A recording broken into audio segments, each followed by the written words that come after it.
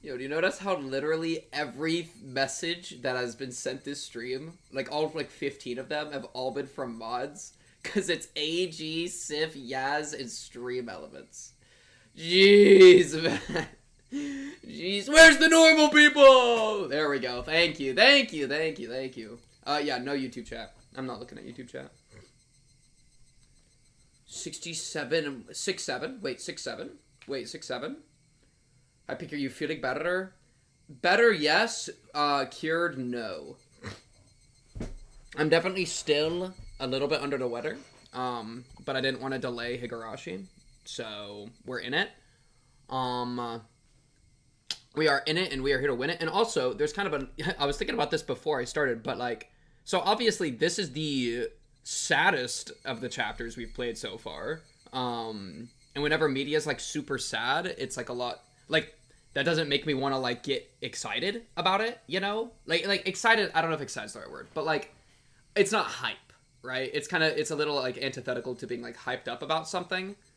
And so, it's kind of fitting that I don't feel that good, which means, like, I'm not necessarily, like, it's gonna be, it would be hard for me to, like, act really hyped right now, just because my, you know, brain feels foggy, but I don't even need that today, because all we could do is feel sad, and then we've properly engaged with the media, so we're already doing our job correctly, just by being kind of sad in here, because, like, what else are we supposed to do, man?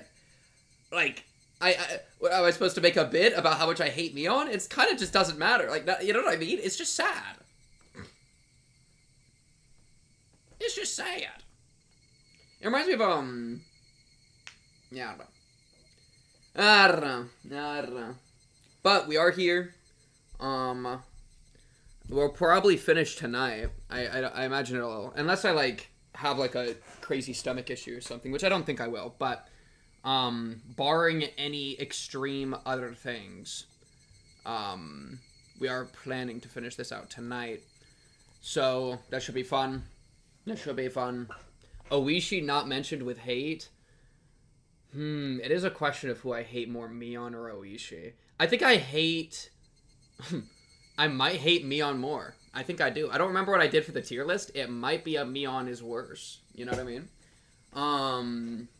Yeah. I don't know. It's so easy to hate, and it's so easy to, like, play it up as, like, a bit, you know? I'm literally Satoko if you think about it. I will protect you with my life, Puffy. Teppei is the uncle, right? I mean, he's obviously bottom pit of hell on the hell tier list, right? Like, what? I mean, what do you mean, what about Teppei? Obviously he's at the bottom! You'd have to be pretty bad. Well, okay, this is gonna sound... Also, thank you, Sif, for resubscribing right at the start of the screen, and thank you, Anonymous, for gifting out an anonymous sub. Appreciate you. Chat, I'll talk about Teppei in a second here. I do got hot water with honey and lemon. That is specifically to help my throat not be irritated. And I got some cough drops here. I just ate some, a little bit of food. He doesn't even deserve your hate. No. That's not where I'm going. I'm going, and this is gonna be a extraordinarily controversial statement. He hasn't actually killed anyone. Now, I'm not saying he's better or worse. I'm not even trying to rank him here, but just evaluating. He hasn't killed anyone, whereas Mion has tortured people to death. And if we take Chapter 2 as, like, canon, then she's tortured children to death. Now, I would still probably say that he's worse without, like, too much hesitation. Like, if you don't care about, like, intent or whatever, and you only care about the consequences, which I think is a half-baked moral philosophy, then Mion's probably worse, because she's just done more actions that are horrible. Well... I don't know. Torturing people to death is pretty bad, you know what I mean? And so, however, the big difference is Mion's like 14 or something, and she's been raised into this environment. And so she has like some excuses we can give her, and we don't even know the full extent of her story. I wouldn't be surprised if there's like other elements about like demonic possession, because that's obviously been talked about, but we don't know how true that stuff is. What's up, Gorgus? And so there could be like a drug thing going on I've hypothesized about. Whereas with Teppei, it's literally just selfish, like there's no, you can't give any context that helps, right? It's literally just completely selfish. It just horrible, like horrible for the sake of like pure selfishness. Whereas for Mion, it's like for the tradition and stuff. So yeah, that's a little bit of unpacking there. It's hard to like, I don't know. Mion's obviously not worse because I think that my favorite of the excuses you could give her is her being so young, whereas Teppei's like a full ass adult. But I don't want to pretend that like torturing kids to death is like, you know what like if we're taking her actions in chapter 2 as like what we're evaluating, which is a little weird because we're now analyzing like the worst of her in chapter 2 and then the worst of Teppei in chapter 3 because Teppei wasn't in chapter 2. If we take the absolute worst that they've both done, she really doesn't look good. She really doesn't look good because it you know what I mean, like consequentially, the, you know, I think abusing a little girl as a grown man is worse. Yeah, I think as a grown man is the part I really lean into. Oishi is better than those two. Yes. But it's like what's worse, abusing someone, or like abusing someone in a lot of horrible ways. Like let's not be reductive. Really, really like doing a lot of damage there, or torturing someone to death. It's like and this is, you know, at least with the abuse, the person gets to live, and there's a chance that they get to heal from the trauma. It's still going to be lifelong trauma, don't get it twisted. But at least there's a chance. Where tortured to death, it's just, you're done. So, you know, it's not exact, like, it's, I don't think it's easy to simply say, like, oh, well, he's this, like, there's a lot of really bad people in these stories, as far as I could tell right now, alright? And so it's really hard to just be like, well, obviously this one's the worst, you know? Though I will still say he's probably the worst. No, Pinchy is not canon. Do not, okay, no, we're not gonna start putting ship names down for the Oishi situation, okay? We don't gotta be doing all that. I don't even know if I, like, want to do, like, it's just gonna be sad. Well, okay, at least we're probably past the most sad part of the chapter. Alright, you don't need to stall anymore. Mods time FBI out for 10 minutes for daring to accuse me of stalling when I'm giving actual critique. Put him up into one of Mion's torture devices and start nailing things into his fingers, okay? Make sure to get the gaps. What do you mean 40 minutes late? The stream was scheduled for 6:30, not 6. You know what I mean? It was part of the joke. Oh, the joke wasn't funny then. So, like, 10 minutes for a bad joke. Ah, there we go. There we go. Wait. Okay, I'll wait. Alright, I'll wait. Oh, yeah, no, that is FBI. That is FBI. Yeah. Thank you, Zeus. Thank you, Zeus. No, yeah, it's really hard to, like, how do I say this? It's hard. I feel like this is a really hard piece of media to, like, analyze while going through it. Because, oh yeah, we did miss Deltarune because I was really sick, but we're gonna get back on Deltarune this weekend. Shout out Deltarune if anyone wants to watch that. We'll finish chapter 2 and start chapter 3 this weekend. What I was saying though, what was I saying? Oh yeah, I feel like Higurashi's really hard to analyze while I'm playing because it's really easy to just, like, engagement, like, it's engaging for me, and I think it's relatively engaging as a piece of content to just be upset. And, like, I say be upset, but, like, to play up, like the, I hate you, blah, blah, blah, blah, like, Oishi and Mion, alright? We've all seen it, you know? And so, that makes it's really easy to do that, but then also, it's a very, like, I don't know, I feel like the word sparse, maybe? It's kind of a sparse piece of media, in a way. Where, like, I feel like the most I can do is, like, throw out some theories every once in a while of what I think is happening. But it's I feel like so infrequent that we actually get like new information that, or like when we do get it, it's sometimes like, is this a repetition? You know, that it makes it kind of hard to like engage with. Oh yeah, I was gonna ask if like Sif, do you want to message me the poem? Do you know what I'm talking about? Like the beginning of a chapter and the middle of a chapter, they have like the different like poems on screen, the little like bits. I feel like those would be good to have, cause like I feel like it's hard to like we'll just randomly, the story's gonna spend like 15 minutes with Oishi in the shower thinking about murder mystery novels, right? And then he's gonna go talk to his mom, and it's like all we can I can't really like, I don't even know what to analyze with that other than like this is how a kid would probably go about trying to create a murder plot. It's just whenever. There's not really a rush, Sif. But it's kind of hard to like.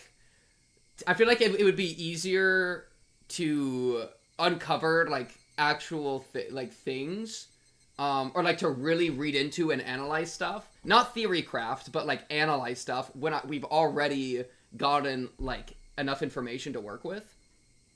Analyze Oishi's body. Oishi in the shower. And also, chat says shit like this. Oh yeah, let me analyze the game, guys. Yeah, okay, guys, let's analyze the story. Ooh, you want to analyze Oishi's fat hog? No, I don't want to. Okay. Lock it. This early on, he's already imagining Oishi in the shower. Crazy Freudian slip. Did I actually say Oishi in the fucking shower? No way. This is just like Zoku, where you also went through all of it without comments. You just need the comments to bounce off of. No, the comments are making this worse. And also, I was cooking in Zoku. I will always stand by that. I was cooking in Zoku. I liked that. People just can't handle theory crafting. People just can't handle it, okay? And I was right about some of that stuff, too. Don't get me started on Zoku. I cooked on Zoku, alright? I will always defend myself there. Poem from the beginning. The frog in the well was happy. It wasn't interested what was outside the wall. The frog in the well was happy. It was recluse to anything that happened outside the wall. And you were happy because you didn't know what occurred outside the well. I said wall instead of well. Or flip that, but yeah.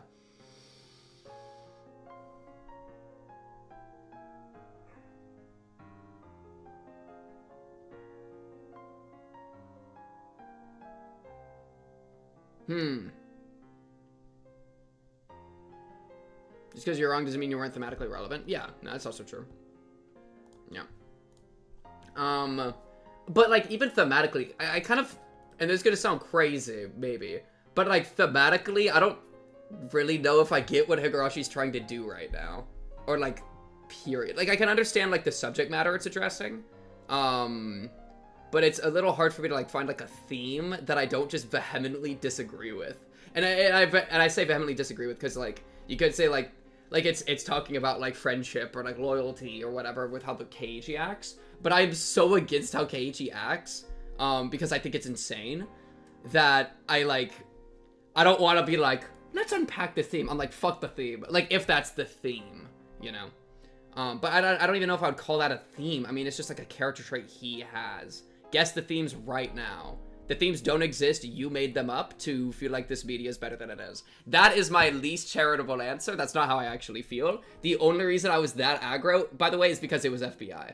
All right. Let's lock in, chat. Chapter 10 we're on. Let me take a sip of my thing real quick and then let's get going. Man, maybe I just get more aggro when I'm sick. Favorite OST? I don't really know them by name that well. I know everybody was like pogging at fascism. But yeah, I don't even know if I could really say. I just don't know the names that well. I would just say fascism because that's the only one I have off the top of my head. And I remember it being pretty hype when it happened. I don't really remember it that well though. Never read follows, comments, subscriptions, or donations. Yeah, I'm gonna still read subscriptions and donations, buddy dog. Start singing it. Alright. Okay. Sunday. Oh man, why did I pick a reading thing? Okay. Lock it. The fireworks I heard before noon were probably to announce the opening of the festival. And the weather certainly wasn't festival weather. It was cloudy.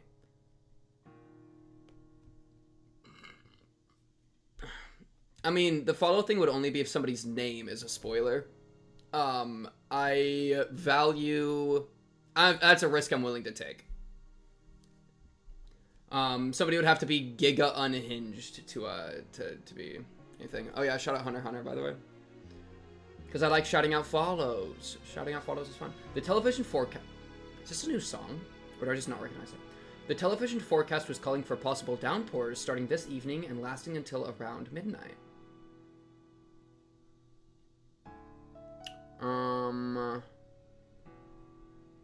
The reason I'm hesitating already is I don't remember it raining at all during chapter 1 or 2 Watanagashis, and I think this is Watanagashi we're talking about. Opening of the festival. And so that's kind of weird if it does rain. But yeah, maybe it just won't rain. But as long as it wasn't raining at the moment, the festival would go on. At Oishi sex scene. The festival had to open or it wouldn't begin. The Furude Shrine grounds were probably decorated beautifully for the big performance that only happened once a year. Many paper lanterns were hung up, all in the auspicious colors of red and white. The sound of electric motors at the stalls. The voices of kids running around. Their happy families watching them, smiling. Today was the festival of Watanagashi. Was everyone already partaking in the festivities? What about Satoko? Had she forgotten her days of suffering just for a few moments, while smiling that brilliant smile she hadn't in so long? This would probably be the longest day of my life. It would be a day I would remember vividly for as long as I lived. I got a feeling, brother man, you're probably not living very long. Honestly, a life in prison finale would be funny. I told my parents I'd go to the festival this evening and lounged about during the early afternoon. We may have lived under the same roof, but they couldn't help being surprised by the deviation from how I usually spend my time. Glancing at my parents out of the corner of my eye, I went to the front door. I tied my shoes just a little tighter than normal. Good. As if to express the firmness of my resolve in those knots. When I decided to murder Satoshi... I didn't read Uncle for a split second. That was crazy. The longest stream of Pink's life, too. I don't even know if the trauma of Higurashi could beat out the trauma of 12 hours of Lobotomy Corporation straight. Alright? That was probably the longest stream of my life. I was in that facility. I was out there managing. Shout out the Project Moon stuff. When I decided to murder Satoko's uncle, I was in such a state of excitement I almost went crazy. And when I was planning out the act of a murder, which went directly against all the morals fostered in me thus far, I was in such a state of calm I almost thought I had lost my emotions. Also, let me just say, I think this is my favorite chapter so far by like a good amount. Probably by like a lot. Because the slice of life section, like Satoko, favorite character. I feel like they have really good connections there, really like good emotional beats too. And then for the drama section, they just took advantage of it the first half really well, where they leaned into Satoko as a character. So they foster us caring about Satoko, and then they use Satoko to hurt us, and then now me and Keiichi are on the same side of, well, let's do something about it. And also, I can just throw this out there, Keiichi has been actually kind of right most of the, like I feel like in chapter 1 and 2, Keiichi's kind of hard to be on the same side of, because he just fucks everything up so much. But here, like, his decision to, go to the teacher, go to Chie about Satoko, was actually a good move, right? Even with the wait and see thing, it ended up being a wait and see moment. But something had to happen. And it's not like, it was already bad enough that something had to happen, because, and we saw the result of that, because immediately after Satoko has her breakdown. Like, she was going to have her breakdown whether or not Keiichi did anything. So he actually was preemptive in that, which was really good. So I've really appreciated that. Whereas with like chapter 1 and 2, we get to know Rena and Mion respectively, and also Shion. But then those are kind of used, I feel like, against us, not in the way of like taking advantage of the emotions we've put in, but like breaking the trust we have formed, you know, where like Rena becomes evil and it's like, why is Rena evil? And then that's like the mystery of it. Like I get what it's doing, but I feel like this for me at least is a lot of a smoother transition from like the first half to the second half. Like we haven't even hit the festival. Usually the festival is the part of is like the transition point, but this has been such a smooth transition. We haven't even needed the festival to like be our catalyst, you know? It was just very much like Keiichi's a very active part of the story, pushing things forward. Honestly, I can even talk about that. Keiichi as an active protagonist, because I think you want your protagonist to be active, whereas in chapter 1 and 2, and I wasn't really thinking of it at the time, so it's a little hard to say, but I feel like he was a lot more passive than here in chapter 3. Because like obviously the entire thing right now is him being extremely active. The entire plot is let's kill this guy, and it's Keiichi's decision to do this. That's like the epitome of an active protagonist. Whereas like chapter 1 and 2, it's mostly like he like wants to know something and then pretty much immediately backs down when it starts going bad, and then everything just tries to kill him and he's completely passive, right? Where he's just trying to survive. And like he'll have like bits of active of like, oh, let me like get the bat to like defend myself, which is good. But overall I feel like he's more reactive at that point. Yeah, so I think I've really liked chapter 3 for like a couple of reasons. It's definitely my favorite how Keiichi's been. Though I do still hold a slight resentment for him from chapter 2, where it's like, if they got murdered, then if Satoko and Rika got murdered, you know, if it's by Mion, then he doesn't actually care that much, you know? Like, it's a little weird where it's like, and I won't hover on this too long, but how he's so chill, or like he's so dedicated to Satoko here in chapter 3, but in chapter 2 he is so on Mion's side after she murders Satoko and Rika. And I think part of the big reasoning is that the whole Nini connection, like he seems like a very emotionally based character, not based as in base / cringe, but like, you know what I mean. Where chapter 3, like I imagine if he had the slice of life section of chapter 3 and then Mion murdered them, maybe it would go different because he would have such a strong connection to Satoko. But even then, I'm not confident. I'm really not, because of how insane he is with like loyalty to friends, or like an unwillingness to ever like go back, you know. So I feel like I still am feeling like a little bit of like corruption or like pollution from chapter 2 that's like seeping into my like how much I like Keiichi even in chapter 3. Or like if this was the first chapter I ever watched, I would love Keiichi so much. I would be so on Keiichi's side. But I've seen how bad Keiichi can get, even with Satoko. It's just a lot harder. Anyways, that's just a little pre-game yap, or mid-game yap, early game yap. And when I was planning out the act of a murder, I already read this. I also like this focus up. He is a ride or die for the worst. Yeah, in like the worst way. Even if the person that he's with, that he's so aligned to, dies, he'll just flip on them if one of the other people he's aligned to is the one that killed him. That's what kills me. It's chapter 2. Like, the ride or die, like, it loses me so much. Okay. And then yesterday, when I learned Satoshi had made exactly the same phone call as me, I didn't know how to describe the muddled feelings I had then.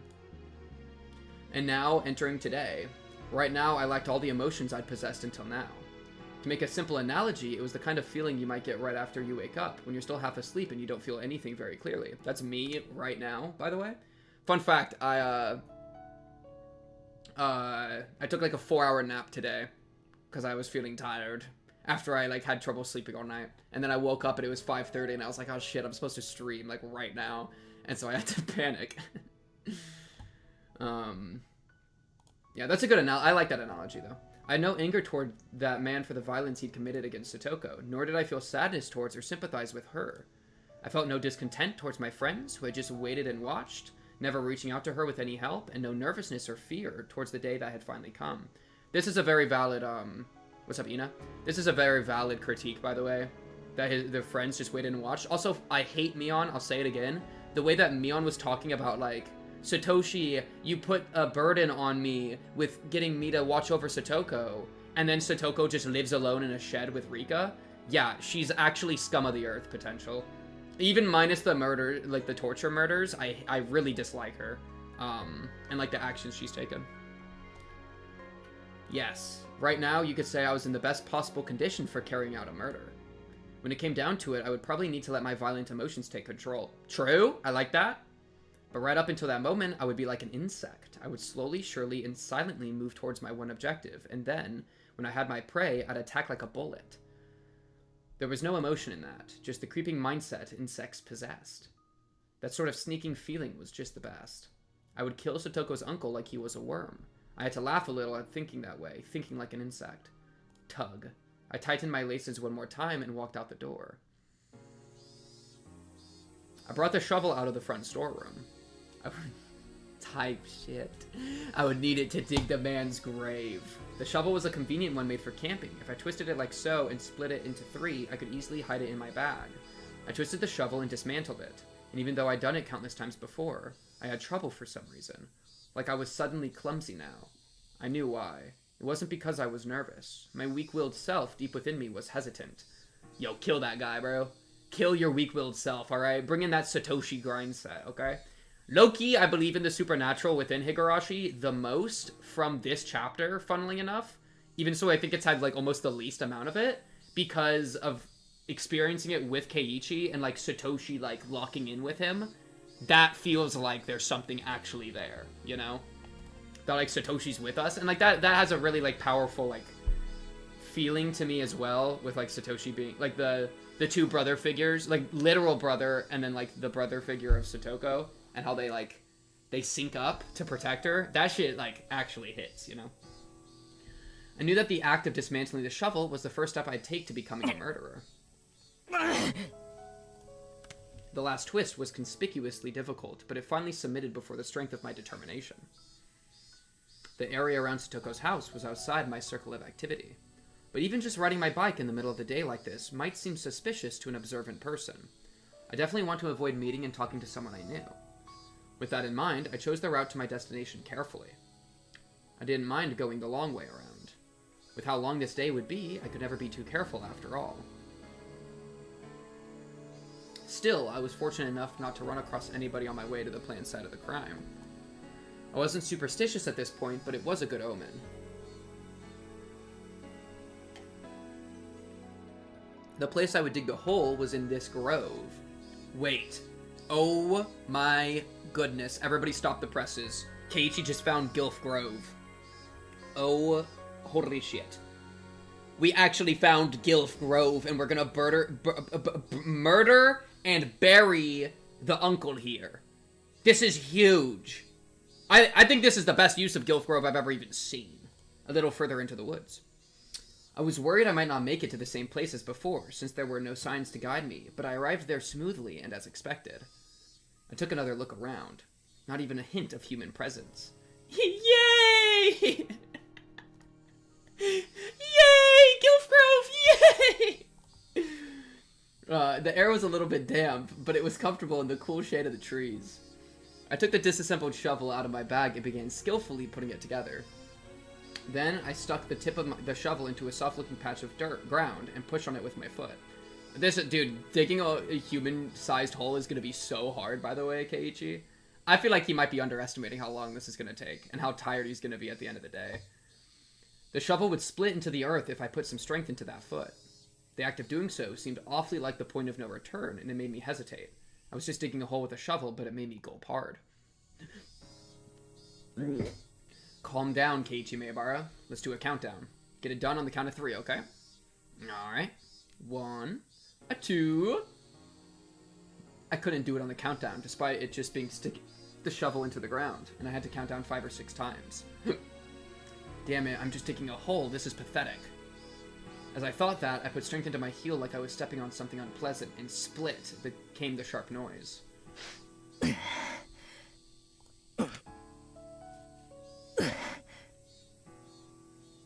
It was only soft at the beginning. Roots and stones quickly got in my way, informing me just how hard it was to dig a hole big enough for a person. No decent person would ever come here anyway. Maybe it would be enough to cover him up with some dirt. Hopefully we're far. I feel like there's one bad thing that could happen, though I don't think we're in the same area, is Tomitake and Nurse Girl like trying to get into the shrine store room and like being in the area. But I don't even know if we're even remotely that like close to that. I don't think we are, so I think it's fine. But just him saying no decent person would ever come here anyway made me think like who might come here. Every time a naive thought like that crept into my mind, I bit down on it with my teeth and dug even harder. I've dug enough now. I could hide him like this. Every time I thought that, I would go down into the hole, grow disappointed at how shallow it was, and return to digging. The thin layer of sweat on my brow eventually formed into drops and fell to the ground. My back was in even worse shape. My damp shirt adhered to my skin, and it felt so disgusting. The things I couldn't stand the most were the mosquitoes. Maybe they were attracted by the scent of my sweat. The white and black striped mosquitoes would cling to me whenever I let my guard down. It was hot. It was disgusting. I was sticky. I was itchy. All those uncomfortable feelings surged through me in waves. Come on, lock in, Keiichi.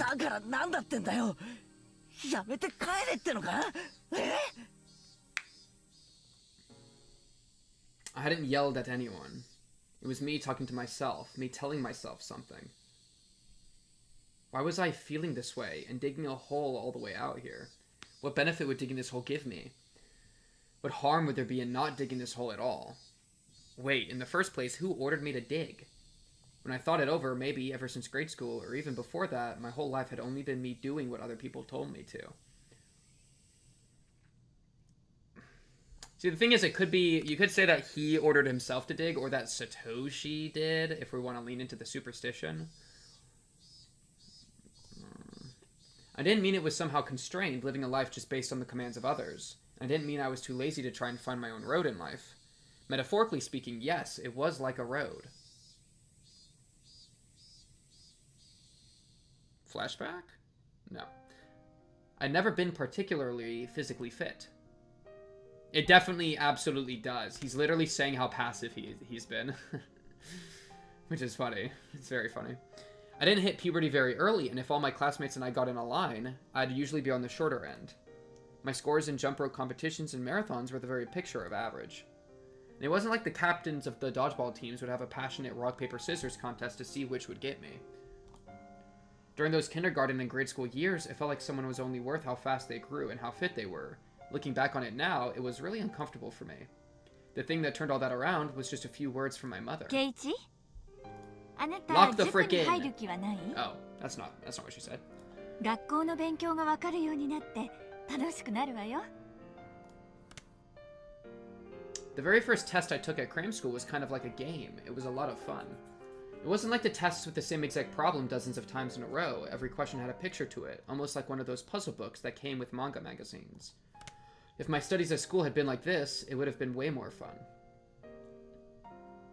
Several days later, I went to the cram school again with my mother and the enrollment paperwork. Mom and the person at the cram school had a really long, heated discussion, so I accidentally dozed off and missed most of what they said, but I clearly remember one point. Mom had made a loud groan, surprised at something. 61って平均点が61点ですか？ That's bad? Is that bad? いえ、違いますよ、お母さん。全国展開する当塾での平均偏差値が61です。簡易式の知能検査でも基本な数字が出ています。Okay, Keiichi's book smart. Okay. まず申し上げて、前原圭一君は大変に頭がいい。Let's move to a rural school where we'll never take advantage of that. 圭一が？でも学校では大した成績じゃありませんし、通信簿も2、3、4が適当に並ぶ平均的なもので、何かの間違いではありませんか？いくつかの知能テストとも重ねましたが、その結果興味深いことが分かりました。前原君は意味を持たない問題に非常に弱いのです。無味乾燥で自身の生活に結びつかない内容の問題に興味が持てないのです。2+3は分からなくても、リンゴが2個あって3個増やしたら何個にという形なら理解できるということですか？その通りです。例えば正六面体の展開図を書けと言われて混乱する圭一君も、サイコロを切り開いたらどんな形になるというふうに聞けば見事に答えられるのです。Then the person from the cram school showed her a page from one of the exams I took. Practical maxing. I like that way of putting it. It was a paper with questions about construction. Construction questions were unusual, so they were really cool, weren't they? 正二十面体の展開図を書けという問題です。 Yo, this would... Okay. This actually looks hard. An unfolded, regular icosahedron. 20 faces. 1, 2, 3, 4, 5, 6. この問題を二十面体のサイコロを作るにはどんな風に Oh, like a 厚紙を切ればいい? D20. Oh, so it would just be a bunch of triangles. Oh, wait, I actually know how to do this now. Aha. Wait, unironically, that's so funny that when they rephrased it, it clicked for me. I'm not even pretending. Because with the first part, I was thinking like a square. I was like, how are you supposed to do this? But then when he said die, I was like, oh, die. Oh, you would have a D20. Oh, a D20 is triangles, so you'd use a bunch of triangles. Oh! I unironically connected it for me. That is so funny. と聞き直したら、圭一君は Yeah, that makes it like 30 times これを easier. 書いて You み just せま gotta した。 imagine an actual 20-sided object, and then you can unfold it.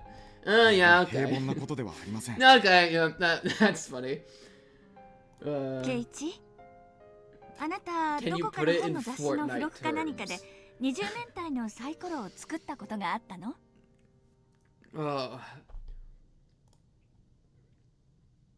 Dice only went from 1 to 6. I never even considered before this test that there were dice with more than 6 sides. So it's fun to imagine what kind of shape a dice that went up to 20 would have. If I had a die like that, I could win at snakes and ladders against anyone. So I immediately wanted to make it. Finally, I entered cram school. There were only 4 students in the class they put me in, which was called Select. It was the highest class, and some of my classmates were in lower classes. And when I remembered how much better they had done at things like dodgeball and the 50-meter sprint, I felt happiness well up within me for the first time. Even if I wasn't as good at them physically, I triumphed over them in other ways. It was fun at first. The more I did, the more I was praised. My teachers at school suddenly started pampering me, and it felt good. My parents were satisfied too, and I enjoyed seeing them satisfied. What changed? The more I listened to my parents' commands, the more fun things got. That did happen, didn't it? I grinned dryly in self-deprecation. Because, well, my studious lifestyle didn't end up lasting very long. Fan theory that Keiichi might be on the spectrum? That's an interesting idea. Yeah, I'm curious what changed. It was only at the beginning I enjoyed learning more and more. I gradually got along less with my friends. My classes were behind what I was learning in cram school, and I eventually stopped respecting the teachers, given that they could put me to sleep with their lectures. And well, I was a disagreeable sort who bragged a lot about how much I knew. Oh no. Oh no, he became like big-headed. What a ding-dong, dude. This is actually funny, because like I think not this part, I don't think I ever got like annoyingly big-headed, but I had like a similar experience in like elementary school especially, because I was like put into like the quote-unquote like gifted classes or whatever. And so like, it was kind of weird. Like, you would, like, the way they did it in my school is like, you would all leave class. Like, when normal people would stay in the class, and all the gifted people would leave and go to the gifted class, you know? And, like, so I felt like that was always a little strange. But, they're definitely, like, I don't know. I very much, like, the thing right here about, like, I wasn't like exactly a physical specimen either. I mean, I definitely like played tag, and I was good at tag. Don't get it twisted, all right? I was out there running and shit, but I never was like the physical powerhouse guy. I was always like the smart guy, you know? Of course, though, like you hit like high school, and all of a sudden like you go from a big fish in a small pond to like an average fish in a very big pond, and then all of a sudden it kind of falls apart. I also had speech therapy, actually. I couldn't do R's, and I couldn't do S's. I used to say like O and Eth and O. So I had to go to both. So my ass would leave class all the time, because they'd be like, "Oh, you got a speech thing." I'd like look at the clock and be like, "Oh, teacher, I have to go to my speech thing," and I'll just walk through the halls alone and go to my speech class, and then I would have to like do the other thing too. It was so funny. Yeah. But then, of course, I got really depressed in high school and then completely fell away from, like, a lot of, like, because I feel like a lot of, the gifted pipeline can go a lot of different places, and I went into the burnout one, because, you know, I'm sure many people relate to that. But I've since picked myself, I think, back up, but I don't know. It's a really interesting way that the school system is set up. Anyways, this is a bad mentality. I would do as I was told, then I'd go above and beyond their expectations, and then they praised me. You're our burnout. I'm not... Okay, but I'm not burned out anymore, child. I'm locked in. Don't get it twisted. And I don't even think... I didn't, like, burn out. Funnily enough, I won't get into this too far, because we're doing the Higurashi, obviously. But, I didn't even burn out super hard, as in, like... I just burned out, like, socially and emotionally, but I still, like, kept all my grades, like, perfect. Throughout high school, I just became like a husk, you know?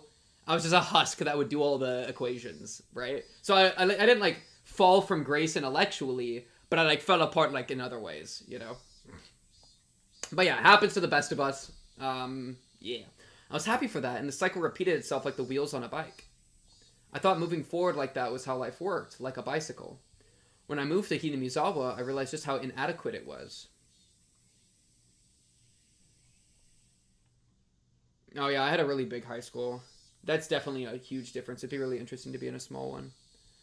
Some things happened, and we started saying how moving and getting a change in atmosphere would be nice. And then my father, he had a place that he liked, that he'd gone to a few times to draw nature.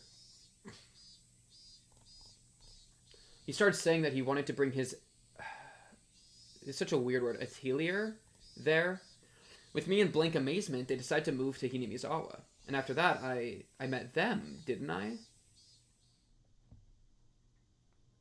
The first day after transferring here, I went to the classroom with the teacher. Oh, dang! He came in with the sauce. I thought it'd seem pitiful for her to bring me in there, so I placed my hand on the door before she could, slammed it open, and set foot into the room. Atelier.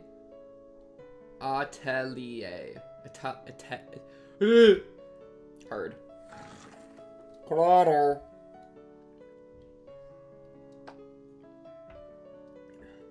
The thrilling, powerful way I opened that door was none other than my own determination to try doing my life over again. And then, within seconds, that determination took a hard counter to the face. A blackboard eraser fell on me. Plus, there was a huge rock inside. It was a supremely painful trap someone had set up. I wonder who. Oh, come on. Satoko was already beating me right from the first day I transferred. That frightened me. I was bewildered. The class was surprised, too. I wasn't just surprised that the students in the class were all in different grades and were different genders. It was because the room felt completely different from the schools I knew, and as I spent more time with them, my surprise continued to grow. This fresh sense of surprise had never left my life, even to this day. Every day was a fresh new surprise. I'd never had a single boring day since coming here. The days were lively, spent with the evil beings, other club members. We played Old Maid with cards, with scratches on the back to cheat. We let all our passions go wild during our games. Stoko just the GOAT, bro, per usual. We went all out as regular participants in tournaments at the toy store in town, and many, many more things. Recently, during those times, there was the bento competition. It was then. That's when I saw an unexpected side to Satoko. Thinking back on it, I only ate dinner with her 2 nights. It was such sweet, gentle time spent, and it warmed my heart remembering it even now. I realized that Satoko was pretending to be stubborn and firm, and how brave she was, part of her heart always waiting for her Nini to come home. And I vowed to become her Nini. Satoko may have been nagging and overly critical, but she knew how to take care of someone. But though it might have seemed like she was taking the lead, it was actually her way of depending upon another person. Even if Satoshi and Satoko's lives as siblings were confined by their uncle and his wife, they were still warm, sunny days. When did those sunny days go all wrong? What mistake was made? Lamenting tragedies of the past would do no good, and I told myself that so many times, but I did anyway. Keiichi, isn't that why you chose your own path? To take back that life? Nobody ordered you to do this. You decided it on your own. You don't desire anyone's praise for this. You thought it all through yourself.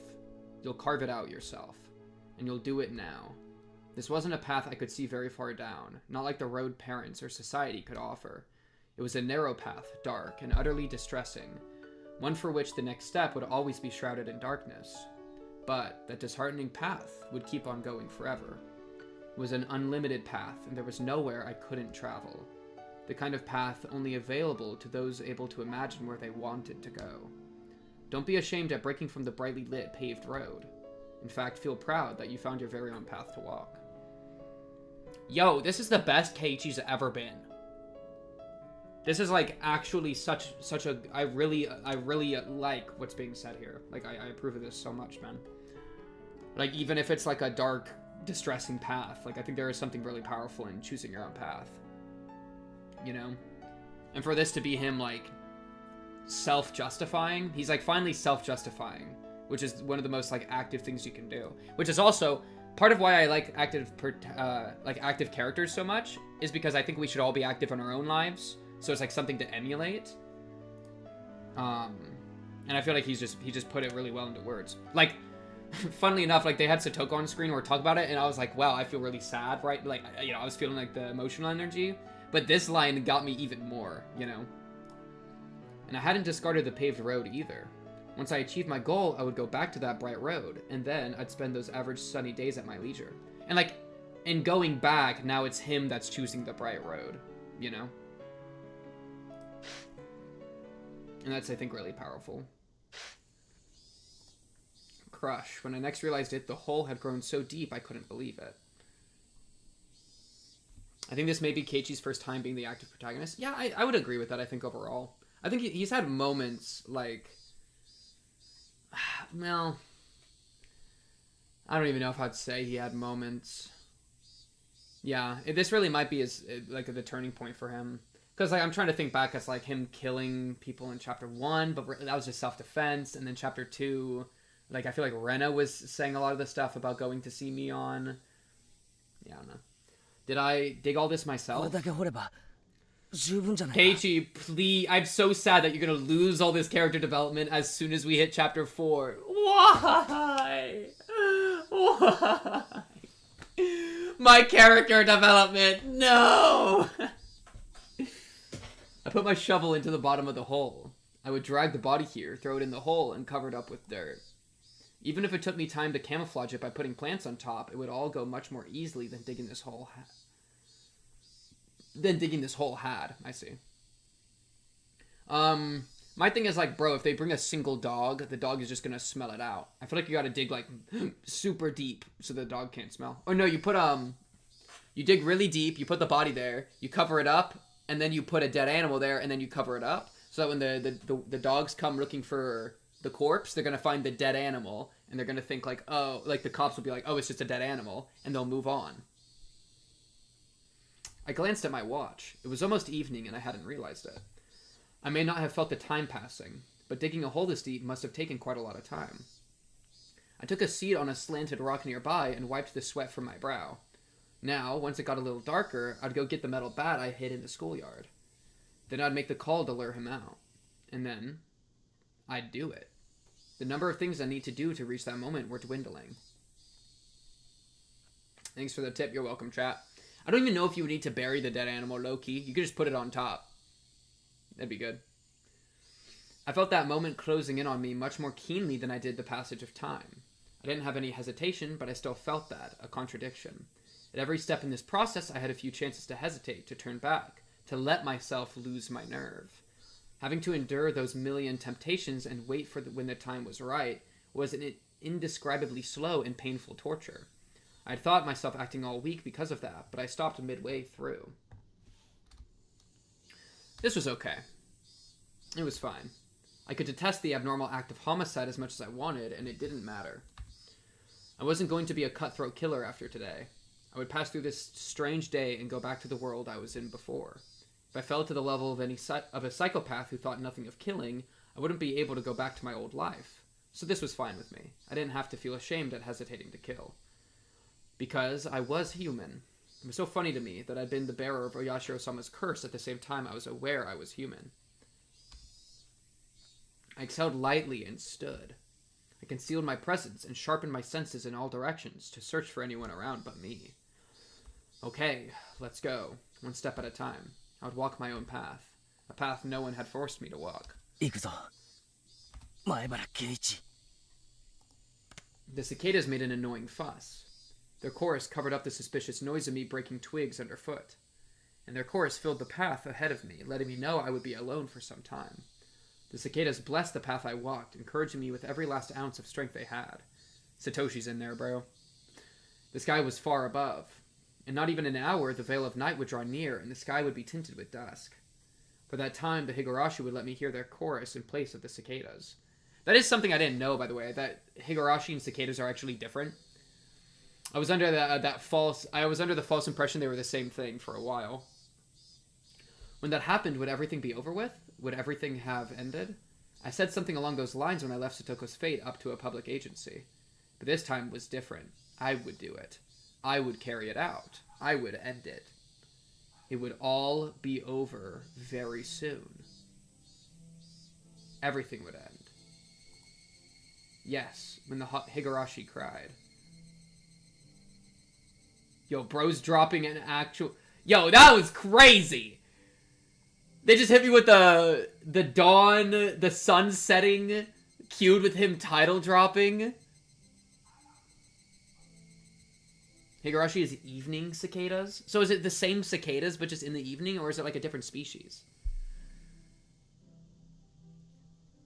Dang, he just had a that was actually like cinema. They actually tried to do a piece of cinema there. That was crazy.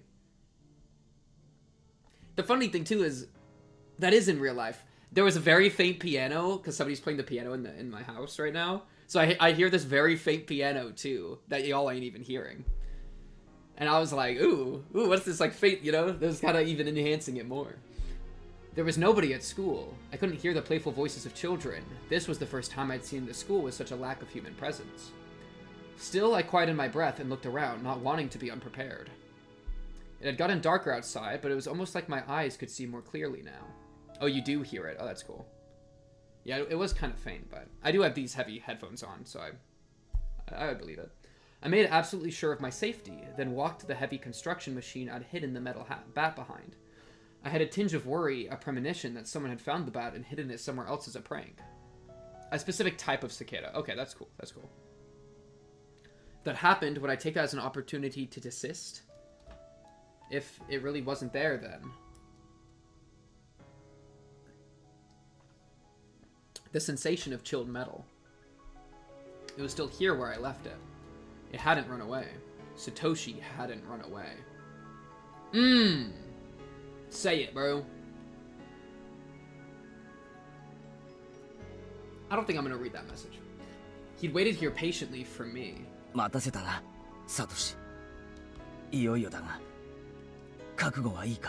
This is some real shit right here. Through the metallic touch, Satoshi grins at me in my mind. That's what I should be asking, you know. I did this last year already. You should be more worried about yourself. Let's show him a bad time.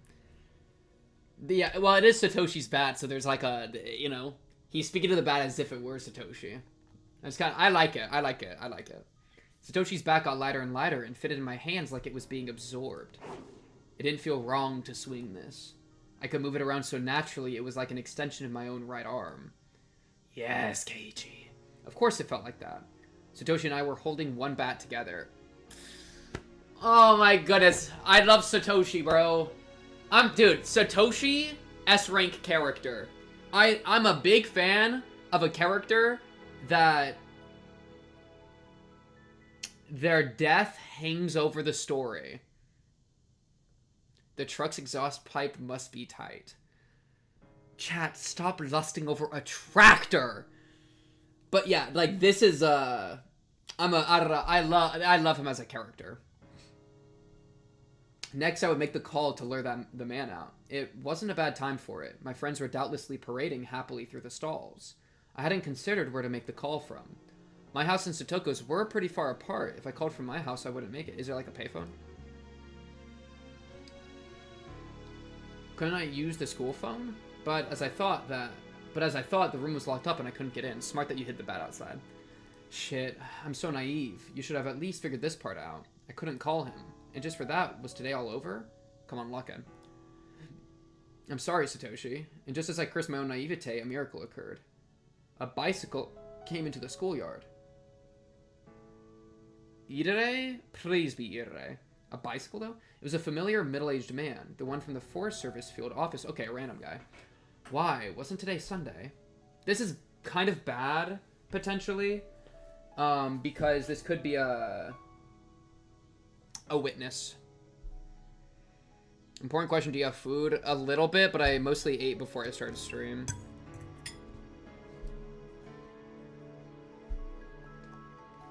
Wasn't today Sunday? Was he here to pick up something he forgot? Anyway, the forced officer went around back and felt around in his pocket, then unlocked the door and entered.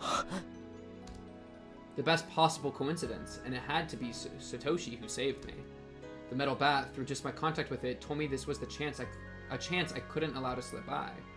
The sections for the forest office and the school were neatly separated. I felt the man head into the forest office's storehouse, which was so far in the back students weren't allowed into it. The door didn't match its fittings well, so it didn't close all the way, and the gap in the door opened slowly as if to lure me in. Okay, this is clutch. I took a deep breath and went in. I tiptoed along silently and stealthily and made it into the teacher's lounge. That was the only place with a phone. As I held my breath in the teacher's lounge, I heard the Forest Service officer walking back over. Then the back door clattered shut and was locked. I glanced out the window at the schoolyard and watched as the man got on his bike like nothing had happened and rode out the school gate. I wonder what he was getting. The school once again emptied, becoming deathly silent. I waited for a bit to make sure the silence was the real deal, then reached for the telephone on the principal's desk. I fished Satoko's house's phone number out of my pocket. Yes, the number in the class directory for Satoko had been the one from their house now, where she lived with her uncle. I touched the dial with my fingers and then thought for a moment about what to say exactly when he picked up. Despite how many times I'd gone over it in my head last night, now that I had my finger on the dial like this, it started to seep out of my mind like a cracked bucket leaking water. Simple would be best, more importantly to say it straight and not sound suspicious. I counted off 3 heartbeats and spun the dial. Alright, here it comes, here it comes! The call sound. Would Satoko's uncle pick up? Now of all times, the hope that he wouldn't pick up, and the feeling of doom in the knowledge that I couldn't save Satoko if he didn't, whirled around in a vortex. We're in. It was the voice of a grumpy man, like he had just woken up. He picked up. Keiichi, you have thrown a lot of phone call conversations. I need you to lock in. Say your name so I know you're Hojo, you asshole. It'd be terrible if I got it wrong. I made up my mind and had all the initiative on my side. Here we go. Me, a middle schooler pretending to be a grown-ass police officer. I was changing my voice, but did he really think I sound like an adult? That's what I'm saying, dude. Would he believe I was the police? Okay, we're in.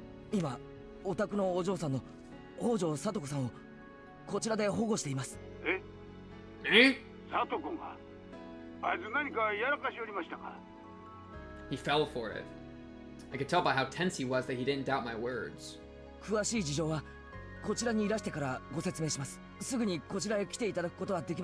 That the pathway is the right pathway, right? Surely it's the right pathway. Really? What? You don't want to come because you already took a bath? Get your booty over here.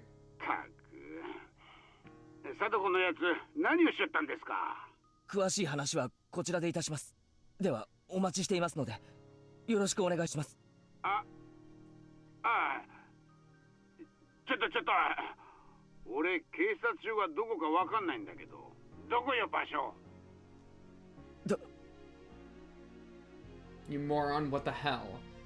The Okinoya police station? I don't know where it is either. See, the thing is, he doesn't even have to make it to the police station. So Roki, the technique here is like come to, it's by the festival, or like whatever. Just like pick something else that he would still walk on the path and just say it's next to this, and then he'll go, like he's not gonna make it there. If he makes it there, we already fricked up, you know? Aren't you from around here? Why don't you know that? A greasy sweat came over my body. Eventually, just as I was about to choke, he spoke. Oh, thank goodness.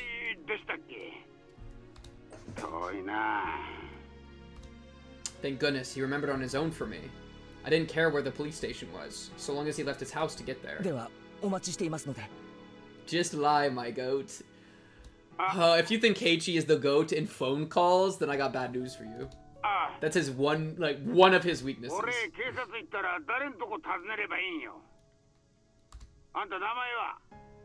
Sergeant, Kei Ibarra. Kei Ibarra. I guess that's the lie I came up with. On top of that, you wanted to know my name? Just leave your goddamn house already. Okay, there we go. Maebashi. Maebashi. That's good. That's a good one. I mean, it's not great because it still has May in it, but, you know. I need a big titty goth girl to take care of me. Heartbreak. But who's gonna take care of the big titty goth girl, okay? That was close. I almost thoughtlessly told him my real name. I managed to change the last syllable of it, but put the receiver down like I was running away. My fingers were trembling and I was soaked with a tepid sweat.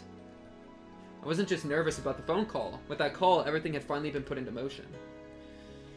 Alright, middle schooler, you have a bat and he's a grown man. Good luck. I left the school. It was locked before, but it was easy enough to open from the inside. But I couldn't lock it again after I left. In terms of being thorough, I wanted to lock it, but I couldn't waste time going back to the teacher's lounge and looking for the key.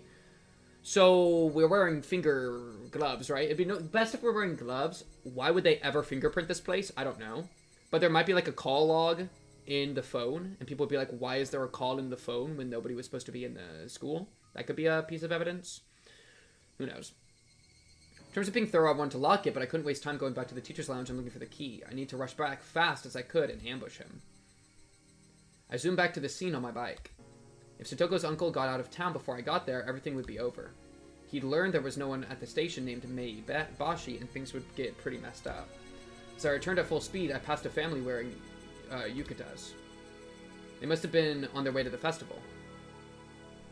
Many people in Hinamizawa knew my face, though I didn't know theirs. Even just passing them like this made me uneasy. But I didn't generally come around here, so those living in the area might not have known much about me. That didn't matter right now. I need to get back as fast as possible to control my breathing and to ambush the man. I hid my bike in a thicket and picked up Satoshi's bat, which I'd just left hidden in the shade. Would you kill the uncle if you were Keiichi?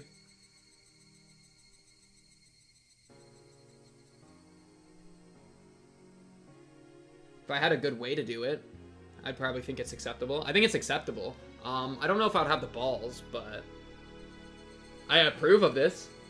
Honestly, I approve of murder in this situation. I don't really give a frick about the law that much. I'm gonna be straight with y'all.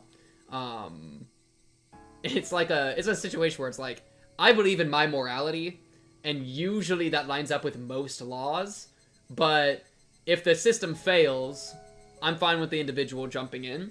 Of course, that doesn't mean that, like, I always am okay with that, because everybody has a different condition for the system failing. But, you know. You're a middle schooler in the story, right? Yeah, Keiichi's a middle schooler. In-game, by the way. Yeah, I'm fine with being an extremist murderer in-game. And then I held my breath, waiting to see someone. In-game! In-game! In-game! I don't care much about law. I'll be straight with you all. Thank you, future law student. You need someone that... Listen, if you think that 90% of, like... I don't need to talk about this right now. I was about to just go off, bro. Listen, do you think the Supreme Court cares about the law? Think about that. Think about that for 5 minutes. If you could tell me that they honestly care about the law, then we can have a conversation. I wondered if he still hadn't gotten there. Or maybe he went right out after the phone call and passed by here already. I couldn't figure out which it was and was set upon by an indescribable impatience. Calm down, Keiichi Maebara. Even if he came here already, he'd pass by here on the way back, right? The end result would be the same. It wouldn't change the fact that he'd die. He'd probably be coming on his motorcycle. This could be so hard to jump him.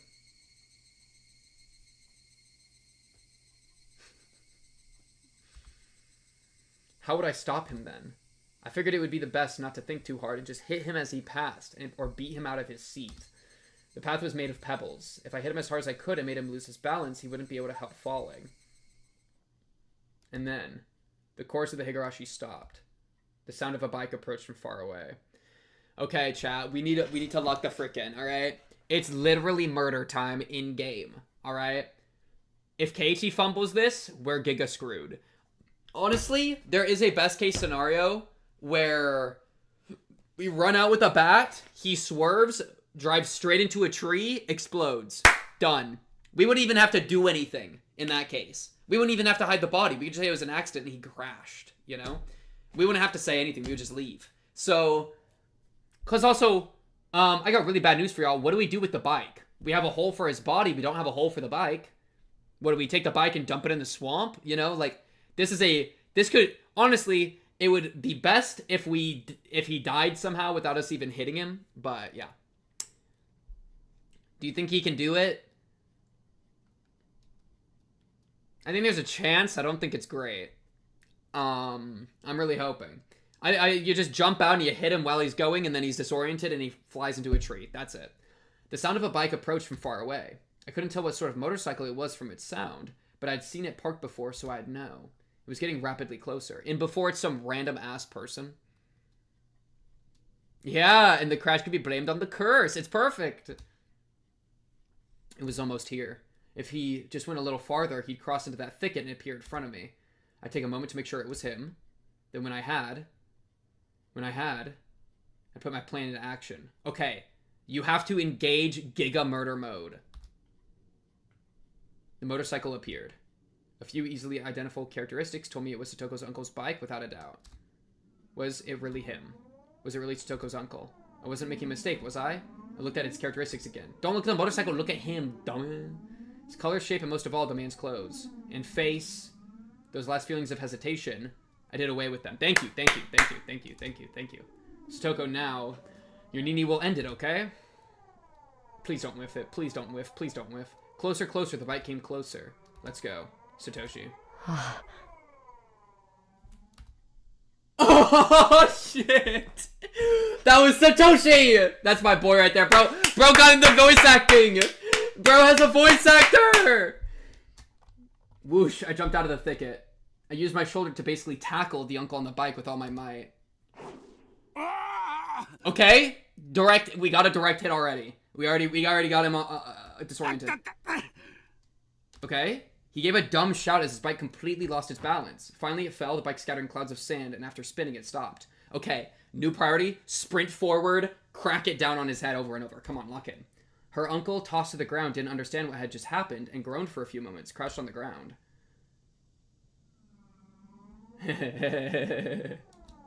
My breathing started to become ragged. No, I couldn't have this emotion. Some weird secretion crossed through my brain and nearly made me hallucinate. Her uncle was groaning. Now was the once-in-a-lifetime opportunity. What was I doing? All the sounds in the world cut off. My mental chaos from a moment ago withdrew like a lie, and I could feel the temperature in my head rapidly cooling down. The tension on all my muscles all went away like the strings they'd been attached to had been cut, and I let my hands dangle at my sides.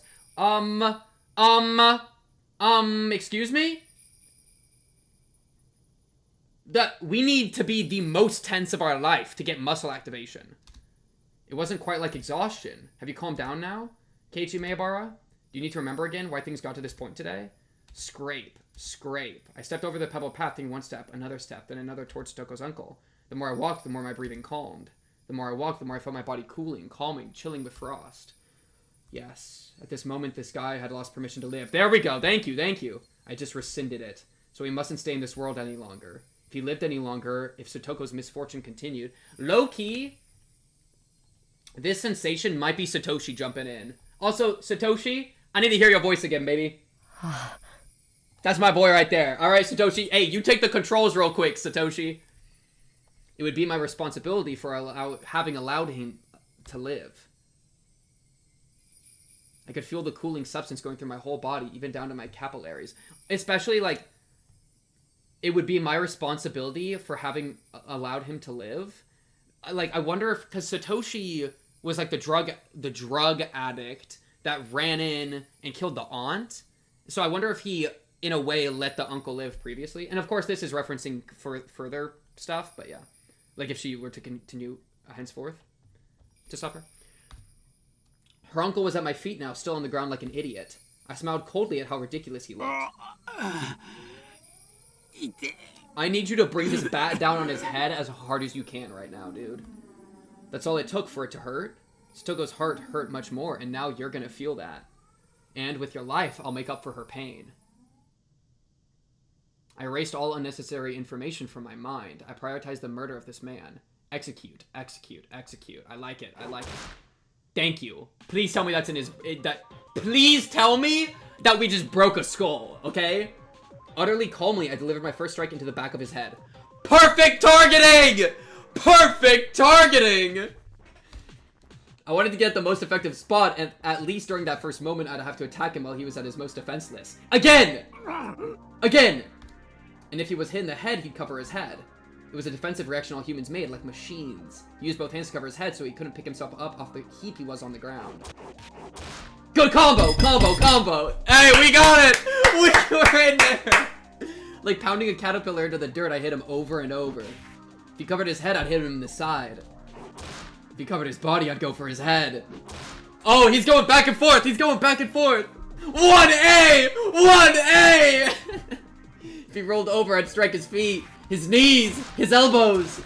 I didn't care where anymore. By just delivering one blow after another, I induced panic in him.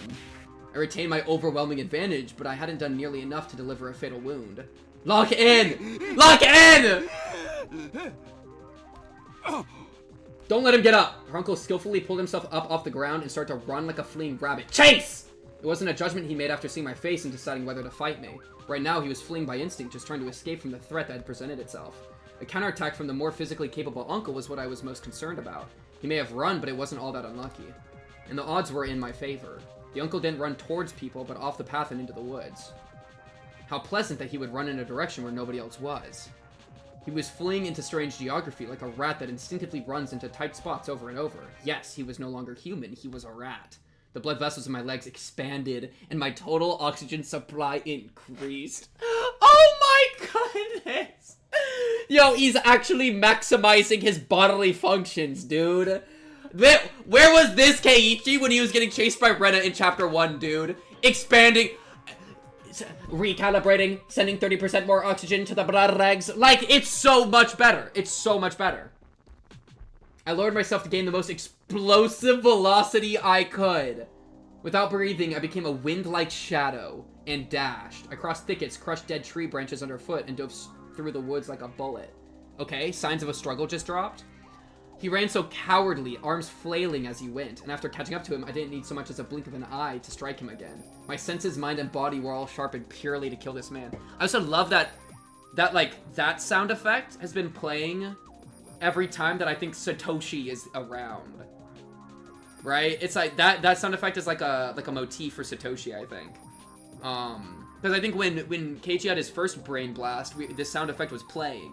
So this is Keiichi brain blast mode. This was the first time I'd felt like this. Well, this was the first experience I've ever had killing someone. It felt natural continuing to do this for the first time. And that meant I had this much talent for killing. This is the truth. He just got it. Or perhaps the act of killing was so simple that anyone could do it. I didn't struggle or grow tired at all chasing the clumsily fleeing uncle. No matter how much he ran, it was like trying to get away from his own shadow. He couldn't get away from me. I could easily aim at his back, his shoulder, and his head, even from this unnatural stance. Gotta hit him in the head, dude. Each time I struck him, he wailed in pain and begged pitifully for forgiveness, but it didn't disturb my mind. I was neither excited nor plagued by hesitation like before. Bro, I'm excited for you, bro. 1A, brother, man. I felt sharp. I felt like a carnivore. Of course, so did the uncle, who was trying to run away because he didn't want to die. He didn't want to be eaten like an herbivore running with all its might, trying to get away.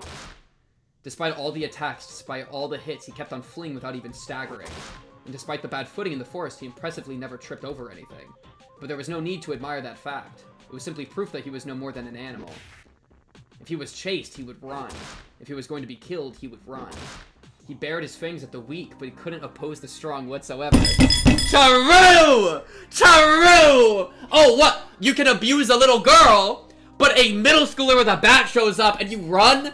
Coward! Oh, get him, Keiichi! He was lowly, vulgar, a diminutive animal.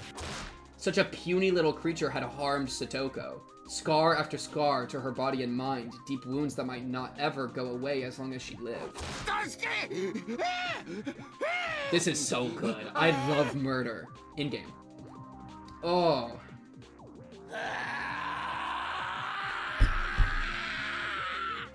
I've been looking for this Keiichi. I played Higurashi for, is this like hour 30? I feel like we're in the 30s right now. I have been looking for this Keiichi for 30 plus hours.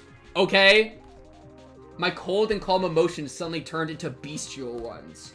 My personality changed into something specialized for murder, purely to devour the diminutive animal before me. Low-key, we just changed from Satoshi into Keiichi mode. Or maybe vice versa. But I think what the first thing I said. Yo, I'ma be real. Keiichi in this mindset takes on the otaku. The power scaling goes crazy. This is top of the food chain right now. Keiichi with the Satoshi buff is the strongest character in the entire series. I don't even care. The uncle gave a puny little shriek, covered his head, and ran. I'm impressed by how much you can run. Fine, run as much as you like. I will be your death. I will choose the moment at my leisure. Your legs will hurt, your lungs will feel about to burst, your head will hurt from lack of oxygen.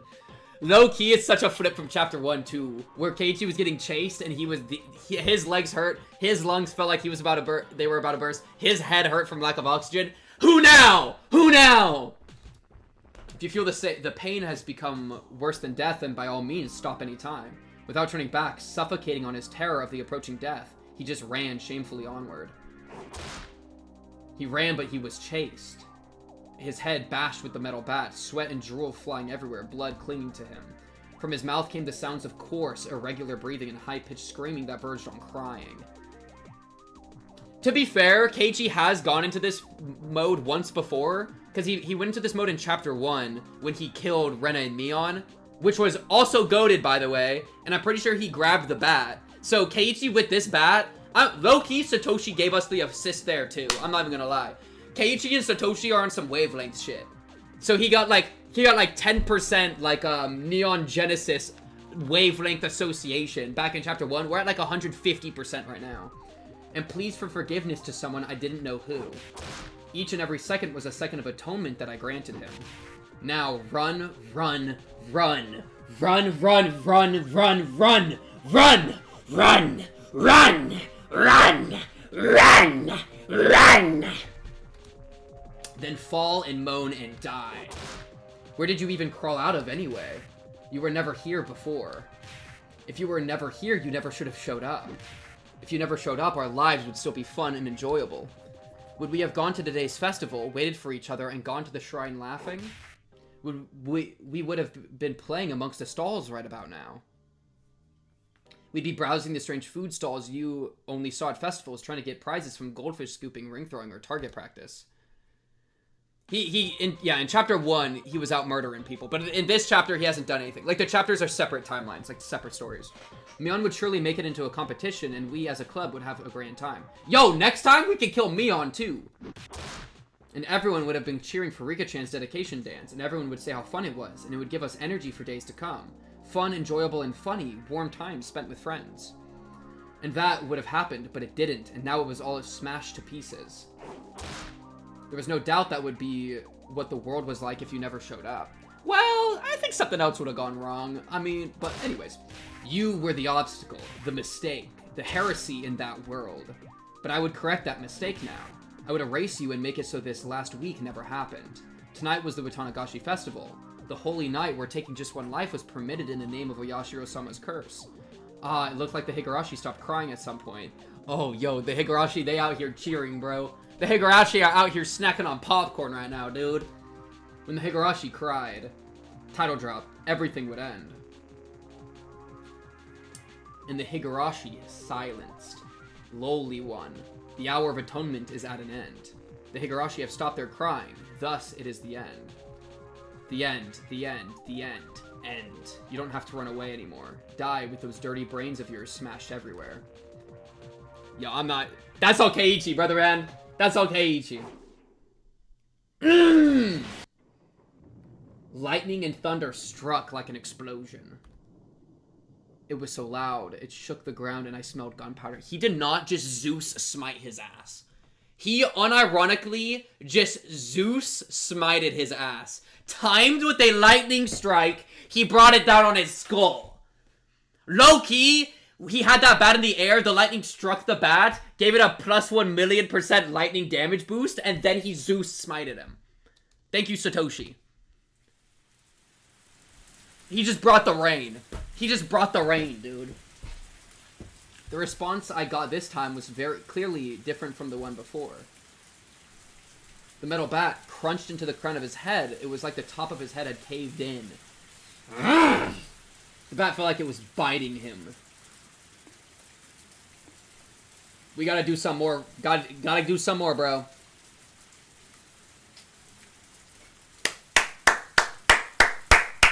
It had been the final killing attack that visited him. When I didn't overlook the opening he left as his knees gave out under him. I remained alert for a few moments, then thud, thud. He planted both knees in the ground and then fell forward, burying his head in the ground. Keiichi! That's my boy right there. Thank you, Keiichi. Thank you. This is probably the first time I think I've been proud of you, Keiichi. Truly. I was a little proud of you at the end of chapter 1, alright, but it was like pitiable. It was a pitiable amount of being proud. Here, I'm actually proud. I've been holding back my ragged breathing, and now it all came out of me like a dam bursting. Fitting analogy? My head was dizzy and light, and unable to maintain my balance. I leaned against a nearby tree. The uncle didn't try and guard his head any longer. After a disgusting sort of spasm, he stopped moving. Did I get him? Did I get him for sure? I fought back my exhausted urge to fall over where I stood and drew towards him carefully, bat still at the ready. It was possible he was faking it and trying to wait it out. True, Keiichi! A few more times. A few more times. I don't approve of Keiichi. I approve of this moment of Keiichi. Let me make this clear. Let me make this clear. See, Chapter 2 Keiichi has not been forgiven. Chapter 3 Keiichi, he's allowed goated status. But it's isolated, alright? We have to... It's isolated. Should I check for a pulse? I realized right away, though, how unnecessary that would be. If I thought he might be faking it, then I would just have to keep pummeling him until I was satisfied. I fought back my ragged breathing again, and then I swung my bat far above and brought it down. Clunk. His body leaped like a bow, but he didn't try and cover his head. I'll take it. Then once again I aimed for his head and swung. His reaction was the same this time.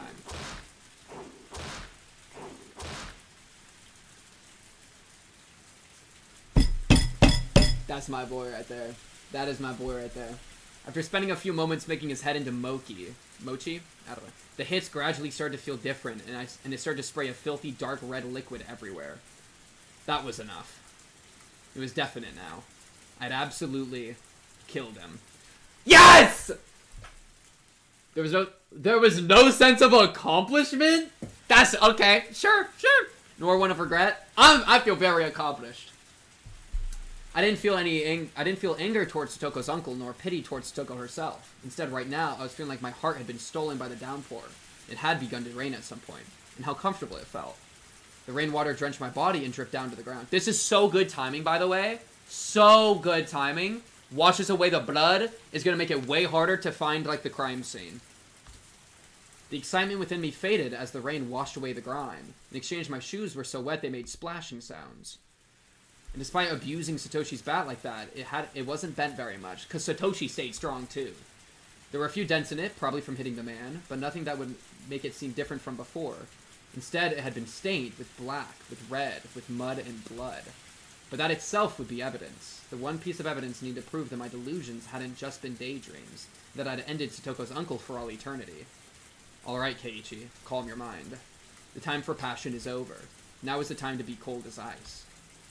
I need to bury the body. But where was I? It's gonna be really hard to carry a grown man all the way to the gravesite. I'd simply followed the man as far as he ran into the darkness. I couldn't take a guess as to how far we'd run. It was already pitch black around us, and the only light I had to go on was the very faint lights on the road a little further down. It was so dark out. I hadn't noticed the darkness until just now. My vision was so good I could see the man's ugly hairline. I could have counted the pores in his head. It was only now that I realized how much crazy strength I had mustered at that moment. I went over to the streetlight. I looked up and down the road, desperately trying to figure out where I was. Oh no. This was the one road connecting Hinamizawa to the town. We were unbelievably far away from Satoko's house. Did the two of us really run so far a distance? My surprise at that was accompanied by knowledge of the miraculous feat that despite running so far and making so much noise, we hadn't come across anybody at all. There was a long way between here and the ambush location where I dug the hole. There was no way I could carry the body that far. Damn. Wait, aside from that, the bike the man took here was still lying in the middle of that path. That's the biggest problem. That would be an issue. The police could tell whose motorcycle it was by looking at its license plate, and they wouldn't just leave it at that. Thankfully, the corpse was in a dark forest. In terms of urgency, dealing with the bike would come first. Very smart. And I wanted to get the shovel back from where I'd left it next to the hole. I shouldn't drag the body there. I would have to deal with it right here. Fortunately, the ground was like mud from the downpour and was more sludgy here from where I was before. I might be able to dig a grave quickly here. Of course, my bicycle was still over where I'd left it too. It still wasn't over. Homicide had only been half of my goal. Brain rotted. Chat unironically brain rotted. The other half would be just as important as the first. I would completely hide the body, not allowing a beginning to happen. I would erase the man like he never existed and regain the peaceful times we had before. I bent my head backwards and calmed my mind even further. The big water droplets struck my brow mercilessly. They were actually quite comfortable, and for a while I let my desire have its way. After confirming that I was sharp again, I started running through the rain. The motorcycle was in the grass at the roadside. Considering how it looked, pelted with rain and covered in mud, it actually seemed like it had been lying there for a very long time. The plan was to drag the motorcycle into the swamp. The swamp was a bit of a walk from here. That's what I was saying at the start. Is that what we'll probably do.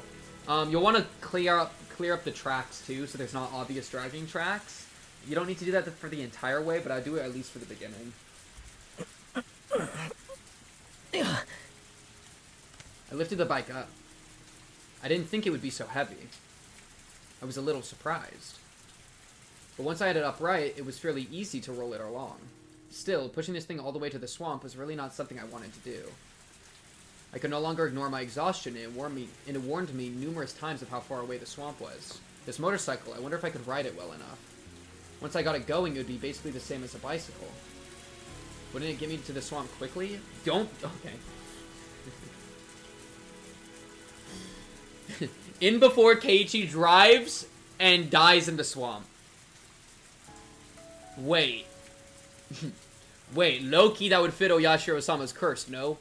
You kill someone, their body's found, and then he's the one that gets demoned away because he disappears in the swamp, because he flies into it like an idiot.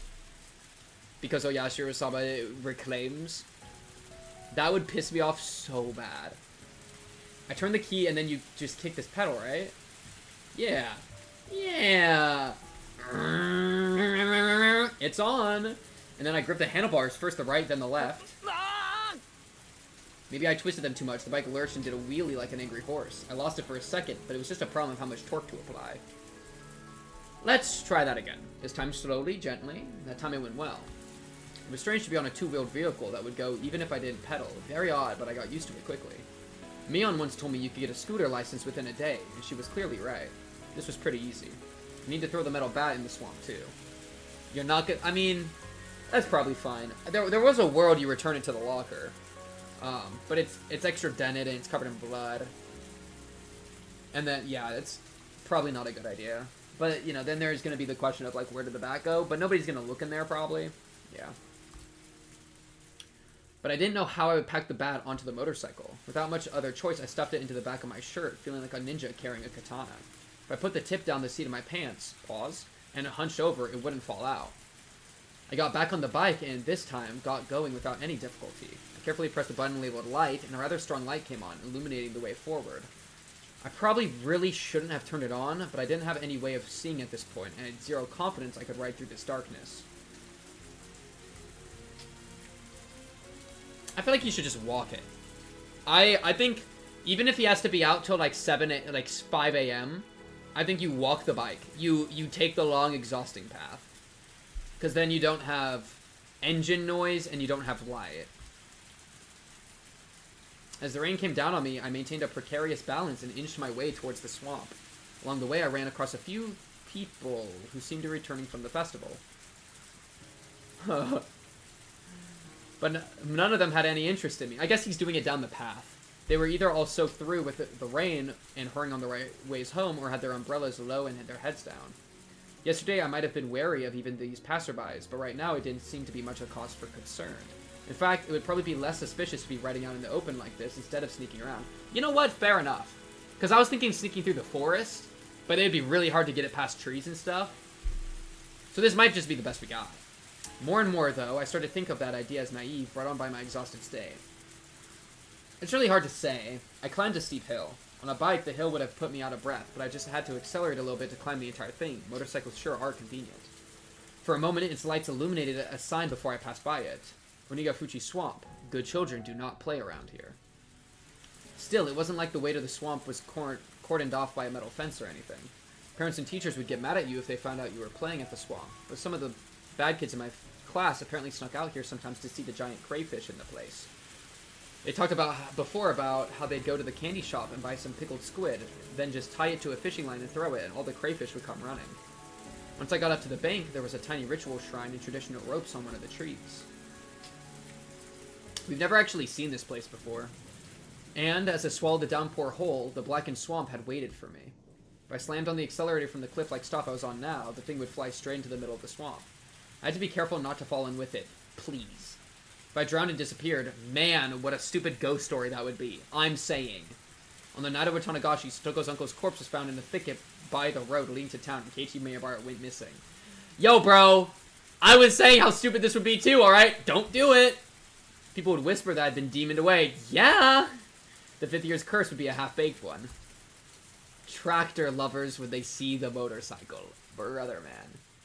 I got off the bike and twisted the accelerator as hard as I could. I let go just when it seemed like it would drive me forward. The bike shot off the cliff and was swallowed down into the swamp, leaving a far fainter splash than I'd imagined. Its surface was being pummeled by the downpour, and the muddy, filthy water was flowing into it. I couldn't even make out the motorbike I'd just thrown in there. It was pretty heavy after all. It would be quickly engulfed by the soft mud at the bottom of the swamp, and it would be pulled deeper and deeper until it reached hell itself. I felt no reluctance whatsoever in throwing the man's motorbike down to the land of the demons, but I did have a tinkle of regret about Satoshi's bat. I washed the bat with muddy water, and the gore sticking to it came off easily. I had sort of shared today's events with Satoshi, so I wanted to give it a quiet place to stay. That's how I felt. Yeah, this is like putting him to rest. I started to feel more like returning it to the locker from before, so it could continue to keep watch over Satoko. Satoshi. Which is what I was saying, but I'm a little worried of the gore and like the dents. But if he said earlier that it wasn't that bad, so I might prefer that. Honestly, maybe ask Satoshi. Oh, he's throwing an apology. Yeah, I feel like thematically and like spiritually, I feel like you gotta put him back in the locker. It also like makes it so it looks like it never left, potentially. Satoshi listened quietly without nodding. I am absolutely convinced now. You were the one who beat your aunt to death last year and saved Satoko. I always scorned you and called you a coward who ran away, but I was wrong. To the rest of the world, some deviant was behind that incident, but I know. That was something you did for her. And then you disappeared. You finally got back that peace and lost it within days. So, I swear to you that I will live life to the fullest from now on. Live it enough for the both of us. I will live on as though this week, this day, never happened. But I will never forget this short time we shared together for as long as I live. I didn't know what expression Satoshi made as he listened, but as someone who had protected the same girl, I felt he had smiled and given me his blessing. And then, my hand moved of its own accord, and the bat I had hesitated to throw away left my hands and flew through the air. Funnily enough, I trust Keiichi on this. I don't even think whatever I think is the right action is the right action. Keiichi obviously has this, like, spiritual connection with Satoshi. So if this is what he thinks is right, then I think this is what's right. It traveled its parabolic path, spinning all the while, and the swamp absorbed it without a sound. There weren't even any ripples when it hit the surface. The surface was tempestuous because of the downpour, and the bat was long gone. For a moment, I regretted having thrown it, but I realized that might have been what Satoshi had wanted. そうだよな。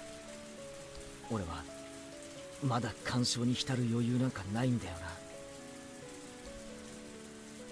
I would return for my shovel, get on my bike, dig a hole to hide the body, and bury it. It seemed like a simple sequence of events, but I felt extremely exhausted, and I had to do it all tonight. Satoshi left me with only the advice that I need to finish this up soon, then fell silent for eternity, and disappeared at the bottom of the demon's abyss.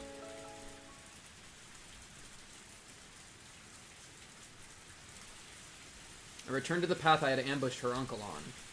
My bike was hidden, sleeping in the bush. I stood it back up. My whole body felt heavy. But I need to finish by the end of the day, even if I had to whip myself to do it. Oh, I forgot something. I didn't just come here for my bike. The shovel was here too. Not good. I was zoning out. Every once in a while, if I let my guard down, my vision would almost go black. Pull yourself together, Keiichi Maebara. It's still not over. I went into the grove of trees, back to Gilf Grove, and looked for the hole in which I'd hidden the shovel. Unfortunately, I'd hidden it deep in the forest, not wanting it to be seen, and now everything was black in the night, and I couldn't see anything anymore. I reawakened to my fading consciousness and realized just how big this annoyance really was. マジかよ。 The sweat the rain washed away before came back up to my skin. Deep, deep in the forest where the streetlights could never reach. The fact that it would be so pitch black had been completely uncalculated. With this much darkness, even if I had been able to kill him right away like I'd planned, I didn't know if I could still have buried him without a problem. What should I do? I simply couldn't find the shovel tonight. If I forced myself to go deep in the forest, I'd lose even my sense of direction and might actually get lost in there. I mean, a flashlight would be huge. But also it would be like, no, there's... You wouldn't want somebody to see the light of you burying a body, you know? Getting lost would be bad, though. You also have to fill the hole that you already dug, probably. That might have been an exaggeration, but it was fully possible I'd trip over a tree root and sprain a muscle. Oh right, my house's storage room. There was another shovel there, the same fold-up kind. Can I go back to the house, get the shovel, and give up on finding the shovel tonight? It's not as though the name Maebara is written on the shovel. But it seemed like an unusual item from an import variety store, made in another country, so... I didn't want to leave that shovel here. But in this darkness, I couldn't do anything. I should give up and go back to the storage room. And there was an electrical lantern in there. If I used that for light, I could look for it. But it was so extremely dark, could I light the way with just a lantern? The light of a lantern in this dark night, it'd be a beacon. I couldn't discard the possibility of it drawing eyes. And I doubted if I could find the shovel with the lantern's feeble light. Besides, I'd left the body there for a pretty long time already. My sense of fear, dulled through excessive exhaustion, finally reared its ugly head. Anyway, for now, the most important thing was to hide the body. A shovel being found wouldn't be a big deal, but a corpse? If they found that, I'd share the same fate as Satoshi. First, I'd go back to the storage room at home, then I'd get the lantern. Now that it's gone in this dark, I might still need light to dig a hole for the body too. And I'd get the other shovel. And then I'd deal with the body first thing. Once that was done, I'd come back here, find the shovel, and bring it back. I had to do at least that much, but I was so tired. But complaining was getting me nowhere. If I started getting complacent now, everything will have been for naught. At some point, I had sat down. I gritted my teeth and endured, lifting my heavy hips. The night was young. Of all the nights I'd experienced, none had ever been this long. When would it all end? The night was young. Lock in! Lock in, brother man! I really want you to get away with it, but I just am not... I don't think you will. You know, it's too good of an ending. Is that really not the chapter end? Whoa, I thought that would be. The lights at home were dazzlingly bright. Suddenly, they reminded me of how hungry I was. I checked the clock and saw that it was almost 7. Well, that's not that bad at all. We got plenty of time. I thought for sure it was 2 or 3 in the morning already. I was surprised at how messed up my biological clock had gotten just from this one night. There was a warm light coming from the curtains in the living room window. Do not be entranced. The worlds between here and what was beyond those curtains were so different. If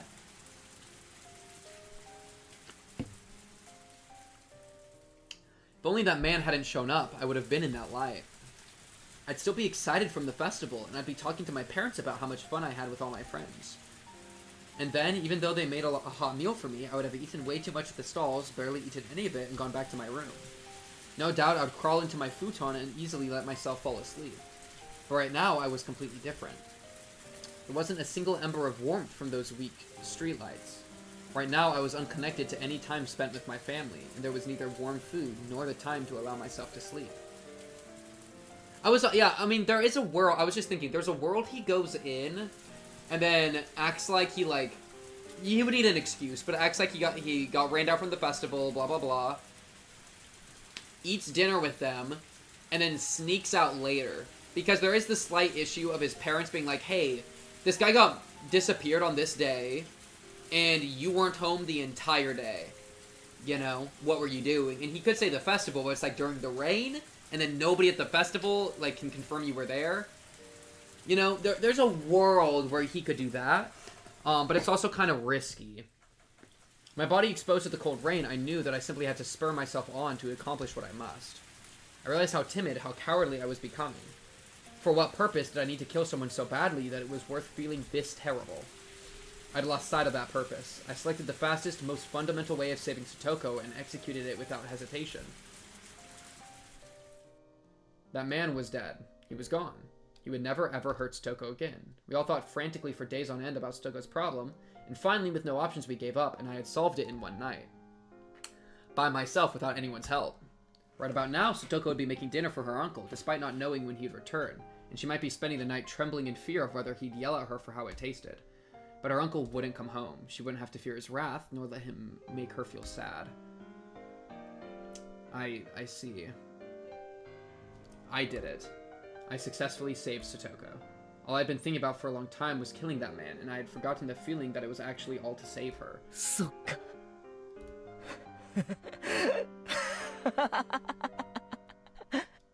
Good job, Keiichi. I did something good. That's right. I did something good, didn't I? I felt hot tears coming from my eyes, and that's when I first realized that the exhaustion I'd been feeling was actually guilt. The blade of guilt for a while now had just been scraping away with its tip, hurting my heart. It hurt so bad I couldn't stand it. It was throbbing painfully. It hurt so much, it was so painful that I cried. I cried tears of joy at saving Satoko. I didn't know why really anymore, I just cried. My tears fell and fell. As I stood there for a while, coming to terms with those warm tears, my heart was comforted a little. Alright, Keiichi Maebara, that's enough. There's nothing to regret or feel ashamed about. Both my body and mind were thoroughly exhausted, and that was a fact. It was only natural I couldn't feel anything. Even tomorrow and the day after that, I might not be able to feel anything for a while. But there was one thing that was true. There was the indisputable fact that I had saved Satoko. One day, we would surely be rewarded. One day, I'd be proud of how distressing an enterprise I'd undertaken to get Satoko's smile back. And so that I could wait for that day, I had to put the finishing touches on this night.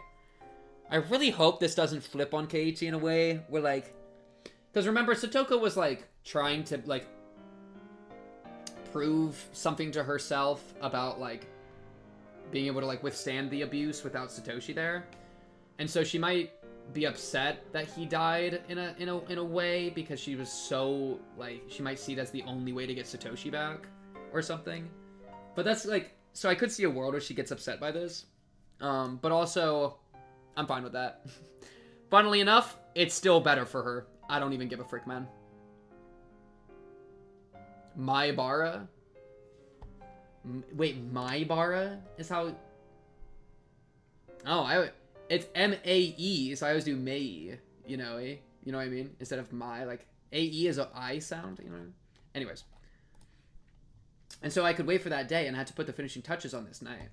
If I left it undone, everything I'd accomplished today would be for naught. I looked back up at the sky, which didn't look like it would stop raining anytime soon. Then I rubbed my eyes and summoned forth energy from my core again. You know what I realized? Oh, so... Oishi's probably looking for the body, right? Because he's probably looking for any body, because that's what the cops do with Tanagashi Night. Maebara? I don't know. However, since it's raining, that means neither Oishi nor any of the cops are going to be looking, and they're going to instead be at the mahjong parlor drinking beers and jerking each other off. Because they're useless, and yeah, the rain will easily be enough of a deterrent. So summoning Zeus was actually genius.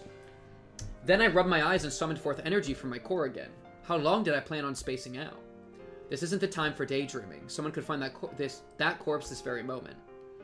That pessimistic thought was proof the very natural emotion of fear had returned to me. As I allowed the fear to spur me onwards, I went to look for the other shovel and the lantern inside the storage room. It was fortunate. I remembered what it looked like around the streetlight the body was near. With how dark it was quite possible I wouldn't have been able to look for it either.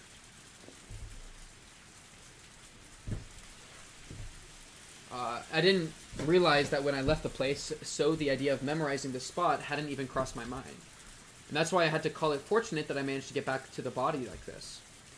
The corpse was now located in a big muddy puddle. Half the thing had already sunk into the swamp-like pool of water. I only realized it afterward, but there was an unused irrigation channel right nearby clogged with fallen leaves and dirt, and there was rainwater flowing in from there. My shoes had been awash with water for a long time now, so without any hesitation I stepped into the puddle. Luckily, the whole muddy stream washed it all away. I couldn't leave any slight traces like bloodstains. The rain was like a blessing from heaven. I've been saying, dude. I checked around me, paying very close attention, then turned off the lantern. It became pitch black, but my eyes got used to the darkness in a few moments. And once I managed to reach the streetlight on the other side, I was able to make out even faint lights. I stuck the shovel into the puddle right next to the corpse. The ground was even looser here than I thought, and the shovel's tip easily slid inside it. I had to hurry and dig. If I took too much time, I might lose my energy and strength again. It felt almost like digging a hole in the sand at the beach. It was easy to dig, but no matter what, the muddy water kept flowing in, covering the hole. The digging wasn't going as well as I'd hoped. I dug, and the water would go in, so I couldn't get a sense of how deep it was. The only way for me to measure it was to bury my own foot in the mud. I'm digging just fine. It's alright, don't be disheartened. Dig, dig, dig. Occasionally, a car would come by on the road, and I'd hurry to hide myself in the trees. Everyone was only passing through. They wouldn't have their eyes peeled in this kind of darkness. I understood it logically, but I still couldn't help but hide. Fair. What I was really scared of wasn't quite that one of those cars would coincidentally happen to witness me here. It was that the distance I could spot cars from was getting gradually shorter. First, I noticed the splashing sounds from really far away as cars drove through them. I started noticing them less and less, and with the car that just passed by, I didn't notice it until its headlights were upon me. The problem is that the cops are probably actually driving around right now with the lights off. They're doing, like, undercover car driving. I'm pretty sure that's what they're doing, because we've seen that in, like, a tip in Chapter 1 or 2. So these cars, like, any one of them could have cops in them that would actively be looking around. So there is a world that a car stops and then we have to run away. And that would just be bad. I felt my senses growing duller by the second. If someone were to take a peek in secret as I was burying the body, at the worst possible time, maybe I wouldn't even notice. The moment I thought that, I took a good look all around me. I roused all my half-asleep senses and searched for signs of presence nearby. What if I found out someone was spying on me from the trees? A carnivorous feeling snarled at me, glaring. If there was, then I would dig another hole. Oh no, he's the goat. Wait. If somebody was watching me do this, I'd just have to kill them too. Oh my goodness, Keiichiro. I'd come this far already. In order to achieve perfection, I didn't care how much more I had to pay. Oh, we out here killing innocents at this point, huh? I didn't know what kind of face I was making at the time, but it was definitely a fervently glaring one.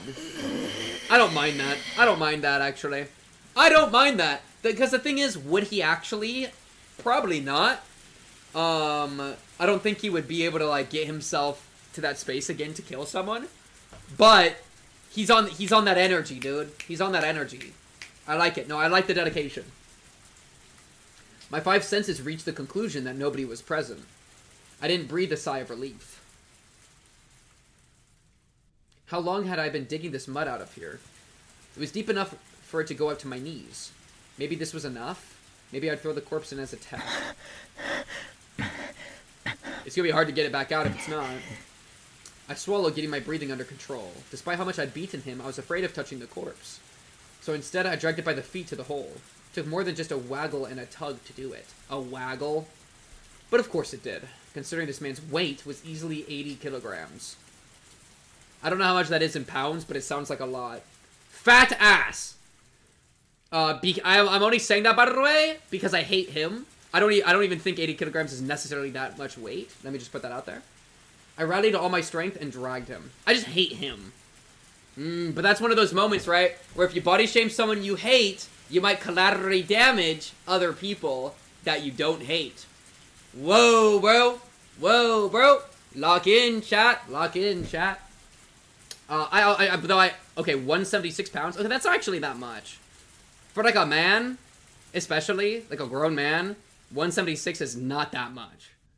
I kind of assumed he would be, like, actually, like, super overweight, giant beer belly piece of dog, you know? But that seems very normal. It depends on his height, too, but... Which we don't know, but... That's my ideal weight. I do have muscle, though. You forgot to add, I'm also a feminist, and I have a Lububu collection, and I drink matcha, and I read feminist literature. You forgot that part, Sif. Make sure you include that next time. Yeah, that's really not that much for an alcoholic uncle. Oh, true. And yeah, Japanese people tend to be shorter, and they also tend to not weigh nearly as much as, like, Americans, right? At this point, my groundless fears that he might suddenly start moving again had vanished long ago. I love matcha. See, there it is. Performative male spotted. His body fit perfectly into the muddy hole. It was more than deep enough. Alright, let's bury him. Ladies. Quickly, quickly, quickly. If I did a perfect job of burying it here, everything would be over. I would hide it in the hole, and none of this would have ever happened. When I realized I only had a little farther to go to finish everything, I was racked with pointless anxiety, like I was in a race against time. It was like I was absorbed in a delusion that if I didn't bury the body quickly, it might come back to life. In any case, in a great rush, I poured mud and dirt into the hole. If I didn't work efficiently, someone might find me here. Until now, I figured if someone saw, I'd just kill them. But not anymore. I was arrested with such absolute fear that if someone saw me, it would be all over. As I finished the work off, it was a total mess. Splish, splash, squish, squash. I drew the surface of the shovel across the ground, trying to make it flat. I was completely covered in mud at that point. The rain washed the mud off my body, but not off my now blackened clothing. My body and mind were caked with panic, with fear, with rain and sweat and mud. There we go, Arlen. There we go. Ladies, ladies. Shake your dreads! Shake your dreads! If I shake my dreads once, will you leave me alone type shit? Yeah! My shoulders heaving, I threw down the shovel and sat down in the mud. I was so exhausted that I wanted to lie down right here and sleep. Don't sleep. It was over. This time. For real. No, no, no. You still gotta go get your actual shovel. You gotta fill your previous hole. And then you gotta get home. And you gotta deal with your clothing that's super muddy. Yeah. This time for real, it was over. The man was now in the bottom of the wet dirt. Right this moment, there were traces that this place had been dug up, but the rain and flowing muddy water would completely cover it all within moments. Yes, it was over.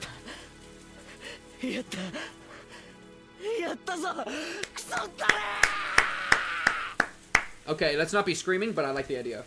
And then I fell over backwards, face up in the mud. Raindrops pelted my face without mercy, but I didn't care. After staying there for a while, resting my mind, I got up again. It was over. So let's go home. No, this is the shovel! The shovel, Keiichi! You already buried the whole thing, so now it's like it never happened. It never happened, so there's no reason for me to stay out here and get rained on. I wobbled to my feet. I wouldn't use the shovel anymore. I considered disassembling it, but I didn't have the strength in my absolute exhaustion. I didn't really need to take it apart anyway. Dragging the shovel behind me, I headed towards the light. I stood up on my bike. It had been laying in the grass by the road.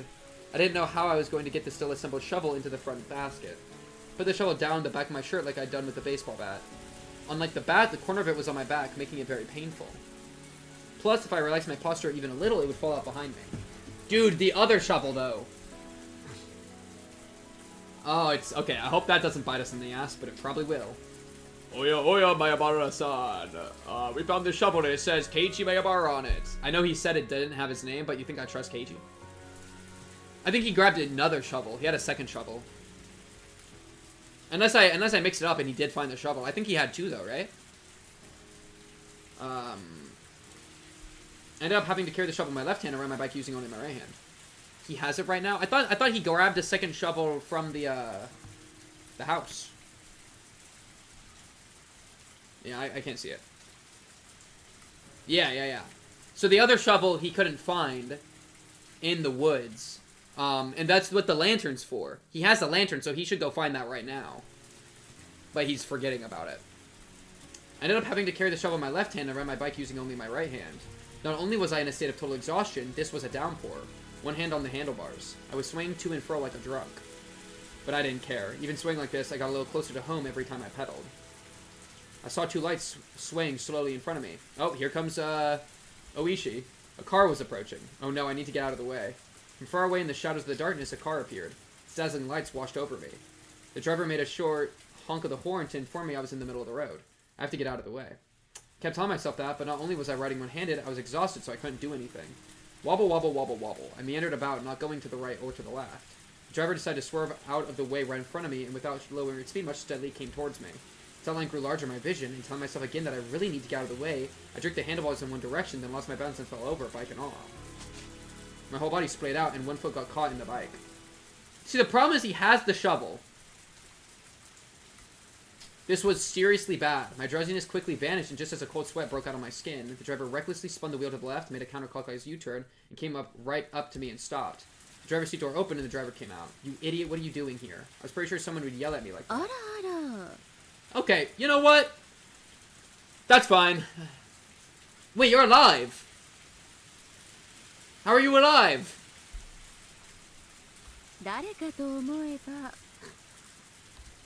It was a woman's voice and one I knew. I lifted my face off the ground and looked at her.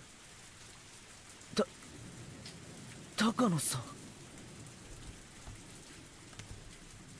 I wonder if they broke into the storehouse or not.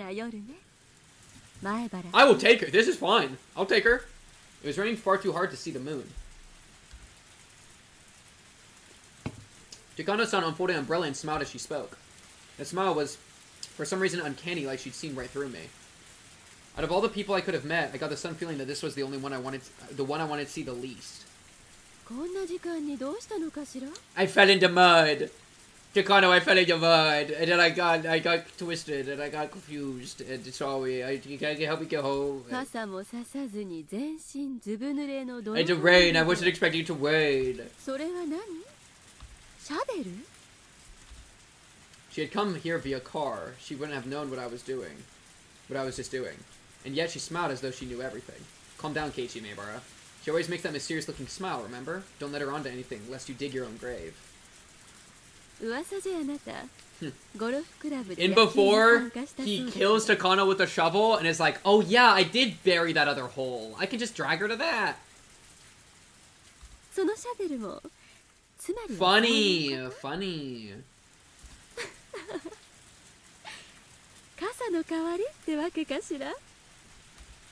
I should tell a good lie here. If I could just do that, things would work out. Oh,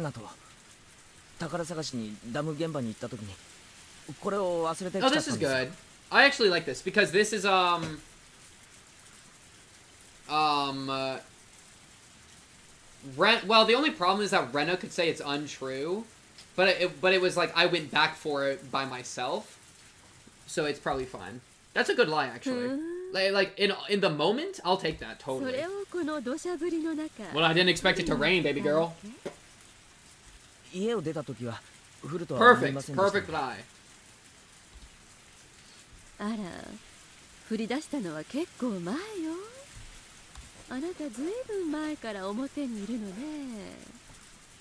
まあ、その、ほっつき歩いてましたから。それにしたって、あなた、向こうからこっちに向かってきたんでしょ。ダムとは場所も方向も正反対よ。I'm new here, I got turned around. Like, Takano-san was clearly aware that something exceedingly abnormal was happening with me. And as she played our little word game, she was enjoying driving me into a corner.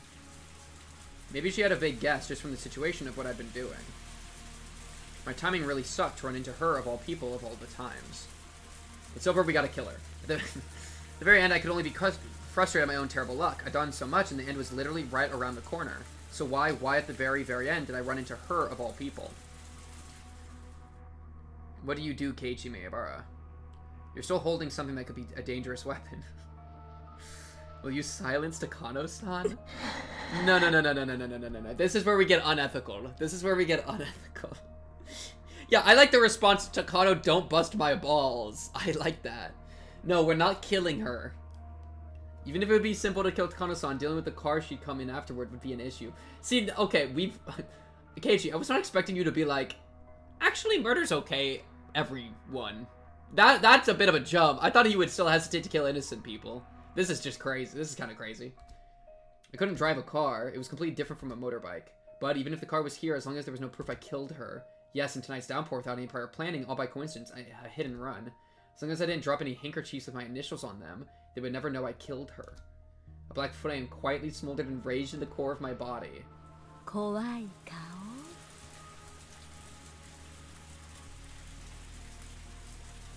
No, this is wrong. This is the wrong move. This is, if he actually, okay. So, remember Keiichi from chapter 1 and 2? Yeah. He's starting to show up again. いじめすぎちゃったかしら We can still get out of this, but Takano-san started to laugh by herself, then thankfully stopped talking about it. But the dark clouds in my mind didn't go away. それはそうと Murder's いつ bad ま because で I 自転 can't 車にま drive. たがった Exactly. まま地面に這いつくばってるつもり Exactly. Thank you. What we have learned. Thank you for the gifted sub. It's very nice of you. I appreciate you, man. To Pound Wolf. Okay. Enjoy your subscription service. Enjoy your no ads. Whoa, big deal. We can't leave witnesses. Yes, we can. This isn't a witness. Making the witness is a worst situation. I'm gonna be straight with y'all. そろそろどいてくれるかしら If I moved, she would leave. So I tried to get the bicycle up and out of the way, but then twisted my ankle on it and fell over.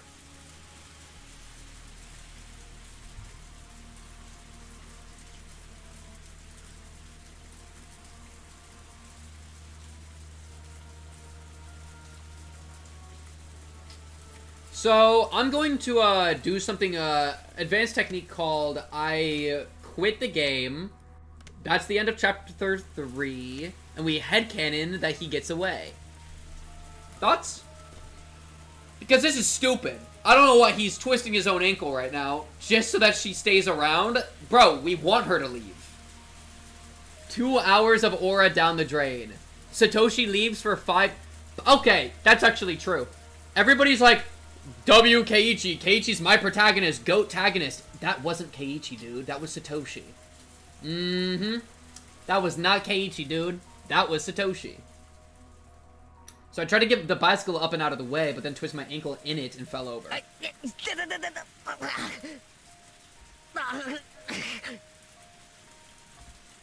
was a sharp pain in the ankle I had twisted.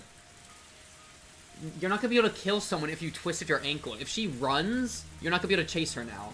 You're like even in the idea of murdering her, which is dumb. There was a sharp pain in the ankle I twisted. Satoshi W, my ghosted protagonist. Exactly. This is nonsense. A sprained ankle now? You're the one that did it! What do you mean this is nonsense? ひょっとしてひねっちゃった So Takano-san squats down and takes a good look at the ankle I keep rubbing. She compares it to my facial expression, apparently trying to gauge how bad the wound was. 立てる Oh, she is a nurse. So she actually is gonna be... If anybody could see through it, if it was fake, it would be her. I didn't expect you, but I couldn't even stand up. It was all I could do to shamelessly wriggle on the ground like a caterpillar. I hate Keiichi, dude. I could just say it was all Satoshi, because Satoshi's bat leaves... Satoshi's, like, soul leaves the room, and he twists his own ankle. He twists his own ankle and starts to shamelessly wriggle on the ground like a caterpillar in the pouring rain with a witness. It's been like 5 minutes, dude. It's been like less than an hour. Takano-san looked at her watch, then at her car, and after thinking for a moment, opened the passenger seat door. And then gave me her shoulder to stand up with. That's very nice of her. He twisted it on purpose, dude! It's not... I tried to get... Like, look at... Wait. Maybe it wasn't... Was it supposed to be on purpose? Oh, wait, maybe it wasn't on purpose. It's just weird. He said... Oh, wait, I think I misinterpreted this. He said, if I moved, she would leave. So I tried to get the bicycle up and out of the way, but then twisted my ankle in it and fell over. So I thought this was saying, like, she would leave, and so I twisted my ankle in it so that she wouldn't leave. That's what I was thinking on No, okay, he's just stupid. So he's just bad at the game. I thought he intentionally was doing this to keep her around so that he could murder her. Well, because, like, if he wants to kill her, he was just saying, I want to kill her. And so the thought of her leaving means he couldn't kill her. So it wouldn't... No, it makes some sense, right? No, chat!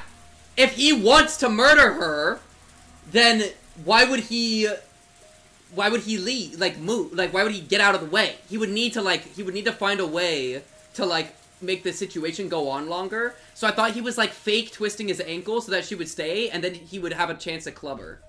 That's what I thought. Sorry, I thought he was smarter than this, actually. I thought he was intentionally... Okay, I thought he's dumb, where he wants to murder her, but I thought he was smart enough to try to find a reason to keep her around if he wanted to murder her. You know what I mean? Chat, I'm operating on a higher level, alright? He isn't on some light Yagami shit. Pink wants to kill her. It's a terrible idea to kill her! I don't know why he was thinking this. He would just attack her, I think. Well, but he's like, on the ground, right? And maybe he would want, like, her back to be turned, you know? There is, I think, rationale for, like, trying to get a better opening. But, yeah, I thought he, yeah. Anyways, he twisted his own ankle. That's some loser stuff, but it is what it is. He's running on fumes, Pink. It is what it is. I mean, he just fumbled it. That's okay. I think the real fumble, to me, is, like, him thinking about killing her. That's just insane. But, yeah. Let's see how he handles it. Let's see how he handles it.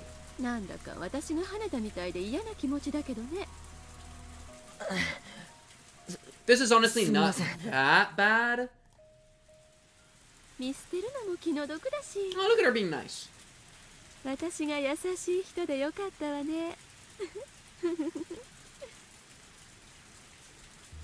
Yeah, I know, you definitely... Tell that to him! You don't gotta tell that to me, tell that to him! Nobody good has ever called themselves a nice person, but that would have been a terrible thing to say to someone holding me up like this. I took Takano's hands and sat down in the passenger's seat. Takano-san went around the back and looked at my bike on the ground.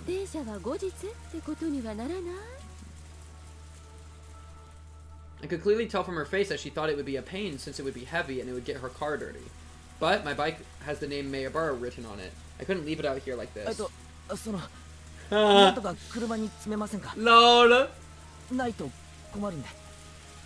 ランクはもういっぱいなの。後部座席なんかに積んだらシートが泥で汚れちゃうわ。まあ、あなたを乗せた時点でもう十分に汚れてるんだけれども。Kiss her, Keiichi? What? Yeah, I mean, the open grave plus the shovel is what I'm really worried about. I turn back to the back seat and see someone's folding bicycle there already. It still looked big enough to fit my bike in there as well. My expression reflected my thoughts, and the exact thoughts seemed to get through to her. わかったわ、わかったわ。積んであげる。Thank you, Takano. 今夜だけはお姉さんも優しくしてあげるわ。Literal sopping wet cat. That's so true. Takano-san continued with her mean jokes, but she hoisted my bike and loaded it in the back seat for me. The mean jokes were one thing, but couldn't she do something about that eerie smile of hers? And even more importantly than the bike, I didn't want to leave the shovel here. The shovel could be directly connected to the buried body and to me.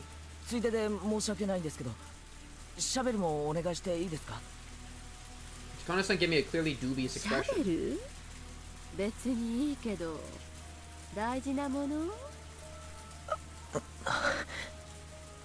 The more I talk, the worse it gets for me. That's how I felt, so I didn't force myself to answer her. Eventually, outlasted by my silence, Takano-san gave a short shrug and sighed. 僕はシャベルがないと困っちゃうんでしょ。 You know what's funny, chat? I won't tell the full story right now, but I low-key was Takano the other day. Where, like, it was like it was probably like midnight or 1 a.m. and I was at a McDonald's, and then a girl knocked on my window and had a scooter, and she was like, my scooter died, can you give me a ride to my boyfriend's house? And I was like, are you gonna murder me? And she was like, no. And I was like, okay, that's fine then. And so I helped her get her muddy scooter into my back seat, and then drove her to her boyfriend's house. Isn't that crazy, chat? So I literally did this the other day, unironically. Yeah. Like, exactly. Like, the thought of, like, oh man, it's gonna get my back seat dirty is something there's still the mud in my car, you know? そんな怖い目しなくてもいいわよ。 Though I didn't tease like this. She did not have a shovel. She did not have a shovel. Accepting those types of side quests is high-key dangerous. I felt okay about it because she was a girl, one. So that if it was a dude, I don't think I would have. I think I would have been scared. My sister was in the car, so there were two of us. And she was clearly, like, in distress. And so I did, that's why the first thing I said is, like, you're not a murderer, right? And she said no. And then I, like, looked, and she only had the scooter. But I was also thinking, like, there is a world she has a knife on her. It was running in my brain of, like, this person could be a risk to me. But I kind of calculated it, and it kind of mapped out for me. Takano-san brought over the shovel that was lying in the middle of the road. Hey, bro, a woman, I'm less scared of a woman than I am a man, you know?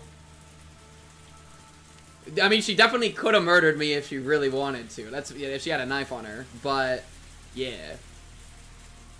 Yeah, and, like, there being two people in the car made me a lot more comfortable with it already.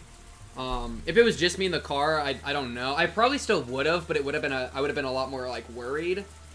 Yeah, I don't know. And I probably would have been not a great idea. Maybe I would have, like, called someone and had them on speaker the entire time. That probably would have been my play. Where I'd, like, call my sister and be like, hey, I'm giving somebody a ride that I don't know. I'm gonna keep you on speaker just to make sure I don't get murdered. Type shit, you know? And so that would at least, like, ensure that, like, if something happened, that, you know, they couldn't, like, get away with it immediately, which would probably deter them from something. I clutched it like I'd never let go of it again. I don't think I actually see redeems anymore, by the way. Is it just banning him, or timing him out? If so, W redeem. I clutched it like I'd never let go of it again. Takano-san watched me with a puzzled look. じゃ、行くわよ。前原くんのお家ってあの The 前原 Maibara 屋敷でいいんで mansion. しょ? なんでみんなうちのことを Reduced it to 前原屋敷って呼ぶんですか? 60 seconds. Increase it to 300 seconds. That's my vote. And I make the vote canon. GG, win the game for free. だって現にお屋敷じゃない。お金持ちが羨ましいわ。 As she spoke, Takano-san pulled the handbrake and stepped on the gas. After making a skillful U-turn using the shoulder of the road, she steadily increased in speed. I'm surprised she's alive. From the rearview mirror, the cursed place seemed to melt into the darkness. 慣れた? Buried? あ、すみません。 What did よ she く say? 聞こえませんでした。今なんて? Takano-san suddenly tried to say something to me, but thoughtlessly I didn't catch it. Looking ahead, Takano-san said the same thing one more time. 死体 The body. 上手に埋められた? Okay. Okay. Waited for us to be in our car to drop the nuke. Smart of her. I thought my heart might beat out of my chest, but I didn't let it show. But my lungs were squeezed tight and I couldn't breathe. 何を言ってるんですか? She's just teasing. Yeah, you don't fall for it. Come on, Kate, lock it. こういう山奥に死体を埋めるときはね It's over, kill her. 結構深く掘らないと野犬 I was saying this shit too. Not wild dogs, I was thinking police dogs. But yeah, this is true. 野犬が加えてた人骨で事件が発覚警察一帯を山狩りへなんて Wait, she's giving good advice though? Don't kill じゃ her? ないのよ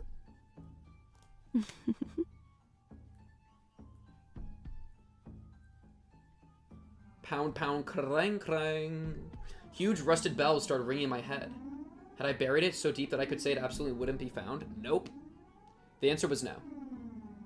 I was in such a rush to bury him and get it over with that I couldn't deny having possibly buried it too close to the surface. No, wait. That's not... Wait. Anyway, this woman, how does she know? Had she just passed by here in her car by coincidence? And we ran into each other by coincidence? If she had been watching the entire thing from the trees, and once I left, she came back in her car, it didn't make logical sense. So then why? Remember when I said earlier that the people that I'd be worried about running into us would be Takano and Tomotake? Because I was like, I don't know exactly where the this place is in relation to the shrine, but we know that they've been walking in the woods. Keiichi Maebara, that's it. You need to kill her. My entire body reawakened and I could feel my pupils dilate. Oh my god.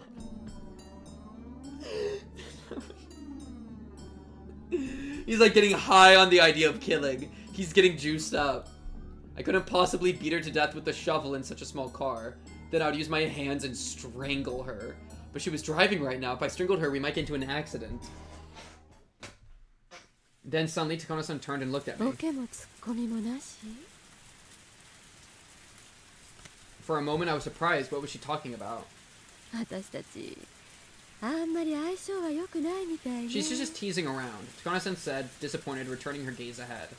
I repeated the words she'd said a few times in my head and finally realized she meant it as an off-color joke. See, there we go. Calm down, Keiichi.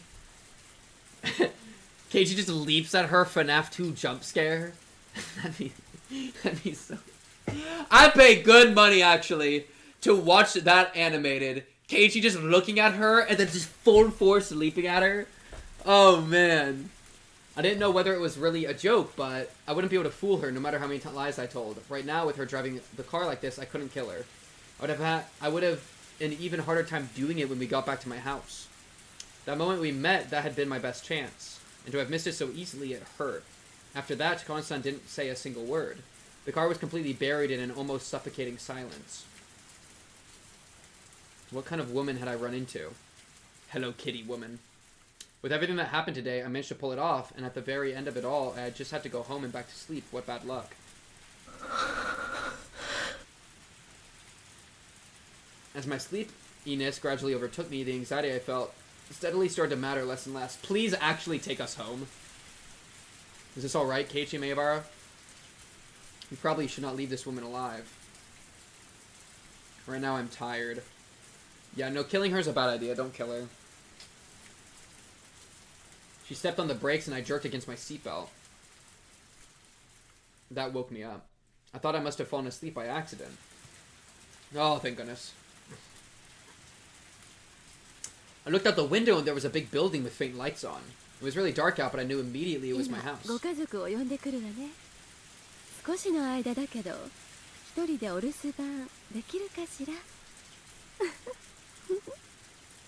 Decline that offer. それにほらもう大丈夫です一人で歩けますからあらあらさっきは痛そうな顔して肩まで借りたのにひょっとしてお姉さんに甘えてみたかったから Good tease. Actual good tease. As Takano-san spoke, she left the car and opened up her umbrella. The sound of falling raindrops was fierce as always. Yeah, she drives us to the shrine. Hey, Keiichi, check this out. My boyfriend, well, not my boyfriend, my boy toy already popped the lock. Get in here. I carefully reached down and rubbed the ankle I'd twisted. There was still some pain and a little weirdness, but they weren't that bad anymore. Rather than being happy about how light the wound was, I first regretted this whole thing. If I hadn't twisted my ankle, I could have still taken the option of killing Takano-san right then and there. Honestly, I am glad he twisted his ankle. There probably wasn't much doubt that Takano-san was convinced I was involved in some sort of crime. She knew about everything happening with Satoko, that she might have even guessed I'd killed somebody. Click. Takano-san opened the passenger side door for me. 本当に肩は必要ないかしらもう一回だけ甘えてもいいの Aww. I ignored her and answered by getting out of the car by myself. The rain was still pretty intense. I got my bicycle out of the back seat. I was a bit curious who the other bike belonged to, but that didn't matter right now. Tomitake? Captive audience, true. I let Takano-san hold the umbrella over me, then pushed my bicycle up to the front door. ありがとうございます。 Yeah, send her away. もうここまでで大丈夫です。 My ankle hurt so much earlier, and it still did, but it aggravated me that it hadn't even been that bad. It was really seriously terrible luck. じゃあ、私はこれで失礼するわね。前原くんと二人きりで夜のドライブだったな。Hey, I am fine with that. みんなに I am fine with that. 特に Oh, what? Is he gonna get jealous? Okay, I won't tell him what we did in the back seat. I won't tell him a word. But I might come back to you later for more. Alright, Takano. Jiro-san? Oh, she meant Toмотake-san. I suppose she calls him by his first name. His full name must be Jiro Toмотake-san then. And then the other bike, the floating one in the back seat that I didn't care about at first, suddenly came to mind. Hey, excuse me, you're from Hinamizawa, right? On the day before yesterday, as I walked near the dam, half asleep, Toмотake-san had talked to me. The bicycle he'd been riding, it was... あの後ろに積んであった自転車、富武さんのですよね。 What happened to Toмотake? Hey! Wait! Is Toмотake dead and you're alive? Because where's Toмотake? You have his bike. It's pouring rain. What, did you, maybe, okay. She could have just dropped him off somewhere already. It's the night of the Watanagashi Festival.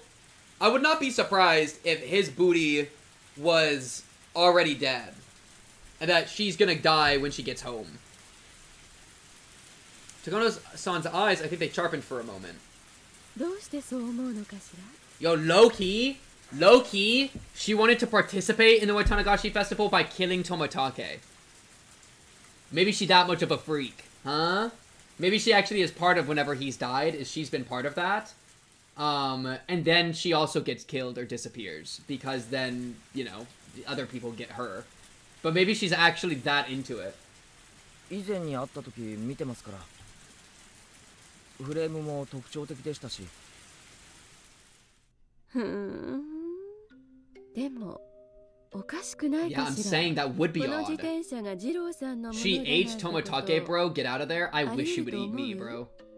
Do you think it's possible for this to be his bite? おかしいって。 Yeah? え？ I wouldn't let her kill me, but I'd let her eat me, if you get what I mean. Takano-san, her hair elegantly fluttering, peers into my eyes. だってひなみ沢には民宿なんてないのよ。 Yeah, where would he be? Yeah, なら二郎さんは町に泊まっていることになるわよね。 where is he? そうなんですか？ In that case, I guess we can both keep this night a secret. You know what I mean? That's the response. まあ、そうなら She そうなんじゃ is ないですか。 Toмотake in disguise. Okay, I need to see the abs. Toмотake got crazy abs. I'm gonna need her to show me her abs, and then I can. Okay, let's calm down. 町からひなみ沢まではとても歩いて I like how she's also the one that's like, oh yeah, that's really weird, right? She's the one pushing this. バスだって走ってないし。 Like, he's not even really saying that much. He's just like, oh yeah, that's his bike, huh? And then she's like, oh, but that'd be so weird, right? It's almost like he died, right? He's just like, I guess. せめて自転車くらいはなきゃね。 She didn't need to tell me that. That's why Jiro-san was riding a bike. その二郎さんの自転車が私の車に積んであって。She's probably just teasing. I mean, cause like, well, I don't know for sure. I feel like it'd be weird for her to be 二郎さん self-reporting. は私の車に乗っていない Cause she な really ら is just self-reporting. おかしいじゃない。二郎さんはひなみ沢で自転車なしってことになっちゃうわよ。 I mean, where do you live? I mean, maybe he's already at her house, but then why would she be out driving around? I don't know. 二郎さんを放っておいて自転車 Why だ would け you が have the bike 私の still? Yeah, 車 I know に it's 積ん weird. である It's なんて super weird. ね。ありえないでしょ。 As she spoke, Takano-san made her eyes like a hawk. Unfortunately, I didn't really understand what was so odd. Okay, so dumbass mode engaged? それの何がおかしいんですか？高野さんは富武さんとは仲がいいんですよね。何かのようで自転車を積んであげたって。 Yeah, though funnily enough, I didn't really think it was that weird until I was like, well, I have the extra context of knowing that he usually dies tonight. And so that made me be like, it's actually weird he's not here. For Keiichi, it's like, well, yeah, I mean, Wow, you got his bike. Cool. そうじゃないでしょ。 She's having to like convince him that how weird and problematic this is. このひなみ沢において二郎さんとその自転車がバラバラに存在することはありえないということなのよ。以上の理由からこの自転車が二郎さんのものであるわけがない。I just got distracted by my other monitor. 1 second. Oh my goodness. Water.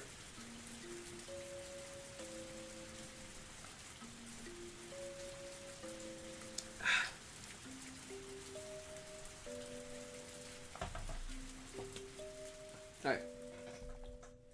理解できたかしら? Okay, then whose bike is it, dumbass? Takano-san's roundabout way of talking was hard to comprehend, but that eeriness I could feel, that vague dreadfulness, I didn't like it at all. If I had a nickel for every single character that has been described as having a roundabout way of talking, I could buy the story, the rights to the story. Do you understand? I've heard this adjective applied to almost every character. There comes to a point, it's not the characters, it's literally the writing. You know what I mean? You don't got... And also, she's not even being that roundabout. Like, we want to talk roundabout, bring Oishi's fat ass in here. I didn't even read any of it. Takano-san's roundabout way of talking was hard to comprehend, but that eeriness I could feel, that vague dreadfulness, I didn't like it at all. But the most wild, instinctive part of me warned me not to pry. Then don't pry. あれは私の自転車なのよ。 Accept it. Accept it. True. Oh my goodness. I die on the night of the 二郎さんに Tamagotchi. 選んでもらったからセンスが似てるのは Oh, that's a 間違いない W けれどね。 excuse. Actually, W excuse. あ、そうだっ Yeah, たんで you す just か。 go, oh, okay. 道理で似てると。私とあなたは今夜出会わなかった。 I'm so fine with this. I'm so fine with this. Man, she fine. Hey, I mean, if Tomotake's out of the picture, I can tag in. Temporarily, alright, we're gonna use each other, I'm never gonna get attached, and then we can move on. And now she was talking about something completely different. 何を言ってるんですか。私とあなたは This is fine, just accept this. You can accept 出 it. 会わなかった。 I stayed there, not knowing what to say, and Takano-san repeated her airy, succinct phrase to me again. 私とあなたは今夜私とあなた出会わなかった。 Oh my goodness, Takano ASMR just dropped. Something cold and unpleasant crawled up my spine. I knew because I'd killed a person with my own hands before. Before, I came to the conclusion that only I had one chance to beat this woman to death to keep her quiet, and I couldn't hesitate, so I could tell that she'd arrived at the very same conclusion. Yo, she was out killing Tomotage, dude. I think she giga killed Tomotage. I think she was part of it, dude. And honestly, perhaps the greatest person that could have come out of the car. Alright? Two murderers meeting eye to eye and being like, we didn't see each other. That's good. That means we can both go down. Like, that gives us like a mutually assured destruction. This is actually perfect. My instincts warned me again. I wish I'd never met this woman. No, this is good. This is good. She could have just ran me over, dude. The faint sense, like a rotten smell, drifting from this woman was no doubt the exact same sense that I was giving off right now. Yo, she don't smell rotten, let me tell you. She do not smell rotten. The very peculiar aspiration, the lack of uncertainty at taking a human's life for a purpose. One that only those who have risen above everything had. Actually, maybe I should have called it a nausea. It meant, and I didn't know how to explain this very well, but Takano-san was the same as me. In other words, someone who shouldn't have been here. Someone I couldn't have let anybody know was here. Someone who nobody would have wanted to see. And now that we had, we could calmly pretend as though we never met. Yes. Which meant that, just like I wanted to have nothing else to do with her, she didn't want anything to do with me either. And she too wanted to make it so that we never met. Both of us wished for the same thing. Our desires were the same, which meant Takano-san's suggestion was extremely practical, and that I couldn't outright refuse. それでいいなら、そういうことでもいいです。 Good. 俺と高野さんは今夜出会わなかった。 Okay, I'm gonna write this down.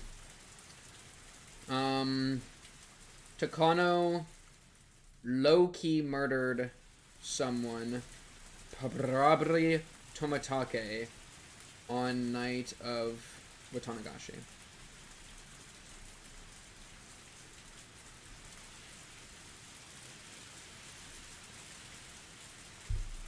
Nearly threw hands with a 13-year-old. I wonder what her murder, her way of murder would be. I mean, hitting us with a car is a bad idea because it would do damage to the car. And that'd be, like, a lot of evidence. That's probably what she was thinking while she was in that car, bro. Of, like, damn, I wish I could just run this guy over.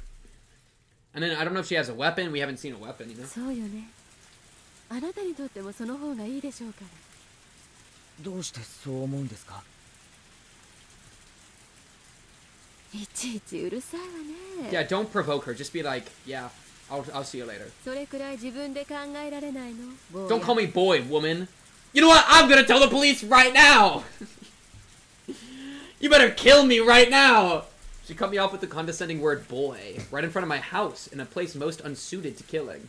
And yet, there was a frozen thirst for blood coming from both of us. I would be killed right here, right now. Yeah, then I should have definitely beaten her as we passed each other. A damn greasy sweat broke out on my body. That's fine, if you want me, then you can come anytime.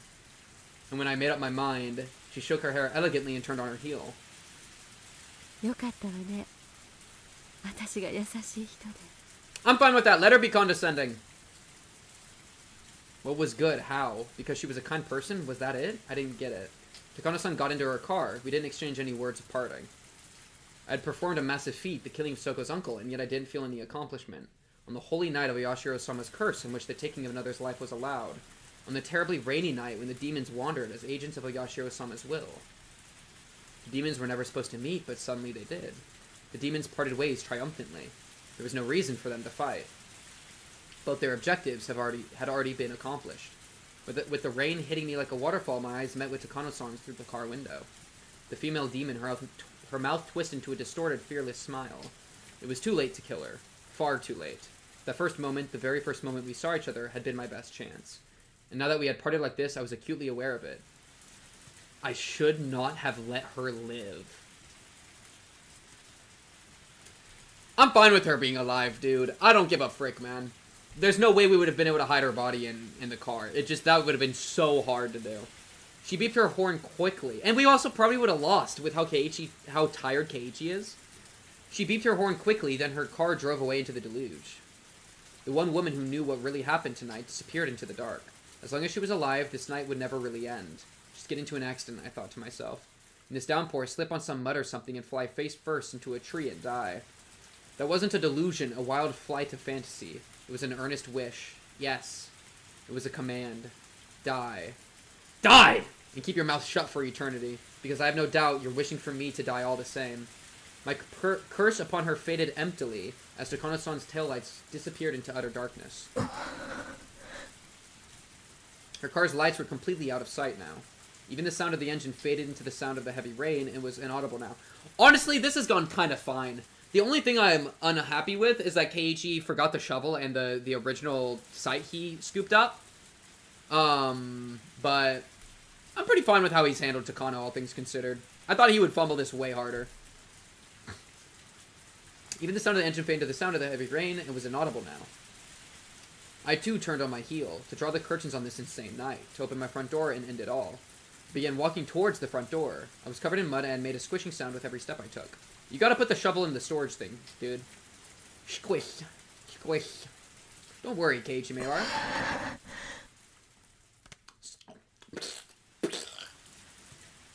She'll die. We're not making a new plan. Her end will be as miserable as she is. I'll throw her into some flames alive and let her dance until she's burned to a crisp. You see, that's funny because she got cooked in an oil barrel last chapter. So, to say you're gonna burn her alive is a little, like, too good? That's true, that the hole would probably fill up decently. Yeah. The shovel is maybe the shovel will get covered in mud. And it is hidden.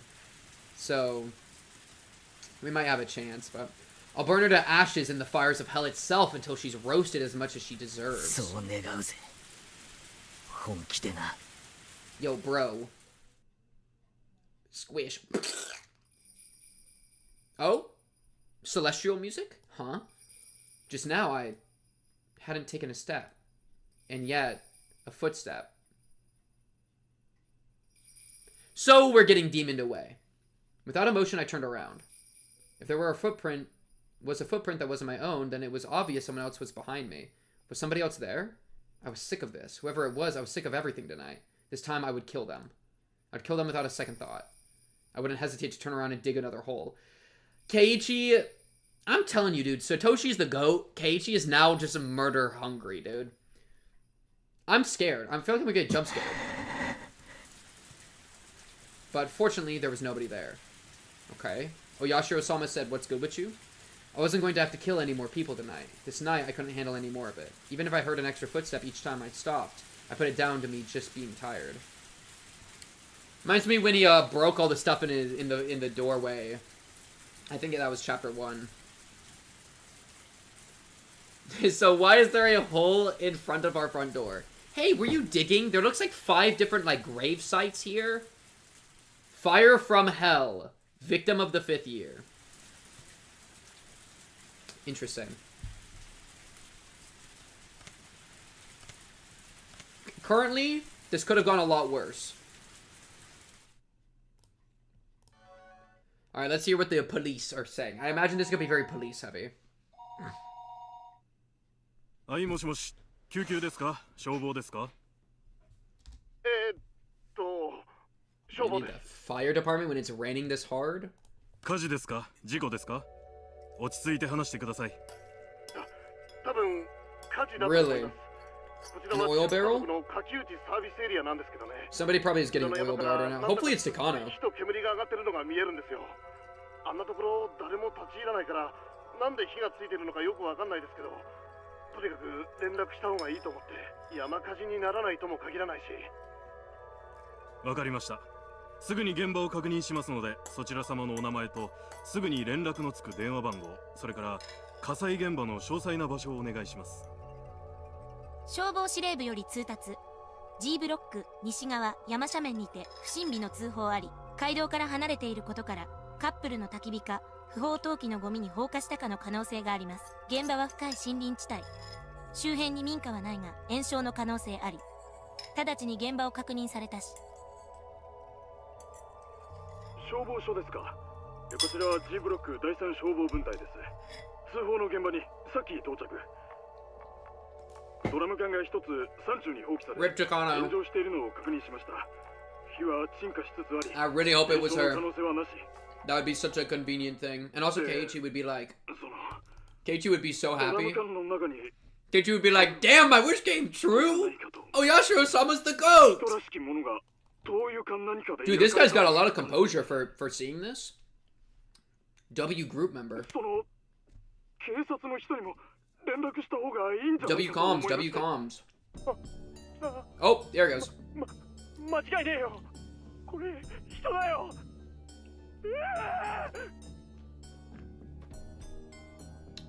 Still got W comms. He still gets a W comms award. Victim of the 5th year. Rip Tomitake, rip her? That would be so convenient. そういうことになるんですかね。毎年いろんな殺し方を見せてくれますが、今年は特に際立っていますね。自分で自分の喉をかき破るなんて。Alright, so they did both die. That's cool, that's cool. あとは鑑識 I'm の glad じ that い様に stayed 任せ consistent. ま I しょ would う。 have been really confused き if っ it と何 didn't. かの怪しげな薬物を検出してくれるに違いありません。お疲れ様です。They haven't said it's Tomitake yet, but it's gotta be Tomitake. 小宮山さんたちが到着しました。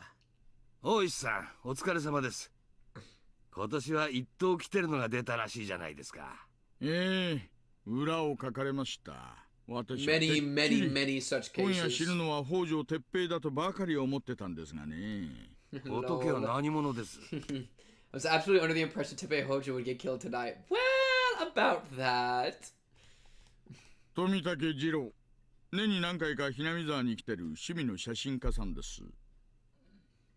ノーマークだったな。どうなんでしょうね。北条宅にずっと張り付いてたのがバレて、ターゲットを変更したとか。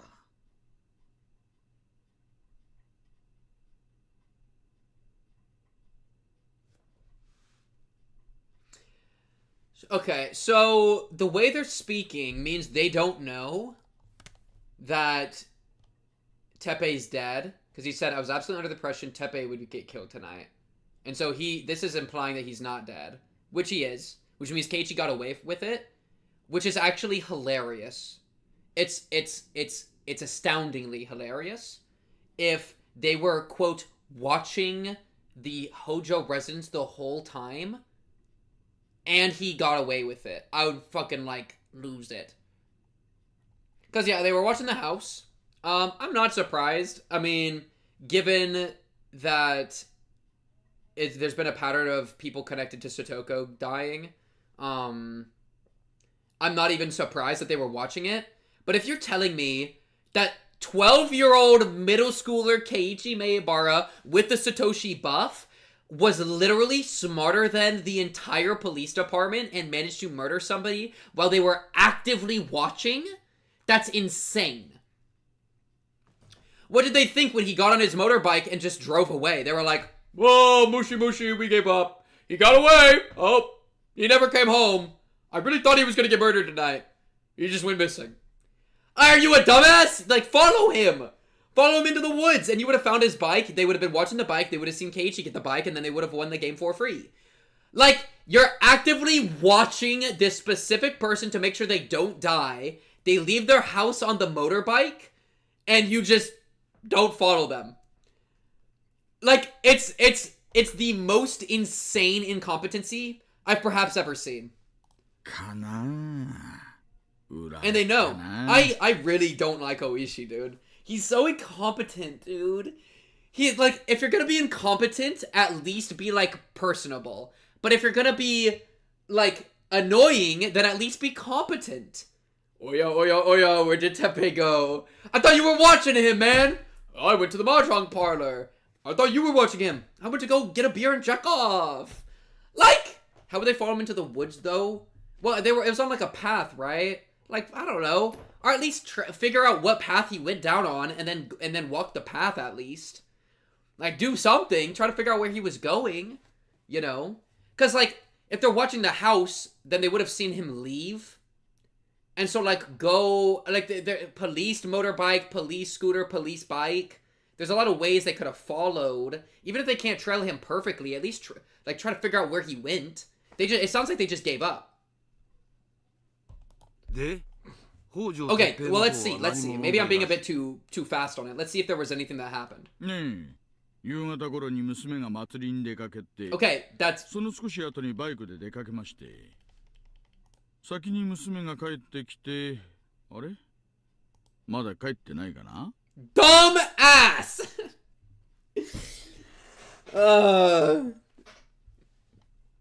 どっかで飲んだくれてるのかな？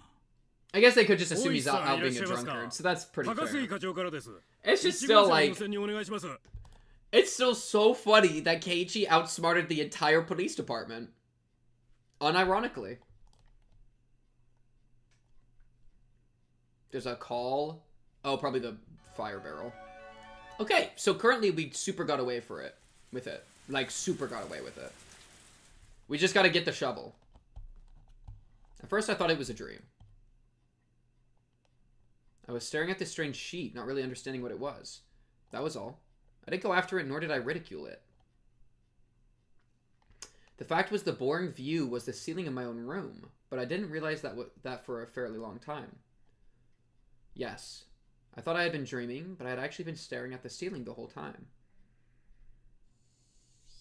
Lethargy induced by the voices of the cicadas. That's so real, bro. I feel like they curse me whenever I hear them. Even after I realized I was awake, I couldn't draw forth the energy to sit up. Everything I could see, everything I could hear, everything was like a television broadcast that had already ended. It was hot, so hot I could choke on the heat. My back was moist with night sweats and it felt gross. Unable to endure it any longer, I tossed in my futon and finally, blood started coursing through my brain. I lazily recalled the long day I had yesterday, the reality as I lay here listening to the voices of the cicadas, and yesterday so different from it. In order to kill Stogo's uncle, I had rehearsed, formulated a plan, and dug a hole. It was very hot, and I was tired, wasn't I? When evening came, I went to school and called him out on the phone. I panicked for a moment when he asked where the police station was, but it worked out. And then I awaited him and swooped down. Couldn't remember anymore what sort of emotions I'd let control my body. Shout out Satoshi. In any case, it didn't go smoothly, but I did it. It was very hard to dig the hole for the body. The feel of the rain pelting down on me, I don't think I'll ever forget it. The rain, the mud, and the sprays of blood. The sensation of floundering in a swamp. When I met Takano-san on the way home, that wasn't good, no matter how I interpreted it. It was the most misfortunate and uncalculated thing that had happened that night. Everything would have been perfect if only I hadn't encountered her. You forgot about the first hole, dude. The first hole. He says, dug a hole here. He repeats, dig a hole here. The first hole in the first shovel.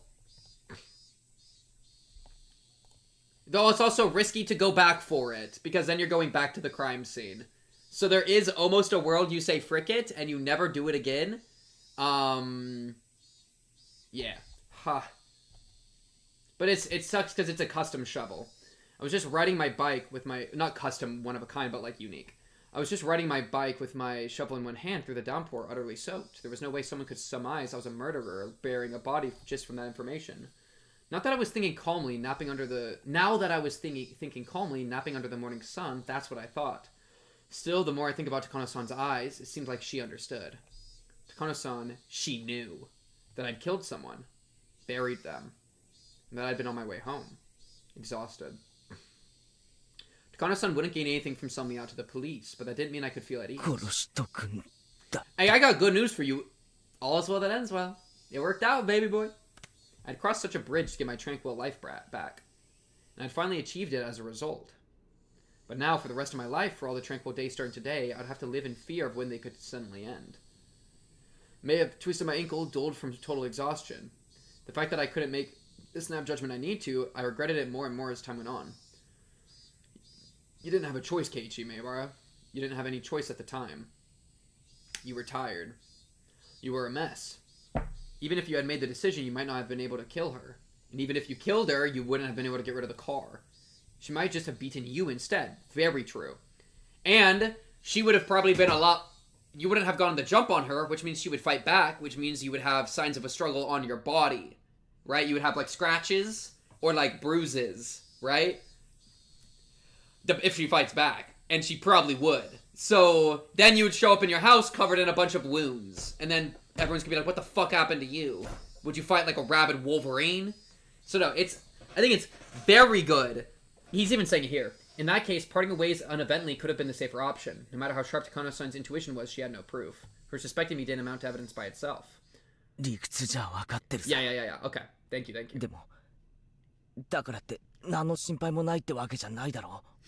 I know she can throw hands, bro.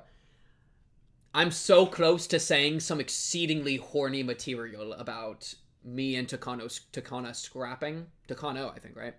But I'm gonna withhold. I'm gonna practice self-control and diligence. Just worry about it when the time comes. Now isn't the time to be worrying. Now's the time to be smiling, right? You accomplished so much just to gain a new life starting today, didn't you? Then you should be happy at this new morning. If remembering the past is too hard for you, then just consider everything up to yesterday as having never happened. You said so yourself. You bury it all like it never happened. Well, your wish came true. Everything before yesterday never happened. So be happy, Keiichi Maebara. I stuck in my hands lazily. It felt a little silly for me to be the one doing it. Smile Max engaged. We had the shovel, we had the advantage. True, but with the twisted ankle, she could have just ran away. That to me was like, you literally can't after you twist your ankle. That's over, right? If he didn't twist his ankle... Yeah, I mean, we would have the advantage. I would bet on Keiichi winning, but I still think that there's a good chance he would have gotten, like, a lot of scratches, and that would have been really bad. She would simply crush his head between her thighs. Do I feel relieved? No. There's still at least one more chapter, right? Like, no, I'm not relieved. If this just ends happily ever after, we're in it to win it, okay? I heaved a sigh from deep in my belly. That sigh got my lungs moving. It felt like I hadn't been breathing until just now. It wasn't enough to admonish myself over. All the dice that could have been thrown already had been. The numbers that turned up weren't bad at all. If I lost with those numbers, then I'll just have to give up, I guess. I grabbed the chest of my pajamas and flapped it back and forth. Cool air flowed over my sweating body. Okay! Nothing before yesterday happened. Nothing. Nothing at all. I'd forget it all. Yesterday was all just a dream. What time was it? About midday? Getting myself up and going to school this late seemed kind of absurd, but I needed to go. I felt like going to school would be the first step into my peaceful new life. Please, Satoko, be okay. Please! I didn't care how late it was, I would go. I would go to school right now and get back to the life I had retaken as soon as I could. She would crush his head between her cleavage. Yo, her boobs are not that big, chat. There's not enough there to crush any head. Well, not any head. Alright. I'm sorry. My lazy body immediately became lighter at the thought. I rolled up out of the futon, bounced onto my knees, then leaped upright. I stuck out my chest with pride at my gymnast-like pose and took a deep breath of fresh air. Chat, no more horny. No more horny. We have to be better. We have to be better. We have to be better. We have to be better. We have to be better. More realistic than her thighs? Her thighs are definitely bigger than her boobies, dude. Freak cubed is real. The brisk morning air... Chat, can we focus on the narration? The brisk morning air had gone for a while, replaced by the crisp air of summer. It's definitely a we, and I have the receipts, okay? Chat, y'all... Thank you, Dr. Dodo, for the follow. Chat, y'all were the ones talking about, quote, continuing the Furude bloodline. That was y'all. Which arguably is way worse. And I would argue that. Alright? So don't come shoot stuff in my direction when I've seen into you. And I spit at it. Downstairs, I got a stern talking to by my mother. Where were you last night? When did you get back? You need to tell me you won't be home for dinner, things like that. But considering the importance of what I'd accomplished yesterday, a little scolding was no problem. In fact, it even felt like the sort of thing that would happen in such a peaceful life. I listened with an irresponsible smile and stepped out into the sun high overhead. It was around the time lunch break would be ending. Everyone would probably be worrying about me. I didn't go to the festival and now I wasn't at school. Well, maybe they weren't too worried about it. Since they would have gotten a small piece of news, but a happy one from Satoko today. Yes, a small piece of news that her uncle hadn't come home last night. I don't know if she would convey it as happy. That's what I'm worried about. Satoko would probably live her days in nervous tension for a while, thinking he might still come home, but eventually those days would end. And finally, Satoko too would realize her uncle was never coming back. And then Rika-chan would quietly invite her, she would say, "You can live with me again," and everything would go back to normal. Pink might be a psychopath. Chat, I don't know where you've gotten this impression from, but it is clearly absolute besmirchment of my character, and I will be suing. Our lives would go back to how they were before that man appeared. Satoko would start wearing that extraordinary smile, complete with those protruding canines, and fool everyone with those traps she was so proud of. I'd probably be her first target out of everyone, but I wouldn't be mad. In fact, I might actually shed tears of joy at the return of something so normal. Satoko, she'd gradually grown back into that meddlesome personality of hers. Imagine she's dead right now. I would lose it. I mean, my lack of useful life skills was already completely exposed. Well, that wouldn't make sense, because we know she got home last night, so, like, what would even kill her? I wondered if I'd ever be a match for Satoko, but that'd be such a pleasant thing to see, too. Prison stream would be peak. Listening to Pink winking about how he should have killed a woman. No! Takano shouldn't have died, alright? Teppei, yeah, he should have died, alright? We can talk. Oh, no. Homegirl, Takano, she shouldn't have died. Keiichi shouldn't have killed her, alright? Let's be very clear. Let's be very clear, alright? I'm just saying he couldn't have killed her very well with a sprained ankle. I'm just running through the logistics, okay? And with such warm, fuzzy predictions, I didn't feel bad for going to school so late. In fact, I wanted to run there now to get there as soon as I could. Instead, I decided to savor the peacefulness of just going to school like normal without running. The world I'd obtained for myself that gave me joy just by walking like this. Teppei is the ReZero author, Teppei is the uncle. Coincidence? I think not. Yes, the world beginning on this very day was something I had won. With that monumental feat yesterday, I would never have been able to come to school so cheerfully today. The school gate came into sight. Just then I heard the principal ring the bell to mark the end of lunch break. It was a clear, refreshing sound. I stopped despite myself and let myself take it in. They're not gonna... I do not trust this show to give us a happy ending, but I would love one. It'd be very refreshing. Tap! I'd stopped suddenly. So there was an extra footstep. See what I mean? With a noise, the blessedness I was feeling throughout my whole body withdrew into any pore it could find. And, as if to replace it, I felt like hundreds of hairy caterpillars were climbing up my feet. I turned back, but of course nobody was there. A single footstep could have easily been my imagination, but the footstep felt so ominous. That extra footstep I had heard after seeing Takano-san off last night. With everything that happened on that insane night, I didn't mind something like that happening once. It had been a hell of a night after all. In fact, having just one hallucination was pretty fortunate. But those footsteps should have ended with yesterday, so if I heard them again today, there was really only one thing it could have meant. Last night still wasn't over. It was still going. Still. That insane night, forever. The step I heard, just that one extra footstep, was quietly ridiculing the nonsensical notion that the world starting today was completely different from the one ended yesterday. My classmates playing in the schoolyard all vanished in sight like the tide going out. When I approached the school, it felt like that warm, fuzzy scene had ended, and it didn't feel good. At the entrance, I took a quick look in everyone's shoeboxes. Satoko Hojo? She was here. Mion was here too, and Rena, of course. Even Rika-chan was here. Tomita-kun and Okamura-kun were here. In fact, I didn't see any missing classmates. If there were shoes missing, they would have to be my own. I took my shoes off and stuck them in, then took out some slippers. There wasn't a single pair left in the shoeboxes anymore. With that, they returned to their rightful state. But as I stepped up onto the wooden floor, I noticed there was just one pair of slippers left. Huh? Whose? Hojo Satoshi.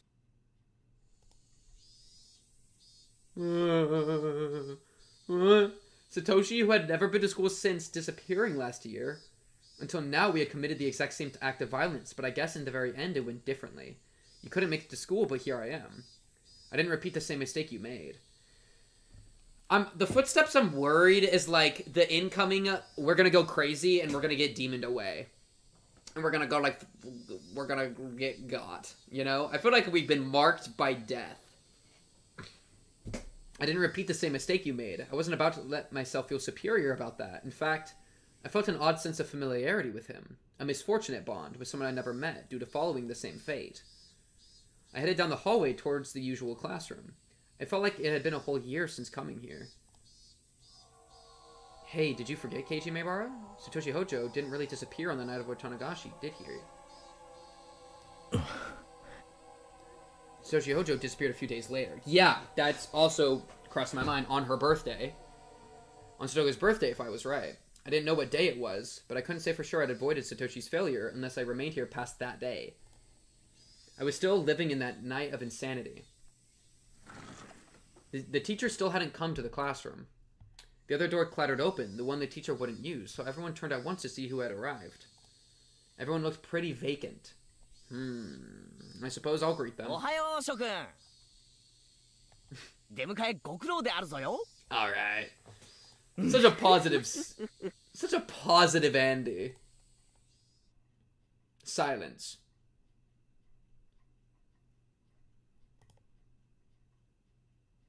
Thank goodness! What do you mean, silence? When I started to think I'd fallen flat, someone finally started laughing for me. Satoko? Worst one. Ohayo, Kei-chan. Okay. Keisa mo dobashiteru ne. Keiichi, shut the fuck up. 飛ばしてるね。ケイチ君、まだお祭り気分が抜けてないのかもしれない。Okay. Hearing Mion and Rena's cheerful voices made me realize how dumb those dark feelings I'd been having at the entrance really were. おいおい、お祭り気分ってそもそも俺 At the festival at all, remember? Before I could say that, Rika-chan smiled at me.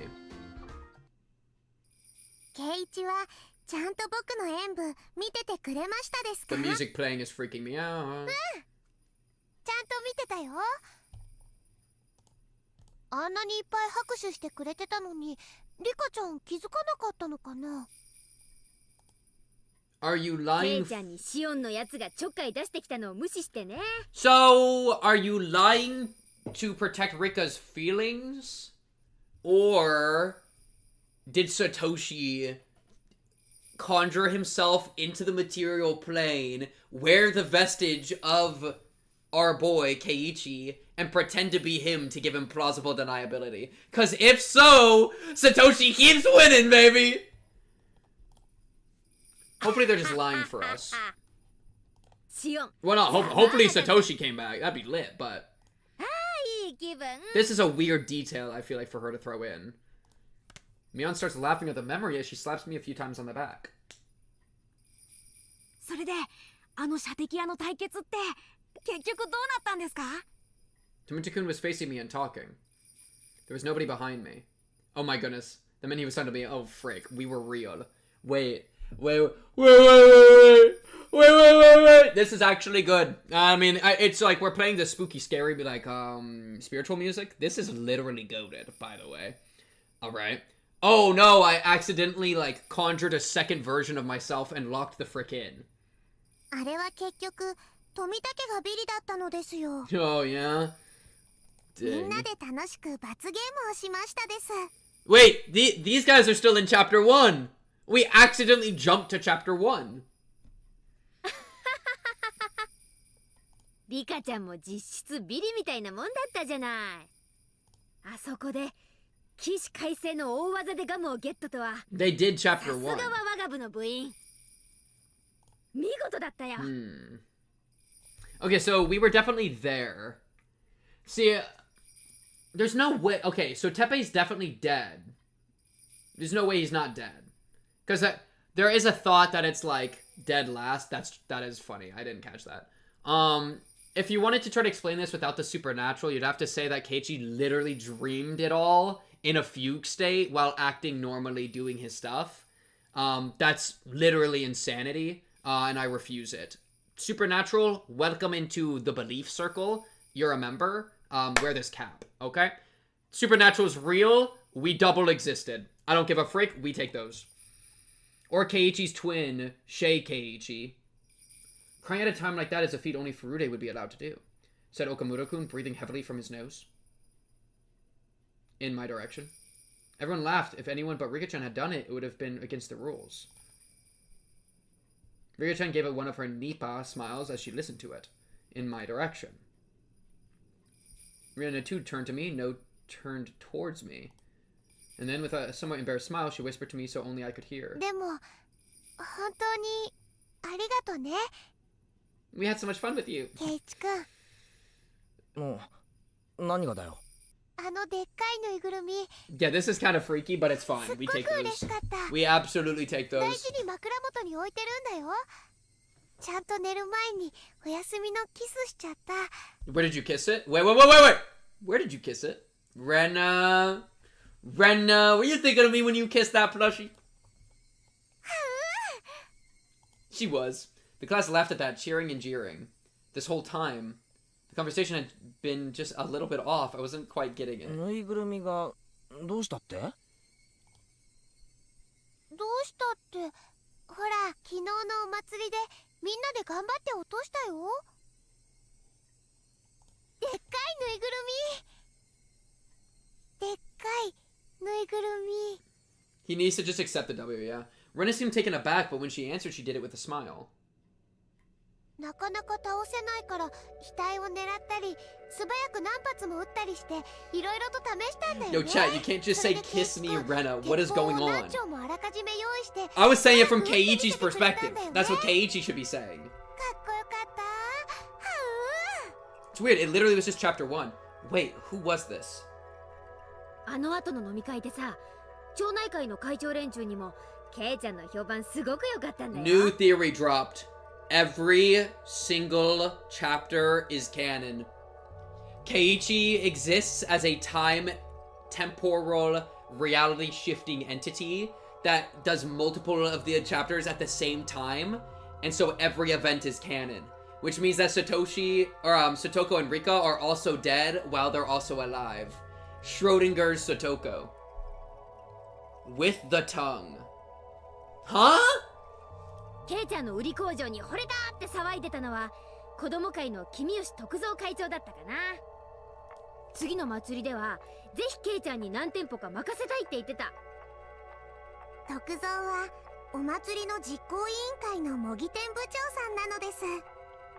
Man, Barason is great at making things sound good, isn't he? Yeah, whenever he talks about something, it seems a lot better than it actually is. You can't say that. ケイチ君って売り子さんの才能があるんだね。 You gotta take the W, バ man. ナナの叩き売りとかやったら上手だと思うよ。さっきから何の話だよ。だいたい俺 Didn't go to the festival in the first place. Can't say that. Yeah, just gotta take W. I swallowed those words. Thank you, Keiichi. I didn't know exactly why, but in Hinamizawa, this is what had happened. Yesterday, during the Watanagashi festival, Keiichi Maebara had appeared. And he had romped about with all the usual members of his club. He made a big scene at a few of the stalls, snatched a few sticks of takoyaki and okonomiyaki in his glee, rating each of them as delicious or terrible to get everyone excited. And they'd seen a gigantic stuffed animal at the target practice game, and everyone went after it. And then I got a whole bunch of the court guns, firing them in rapid succession, throwing each one away after using it. And then, admirably, I shot down the biggest stuffed animal there. And then I gave the stuffed animal, the proof of my victory, to Rena as a gift. Then our fun came to a close as we had to go to see Rika-chan's dance. There was a ton of people squeezed in there, and we all got separated, but we each managed to get into good positions to cheer Rika-chan on from. Then in the middle, when Shion came up and asked me to go hang out with her instead of watching the dedication dance, I refused. And stayed put watching the dance until the very end. This might actually be the best ending. He dodged Chapter 2 entirely. He did Chapter 1, dodged Chapter 2, and saved Satoko for Chapter 3. This is actually perfect so far. But who? Who was that? Well, everyone's been saying it, haven't they? Keiichi Maebara. I had an urge to yell in anger at my classmates for having so much fun talking about the festival yesterday with Keiichi Maebara. What the hell are you guys even talking about? Far stronger than that feeling, though, was the sheer uncanny nature of this reality I couldn't understand. A Keiichi Maebara who wasn't me was in Hinamizawa yesterday. As I threw away my humanity, turned into a demon, and was busy beating Satoko's uncle to death. I was having a great time at the festival last night. What the hell? I had to suffer through so much, desperately holding back tears, getting so worn out in that downpour, digging holes, chasing, beating, killing, dragging, and burying. Who was this Keiichi Maebara who had ignored me so and spent such a fun, carefree time at the festival, damn it? Who the hell stood in for me as I put my life on the line, working so hard to achieve this treasure-like everyday life? Who gives a frick? You know who they are? They are a bunch of witnesses that say you're there instead of murdering somebody. We take those.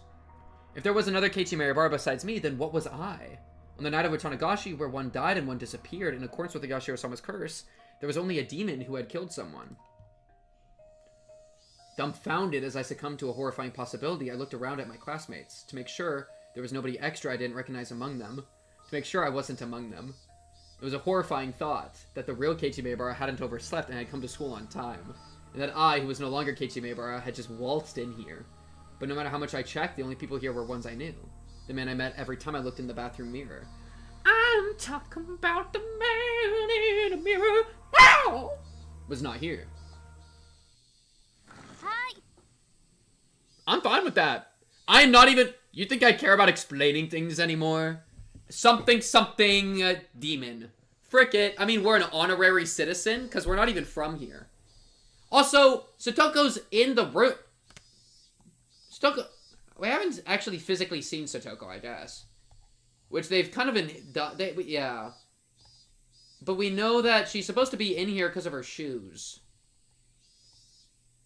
So it's weird that we haven't seen her yet.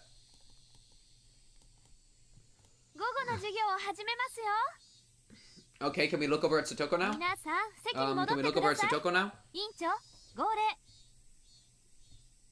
The teacher entered and everyone hurried back to their seats. Upon finding me, who was so stupidly late, she gave me a stern talking to, but I wasn't listening to it. Wasn't our old life supposed to start today? It is, just lock in. Something wasn't right. It was just strange. I was supposed to go back to my old fun life after yesterday. I wonder if maybe the echoing footsteps is like the other Keiichi. Or something. The human Keiichi that didn't go and murder somebody because he became demon mode and disconnected from his own body. And had like he went into like the spirit realm to get the bat and like, you know, that all happened and he was manipulating the physical world, but Yeah. I'd set foot in an incomparably mysterious world that was completely different from both my old life and my recent one. Yes. This was, without a doubt, a different world than the one I'd been living in until now. There was no way such an absurd thing could be possible. But unless it was true, I couldn't explain anything that just happened. In this classroom, I was surrounded by so many faces I knew, and yet I felt isolated. It's funny, this is literally what I was saying of, like, I said it jokingly, but, like, we just transported to chapter 1. Like, that low-key is what he's saying happened. The cicadas sounded no different. Well, but minus all the Rena insanity stuff, I guess. So not really, but, yeah. Second Keiichi staying behind the first one at the front of the house. Can you get the door, please? True, bro. Every time the footsteps appear, he's gonna be like, hey, excuse me, are we gonna stop walking, or... You gotta live life for the both of you now. And Satoshi, because you already promised that, remember? The cicadas sounded no different than they had before now, but they seemed somehow false. The air was parched and dry too, making me think, was the air in Hinamizawa always this uncomfortable? I think this sometimes. I sometimes think I transported to a world that's very close to the one I already live in, but slightly different. 何かな授業中なんだよ昨日の祭りだけどさ俺いつ頃みんなと合流したっけ To be honest, I was pretty excited afterwards, and I gobbled down some cans of beer. I mean, it's kind of embarrassing, but I don't quite remember some things. For random babbling, it wasn't a bad excuse. Keiichi-kun, 最初は来れないって言ってたんだよね Okay, so we're still in our world. Like, the past is still correct. The past is still the same. That matched. I called Mion and told her to take Satoko in my place, since I wouldn't be able to meet up with them due to the things I had to do. さとこちゃんを誘ってあげようっていうのはみんなでお祭りの準備をしてた時に決めたんだよ。少しでもおじさんの姿の見えないところに連れ出してあげようと思って。 That was the same too. Mion said that when I called her. That everyone had already decided to invite her.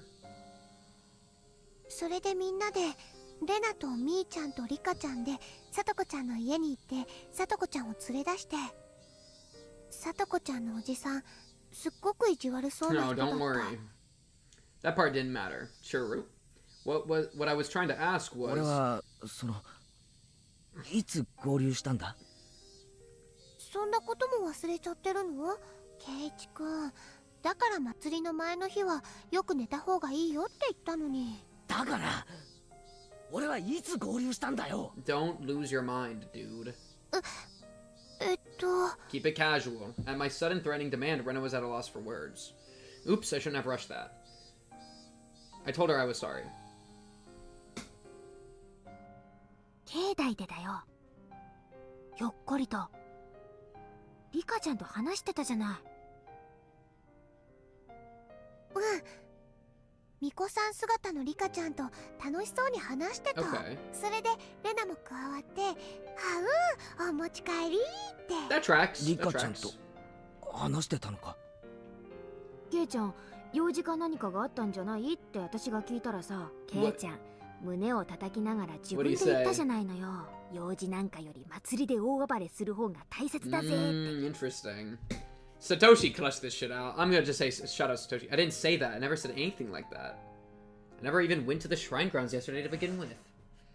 I never had the time to stop by a place like that. I went to dig the hole as soon as I woke up. I had a pretty hard time doing it. After that, I snuck into the school and made a call. I called him out and lay in wait. And then it started raining really hard. Can we see Satoko? Let's remember what this is all for. Can we see Satoko? Like, is she okay? Can we confirm her uncle's actually dead? That's like, as soon as we do that, then it's like, then we're confirmed, like, we're fine. You know what I mean? Other than his mental state. But if his mental state cracks, then I can just blame him and then it's whatever.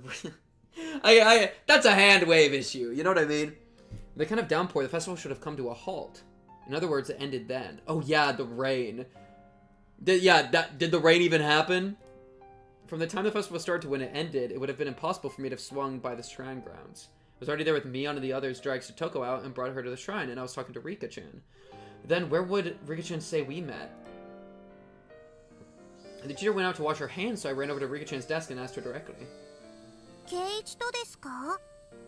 ああリカちゃんはミオンたちが来る前から俺と話してたんだろ。いつ俺に会ったんだ。いつどこでだよ。圭一が何を聞きたいのかわからないのです。俺昨日寝不足で半分頭がぼーっとなっててさ、何も覚えてないんだよ。 Don't fumble, Keiichi. I like that. That was really good. Very normal. It looked like Ria-chan bought into my babbling. 圭一と会ったのは集会所から村長さんたちと出てきた時なのです。圭一は西宮殿の扉の前にいましたのですよ。え、何？西宮殿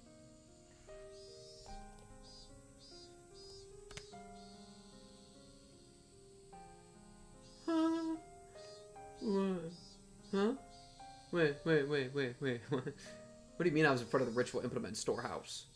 Was that in chapter 1? I don't remember. Why were we there? Now I'm worried. What do you mean we were in front of the ritual implement storehouse? That's the special one we're not supposed... Elaborate?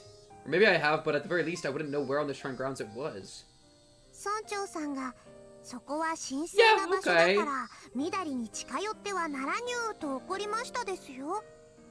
圭一、それも忘れてしまいましたですか？ It's interesting. I mean, maybe like the other Keiichi appeared from out of the ritual implement storehouse because it's like a holy place. So that's where they like manifested. But like, the problem is I can't guess. I don't even know what to do. As soon as you allow the spiritual in, it really becomes like 20 times harder to predict anything. Because it can kind of just do whatever it wants because it's the spiritual. The ritual implement storehouse is a trigger word. Yeah, I feel like I just got awoken from like a Winter Soldier protocol.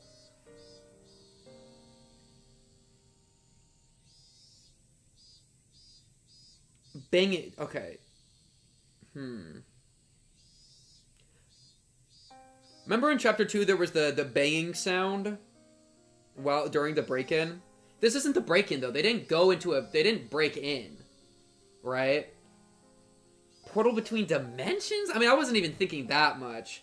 Because then we accept that all these different chapters are different realities that you can transfer between. And then we're just lost in the sauce, like, completely. You know? And then you just, like, have the evil ending of going and collecting every Satoko and every Rika. And then you just win because you have, like, 50 million copies of every Satoko and Rika. And you win the game for free, you know? But, like... There was the weird banging sound. That was kind of a weird thing in chapter 2. It sounded like a child jumping on floorboards far away. That's probably not what like a bat crunching someone's skull would be. Because it would be funny if while in chapter 2 he was like somehow connected to that, but I don't know. I just don't know. I feel like I don't even know what you do with any of this. Especially because he didn't go in. He didn't go in with, Tomitake and Takano. A, Takano would have probably mentioned that last night. B, we explicitly know that Shion asked and we refused. You know? I was too scared to ask anymore. The more I asked, the more it became clear without any doubt that Keiichi Maribara was present at the Furude Shrine grounds during the Watanagashi Festival. This chapter says Keiichi didn't even go to Shion this time, yet Keiichi knows about the ritual implement storehouse. Well, he said he, like, kinda knows. He was kinda... He said, I'd never heard of a building called that before, or maybe I have, but he doesn't know where it is. So I feel like he doesn't really know.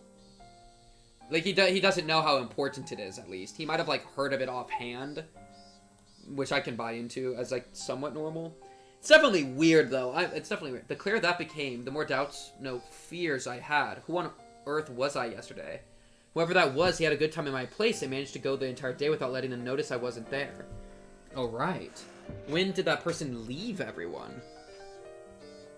This morning, my mother got mad at me for having stayed out so late last night, which meant at the very least that Keiichi Maribara hadn't come home while my mother was still awake.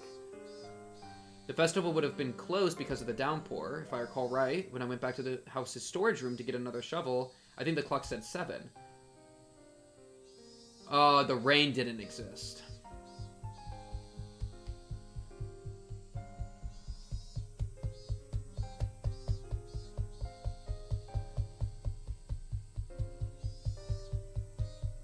We haven't seen any opening. There's been an option to watch an opening, but we explicitly didn't watch the opening. Because spoiler stuff. I don't know about anything about the show, but I know there was an opening for the VN.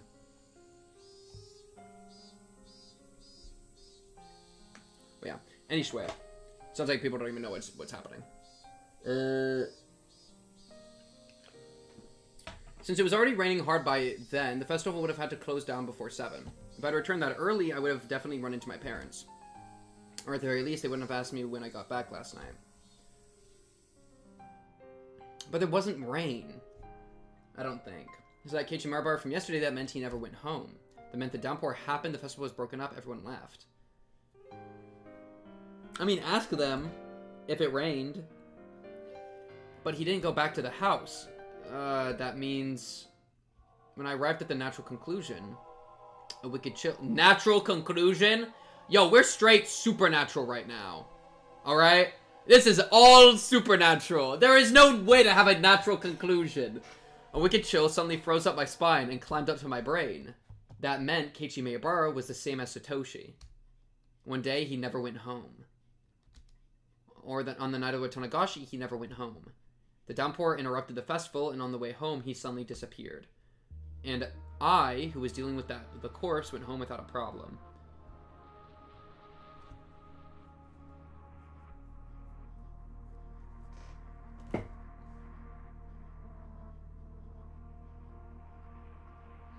He's always made it home after the festival, though. In chapter 1 and 2. And I, who was doing the corpse, went home without a problem. I was so tired I wasn't even hungry, so I went up to my room without a sound and crawled into my futon. Who was I? Wait, what? Oh, when he says when he went home. Okay. That much was obvious. Keiichi Maebara. Keiichi Maebara was me. There may have been another one, but that doesn't negate the fact that I was Keiichi Maebara. Yeah, I am very curious about the anime, so I'll definitely watch some scenes of it after we finish all the chapters. Then that other Keiichi Maebara was... what? The voices of the cicadas steadily filling the classroom were beginning to bother me. Suddenly, I laid eyes on Satoko.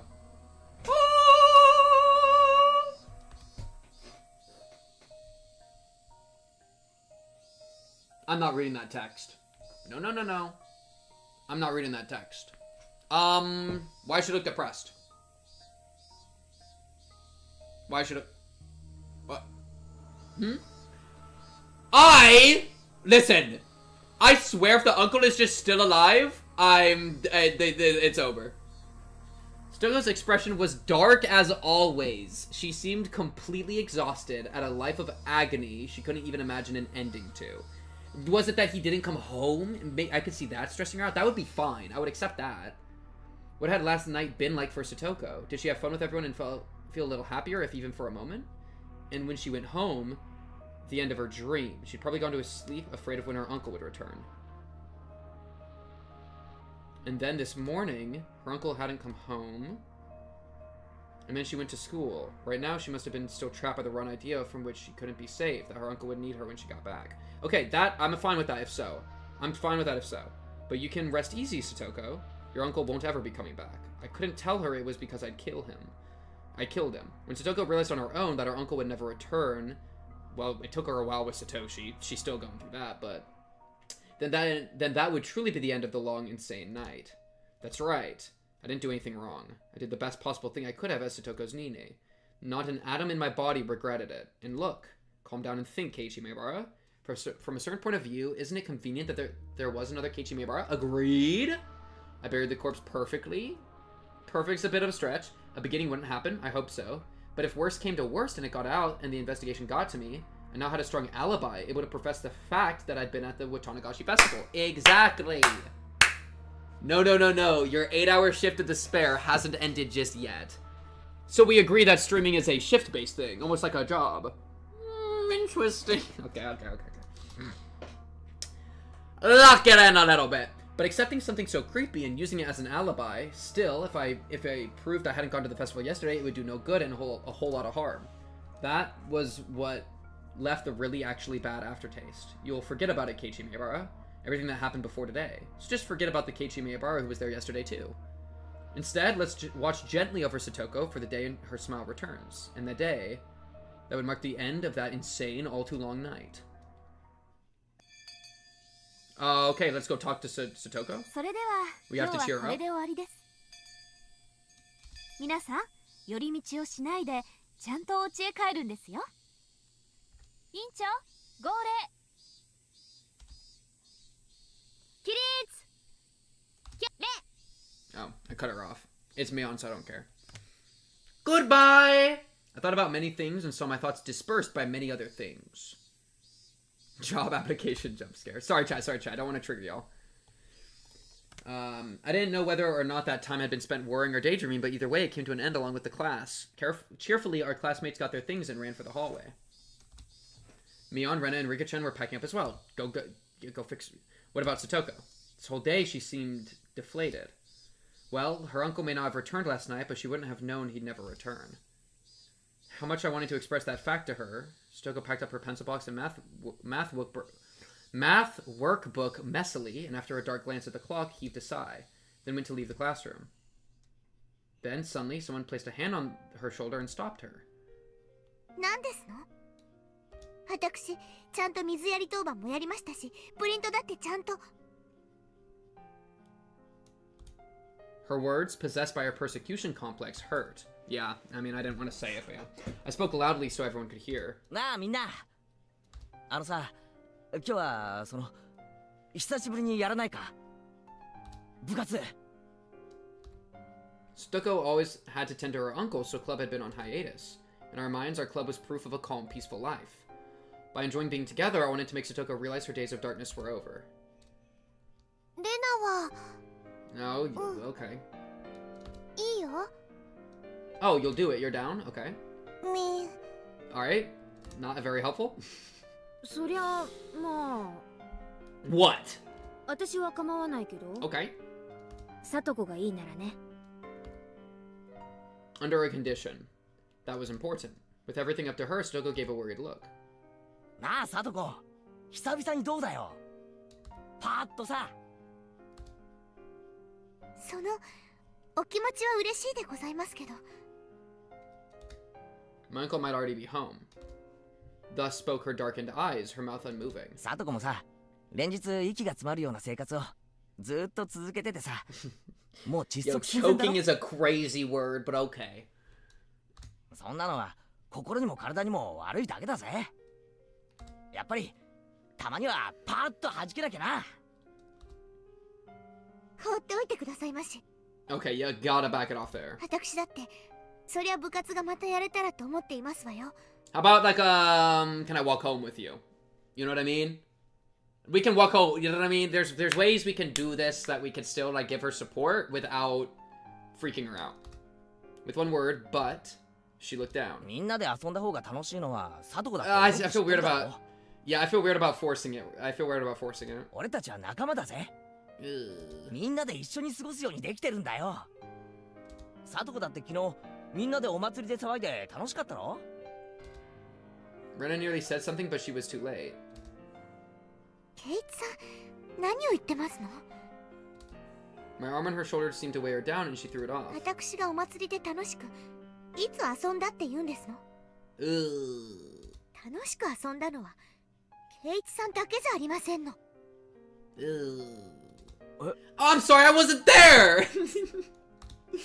Looked over to Mion for help, but now everyone was looking down. My instincts told me that Satoko hadn't gone to the festival. But Rena said it herself, that she went with Mion to Satoko's house to invite her. さとこちゃん、途中で帰っちゃったの。神社には行かなかった。Where did she go? どうして？ I realized the absurdity of what I just said with Satoko in front of me. おじが家で待ってるのに一人だけ遊んでると悪いって言って神社の直前で She doubled back? 私たちも引き止めたんだよ。 Wait, if she doubled back, there's no way she would use the same path that we killed him on, right? Wouldn't it be really funny if she watched as we bludgeoned him to death? Low-key, I'm fine with it. Okay, well, let's see what happened. Yeah. This is bad, but this isn't as bad as it could be. It really depends on what actually happened. At some point, tears had begun welling up in Satoko's eyes. Satoko was so afraid of her uncle that she couldn't even allow herself time with her friends, and went home. No, she was even afraid of letting herself have a good time with her friends. 圭一さんはいいですわね。みんなで楽しくお祭り一夜を過ごせて。聞けば大層盛り上がって大活躍だったそうじゃないですの。お羨ましいことですわ。Smiling to herself, her tears began to fall. 私には養わなければ Hey, なら I ない mean, 用事がいます。 listen. Keiichi, you fumbled this social situation drastically. It's fine though, because this part we solved already. So it's fine. Listen, tank it. We have to tank this. We just gotta be as emotionally supportive as we can. That's all that matters. 圭一さんみたいにご両親にのんびり養ってもらっている Tank 人 it, と tank it, tank it, tank it. わけ It's が fine. 違いますですのよ。さとこ。楽しくお祭りが過ごせてよかったですわね。私の分まで楽しく過ごせて本当におよろしかったです It's け not ど。 going great. Not going great. 私だって部活がしたいですわ。みんなで楽しく大騒ぎして楽しくて。でも今の私そんなの Unable to withstand such violent emotion, a few teardrops slid down her cheek. But even though she was having such a terrible time, not once did she ever say that it was hard for her. It was a sad, obstinate bravery. But the days when Satoko had to feel like that were over. Satoko didn't need to endure it, to bear it anymore. She could forget all about it now and smile. I was so frustrated not being able to tell her that directly. Instead, I said something that I'm not sure I should have said before I thought twice about it. Oh no. 帰ってこないんだろ。あいつは。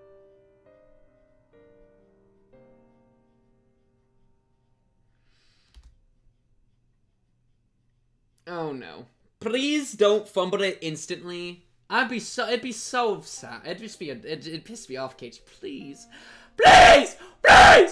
The words were deeply meaningful to me, but I didn't know if Satoko understood them. 帰ってこないって誰がですの？ゆうべは帰らなかったんだろ。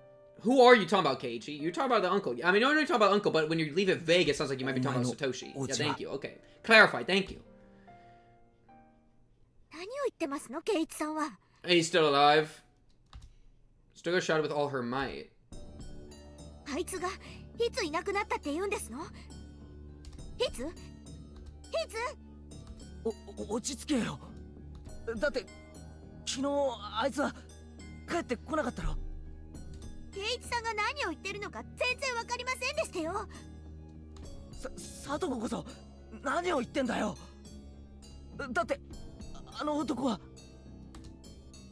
I killed him. Killed him yesterday. Killed him for sure. And I buried him. Buried him whole. He could never have returned to his house. 昨日だって私にいっぱい意地悪して。 You're talking, okay, so you're talking yesterday morning or yesterday night? Satoko, I'm really sorry. You're talking about yesterday night?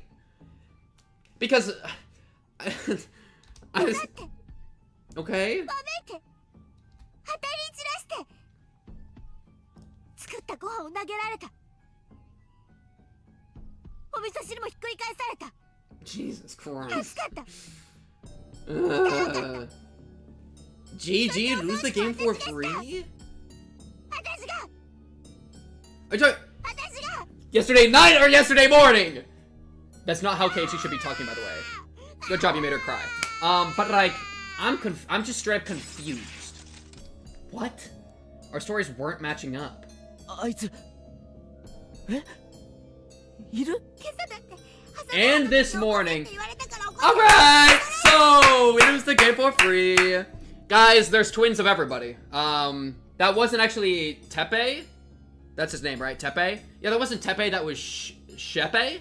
Okay? And we're not Keiichi Maebara, we're Sheiichi Mayabara? Alright. There's no hope anymore. Anywhere. Just go kill him. Oh, like a crazed drug addict would, huh? Wait, maybe we break into the house like a crazed drug addict and bludgeon him to death that way. Maybe this is exactly what Satoshi went through.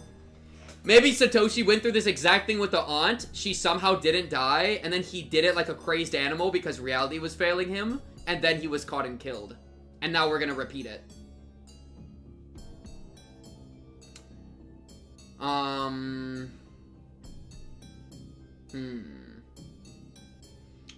So, this sucks so bad, by the way, because it means we literally can't trust reality. Like, as the audience, we can't trust reality that's happening. Because we could have entire chapters that then do not line up with reality the next chapter. So it's like, okay, I don't even know what to do with that. We're so cooked.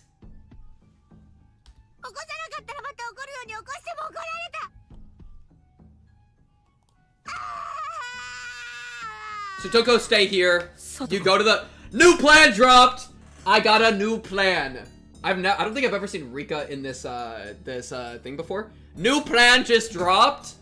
Fuck the world. I don't care anymore. You say, Satoko, stay here. You walk over. Oh, the bat's not in the locker, is it? It's in the swamp. Check. It's probably still there. Go open Satoshi's locker. The bat's probably there. Take it. And then just run, bike straight to the house, break in, kill him. Who cares? You just gotta do what you gotta do at this point, alright? It is what it is. Rika-chan went over to Satoko and said a few words of consolation. But Satoko angrily refused those words and thrust Rika-chan away. And now we get the really sad stuff again.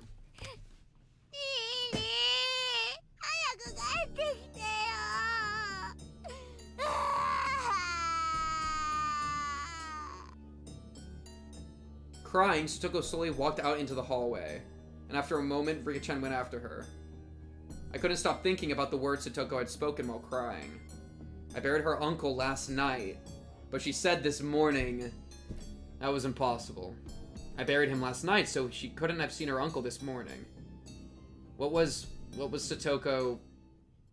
At that point, I heard Mion's cold voice. ねえ、ケイちゃん。サトコのおじさんが帰ってこないって。何? I said too much. I let my emotions get the better of me. レナも聞いたよ。サトコちゃんのおじさんが帰ってこないって言った。どうして？なんで帰ってこないの？おかしいよね。だって今朝もちゃんとサトコちゃんのおじさんはいるんだよ。 Y'all are being awfully cheerful. I hate both of these characters. Rena, you're in it. Y'all being mad smiley for Satoko bawling into the hallway and everything that just happened and Keiichi freaking out. And now you're like saying like, that's really strange, isn't it? Be quiet! ケイちゃん、言ってることが You're gonna throw it, what is this, a tilde? I don't know what the hell this is called, but I do not fuck with it. Suddenly, Mion and Rena started speaking strange and creepy voices. Yeah, they're about to go like spooky demon mode. What were they doing? What were they saying? ケイちゃんはサトコのおじさんがいると何か都合が悪いことでもあるわけ? Oh, it's not inconvenient for you because you don't care about the people around you. お前らこそ何を言ってるんだ？サトコのおじなんかいない方がいいに。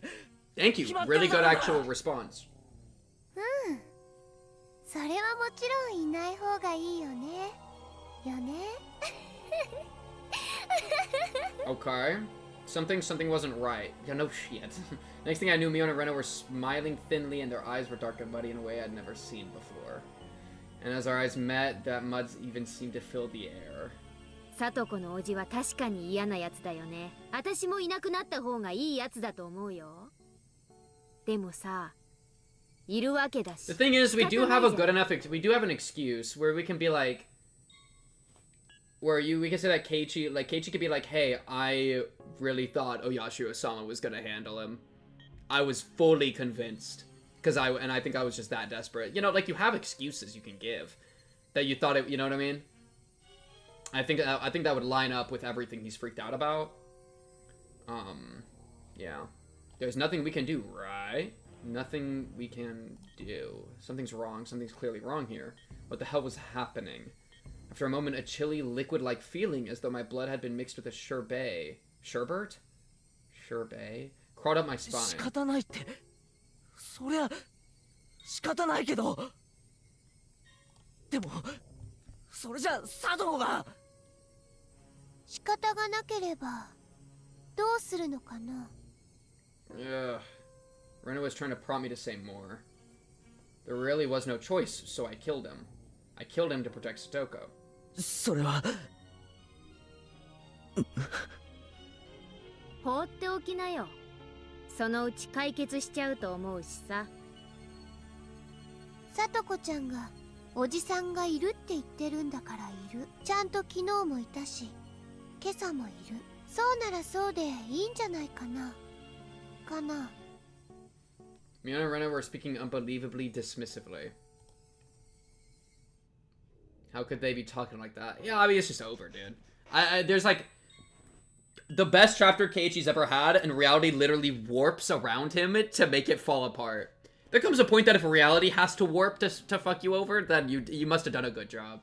Mion and Rena, they were my friends, and they were seriously worried about Satoko's abuse, weren't they? Nope. They do not give a... They do not care. They do not care. They would never blurt out something like this. And I definitely killed Satoko's uncle. No matter what Satoko or anyone else says, I wouldn't acknowledge it because him being alive was impossible. There's no way he was alive. It was impossible. And yet, since Satoko himself said he was here, then he was alive. I didn't know why or how, but suddenly Mion and Rena were at my side, standing there silently. 帰ろうよ、ケイちゃん。帰ったらね。今日は久しぶりにレナ宝探しに行って Yeah, I mean, our friend is getting like giga abused. Let's go treasure hunting. みーちゃんも来るんだよ。ケイちゃんも一緒に行こ No thanks. う。もちろん拒否権は。I will bludgeon both of you to death. I've done it before. I'll do it again. It was a different reality, but, you know, I don't give a frick. He's got more practice today in this one. You know what I mean? So he should be able to bludgeon them even better. If words could freeze blood, then there was no doubt that they would have frozen me solid. I could hear it, a strange sound like a layer of thin ice spreading, emanating from every joint in my body. I mean, okay, so these two know a lot about Yashiro-sama's curse because Rena is like a big believer and like previously was under its influence, and then Mion's Mion, right? And so they probably recognize that it influenced Keiichi in some sort of way and are trying to then contain or deal with him. The crazy thing is, if you get hit by Yashiro-sama's curse, I guess all of a sudden you just can't trust... Like as soon as the curse hits you, your ability to perceive reality just fails. And, like, we can't trust anybody that has been under the curse to, like, say a valid account of anything. I could hear it, a strange sound like a layer of thin ice spreading, emanating from every joint in my body. And with them closely at my sides, we left the school as if they were police officers taking me away.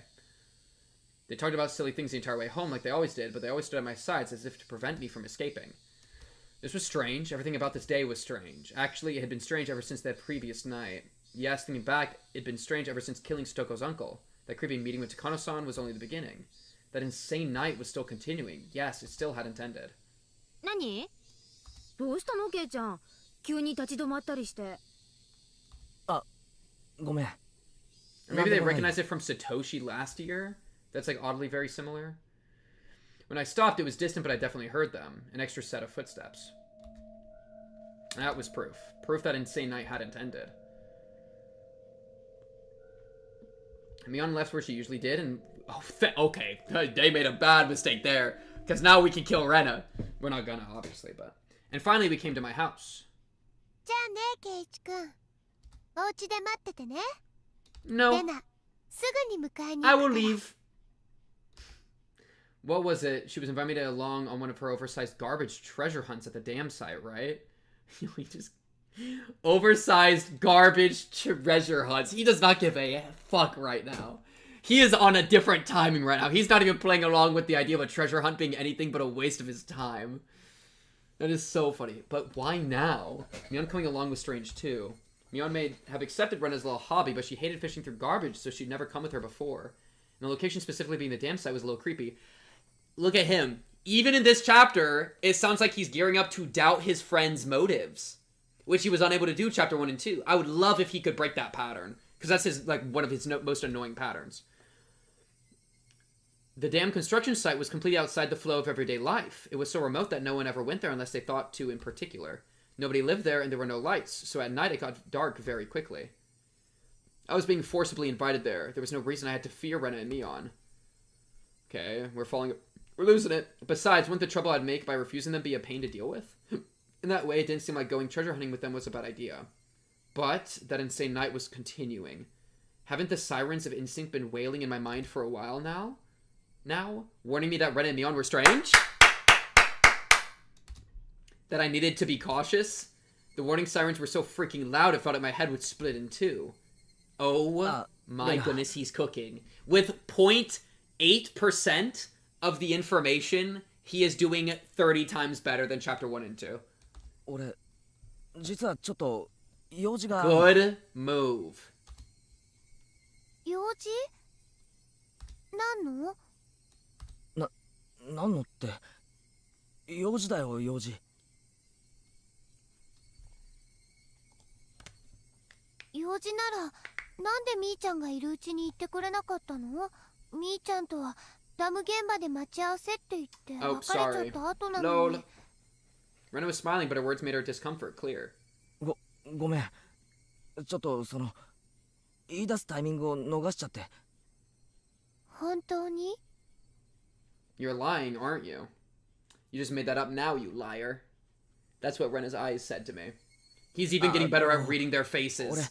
Oh, we're so in. Keiichi, see how evil they are. See through. 薬をもらってきたいんだよ。本当に？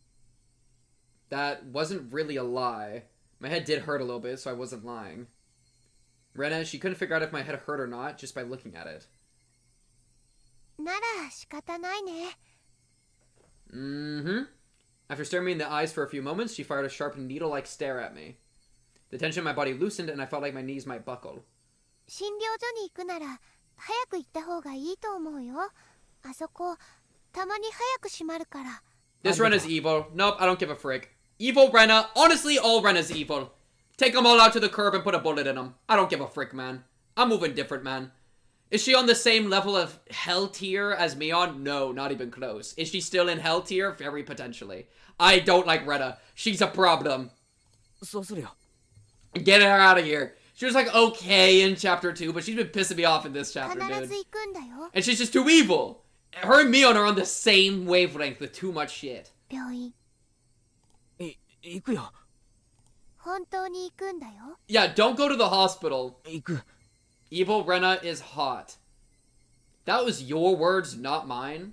And they're insane words. I think they should be written down on a piece of paper and burned.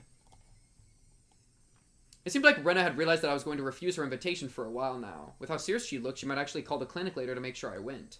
I couldn't say anything careless. Lying about getting checked out was just an excuse to decline her request in the first place. It didn't matter whether I actually went. ちゃんと行くよ。なんなら明日病院のレシートを持って行ってもいい。If you want, I can bring you the bill. それいいね。 Kill her. 必ずもらっておいてね。We're killing her. We're killing her. レナ、明日見るから。Kill her. They all gotta go. Another tingle started crawling up my back. There was no ignoring it. Rena and Mion must have been monitoring my movements. That wasn't normal. Far from it. All of it was insane. Yes! Chapter 3 Keiichi is a different character. I don't even care. He's literally a different character than Chapter 1 and 2. He's able to recognize how insane it all is. All it takes is murdering somebody. He should murder somebody every chapter, dude. I like him way more when he's a murderer, dude. He's actually, like, tolerable, dude. He's been so good this chapter. He's actually willing to see how insane this all is.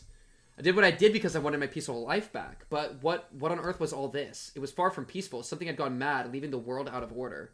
With the other Keiichi Maebara, with those creepy footsteps I've been hearing, with Rena and Mion acting so curious, and above all, with him being alive.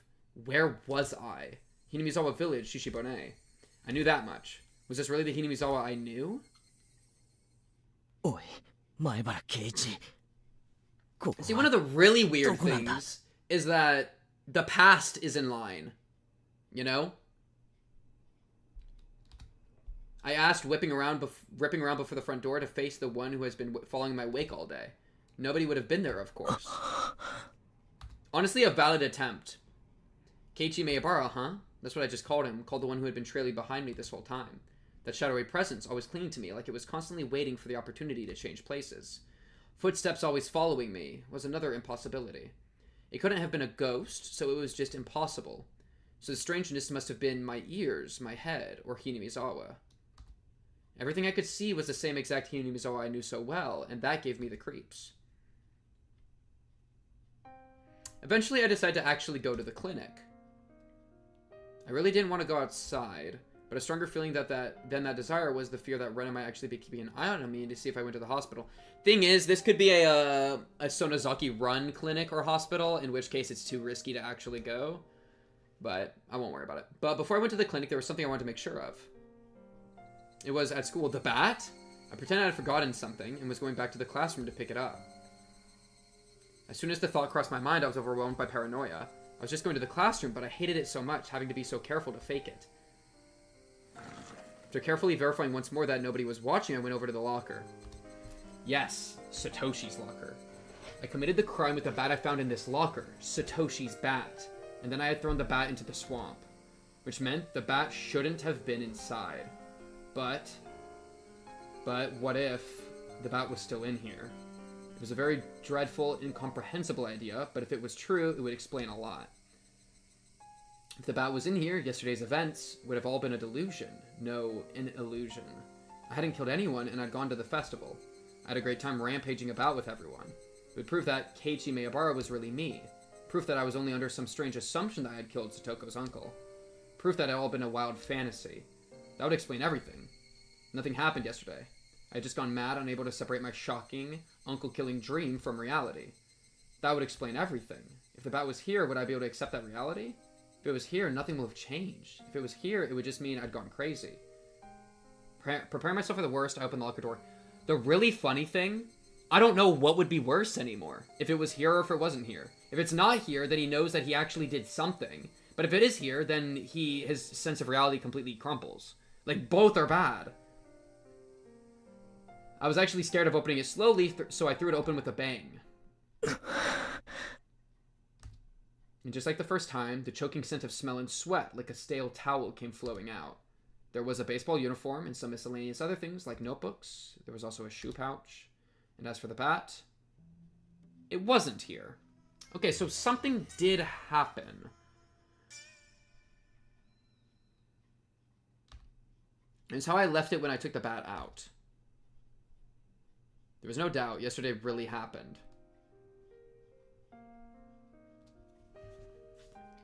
I mean, did he hallucinate that it was someone else? Does he feel sore? Maybe he feels... feeling physically sore would be a really good way to see. Does his foot still hurt from the twisted ankle? And then... I mean, there's a world you go to the place you buried the guy, but that's always a bad idea. But at this point, like... it's always a bad idea. Because maybe you killed someone and you just killed somebody else because you got cursed and you were hallucinating. Or you got drugged and you were hallucinating. But no, you were actually also at the festival. So reality still is falling apart no matter what. Because otherwise literally everybody's lying to you, in which case everybody's drugged and hallucinating, or there's something superstitious going on. Either way, the sense of reality has fallen apart. We have nothing to work with. There was no doubt yesterday really happened. Now that I knew I wasn't a lunatic, I felt relieved. But at the same time, if I wasn't the crazy one, then Hinamizawa was. And that was evidence of a reality I found just as difficult to accept. Yeah, we're just fricked. There was noise somehow creeping into everything I saw, and the world was losing a tiny bit of color. So what did I know about last night now? Now that I'd made sure the bat wasn't there, I didn't need to be here anymore. Shall I go? For real? To the hospital? It was my first time going to the hospital, but from what I'd heard, it wasn't far from school. This could be a reason to run into the lack of Takano, by the way. The nurse girl. My mom had told me where it was, a big easy-to-see road, went straight there. We went past a shopping street, made a turn. It wasn't overly hard to spot the sign with Irei Clinic on it. Oh! The Irei Clinic? Very interesting. We do know he was a doctor, so I don't mind this. I I don't mind this. He might be here. That would be nice. There was one other person, an older man, there in the air-conditioned waiting room. I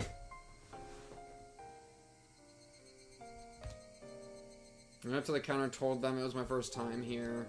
The man behind the counter glanced at the clock and said there would be a short wait. It was almost 5. Clinic hours would be ending soon.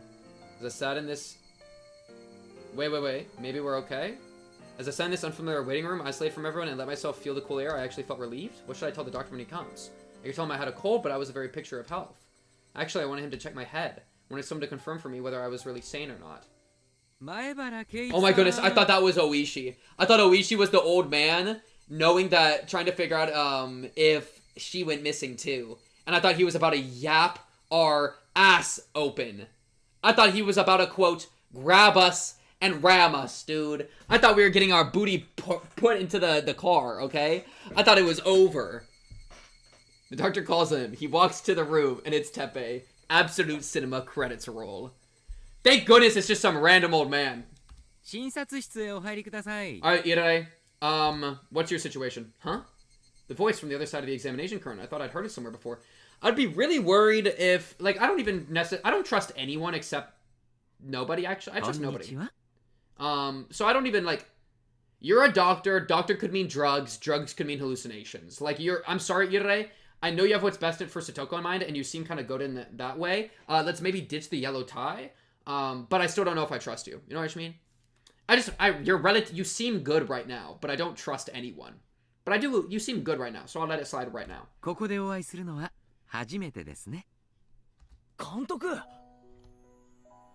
Cheerful music plays, like hopeful music plays. Now that you mention it, he did seem to know his way around when he was looking at my shoulder in the nurse's office. It would make sense if he was actually a doctor. Come to think of it, our teacher called him Irei-sensei, didn't she? More or less. I own this joint. Yeah, okay, insane thing to say. Why do you not trust anyone? So, have you been, like, watching the last hour where reality is crumpling around us? There's also a really poor track record for almost the entire cast. Rena, Mion. Both we were supposed to, we're trustworthy friends, and then completely evil-moded. Shadow, what are you talking about?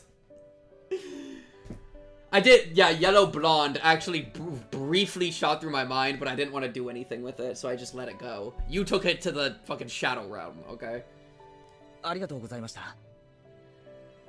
I don't trust I don't know how I could trust anybody. This entire town is just evil.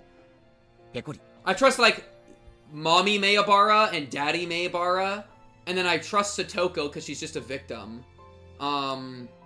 Rika had a syringe that one time, so I can't trust her I can't trust her entirely. And then Irei I don't have a reason for him to lose my trust, but I don't, like, find me another, like, I guess Chie hasn't done anything, like, bad. But, I don't know, it's just, like, people in the village I just can't trust. You know, if you're of the village, you're, like, inherently kind of probably not... I can't trust you implicitly. I've lost the ability to implicitly trust. You have to, like, really earn my trust. Everybody starts from a position of not trusting.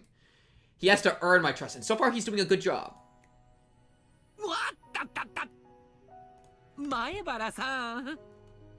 You're gonna make me bust! You trust Keishi's parents, but he doesn't. I know, that's the fucked up part.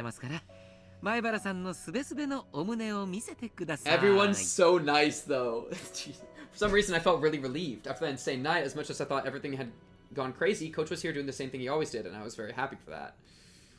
But I play games with my friends. They could never betray me. Wait.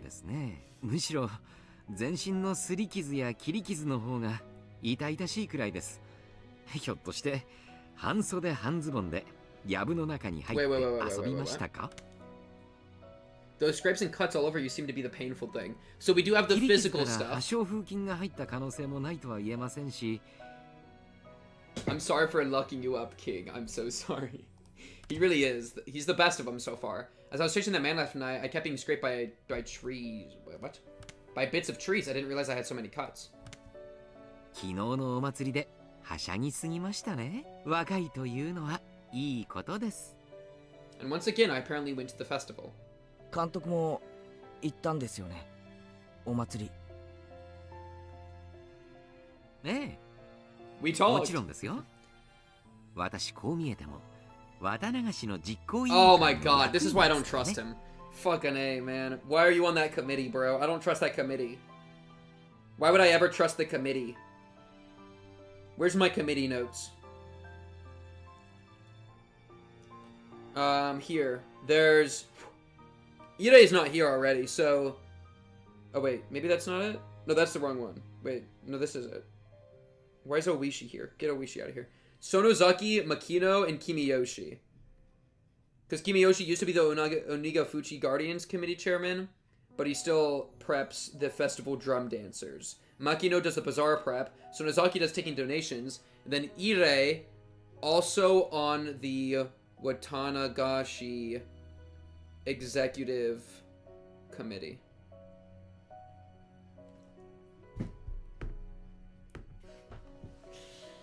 Chat.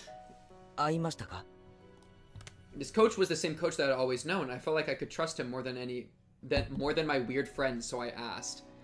I wish that this Keiichi could talk to Chapter 2 Keiichi and then kill him with a bat, because he would probably be just as disgusted with Chapter 2 Keiichi as I am.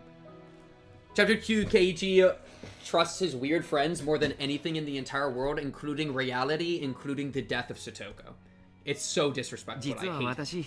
本部テントでずっと会長さんたちとお酒を飲んでたんで、全然お祭りは見て回ってないんですよ。前原さんには会ってないと思います。そうですか。変わった質問をしましたね。ひょっとして今日寝不足ですか？いけませんよ。成長期はよく食べよく寝て育つんですから。My friend! Coach let out a laugh. Would you let her torture you to death? He didn't laugh in an unnatural way like Mion and Rena did. Coach was okay. He was the coach from the world I knew. He wasn't someone from this abnormal world. こんな話、きっと変だと思うんですけど、笑わないで聞いてほしいんです。ねえ、どうぞ。That's actually super 思春期のシャイな悩み、大いに歓迎ですよ。俺と瓜二つな人間がいるなんてありえますか？ Coach hadn't expected that question at all and couldn't say anything for a moment. He's like, what the fuck? But then he smiled calmly and quietly answered. 迷信ですが、世界には自分と全く同じ顔をした人があと2人いるなんて話を聞いたことがありますね。いるならぜひお会いしてみたいものですが。あと、おとぎ話にも自分の分身が登場する話がいろいろありますよ。ドイツのおとぎ話に出てくるドッペルのお化け I would kill Mion right now if I could, and she hasn't even personally wronged me in any way. That's the thing. Like, oh, Mion, it's like a trolley problem, and it's Mion on the track and an empty track, and it's going down the empty track. I think I ethically should move the track and kill her. That's really how bad it in-game. That's really where we're at, dude. L take. Alright. ええ。自分の姿に瓜二つなんだそうです。不幸の前触れなんだそうです。The herald misfortune. これにあってしまうと近いうちに死んでしまうみたいな話らしいですよ。I need my blankie. When you meet them, you're sure to die soon. Frick. The story ended directly in death, plain and simple, and it made my spine tingle. Coach wasn't saying it to scare me, though. He was just offering a casual anecdote, but that made it feel all the more real. そのお化けがひなみ沢に出るなんて話はありますか？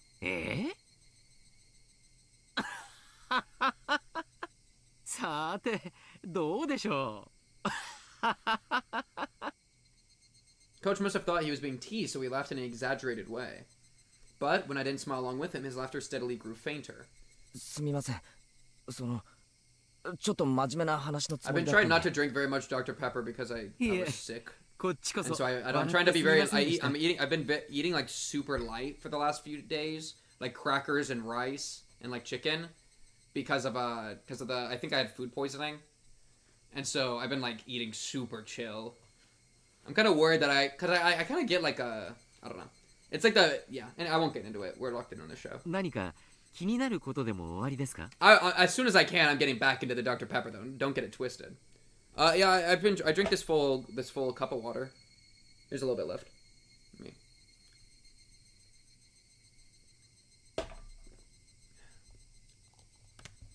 Wondered if I should tell him that after resolving myself one final time, I slowly spoke.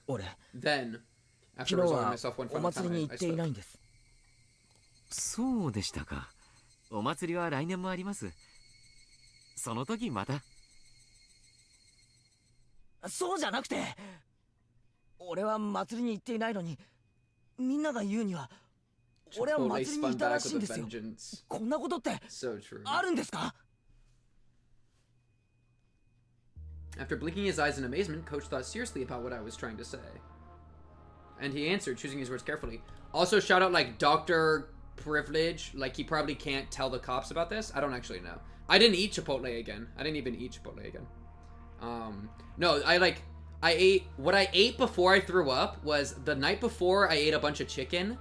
And then I woke up, I ate a banana, I took a sip of a protein shake. And then I threw up the banana and I threw up the protein shake. That was like that was when I threw up, and then I felt like awful the entire day and was like it was just bad, you know. And he answered, choosing his words carefully. It was very strange. It was very strange. つまり前原君は綿流しのお祭りに行ったけど、その記憶がないということですか?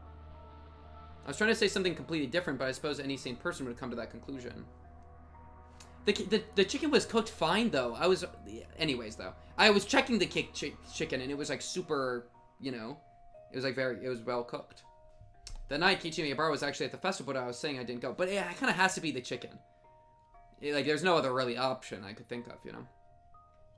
What would you do in this situation if you were Keiichi now? Suicide. It's hopeless. I mean, like, if reality's falling apart, like, this is fine. Talking to him's probably the best chance you have. I mean, what I would do is not have fumbled the Satoko conversation, offer to go home with her, and then try to get visual on the uncle to make sure that he was alive or dead. I would have seen his face, I would have seen he's alive, my mind would have fractured, and I would have gone home and sit and try to figure it out, have no luck, and go crazy. And then check the bat, that'd be an idea. I would probably have checked the bat. The bat would have been checked, and then I would probably be like, okay, either curses are real or I'm actively being drugged. Like, all of a sudden, my internal world is compromised. Like, at that point, you know? And then you just get out of Hinamizawa. You just get out, and you try to stay, but you gotta stabilize before you can do anything, you know? That night, Keiichi Miyabara was actually at the festival, but I was saying I didn't go. That obviously meant my memories of going there had failed me. But that was absolutely impossible. That vivid act I committed during the downpour couldn't possibly have been an illusion. All these scrapes on my body prove it true, as does the fact the bat wasn't in the locker. I would learn to backflip. We're not gonna save Satoko with a backflip! 前原さんにはこれまでに気づいたら見知らぬ場所にいたとか。 Yeah, lose the game for free. Yeah, the world has like... You gotta get out of the village. The village is just evil. I would love to kill Mion too.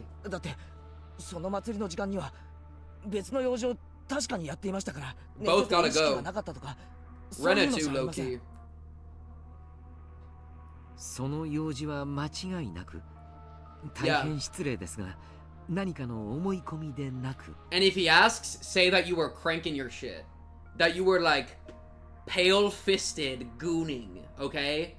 That you were blowing some crazy loads in the... Ask if it rained last night, actually. Fuck everything. Fuck the gooning joke.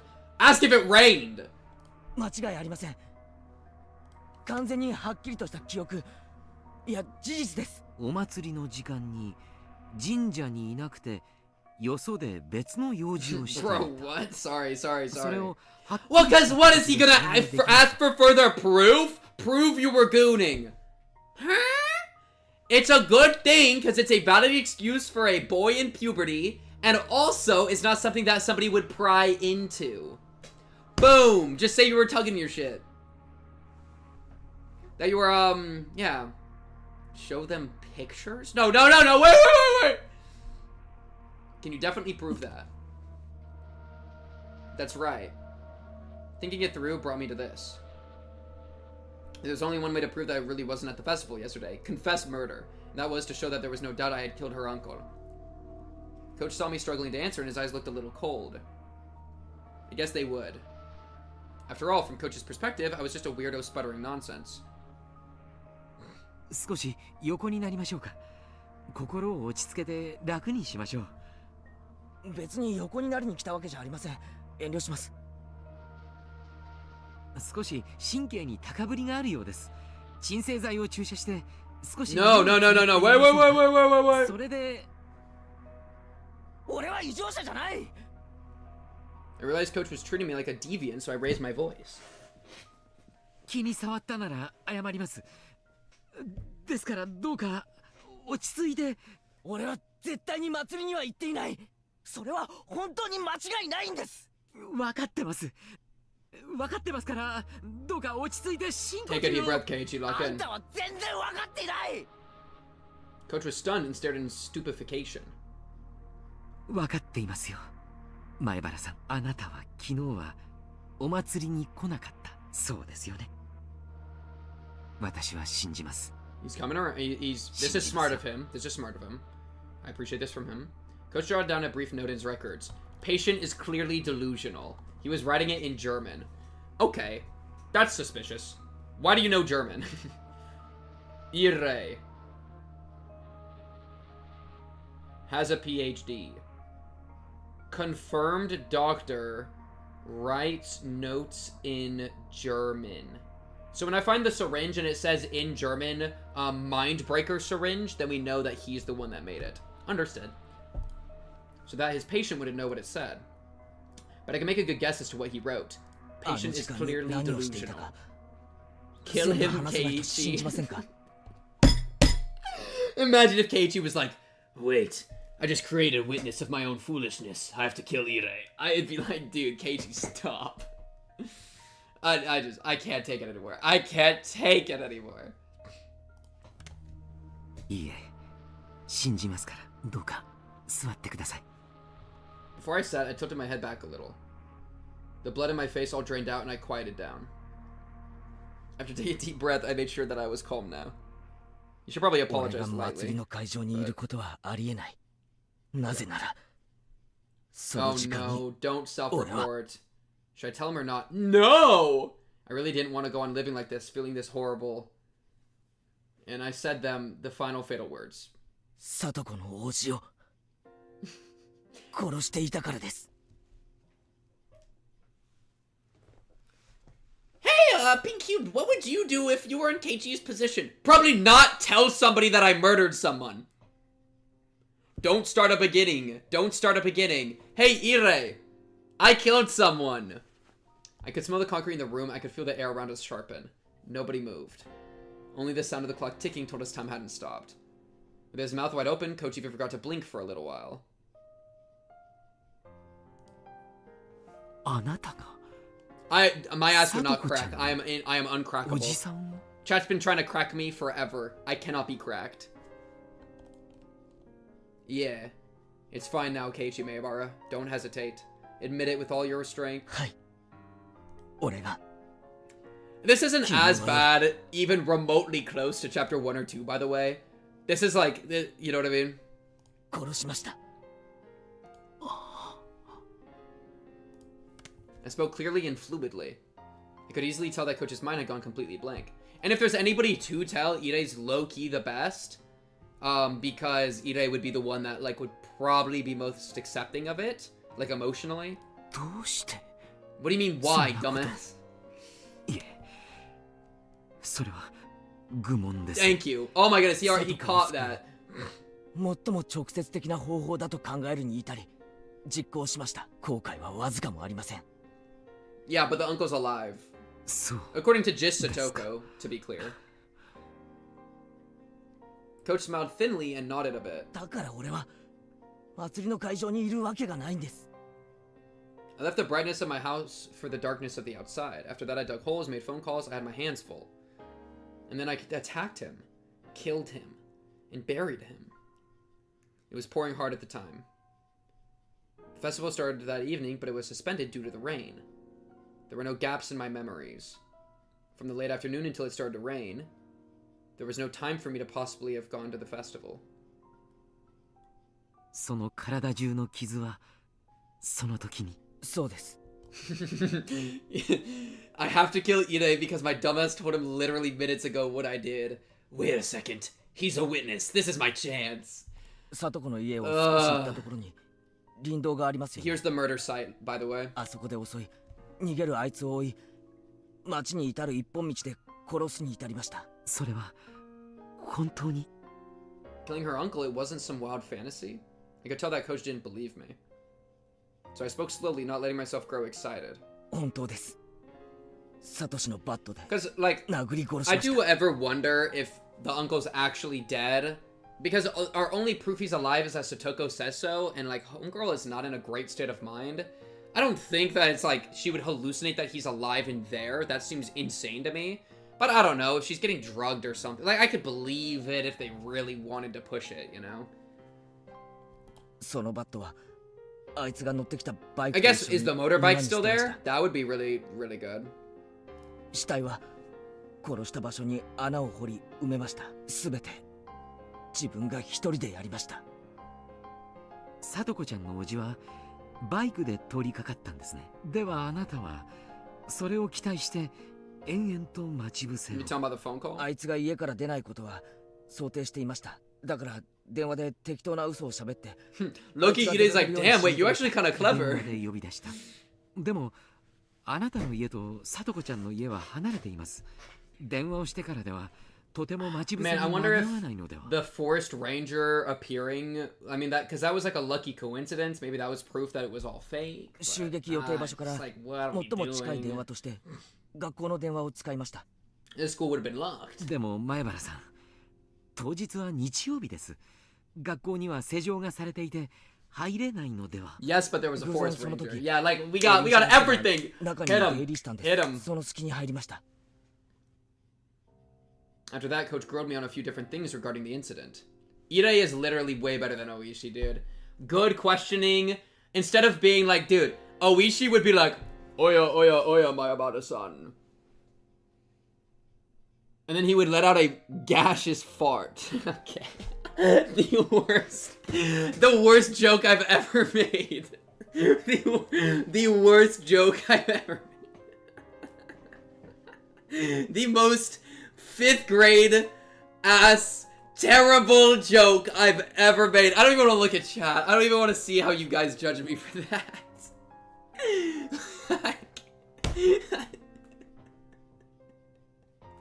I couldn't think of anything else. That's a minus.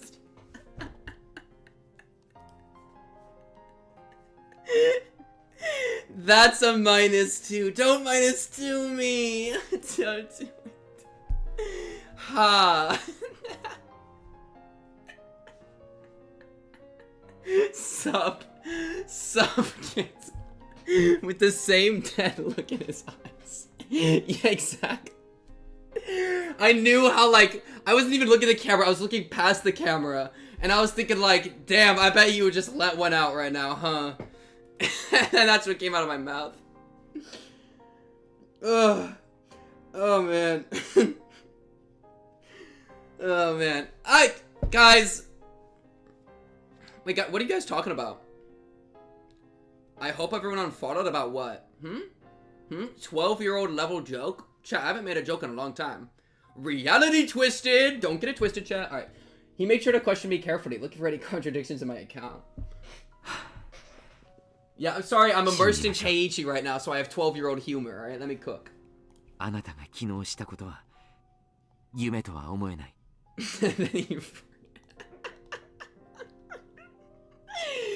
We haven't gotten to have comedy the entire 4 hours that this has been going, alright? Let me make one fart joke, okay? Let me cook. I explained everything, including minor details that only someone who had actually committed the act could explain. I could, of course, It was only yesterday. Coach realized that my story had no expedient coincidences or too convenient details that would have existed in a daydream or a delusion, and finally seemed to want to これで believe も me. まだ俺が記憶をなくして祭り会場に行ったと思いますか？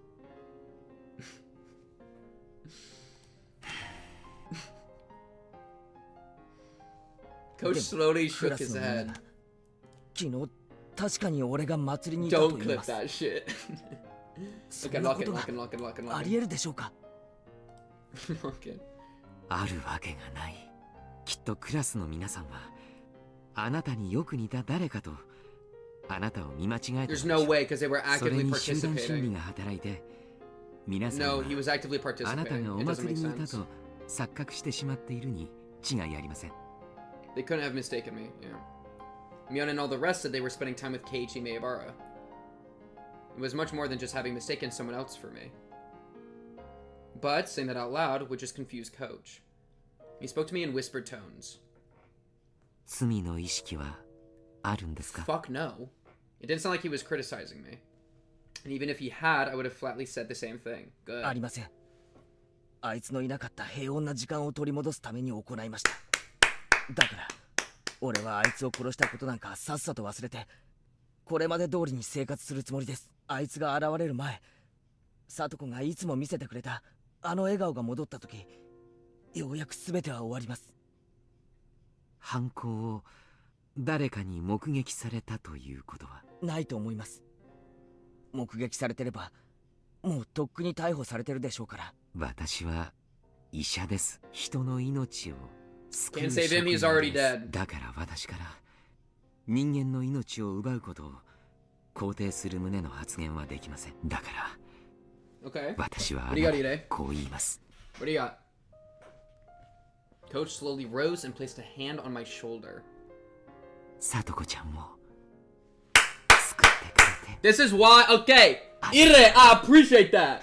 I actually appreciate that. He's the only he was the best person. If we had to tell someone he was the best, I will stand by that every day of the week. If we had to tell someone he was the best. Coach's eyes started shedding warm tears. When I looked at him, I started to feel some tears of my own.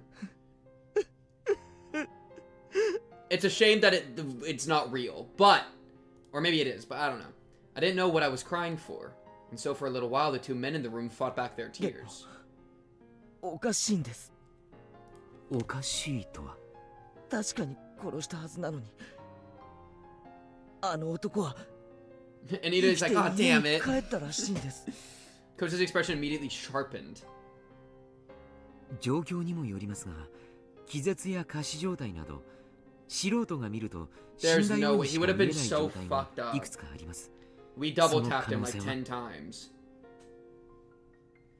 脈を取ったわけではありませんが、確実に And 仕 then 留 he めたと wouldn't 思 have い been ます。 able to go home 前 and 原 been さんが normal. 襲った時の状況を You know? 再現してもらってもいいですか？ Coach rolled up a Health and Fitness Week poster nearby and offered it to me to represent the bat. Though I may have been lost to the emotions of a beast that night, I remembered in detail the number of times I swung the bat, the angles I had swung from it, and the force I had applied. Using Coach as a stand-in for the uncle, I reproduced them over it one by one. Alright, lay down now? Lay down now? あいつが足を取られてよろめいた時、脳天にこう叩きつけました。その時、これまでとは違った手応えがありました。頭蓋骨が割れたんだと思いました。Coach was calmly analyzing this information, using the places I had struck and the situation at hand to find out what state the uncle's body had been in. Locate Irie is like, this is all just a way for him to test the effectiveness of the hallucinogenic drug that he, like, put in my booty earlier, right? He booty pricked me with a needle, put Mindbreaker Toxin version 39, and then is now like, wow, this toxin really cooked. It makes you delude that you accomplish your greatest life goal. Wow, I'm a really good doctor. That is my paranoia. Anyways, though, hopefully it's legit. Let's trust he's on our side right now. Because why not? He just tanks that shit. Coach was calmly analyzing this information using the places that struck in the situation at hand to find out what state the uncle's body had been in. 死んだかどうか自信が持てなかったので、 And that was such a good move. And that was such a 何度 good か move. 殴りつけました。その時の反応は初めは殴るたびに体が跳ねるような感じがありましたが、やがてそれもなくなり。Yeah, like this, like this. Coach folded his arms and said a few times, and then he spoke. 死んでいます。ほぼ間違いなく。それは仮死状態ではなく、前原さんの話からだけではなかなか判断がつきませんが、ほぼ確実だと思います。それに前原さんは死体を泥の中に埋め、結構な時間をかけて埋めていますよね。仮に30分で埋めたとして、その男は30分間も泥水に沈められていたことになります。それだけの時間、呼吸が止められたら確実に脳死します。If this actually happened, he's definitely dead. Let's just go check out his house. We should have checked his house to get an eyewitness testimony from ourselves that he was alive before we admitted all this. However, yeah, why not? We should still check. 30分間泥に埋められていて生きていられる人などありえません。ありえないですよね。でも聡子は生きてると。Coach, a doctor, just gave his stamp of approval that he was dead for sure. It made it seem all the more unfair that he could still be among the living.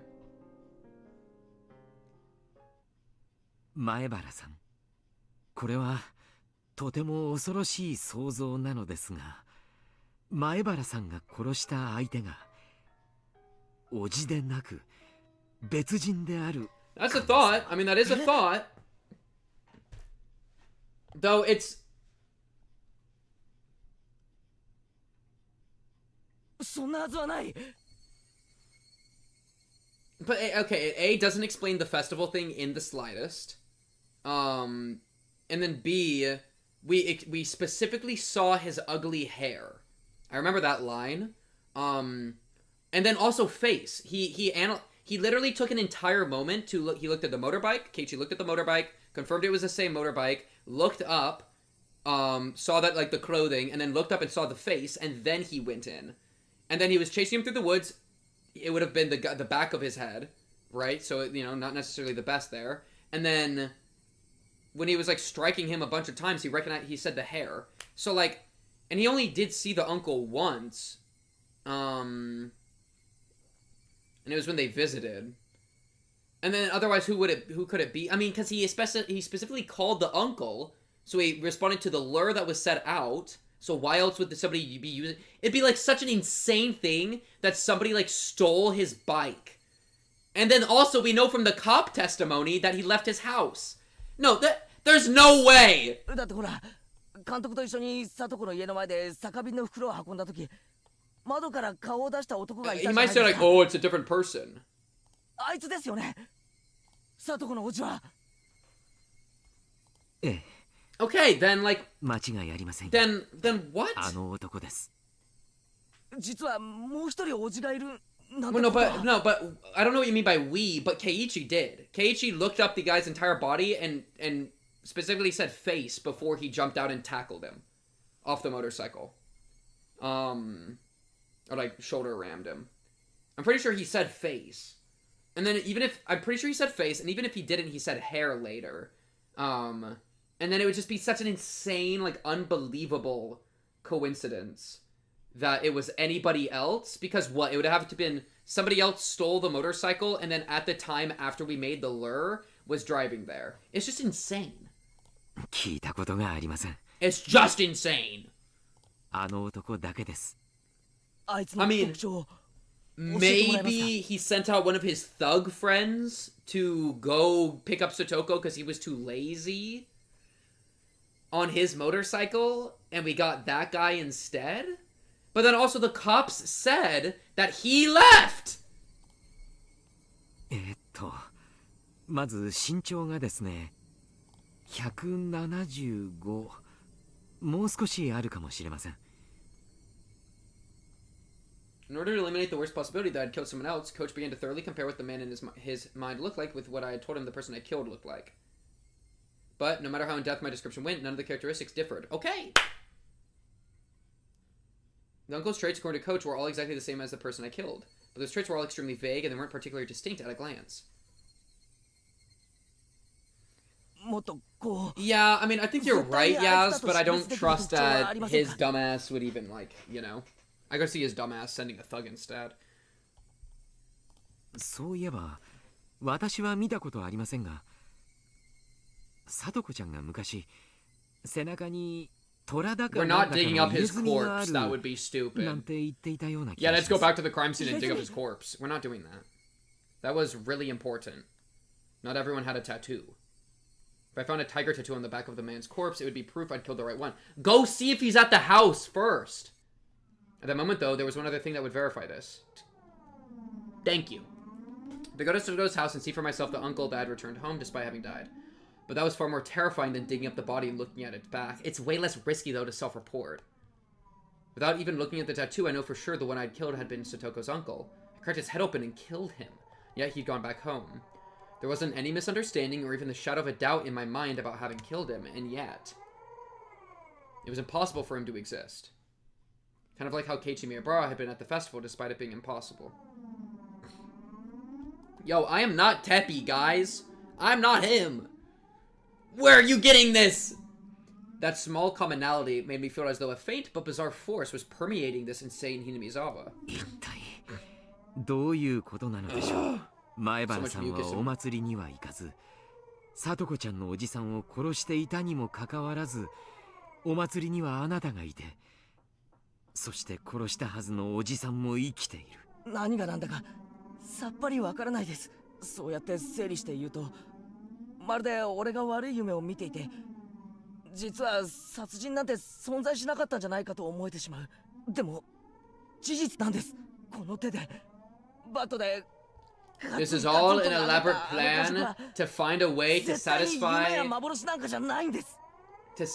the demons of the people in Hinamizawa village, so that they can believe they killed someone on to fulfill Yashiro-sama's curse, but then they don't actually hurt people. So this is actually a 5 billion IQ giga plan to create a giga drug that will have people hallucinate killing people in order to, like, save lives. Nah, I see through you, Irai. There you go, that's an unhinged, off-the-wall Hail Mary theory. Coach let out a slow sigh, then after looking at the clock, got up. ちょっとこの話、もう少し真剣にやりましょう。Teppei is not Keiichi either! 紅茶でも入れてきてあげます。診療所も。Nope, don't drink the tea. Do not drink the tea. ジムの方とかも返してあげないと。Coach stood up and went out into the hallway, leaving me alone. Clock was about to strike 6. I was at the festival and the uncle I killed was alive. Had I really committed murder yesterday? The only whisper of a fact that proved it happened was the absence of that bat from Satoshi's locker. In any case, I was glad that Coach had taken my nonsense seriously. I just confessed to murder. Normally, that would frighten a person away. But Coach didn't run, he cried with me. I was glad he did. Like so, my tension smoothly melted away, and I suddenly realized I really had to urinate. I thought to use the restroom while Coach had stepped out. There was one across from the waiting room. As soon as I left the room, I saw Coach and 2 male doctors wearing white clothing standing in the shadows of the hallway nearby. We're gonna have to lock him up. I swear, Coach, if you flip on us, I'm gonna be pissed. I didn't particularly intend to eavesdrop or anything, but I was quite surprised upon noticing how uneasy they seemed. I hid behind the wall and quietly listened in. Okay, so now you're intending to eavesdrop. It seemed like Coach was giving directions to the 2 doctors. 紅茶ですね。用意します。睡眠導入剤を入れて、種類は任せます。When I said don't drink the tea, I meant it, Keiichi. I know you would never trust me. My intuition's too good. But now you've heard it yourself. Anyone can betray you at any time. 味はミルクと砂糖でごまかしてください。急激な眠気に不信感を抱く可能性もあります。We gotta kill him. We gotta kill him. Hey, go fish it out of the swamp, baby boy. We got more killing to do. 興奮状態に陥って暴れ出す可能性。その場合は取り押さえましょう。男性スタッフはまだ何人か残ってますか？ Climb out the window and run, Keiichi Miyabara. This, I'm telling you, he's part of the... Okay. Ire, bottom of the list. I don't care. He's in hell. I'm sending him to hell tier. I'm flipping on him. I don't care. Irei, you and me only get along when it comes to Satoko, and for that I understand and you're real. But I think you're part of the conspiracy, man. You are part of the Watanagashi Council, okay? You're a doctor, which means you probably know your way around drugs, and everybody got syringes on their ass, okay? Where the syringes coming from? You probably know. And also, you're trying to get us right now. Right? You could still technically defend him by saying, like, oh, well, obviously his client is super distressed and unsteady right now. This is simply the way to, this is the best medical way to contain the situation. Like, this person's gone insane and is also a threat to himself or others. Let's contain him. I don't give a fuck, alright? I trust what I know! And I know what I did! I killed him! And I'll kill you! One mountain dog? What the fuck is a mountain dog? Dude, I was saying at the beginning, this is why I don't trust him. I didn't trust him walking into the office. I sure as hell don't trust him walking out. Alright? I'm willing to be on good faith and be like, I can give him the time to build trust. He just completely broke it. It is what it is. I don't mind. No, I don't mind it. I don't mind it. I'm glad that Keiichi heard this shit so he didn't get blindsided, so he has a chance, okay? Because Keiichi does not deserve to get blindsided. Not after all he's gone through. Keiichi, honestly, at this point, it sucks because he knows where the body is. No, you're fucked. You're fucked. Because if you disappear, he's going to hunt you down, he's going to secure the body, and he's going to go to get somebody to go to Satoko's house. The cops are going to be everywhere. It's freaking over. So, and also you're home. So now you just run. Now you're in full run. Your life is over. Run away. What was all this? I think I was already agitated despite what Coach said. Was that it? Was it just a casual conversation? Was it only sounding unbelievable to me? Coach said he would bring some black tea and left the room. And then in the shadows, he was telling me his subordinates to put some kind of sleeping powder in the tea. If he's able, listen, chat. If he's able to flip on Irei right now, then we're freaking back, right? Because Chapter 2 Keiichi was a dumb-ass, stupid-ass idiot because he never flipped on Mion despite getting actively tortured. If he's able to flip on him because he realizes, like, oh, you're trying to contain me, I'm uncontainable, then he's officially, like, the GOAT in this chapter, okay? Then I can accept him. Him telling Irei all this, it was a bad idea. Let's be honest. We all knew this all along. But I can accept it because he's young, reality's falling apart, it is what it is. Anyways. Plus, they were getting some extra help in case I thought the son's sleepiness was suspicious, started getting violent. Hey, wait, Keiichi Maebara, calm down, calm down. There's no way something this stupid could be happening. I mean, he was genuinely listening to my story and he even cried with me. I thought he was the one person in Hinamizawa who would understand. Honestly, you're right. He was the one person in Hinamizawa who could ever understand. But he doesn't. This was... 作り話か虚言の兆候があり、特に昨日の記憶が完全に混乱。 See, it could just be normal. This could be fine. 虚実の区別の喪失。 I mean, okay, Irei's right. But also, I know what I saw. And I don't care. 多重人格等の精神障害に酷似 Okay, maybe he's just a doctor, though. I don't know. Maybe I flipped on him a little too hard. It's a little hard to tell. でも、こんな急激な精神障害の発症は I don't know. 普通では考え I ら don't れ know. ません。 Something stinks.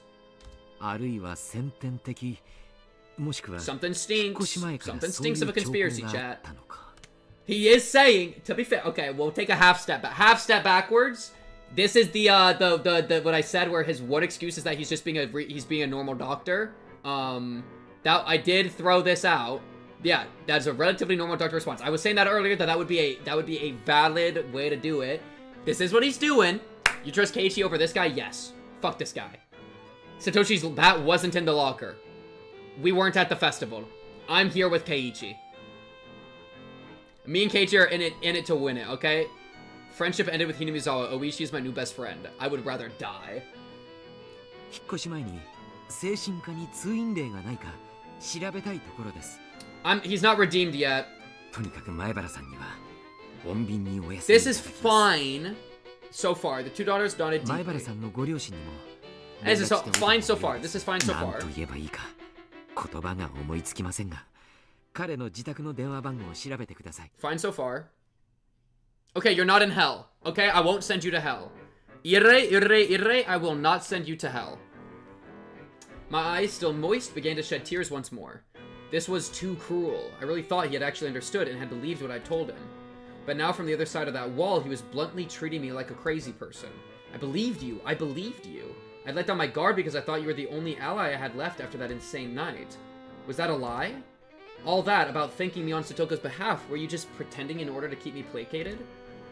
Ugh, my tears fell to the floor in frustration. My own delusion is all I can trust. Very critical and rational of you. I'm going to kill you, and it's gonna hurt a lot, by the way. In-game. Listen! Listen! You, like, this is what I'm saying. If your mind starts falling apart, you're giga fucked. But, like, oh my goodness. I'm here with Keiichi, alright? Me and Keiichi have been through the ringer together, and, like, this entire town is getting possessed and shit, alright? Keiichi is not a mental patient. It's not all Keiichi. There is some other conspiracy afoot, okay?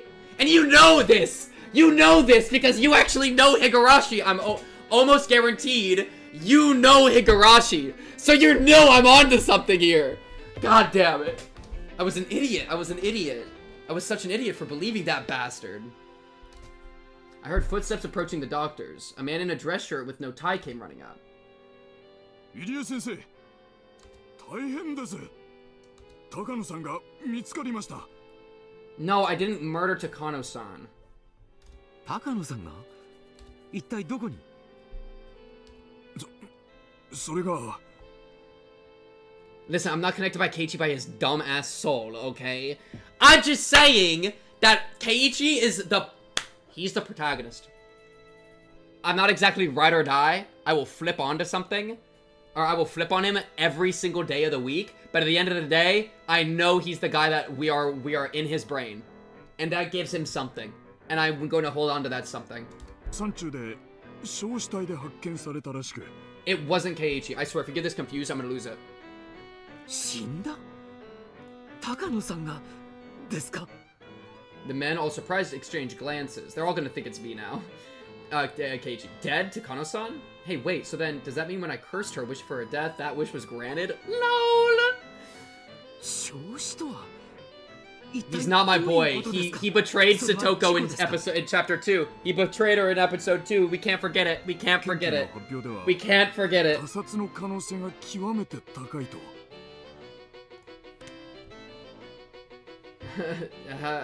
As I cried, I laughed quietly. Serves you right. Serves you right. If I hadn't run into that woman, my murder would have been perfect. I don't think so. But she just had to come driving up to me and try to coerce me like that. I regret not having killed her on the spot, but now she was dead anyway. My curse, my wish for her demise, it was fulfilled. Yes, serves you right. Serves you right! Risa-sanが死に、Takano-sanが死に、一体Hinami沢には何が起こっているというんですか? Who the hell is Risa? What? Risa? Risa? You mean Rena? Because Rena was the dead woman in the drainage, but she was at the Sonozaki hostess bar. And she got Yakuza executed. Risa? Okay, I'm searching in my notes. Find in note, Risa. 0 results. Who the fuck is Risa? Okay,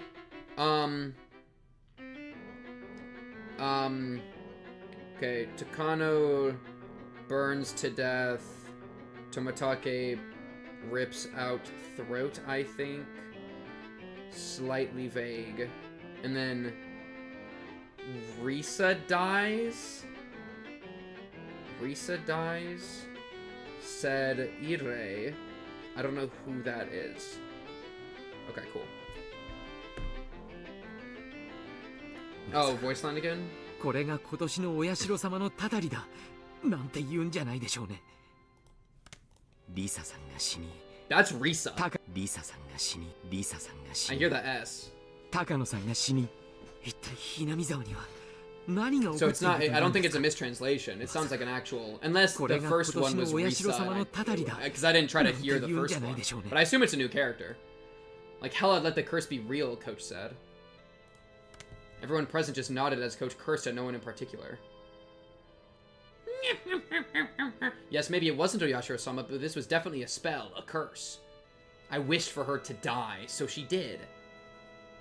If this wasn't just a coincidence and she died because I wished for it, then you'll die next, Coach. Okay. Wait. Okay, listen. Wait. We're going a little bit far. Coach is not at the point we wish death on him. He is just trying to be a rat, as far as I can tell, with the information we currently have. He's trying to rationally handle this situation by containing the person that is actively unwell. Okay? So, don't get it twisted. I do not approve of this. I do not approve of this. This is bad. This is bad action here. Okay? Irei is flipping on him. Right? But it is what it is. Alright? Keiichi's on his fuck the world stuff. I mean, I like it. I do like it, but I disapprove. No. Irei's... We gotta get out of here. We can't trust Irei, because I do not trust being in containment, because we're gonna get put in a straitjacket and we're never getting out of the system. Fuck the system. So we're out, but yeah. Like, fuck the job, you know what I mean? Chat, do not... low-key, with my personality, I would resist being in a mental hospital so hard if I went insane. Because I think if I ever lose my mind, I've, like, admitted defeat or something. It's like, that's all I have. So if my sense of reality starts to fall apart, then it's like, I'm basically, like, I'm, like, almost philosophically dead or something. Like, that would be so bad for me, that I would be such a problem child if I was, like, going crazy like this. Keiichi's base for this, but he's losing the plot. Yeah, I like that way of putting that. If you were insane, pretty sure you are. Demon mode has been, he is on his demon timing for sure. Yeah, okay. You betrayed me. You pretend to believe me, but deep down you thought I was a madman. You look down on me with all that pity in your eyes. では、とりあえず紅茶の準備を。紅茶は私が持って入ります。私以外には彼は心を許さないようですからね。Shit. What do I do? What do I do, Keiichi Miyabara? Be the type to refuse the insanity defense and eat a bigger sentence just to prove a point. Unironically. I'm not crazy! I know he switched those numbers! One after Magna Carta. This time I heard the voice of a nurse. 入江先生。あ、いらっしゃいましたか。お電話です。今ちょっと忙しいので、後でかけ直すと伝えてください。I'm a little busy. Wait, what was that? A phone call? Okay, just a phone call from who? Oh my god.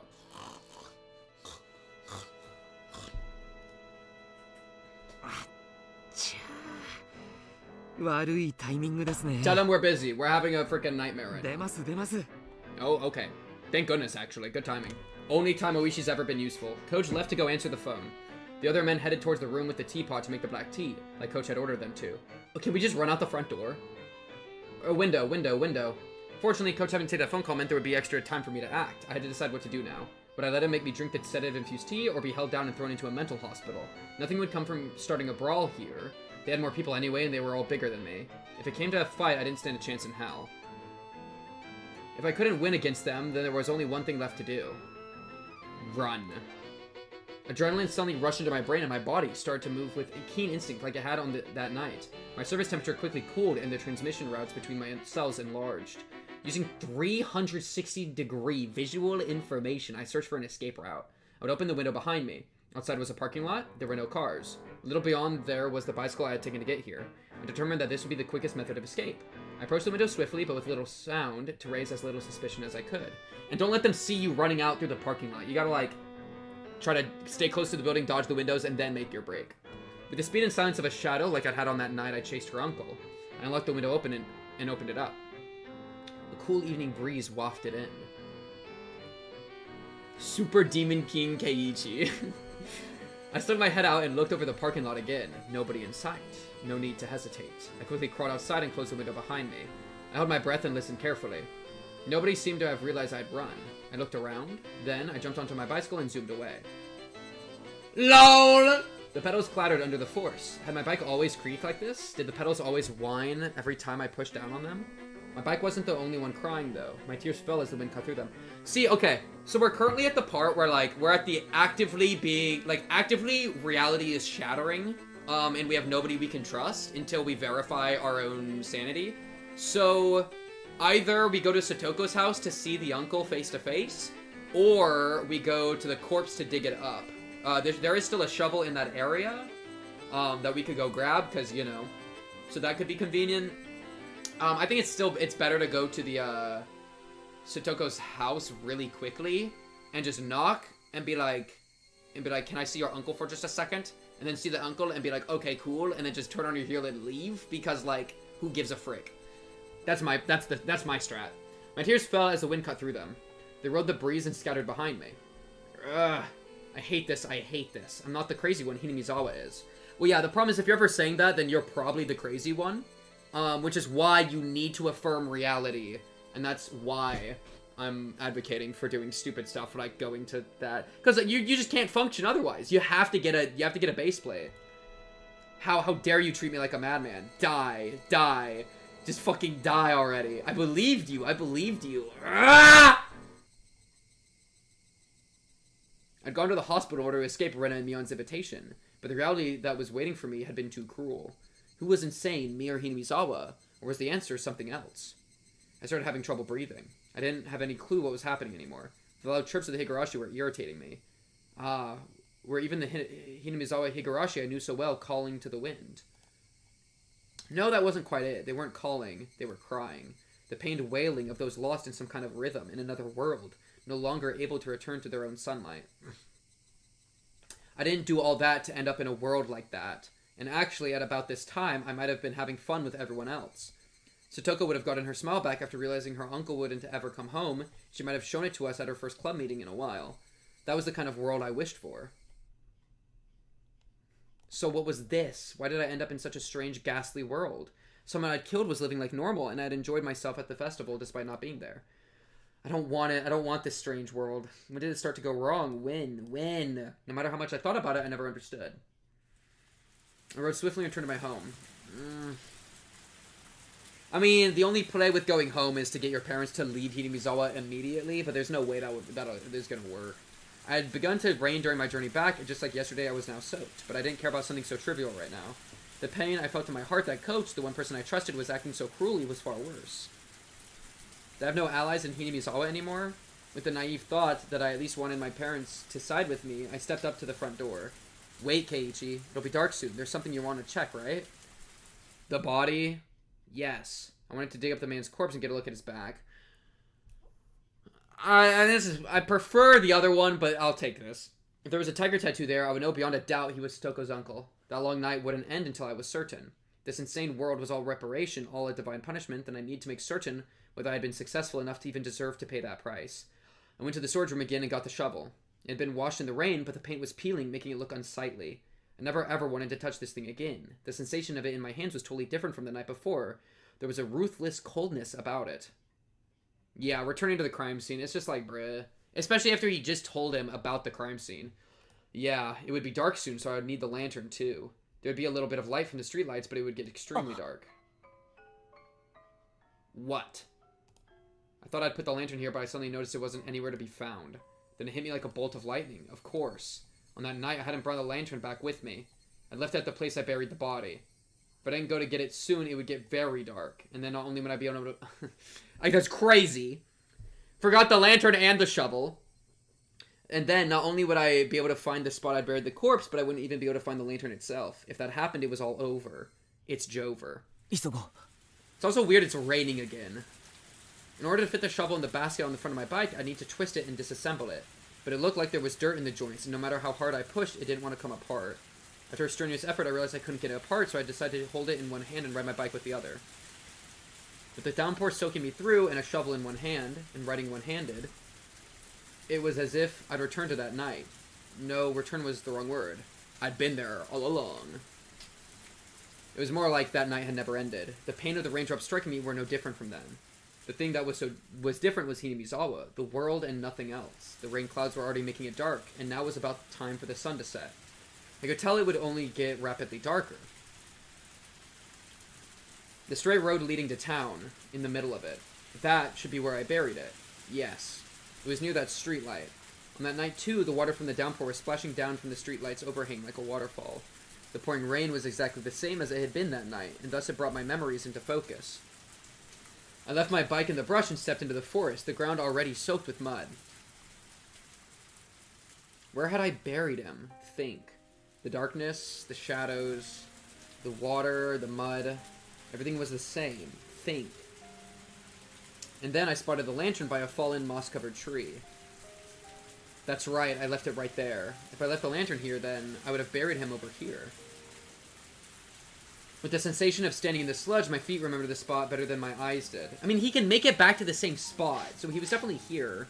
I plunged my shovel into the ground. Ugh, it's hard. It wasn't here. I just dug it up, so it should have been softer. I stick my shovel down in a few spots to test what they feel like. One of them clearly felt deeper. I recalled where the lantern was, where the trees and things were in relation to each other, and knew that it had to be here. Under here slept that man's corpse. There would definitely be the tattoo of a tiger on his back. But if it wasn't there, then I had made a horrible mistake and killed someone completely unrelated instead. I would be more dazed at the fact that Satoko's uncle wasn't dead than I would regret having gotten someone else mixed up in this. If this insane world was punishment for the sin of committing murder, I wouldn't be able to accept it until I'd killed Satoko's uncle for good. And then without any fear, I'd attack him again. Yeah, I mean, that's kind of what I was saying at the school, where you just grab a weapon, you run straight for our house like a crazed drug maniac, and you kill him. Which is, I wouldn't be surprised if Satoshi had this exact thing happen, you know?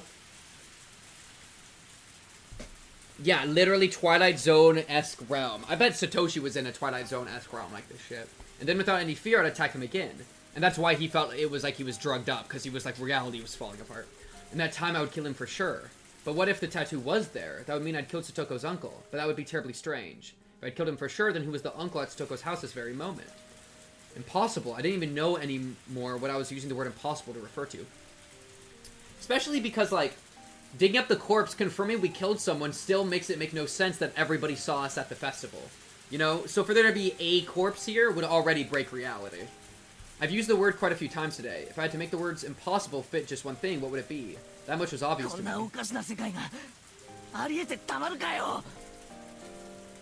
I shouted, then turned behind me. There was nobody there, of course. It hadn't been bothering me for a while, but those footsteps had followed me this entire day. Even just now, an extra set of footsteps had splashed behind me. No one was actually there, no indications of anyone even. But they were there. I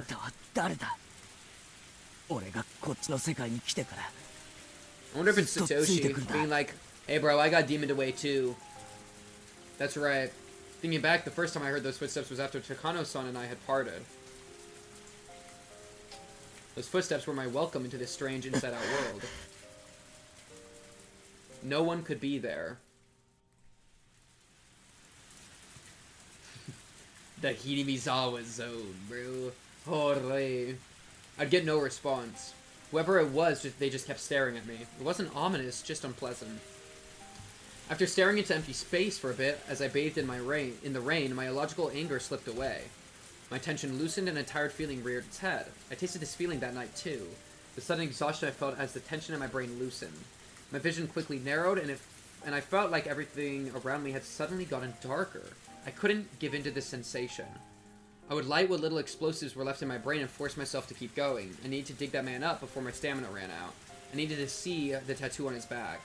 I caught my suddenly ragged breath and calmed down. Then I stuck the shovel into the soft muddy ground again. It felt exactly the same as that night. The sense of digging a hole in the beach, with water coming into it with every wave.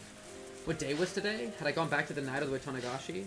Every strange thought that came to mind tormented me. Given my exhaustion, I didn't think I could manage to hold those thoughts back. Once the hole was deep, all illumination finally faded, blanketing my vision in jet black. It was probably the moment the sun had fully set too. That night I had feared the worst, and gone without using much light. My senses were so strained that I could see even in that darkness. But now I didn't have that kind of strength left. I drained everything I had last night, and now the darkness would be lethal. I decided to turn on the lantern. Putting it on the first setting would make it give off a faint light. Even with how little there was, it was enough, and people wouldn't be able to see it from far away in this rain. I grabbed the chilled lantern, turned the dial with a click, set it to the weakest light setting, and it turned on.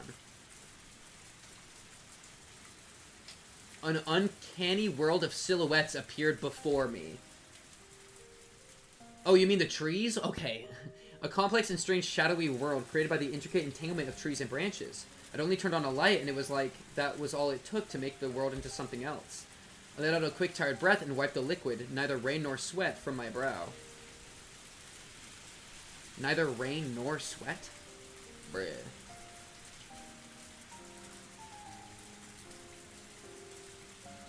Whoa, bro. Bro just dropped a crazy quote. Self-attachment is the first sign of madness, but it is because man is attached to himself that he accepts error as truth, lies as reality, violence and ugliness as beauty and justice.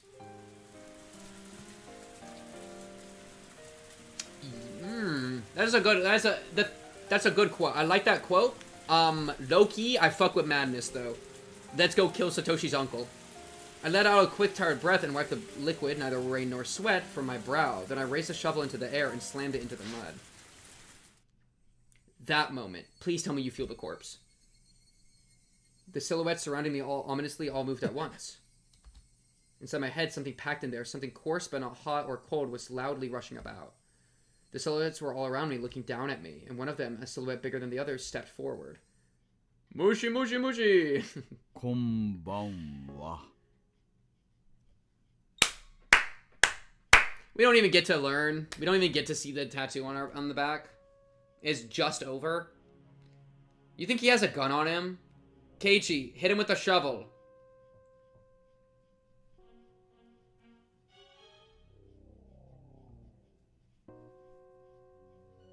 I don't want to play the game anymore. Can we just quit? This entire, like, chapter is just ruining my life. Chat, stop celebrating this madman! I'm not crazy!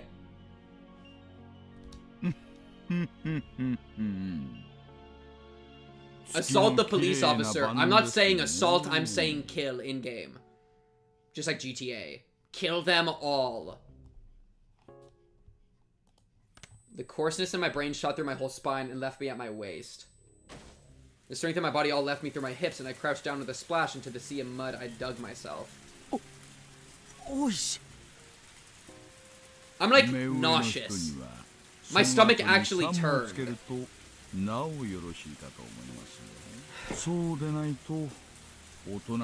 Blah, blah, blah, blah, blah, blah. Waste more of my time. Blah, blah, blah.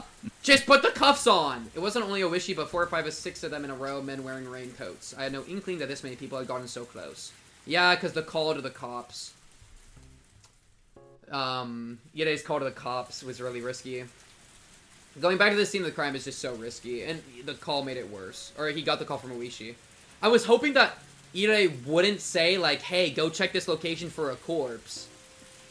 I was really hoping he wouldn't say that, because Ide would, like, why would Ide, like, put the cops on us, dude? Because Ide, I feel like Ide should have felt like he had the situation under control. Because he had the tea thing going, and he had no reason to think that we were about to freak out. So I feel like him involving the police is, like, that's a pretty betrayal, Andy. That's more than just being a decent, like, rational doctor. That's actually kind of insane. You know? It would make, like, if he said, like, bring the cops here so that they can, like, maybe, like, help restrain the kid, you know? This is some real betrayal hours, though. It was like once I turned on this lantern, they just appeared there, sliding out of the shadows. I don't fuck with Ide. He's probably okay, but I don't know. How dare Ide report the murderer? He didn't think he was a murderer, though, right? Well, like, he could have maybe thought it, but I don't know. I feel like... No, I mean, Oishi called him, and then he must have told Oishi on the phone. He had just heard that Keiichi was having all this stuff. It's like, I don't know, I just... Bringing the cops into, like, a mental illness thing doesn't have a great track record in my mind. I say in my mind. I say track record as if I have evidence, and then I say in my mind. LOL. Oh, I was in my brain. Yeah, okay, well, that's true. No, yeah, he could have gone back and called Oishi again. That's actually true, because he disappeared. I was thinking, when I was thinking the report thing, I was thinking when Oishi called. while he was making the tea. But he could have gone back and called him and be like, okay, no, this guy just disappeared. He might be in this location, this location, this location, and this location. Which is why best move would be to just flee everything, because nowhere is safe anymore. But I was willing to take the gamble of going to Satoko's house just to confirm reality. Even though that would have been... Honestly, that would have gone us caught too, let's be real. Also, Ire, kind of fuck you, by the way. Even assuming... If this is true... I mean, okay, no, I take that back. Because he thinks that Keiichi is, mentally unwell. Yeah. No, yeah, because after Keiichi left, I didn't think about how Ire would be thinking after Keiichi left.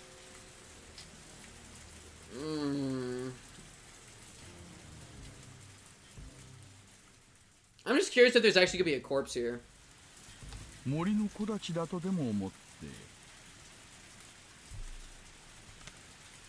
Don't mind them. そうです。私たちのことは気にされず、どうぞ穴掘りをお続けになってください。こんな時間にこんな土砂降りの中でそんなにも真剣にやっているんですからね。邪魔なんかしませんよ。心ゆくまで掘っちゃってください。No, thank you, I said. When I tried to get up and turn around, two men blocked that route.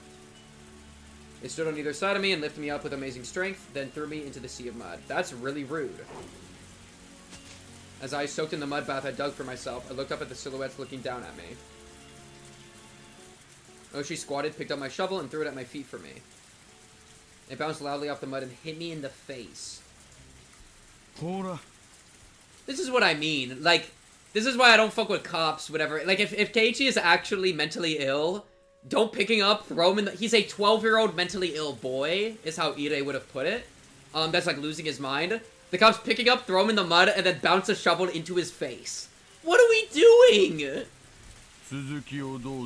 Oh, keep digging. This is why I don't fuck with it. I couldn't bear the oppressiveness of the silhouette surrounding me, and slowly I stuck the shovel into the mud again. I felt like I was digging my own grave. I honestly wouldn't be surprised if they just put a bullet in your head and say they couldn't find him. I don't know where he went! Keiichi dies. They just cover him up. Oya, oya, oya! Yashiro-sama's curse! If I kept digging, it wouldn't matter where there was a tattoo or not, because that man's corpse would appear eventually. It was all Jover. Surrounded on all sides and nowhere to go. I mean, best case scenario, Keiichi's literally insane. And that it never happened. Premeditated mud bouncing shovel. Yes, he's telling him to keep digging. This is a dick move.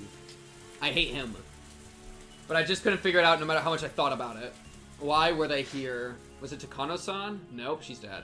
There was only one person who could have made the connection between me and this place. Shit, I knew it. She deserved to die. Brother man, you told Ire. You told Ire. Don't forget about that. Was that a hit? Bam! Oishi kicked me in the back, which took me by surprise, sending me flying into the mud. Oishi is so evil. I hate Oishi.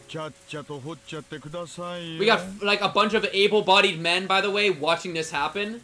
All of them are complicit. The entire police force, I label as evil. I condemn ye. I label you all as evil. I condemn you.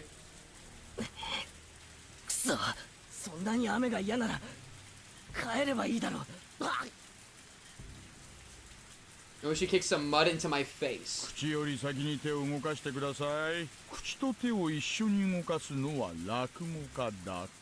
It's not just Oishi. The rest of the...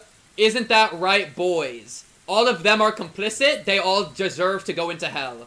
I kill them all. They know it's wrong, too. Listen to your heart and get Oishi to back off. Like, Daddy Oishi. Daddy Oishi. That's all they're saying to themselves. Daddy Oishi. The men around him didn't react, not knowing whether they should laugh, but when Oishi glared at them, they started mumbling out pained chuckles. Just who was this guy? I knew the world had changed after that night. But if I went even further back, didn't it start when this guy showed up? That was when our peaceful days had been taken from us. Ever since he showed up in Himizawa, things had been odd. Everyone stopped smiling and the world went crazy.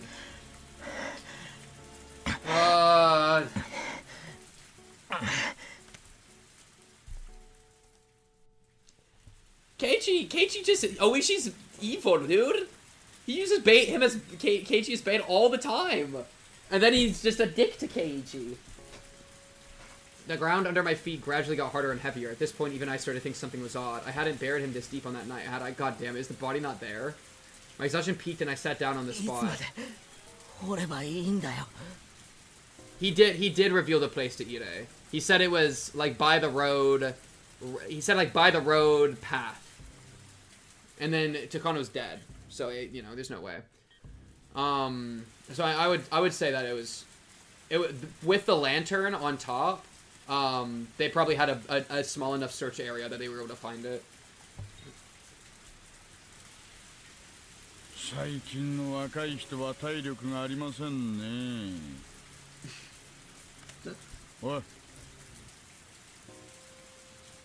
Now he's getting somebody else to dig. At Oishi's gesture, the men all put out their own sinister-looking shovels.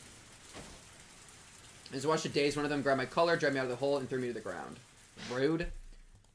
You're supposed to, like, handcuff me, by the way. Like, do your job properly. The rest of the men stepped into the hole I dug and started shoveling themselves. As I stared at them dumbfounded, Oishi sauntered over and squatted down to look at me directly.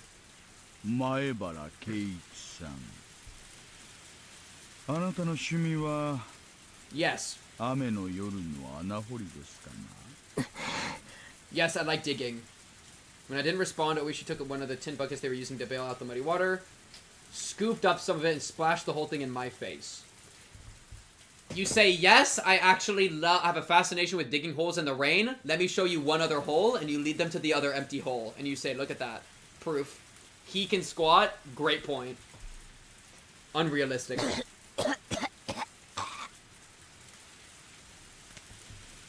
今日は大雨ですから、これ以上いくら濡れても全然わかりませんね。Rishi smiled to himself and scooped another bucket full of muddy water. もう一回聞きますよ。あなたの趣味は Yes, 雨の the 夜 answer is の穴 yes. 掘りですかな。 Thank you for Maple. Thank you for Maple. Everybody, thank you for Maple. Thank you for Maple. Thank you for the resubscription, the Prime resubscription. Appreciate you. The sub just die. Rip the sub, bro. Welcome back. Oh, so you splashed me for everything. I wish you hit me with another bucket full of muddy water. The pebbles in it stung. あの穴を掘ると何が出てくるんですか。 Well, I assume Oishi called Ire because of Takano. 花坂じいさんのここ掘れワンワンってのが to ask like follow-up 昔から questions. 憧れでしてね。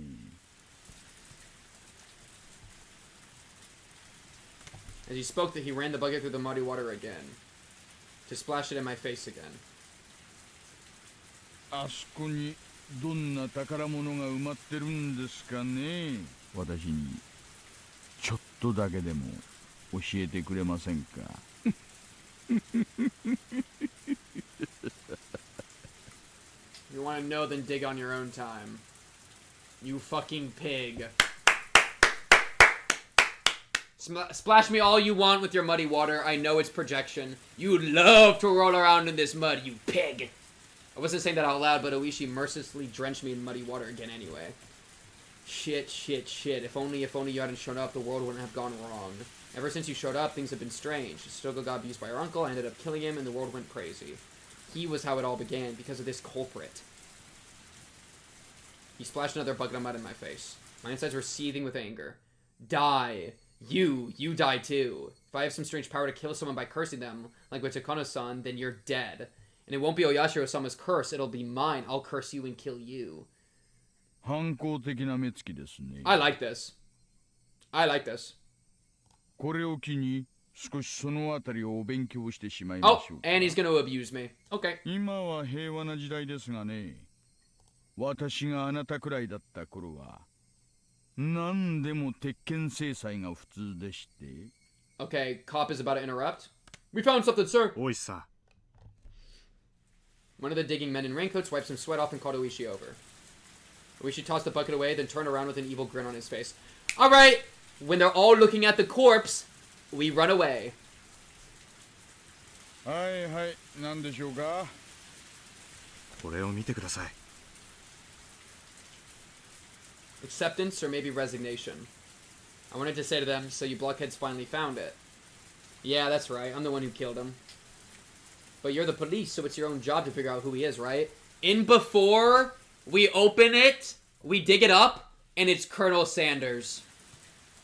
Oh my peak fiction. Holy shit. But you're the police, so it's your job to figure out who he is, right? Come on, prove to me that he's really Satoko's uncle. Is it gonna be something weird?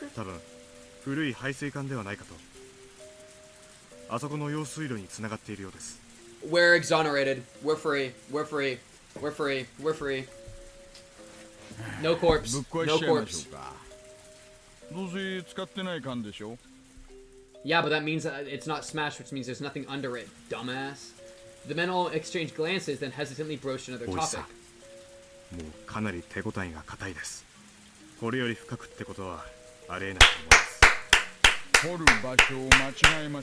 LOL! Okay, so we're just crazy. Fuck you! I'm actually insane!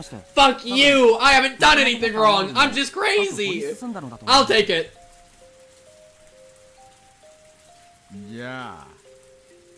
You haven't found a murderer, because you never do. This time you didn't even find a body.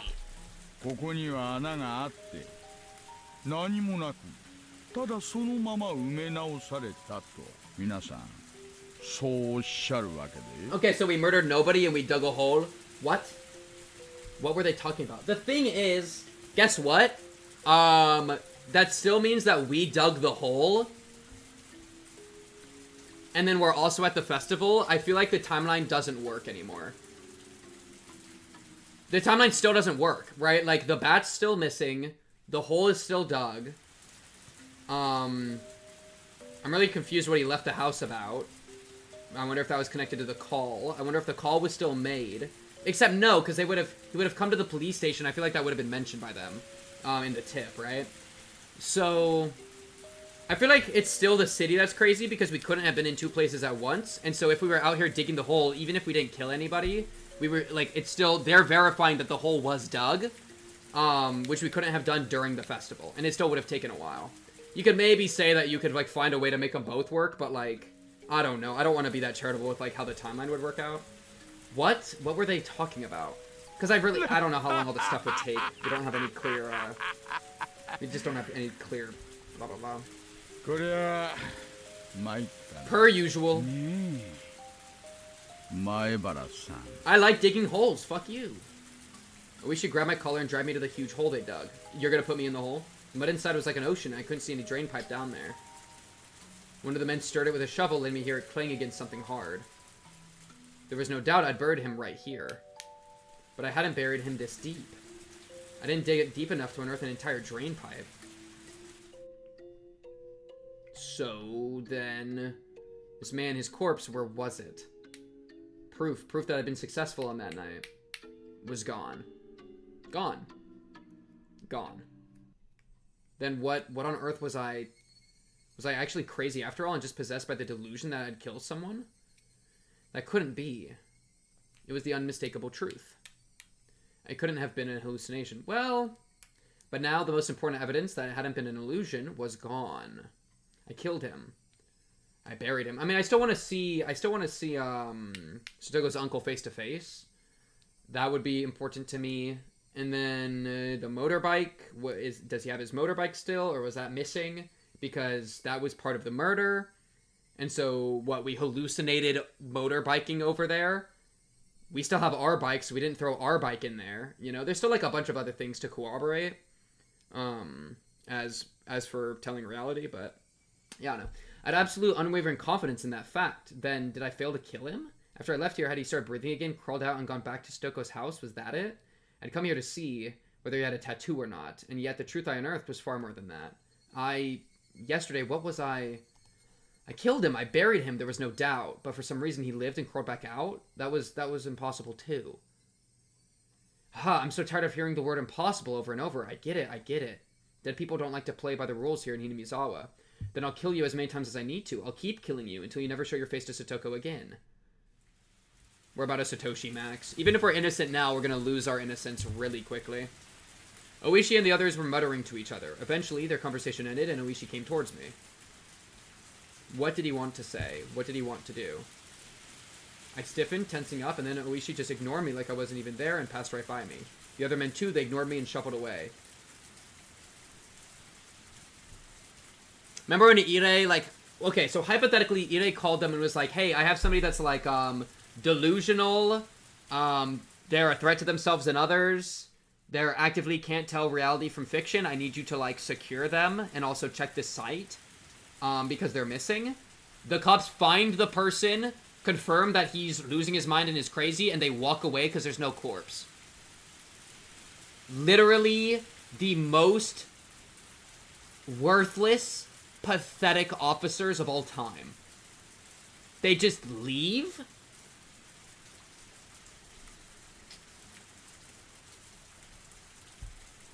It's like unbelievable. It's actually insane.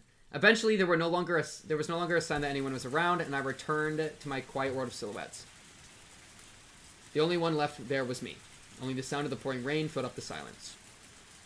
They're like, oh, he's just some crazy kid that, like, is willing to kill people, but who cares about that? I got a case to solve. Goes, plays Mahjong for 8 hours, goons in the goon cave for 10 hours, sleeps for 6 hours.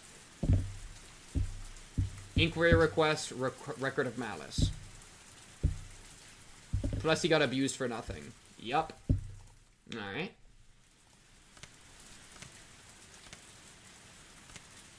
Yo, how many chapters have we gone through? This was 10. We finished 10. We finished 11. Are there 2 more? Are we only halfway and I'm 5.5 hours in? Because my ass ain't having a 10-hour stream right now, brother man. Surely we're, like, relatively, like, close, within, like, 2 hours, right? Even 2 hours is kind of crazy. Okinomiya Police Station Command Center Transmission Recording. June 20th, 8:08 p.m. こちら沖宮 PS 感度良好です。車両ナンバー紹介をお願いします。獅子骨her car. 獅子骨 Takano's car, 歯の probably. 4344。少々お時間もらえますがよろしいですか？お願いします。Number match. Shishibone license plate. Owner, we don't get information. I'm not reading any of that because it's worthless. None of this is helpful. It's literally just nothing. There's just nothing here. We don't get to know anything. What do you mean? Why would you even include any of this if it's owner blank, address blank, vehicle blank, theft reports none, nothing of note? This is the most worthless lines of text I've ever seen.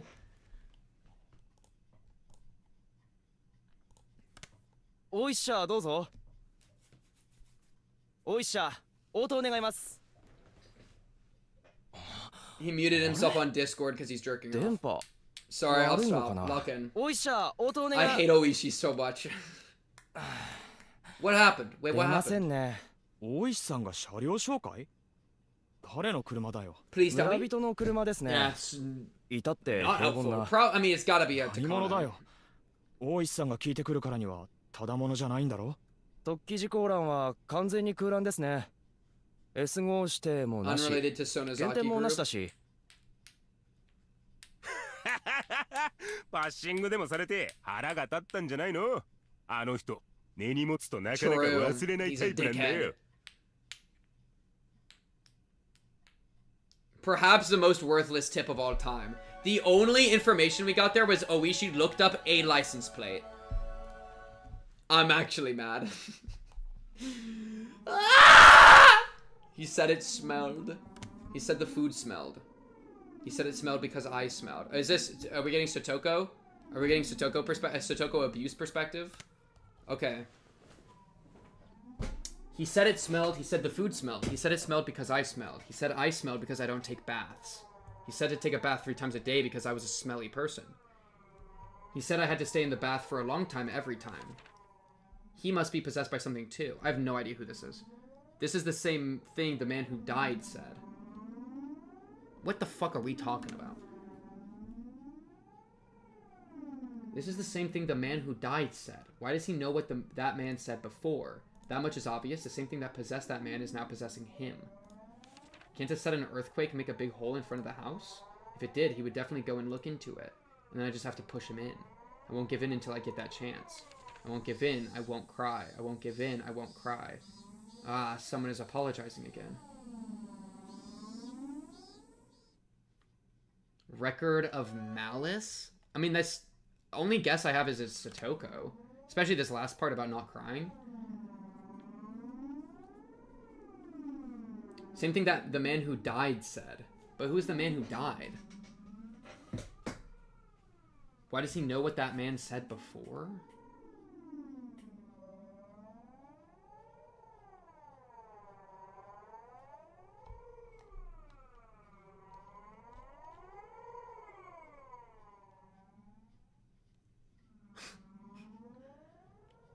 So options, let's get some options out on the table. Man that died is, believe it or not, her uncle. He actually died. And then he came back, or someone came back that is basically the same thing, and now is being like, it's like the same problem.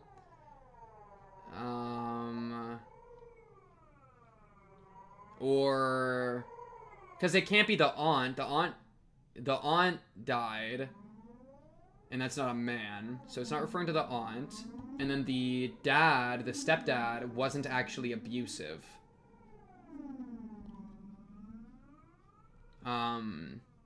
And so I would be really surprised if these lines, I feel like this isn't what the original dad would have said.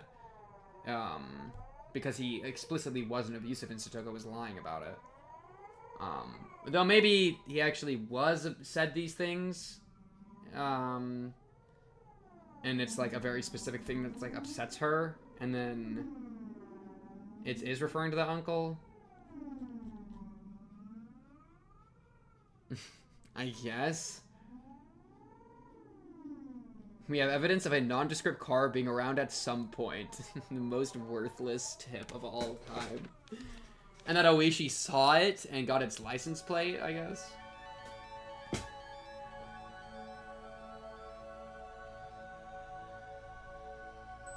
Because maybe that was like, maybe Oishi's the... Because who murdered Takano, right? We don't know who murdered Takano. So maybe Oishi, like... was it just Oishi? Omega lol? That would be funny. I don't know why. He's a piece of shit. I don't know. Just fuck him. I don't care.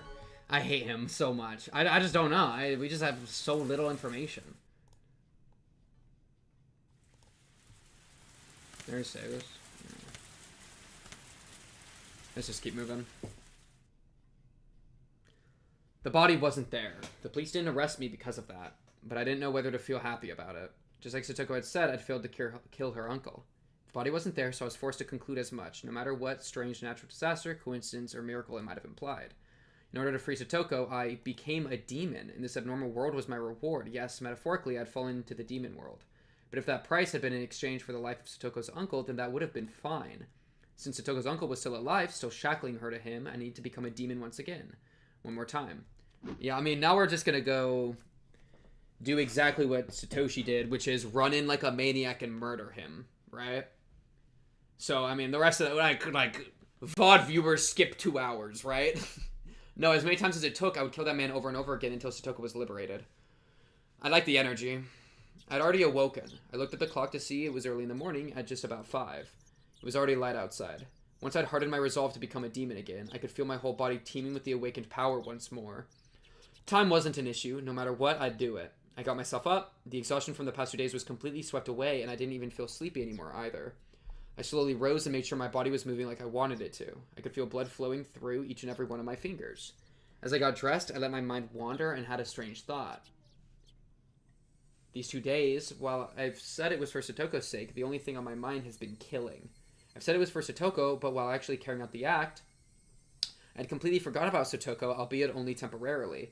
Maybe initially it was for Satoko's sake, but now I was just a demon, killing for the sake of killing, and as a result, I'd sunk into a world fit for such a demon. Maybe it was the same for Satoshi. He resolved himself to kill his aunt to save Satoko, became a demon, then disappeared from the sun that Hinamizawa, vanishing into the demon world. Which meant that, after all was said and done, I'd met the same fate as him.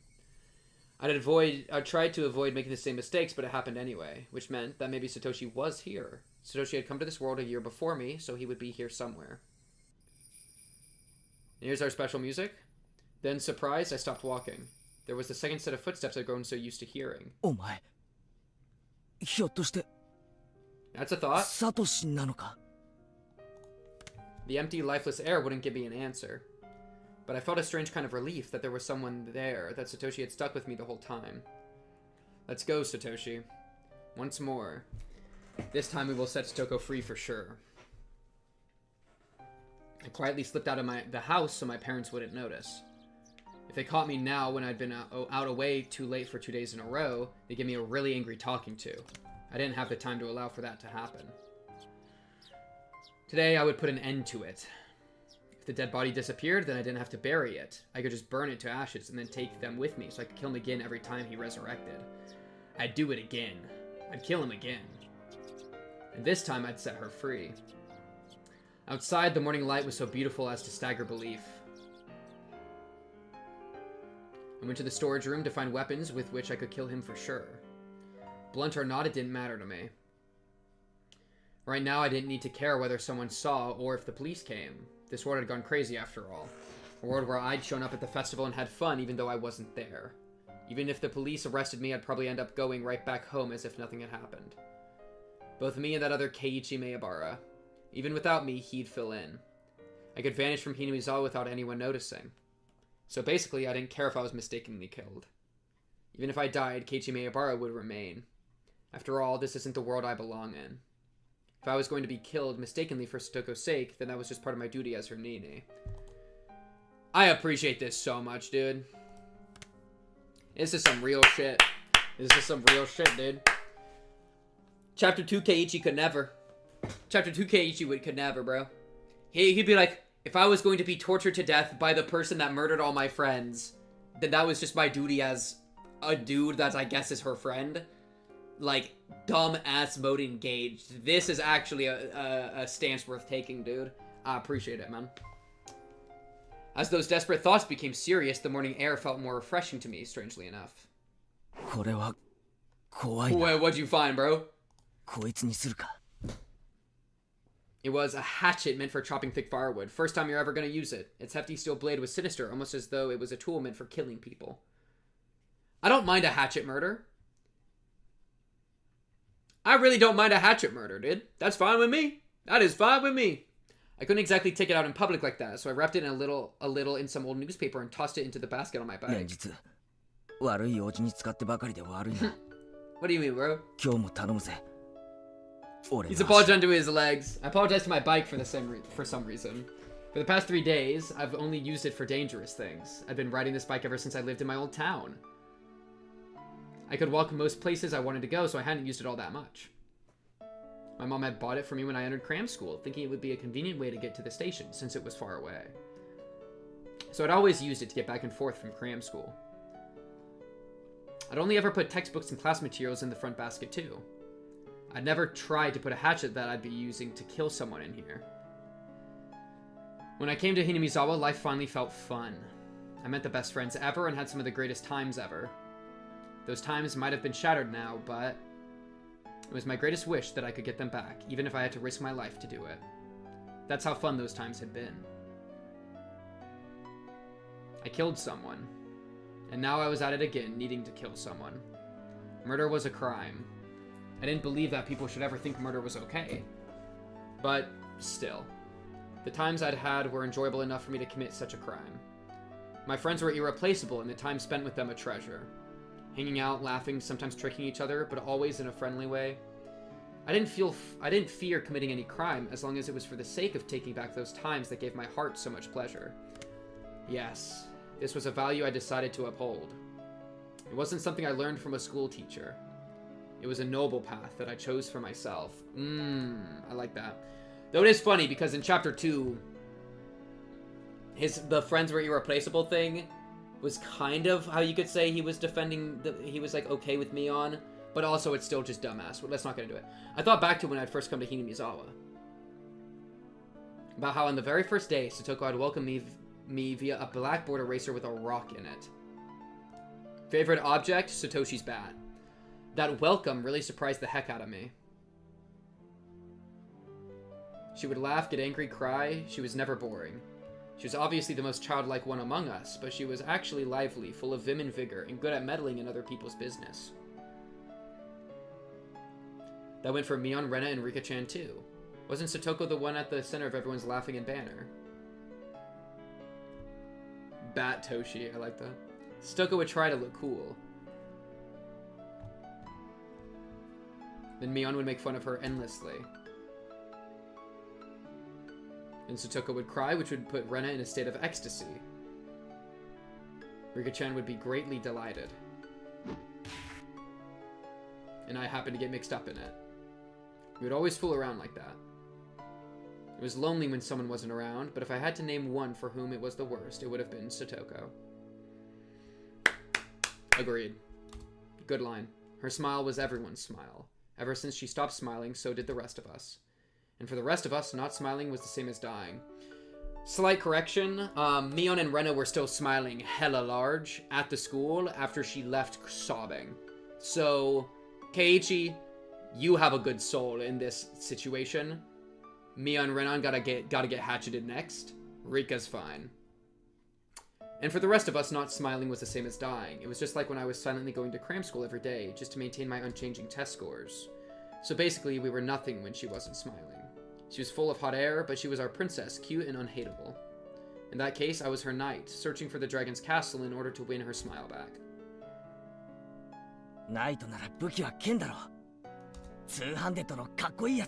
Hell yeah, brother.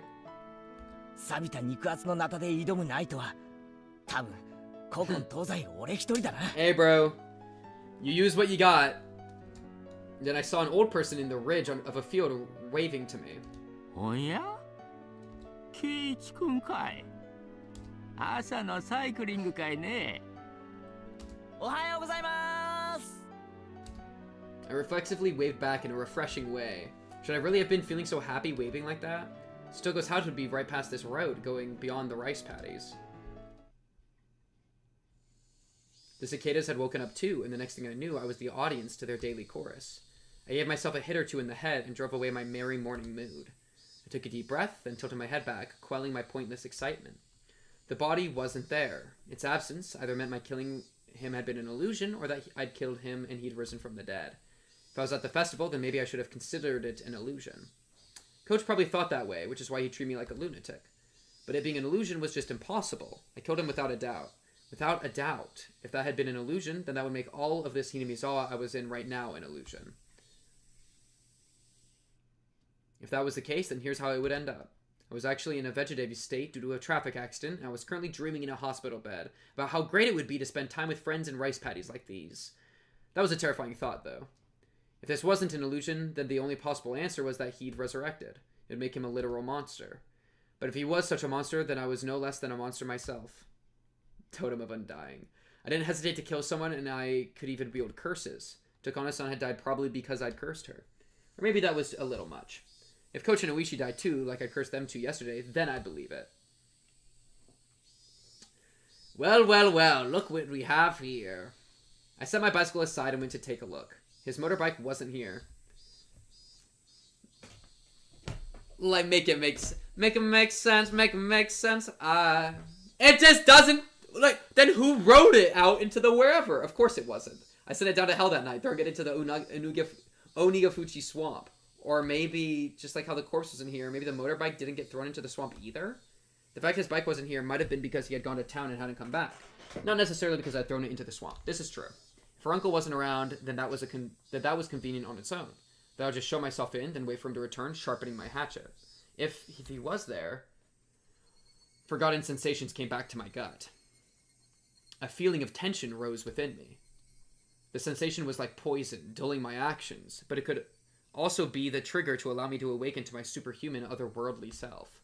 I held the hatchet still wrapped in newspaper. Its weight in my hands was profound, sinister, and reliable. I hadn't put on my watch, so I didn't know what time it was, but it was probably still a little before 7. Satoko would probably be awake, preparing breakfast and her lunch, but her uncle would probably still be lazing around in bed. A guy like him probably would have stayed up late drinking, and probably always slept until noon. I considered ringing the doorbell and having Satoko open the door for me, but if her uncle woke up at the sound, I'd waste my chance of him still being asleep. If Satoko saw me sneaking inside without ringing the doorbell, she'd be surprised. If If I ran into her, what would I say? I've come to kill your uncle for you, so stay quiet? No, I couldn't do that. That'd be like making Satoko responsible for his death. Be quiet and go wait outside. Maybe that would do it. How would Satoko react to that? She'd probably try and get me to give up on killing him. I'd have to lie somehow to get her to go outside. Satoko didn't need to know that a murder was going to occur in this house. I couldn't quite think of a good lie to tell her, but I couldn't do much just standing around like this. I made up my mind and grabbed the doorknob. I mean, you could just wait for her to leave for school, but also, okay. Alright. Then slowly turned it and pulled. It wasn't locked. The gap between the door and the wall steadily grew larger. The chain wasn't even on. The oppressive smell of life in Satoko's house hit me. At the entrance, there were a few pairs of shoes and sandals. Shoes and sandals. I couldn't tell whether he was here or not just by looking at them. I could hear a television on somewhere. Wow, this place is not good. The television was in the messy dining room.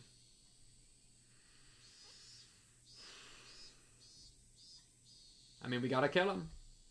There was food scattered about the table, giving an impression decidedly different from a happy family mealtime.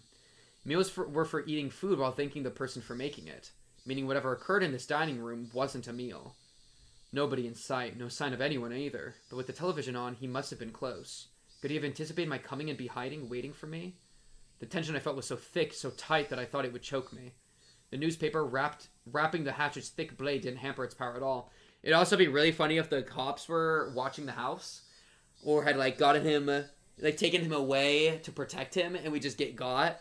If they were competent, they would be doing shit like that, because, you know, he's obviously our target right now, if Ide told them. But, you know. Yeah, the shed is better than this. Like, which is just so sad that the shed is better. The newspaper wrapping the hatchet's thick blade didn't hamper its power at all. I tightened my grip on it, then very carefully took a look around. Where had those peaceful feelings from before I arrived here gone? Even the sound of sweat bubbling up on my brow got on my nerves. And then I looked at the table and realized something. This wasn't breakfast. The grains of boiled rice were all hard and dried up. Then was it last night's dinner? I left the dining room keeping vigilant, went down the hallway and found the stairs to the second floor. Ah, jeez. If it gets worse, I'm gonna be so upset. When that man was playing with his friends, he looked out of a second-story window. It was highly possible that room was his own and that he slept there. I tiptoed up the edges of the stairs, quietly climbing without making a sound.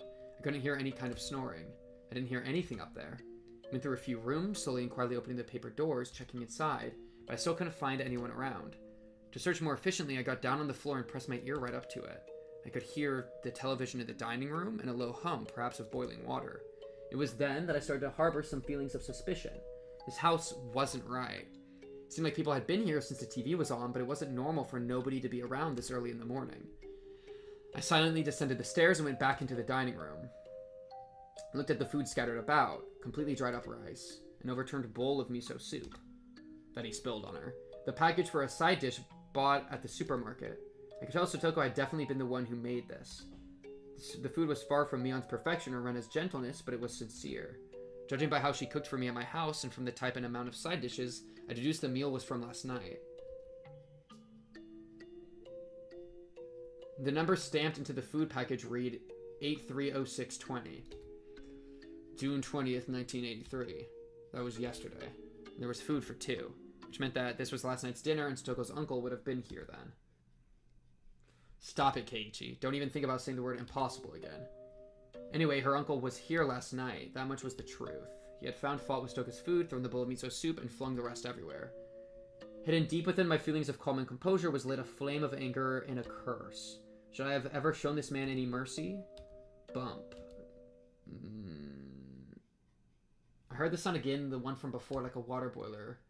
What was it coming from? The first floor? But where? The bathroom, maybe?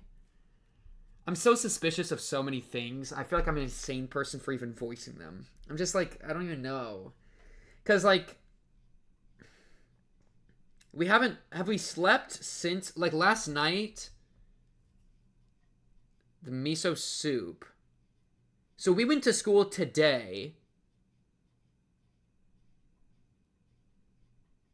No, we just woke up today. So we woke up, it's a new day. Which means last night... I feel like the timeline doesn't make sense right now. Because I feel like the miso soup thing was from 2 days ago, not last night.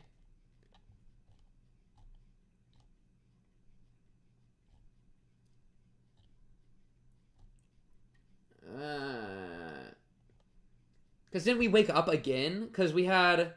Today, the only thing that's happened today is coming here. Yesterday, didn't we...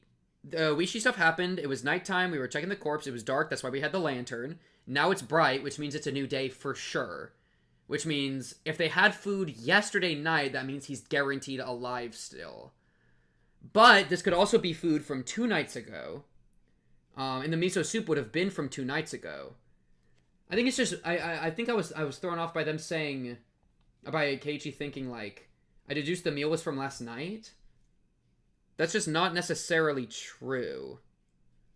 That's gotta be... that like, this meal could very well... And I would honestly... No, but then... The number stamped into the food package read this. That was yesterday. So... There's a food package from yesterday, but the meal could have been from 2 nights ago. And that's important because the meal is when he spilled the soup on her, which I'm going to assume is real, by the way. We can't really trust anything right now. I'm going to assume that that was a real thing that happened to Satoko, and also that Satoko, the uncle, did it, right? Let's just assume that. Let's take something as fact. Yeah. So, but I don't think we have proof that he was here last night specifically. Because the miso thing happened 2 nights ago. Because we talked about it at school yesterday, which wouldn't have been last night. So yeah, the miso thing was 2 days ago. There is food from yesterday, but that could have been food she got for herself. So that's not necessarily proof of anything. So right now we still have no proof. That's where I'm at. The bathroom, maybe? I could hear the noise coming from the other side of the frosted glass at the far end of the changing room. It had to have been the sound of the water boiler for the bath. Steam was enshrouding the glass door, and the heat from it was leaking into the changing room where I was standing too. Is it just Satoko taking a bath? Because...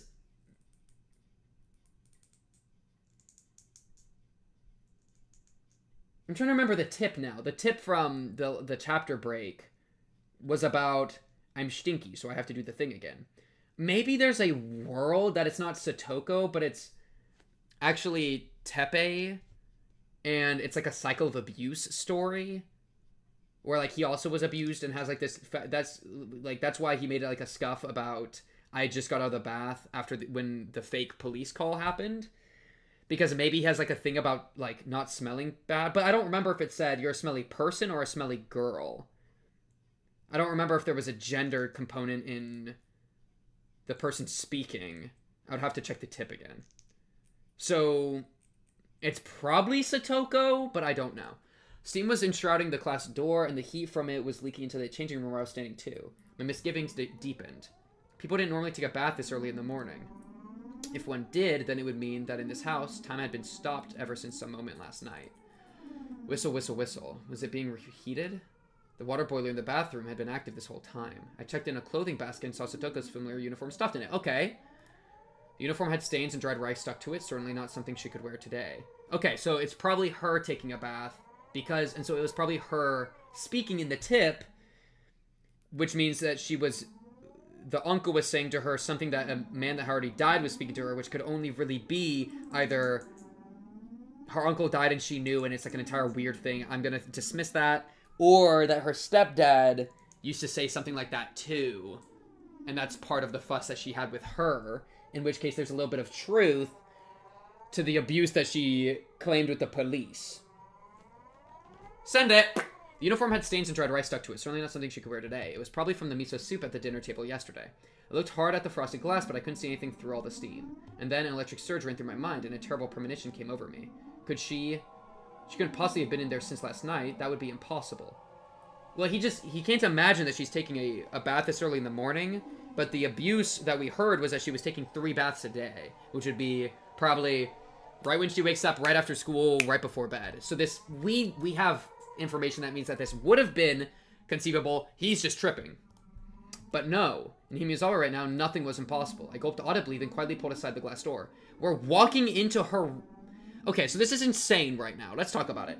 We're walking into Satoko's bathroom while she's having a bath, holding a hatchet. Okay. Hot steamy air burst out of the slight opening. Which, honestly, is extra bad because there's a very real chance that she was abused in the bathroom sexually. I'm just gonna throw that out there. Right? I would not be surprised if that's part of the abuse. So this could even be, like, she thinks that we're the uncle or something. You know? That could be an entire problem. The fan wasn't on in the changing room, so it was completely white with steam. Is it gonna be... Wait, okay. There's no corpse in here, right? I'm gonna be so mad if Satoko's not okay. Stoko? Just as the hot vapor poured into the changing room, cooler air also flowed into the room with the bath. And I just heard, due to being hit by that air, very weak moan. Is she okay? That was all I need to know who it was. Satoko! Maybe she's, like, wounded in the bath? Or, like, she's really, like... Maybe she has been left in the bath and she's been, like... I don't know. What's going on? No answer. Stoko was in the bathtub surrounded by a thick layer of rising steam. The top half of her body was leaning over the edge of the tub and she was passed out. Okay, what? She was just left to boil? The water boiler kept on making a whistling noise as if angered. I could see the gas flame through a small window. It was roaring at full force, completely blue. Stoko's entire body was boiled red and flaccid, as though her bones had melted away. She was almost like a doll as she lay there unconscious. W. Keiichi. Once again, the system fails everyone. This is why vigilante action low-key can be justified. Because if he's not here, she would have died. She was almost like a doll as she lay there unconscious. I wasn't sure how many seconds passed as I stared in complete bafflement. I came back to my senses and promptly shut off the boiler. Then I dragged Satoko's small body out of the bathtub. The water in it was as hot as the water in public baths. Was she in this boiling water for the entire night? She'll die, she'll die. Satoko's body was lighter than I expected as I laid her on the floor and wrapped her in a towel. I went back into the bathroom and opened up the vent, creating a path for a cool breeze to come through. Upon the breeze hitting her, Satoko moaned again. Okay, hopefully he's not here. The motorcycle's gone. Which means maybe we're good to do this? Like, speak out loud this much? I'm worried of getting jumped.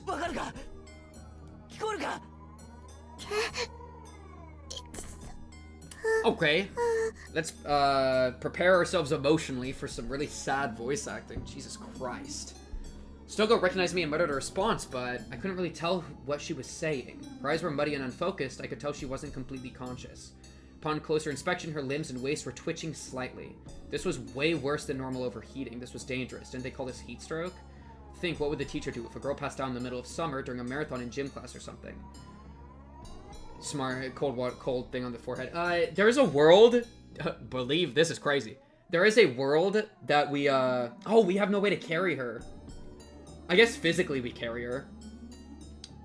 That we take her to the hospital. Like, her life matters more than us being in a mental hospital. I don't give a frick. If she is actively dying, then we need to give up on killing the uncle and save her, right? And pick her up and go to the hospital and get her there, you know? I turned the water faucet in the kitchen all the way on and soaked a towel in it, and then I took the cold towel and pressed it to Satoko's forehead. Or use, like, a house phone to call, like help. Pressed it to Satoko's forehead. Stoko reacted harshly to the coldness and let out a muffled voice. For burns, right, you would soak the burn spot under running water. Then, could I run cold water in the shower and cool her off like that? No, if it was that sudden, it wouldn't be good for her heart and she'd go into shock. Smart! Smart! I think I read that once before. This was about as much nursing as I could possibly give her. Anything more than this would be too much for the likes of an amateur.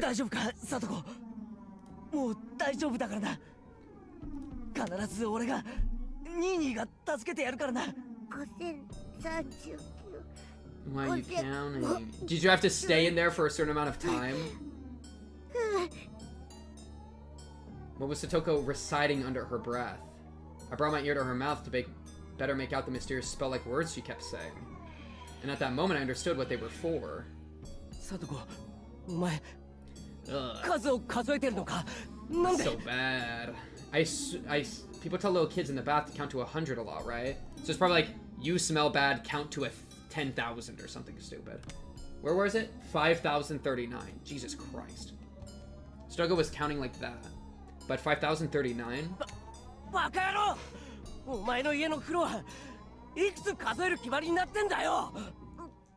Yeah, 10,000. I doubted my ears and doubted her common sense. 10,000? ふざけるなバカ野郎1万なんて数えられるバカがどこにいるんだよ Wait, Loki, she's smart that she can count that high? She's actually the ghost? その前にユダって死んじまうに決まってんだろ Also that, though. どうしてこんなことに Yeah, I mean, obvious, Keiichi. Last night, her uncle flew into a rage at the dinner she'd made, saying it stunk and was inedible. Stoko didn't understand what on earth he meant. It wasn't much different than what she usually made for him. Maybe he hated the smell of the pickled vegetables she bought in particular. Her uncle then decided the stink was originating from Satoko and shouted at her that she never ever took baths. And then he put Satoko in the boiling water and told her not to come out until she counted to 10,000. I like it. So yeah, the tip was 100% Satoko.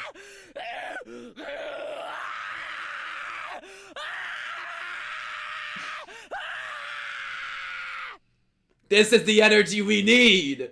This is the energy we need, Keiichi! Oh. Yeah, it's just the interesting part then is that somebody had already told her that in the past. I imagine her stepfather. But yeah, anyways. I snapped around and exploded. Raising the newspaper-wrapped hatchet, I stampeded through the house. I searched for anything, traces, signs, smells, vibrations, heartbeats. With a war cry, I raced up the stairs with such force I could have stomped a hole through them. Then I found the futon in the room I thought to be her uncle's, and well aware he wasn't sleeping on it, I bashed it with the hatchet. Did he run into the closet? I'll bust the entire closet down, door and all. And if he's not there, maybe there's a secret door, any switches or levers in the walls here? Okay, rampage mode engaged. I smashed into wall after wall with the hatchet, crushing them. Dust rose into the air and broken pieces scattered about the floor. I smashed all the glass windows too for good measure.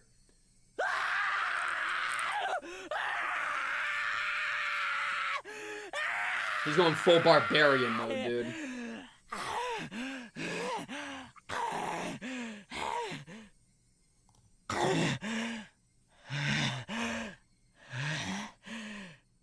After I destroyed everything beyond recognition in her uncle's room, my reason finally kicked in and suppressed my emotions. We need to jump him when he gets home. Anyway, her uncle wasn't in the house right now. I'd have to leave killing him until later. Right now, I had to do something about Satoko. This is super true.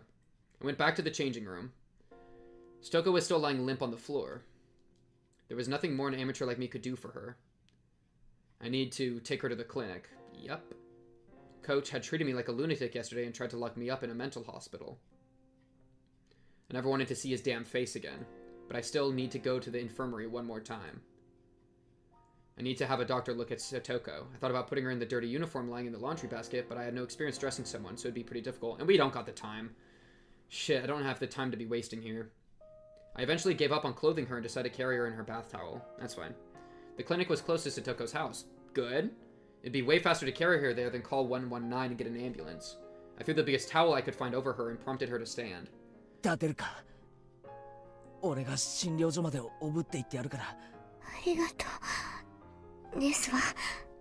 Satoko. Her words sounded clearer than before. She was starting to come back. I cried tears of relief just knowing she'd improved, even a little bit. Satoko turned over so she was lying on her face, then put up a weak struggle to get up on a knee. I smoothly swept her up and put her on my back. The towel I put on her seemed like it was about to fall off.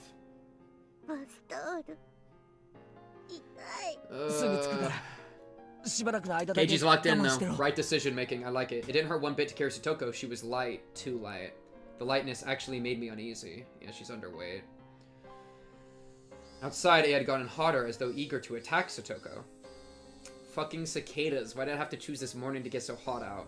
I didn't have time to swear at them. The clinic was this way. Hoisting Satoko on my back, I broke into a trot. Okay, there's a weird reality where we still get the good ending. There's still a weird reality where we get put in a mental hospital, this is seen as clear signs of abuse, and then we lock him up forever. No? Like, low-key salvageable.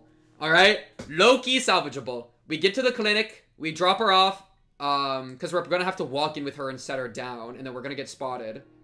Keiichi's on a warpath, so I don't think it's gonna happen. But, like, there is a potential word where it's like, this is clearly signs of abuse, she's about to die. She was going to die if I didn't break into her house. and then you say, like, I didn't kill him, I just really wanted to.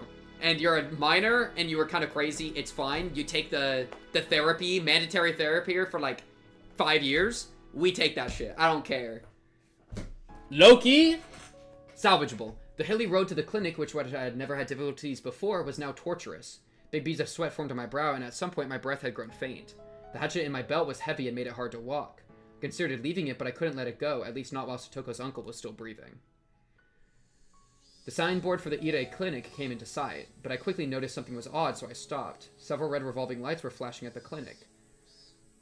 Hey man, gotta do what you gotta do. 3 police cars were parked in the parking lot with their lights on. There didn't need to be much else to inform me something had happened. I didn't want to see Coach, so I planned to leave Satoko in the clinic waiting room and give the receptionist a message. But with that police officer Oishi here, I couldn't go inside so carelessly. Oh wow, a custom sprite, that's interesting. But they all got ones? Damn. Poor Satoko, bro. This is so sad. Do you see the scuffles? What's going on? It's okay, Satoko! We're gonna be okay, Satoko! I gently put Satoko down in the shade of the thicket. Wow!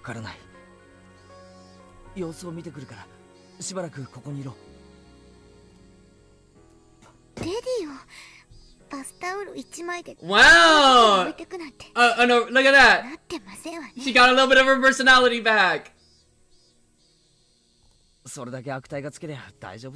There we go, that's the Satoko we're looking for. You'll be okay. I'll be right back, I added, getting to my feet. Cautious of my surroundings, I hid myself behind a car and got closer to the officers grouped at the clinic's entrance. I overheard an officer wearing a necktie, probably their leader, and a white-robed doctor having a discusussion about something. The doctor didn't seem to be Coach. It was one of those who Coach told to make the tea yesterday. Alright, let's see what they found. どんな感じだったんです？事務室の所長席のソファーに座って居眠りをしているように見えました。で、机の上に水差しと空き瓶になった睡眠薬があったんで、あなたはすぐに睡眠薬で自殺したんだと考えたと。それで？高熱と瞳孔の拡大に重度の意識障害も見られました。Who the hell? I mean, Teppei? There was a jug and an empty bottle of sleep medication on his desk. 睡眠薬中毒の典型的な重症例だと思いましたので、直ちに対応に入りました。警察も救急も呼ばずに？ここは病院で私は医師ですよ。生命が危険な状態にあるなら、直ちに治療して当然です。ああ、まあいいからいいから。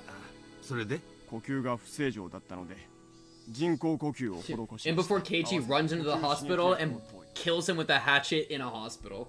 効果が出なかったので、人工呼吸器の That would be hilarious. I would honestly be so here for that. I know it's probably not the best idea, but like. いろいろ頑張ったけど、結局 Did he die? Is he already dead? そういうわけですよね。 That'd be so clutch. 通報は死んでから直ちに。I don't even know if it's Teppei though. What's even going on? Okay, died. 救うことができず。Okay. Hope. Just then, a radio in one of the police cars started to buzz, producing a broken mechanical voice. こちら本部、こちら本部。小宮山さん、聞こえますか？どうぞ。もしもし。小宮山です。ああ、お疲れ様です。睡眠薬での自殺みたいですね。遺書の類はなし。Yeah, gotta give me a name. Suicide? What the heck were they talking about? Someone committed suicide at the clinic. But who? I wish Takano-san dead and she died the next day. Yesterday I wish Coach was dead. Then, could he have... Oh, Coach? Oh, we out here getting Coach killed? On his desk. You were the first one to find it. Oh, no, Coach is dead. Oh, it's definitely Coach. Oh, shit. I was not reading carefully. I was reading hopeful. Coach just died. Oh, is she next? Oh, is she next? Honestly, I'm fine with it. It is what it is. Oh, is she next? We're so back. Right? Like, it is what it is. I will lose Coach if it means saving Satoko and getting Oishi out of the picture. We can still get a good ending here. Alright, it is what it is. It is what... He was a good soul. I'm sorry it happened to you. This is still going better than chapter 1 or 2. It is what it is. I saw the I definitely was drooling when the thought of Oishi dying. That was unironic.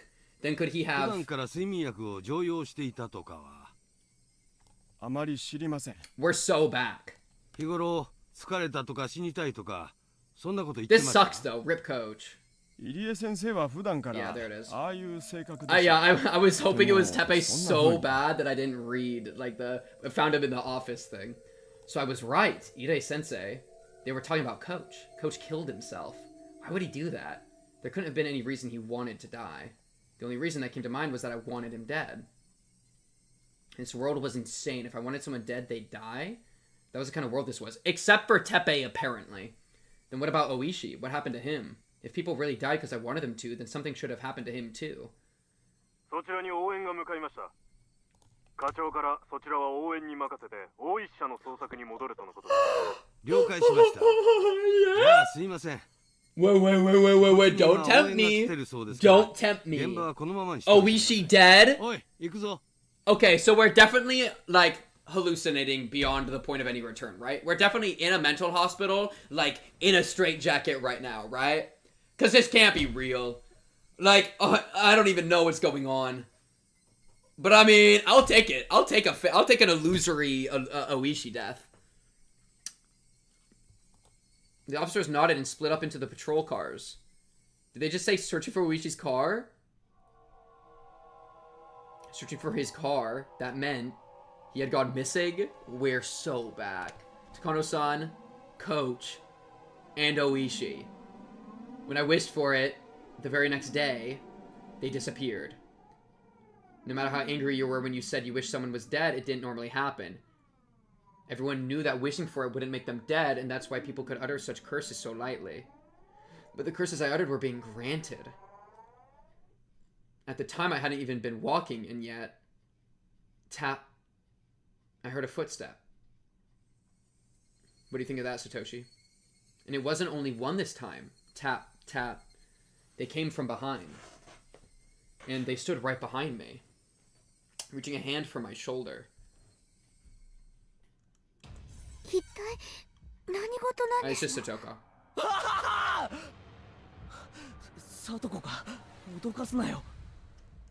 you okay, Satoko? What's going on?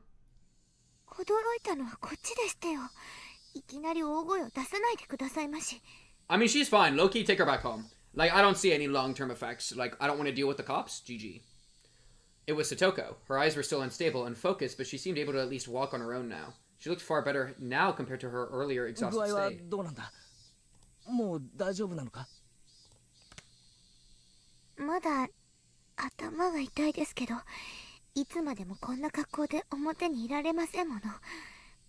She gave a smile, a show of courage, but her legs were still shaky.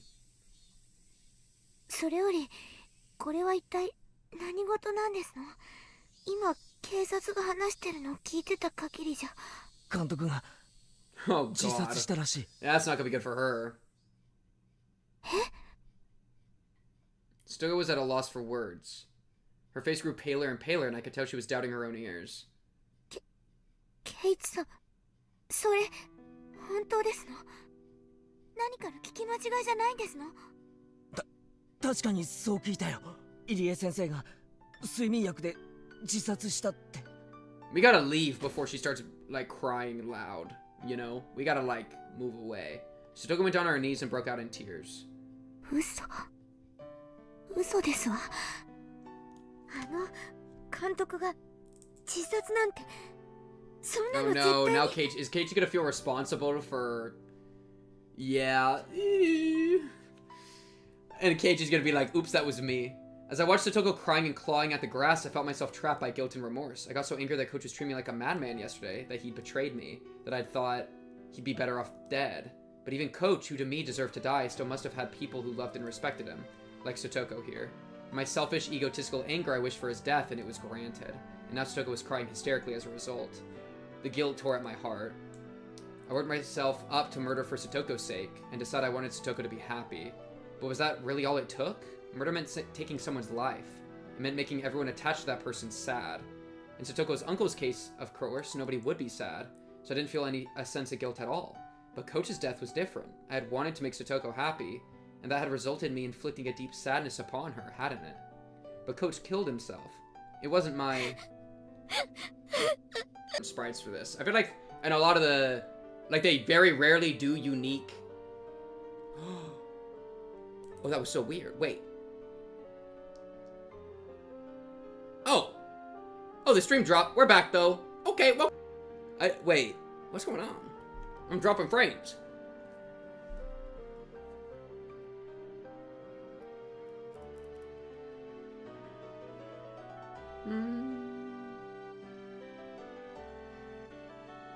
Oh, am I back?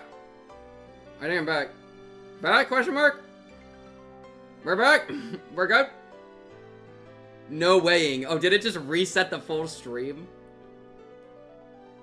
That's crazy. The fact that it was just looping Satoko crying was devious. Wait, how much did we lose? We didn't lose like almost anything, right?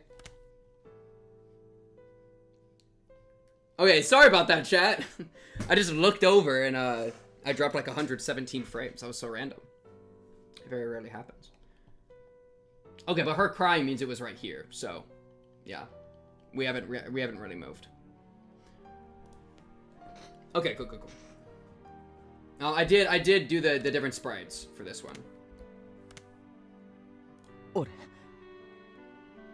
Yeah, because I knew y'all would be curious. So there you go. その喧嘩してお前なんか死んじまえって呪ったんだ呪ったから本当に死んじゃって Major spoiler thumbnail on Discord. Well, let me maybe delete that real quick. Let me check that out. I don't want to have, cause it yeah, I'll delete that redo. Cause it's such a crazy thing to have as a thumbnail. Satoko looked at me dubiously for a few moments. Eventually her expression softened as she interpreted my words in her own way. Wow, crazy maturity for her right now.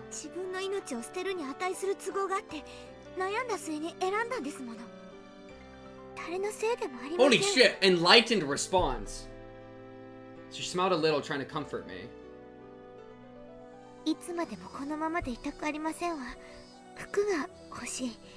Let's go home. いいのかよ診療所に行って見てもらった方が服を着てから見てもらっても別に死にはしませんわ Okay. Satoko readjusted her bath towel and started back along the path. Her stride was wobbly and it didn't look like she'd recovered as much as she let on. At first, Satoko tried to go back home, but it was the time of the morning when people were going to school and to work, so after seeing people walking around, she thought better of it. She must have been pretty embarrassed wearing only the towel. Rikaの家に行きますわよ私の服あるはずですからどうしたんですの I'm a little scared of leaving your side ever again. Satoko noticed how I was hanging my head and spoke to me. 監督はああ見えても大人ですのよ圭一さんと喧嘩したくらいで自殺するような人ではありませんわ This is true. 自分を責めるのをおやしなさいませ But he thinks something supernatural is going on. At first I thought it was a coincidence, but with 3 people now, I couldn't discard the possibility. There was no such thing as impossible in this world. この数日おかしいんだ何がですの Satoko seemed to be having trouble breathing, but she still tried to listen to what I had to say. おとといの綿流しのお祭りお前は途中で帰ったから行かなかったんだよなそして俺は祭りに行ってみんなと遊んだらしいですわね Is he gonna come clean to her? 取り乱して申し訳ありませんでした About what he thinks actually happened? Satoko remembered how she blew up at me in the classroom yesterday and bowed to me a little. You don't have to apologize for that. 祭りに行っていないって言ったら信じるか Satoko looked at me confused. She couldn't help it, of course. I wonder if Satoshi 信じられるわけありませんわ何を said 今 similar さ stuff. 信じられないだろ信じられないのは俺も同じなんだだって俺は祭りに行っていないのに俺が祭りに現れてみんなと遊んだって言うんだこんなの信じられるわけないだろそれ本気ですのああ、綿流しの夜からおかしいんだ。いつの間にか変な足音がペタペタとついてくるようになって。The blood drained from Satoka's expression. Okay, Satoshi might have said this to her before he disappeared. 足音が。She recognized that. That's what I was hoping would get brought up with something. そうなんだ。So that's good. 最初は気のせいだと思ってたけど、 New guess. ずっとついてくるんだ。多分今もついてきてる。里子の足音と混じってよく聞き分けられないけれど。Stared took a long and hard look at me. Maybe she was doubting my sanity. Coach did the same thing. I mean, why wouldn't he after telling him this? The more I thought about it, the more I was unable to endure the feeling that my hatred for Coach had been meaningless. 綿流しの日。I mean, it low-key was, 俺は but... 祭りに行かず、あることをしていたんだ。ずっとだぞ。眠ったり、意識がなくなったりしたことはなかった。だから寝ぼけ気分でフラフラと、記憶になく祭りに出かけたなんてことはありえない。それはおかしいですわね。ならどうやってお祭りで遊んだんですか？ I wasn't... だから俺 I は wasn't 祭りには行ってな Satoko. いんだよ。 No. I can't let myself get emotional.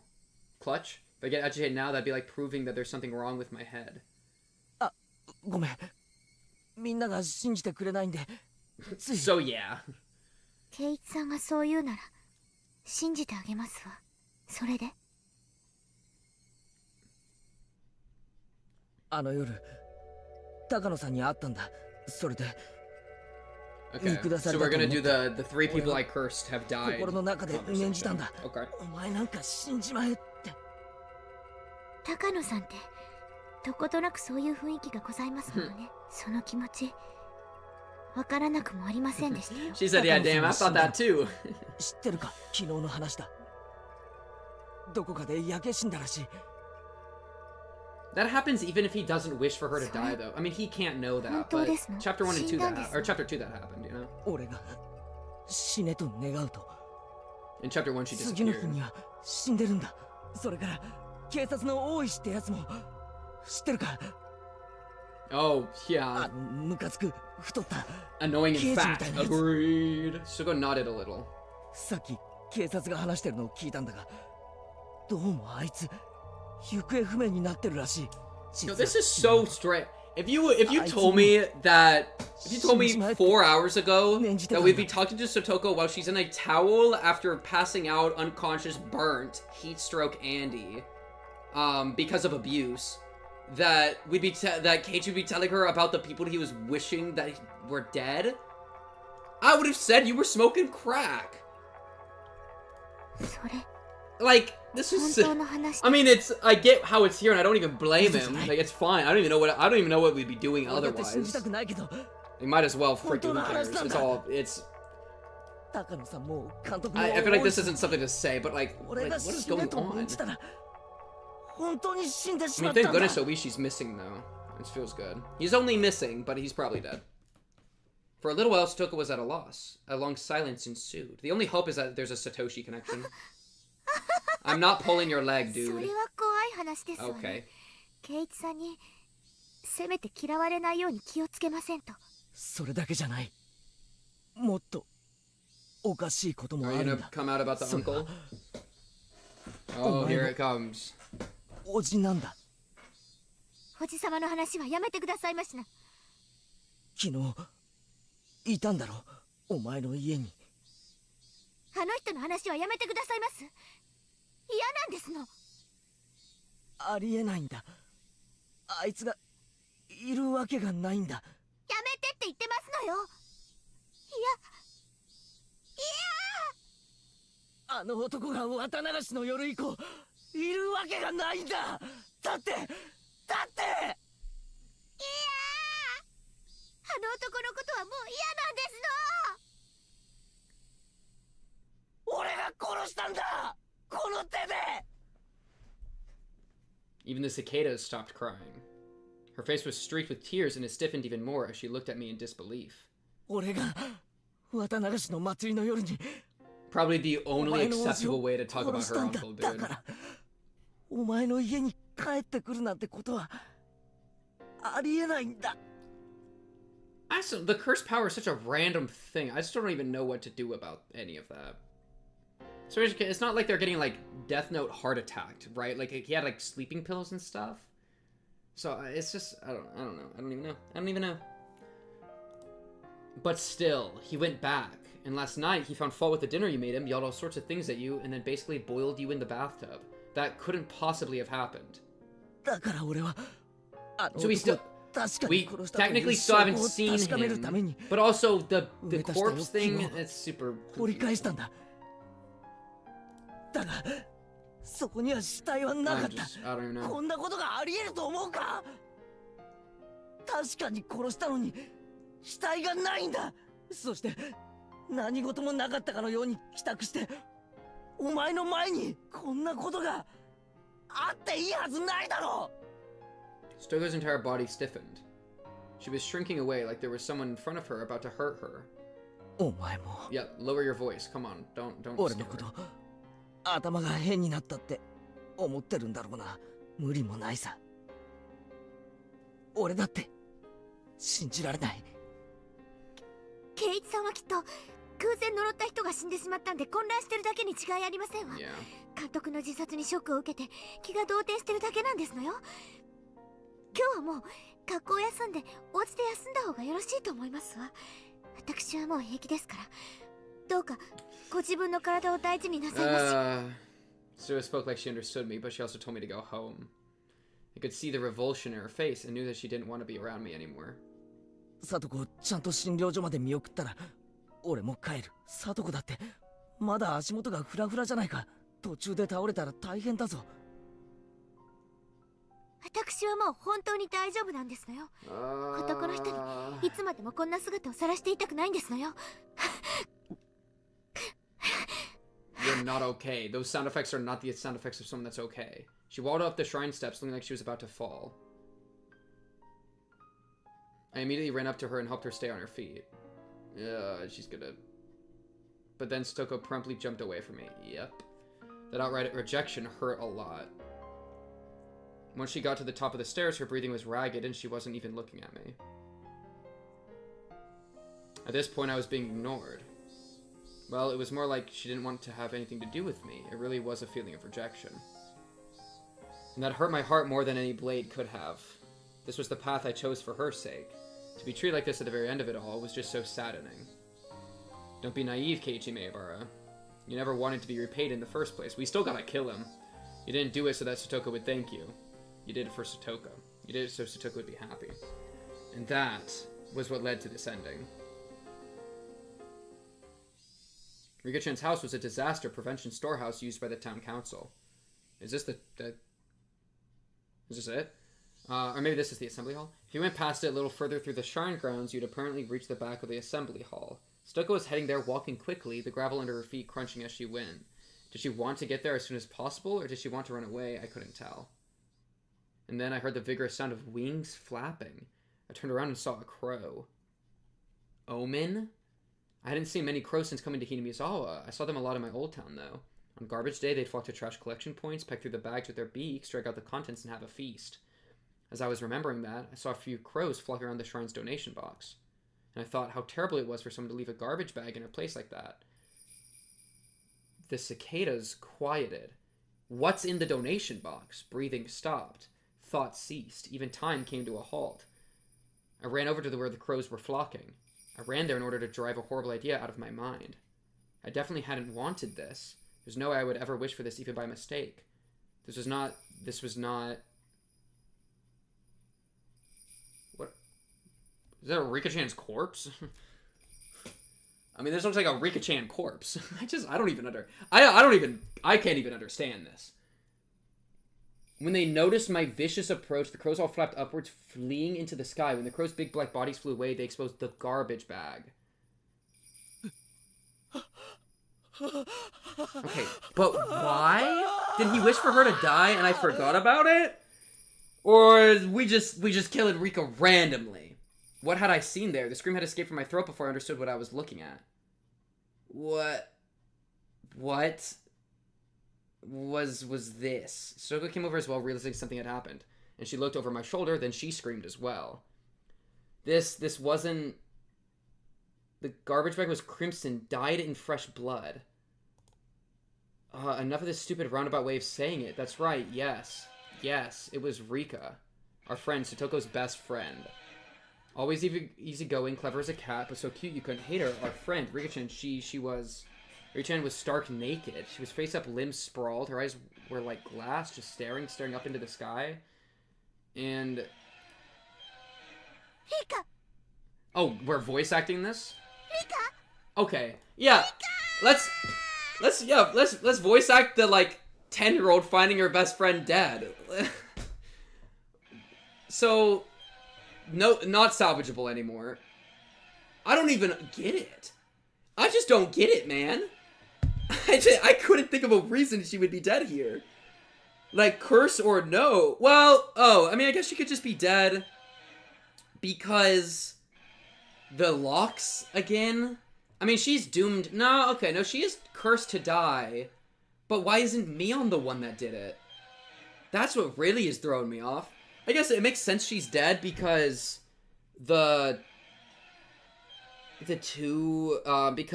Tomatake and Takano got into the storehouse. So that means the mayor and her should die. If it goes down the same train of thought as chapter 2, but why is she dead like this? Sugo broke down crying on the spot. And yet, she still couldn't approach her friend's remains. The crows had gotten through the garbage bag and dragged... Well, they dragged out an apple peel and spread it all over. This analogy is so dark. Crows, they couldn't do this. I don't blame him. I do not blame him, dude. On the spot, I started vomiting. Real. The sour taste became a bitter one as I threw up over and over again.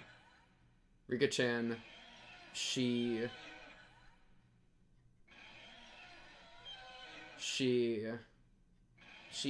stomach, her stomach's like cut open? Was cut wide open vertically, completely open. Rika! But why? Okay, so... I don't know. Let's just torture Satoko more, though. Why not? Crows couldn't have done this. And from her open stomach, her organs, her bowels were dragged out like children's toys left all over the floor. So it was like, it's kind of ritualistic. The unbelievable sight induced oxygen deprivation in my brain. Color left my vision, a pounding headache, dizzy, and I wanted to vomit. It was like the nightmarish remains of a ceremonial killing, yeah. Someone somewhere had killed Rika-chan, brought her here, laid her here with her limbs sprawled out, and then cut open her stomach. I mean, it could have been Mion. I mean, but why would she take her to the lair? Well, maybe because she didn't want to torture Shion? Maybe if she has no intention to torture Shion, she would bring the body here as a reminder? Or as like a message?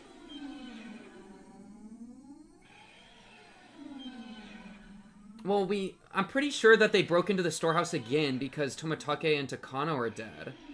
And so that would put Rika-chan under Mion's kill order, because of people getting into the storehouse.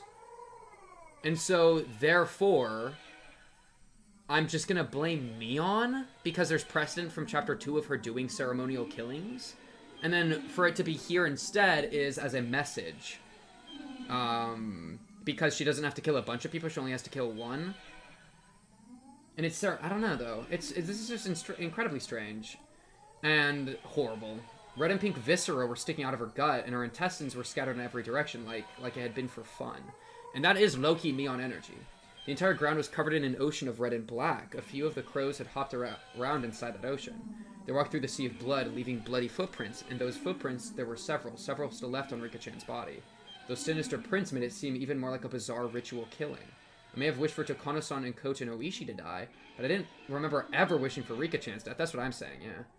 So-sa. 俺じゃない。俺じゃない。俺じゃない。I mean, Occam's razor just says blame Mion. It makes too much sense to not do. I stumbled backward, and that's not even from a point I hate. I stumbled backwards and stepped on a newspaper. A newspaper in a place like this? Newspaper was what was covering my hatchet. I had kept it wrapped around on my belt in order to carry Stoko, and that newspaper had fallen off. Sheesh, don't scare me like that. I bent down to pick it up, and then Stoko looked at me with such disbelief as if I'd never seen him, froze. I did not hatchet murder Rika. She was looking straight at me, at the hatchet, on my belt.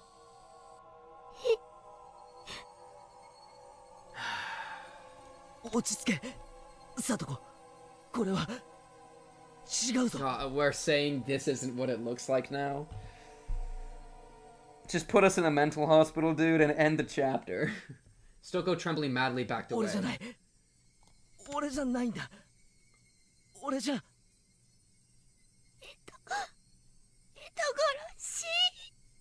She didn't care at all that she was exposing herself through the towel.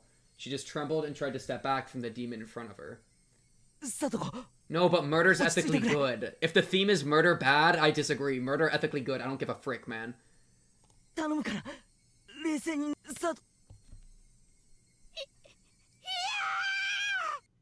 Screaming weakly, Stoko began to run unsteadily. Run away, that is.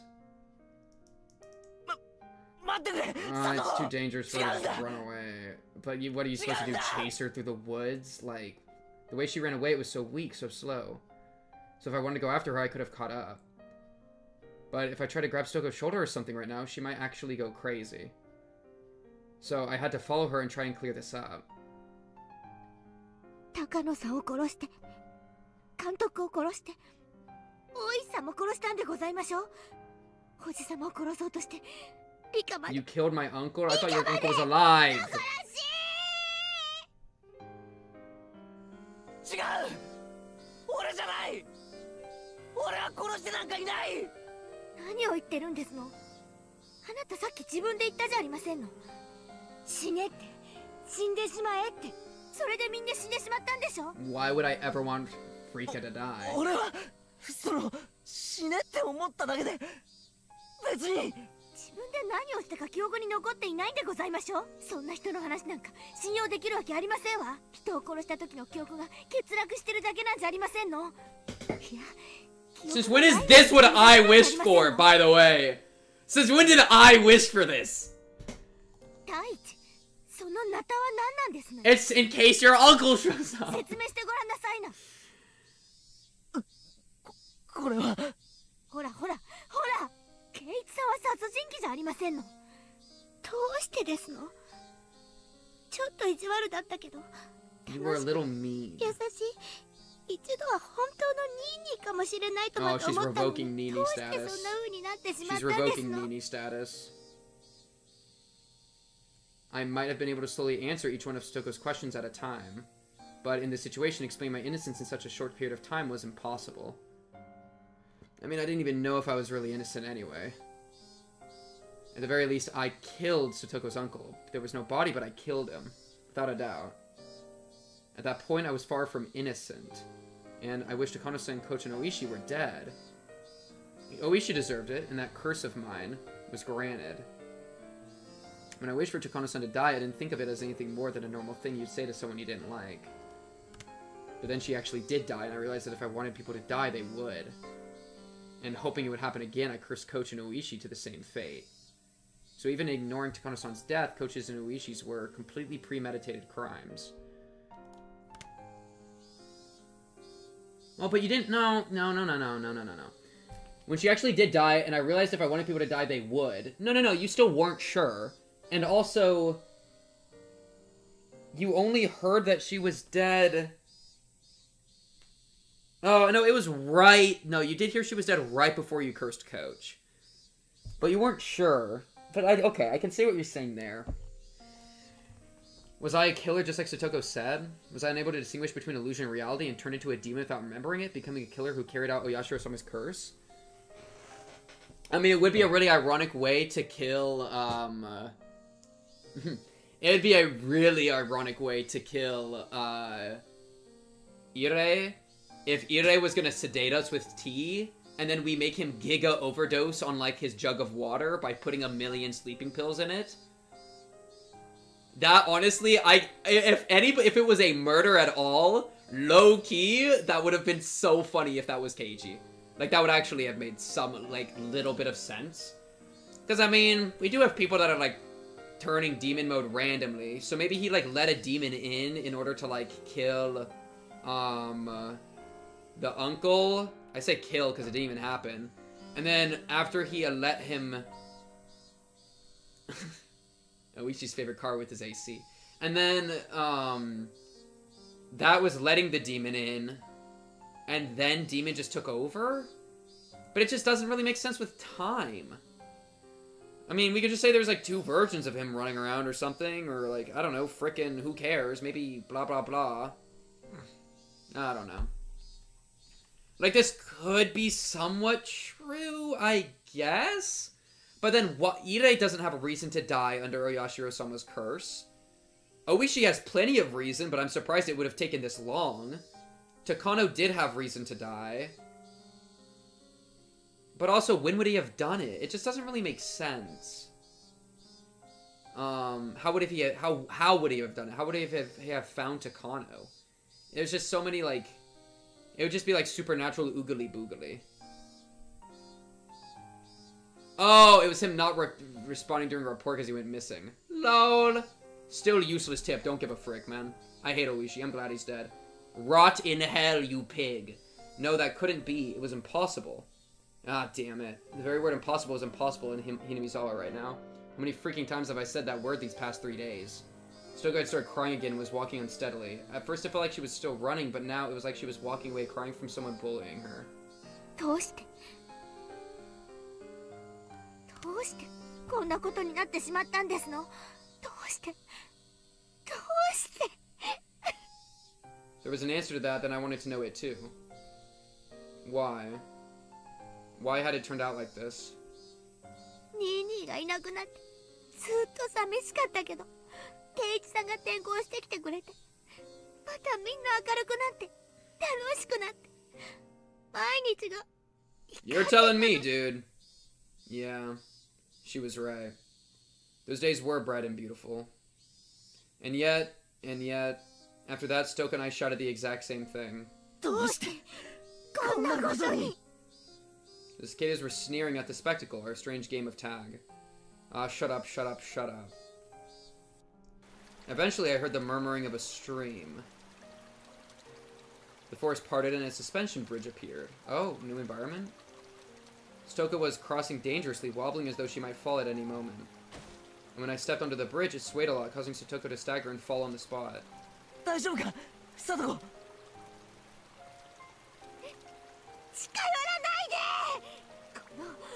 Crazy scene if anybody else, like, walked into, right? Satoko shouted, her hatred made very clear. It was sad.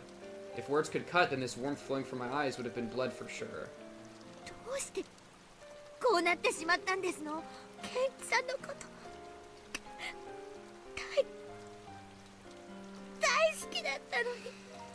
I wanted to go up to her and give her a hand, but the distance between us was uncrossable. If I got any closer, Satoko would start shouting again, and say things that would hurt me deeply again. So I couldn't approach any closer than this. Satoko, 俺にもなんでこうなったかわからないんだ。でもこれだけは言える。リカちゃんを殺したのは俺じゃないんだ。それだけは絶対に。Yeah, a bridge is very fitting. いい加減なこと言わないでほしいですわ。自分の記憶にも自 We're 信 in が the 持てない liminal 人 space between 何を two 言ったってど spots. う信じればいいって言うんですの？ I tightened my hands into fists. You're gonna scare her, dude. You gotta be very emotionally regulated. This was mortifying. I wasn't crazy. Hinamizawa was crazy ever since I wandered into it, lost on that one night. This insane world where I was at the festival when I wasn't and the uncle I killed was alive. Dude, we heard Satoshi's voice. I mean, like, what, we got possessed by a demon? I mean, Satoshi was a, are you sad? I'm, like, bewildered. I'm just, like, I mean, it's just, I'm at the hopeless stage of the chapter. You know, chapter 1 and 2 had the same thing, where there just comes a point where it's like, well, and it's fucked, right? And as soon as we see Rika-chan's corpse, it's like, it's unsalvageable, I've given up all hope, I can't even, like, anymore. Yeah, it's just over. So I just kind of roll over and admit defeat, and just let it, like, wash over me, I guess. Yeah, I'm just trying to like piece together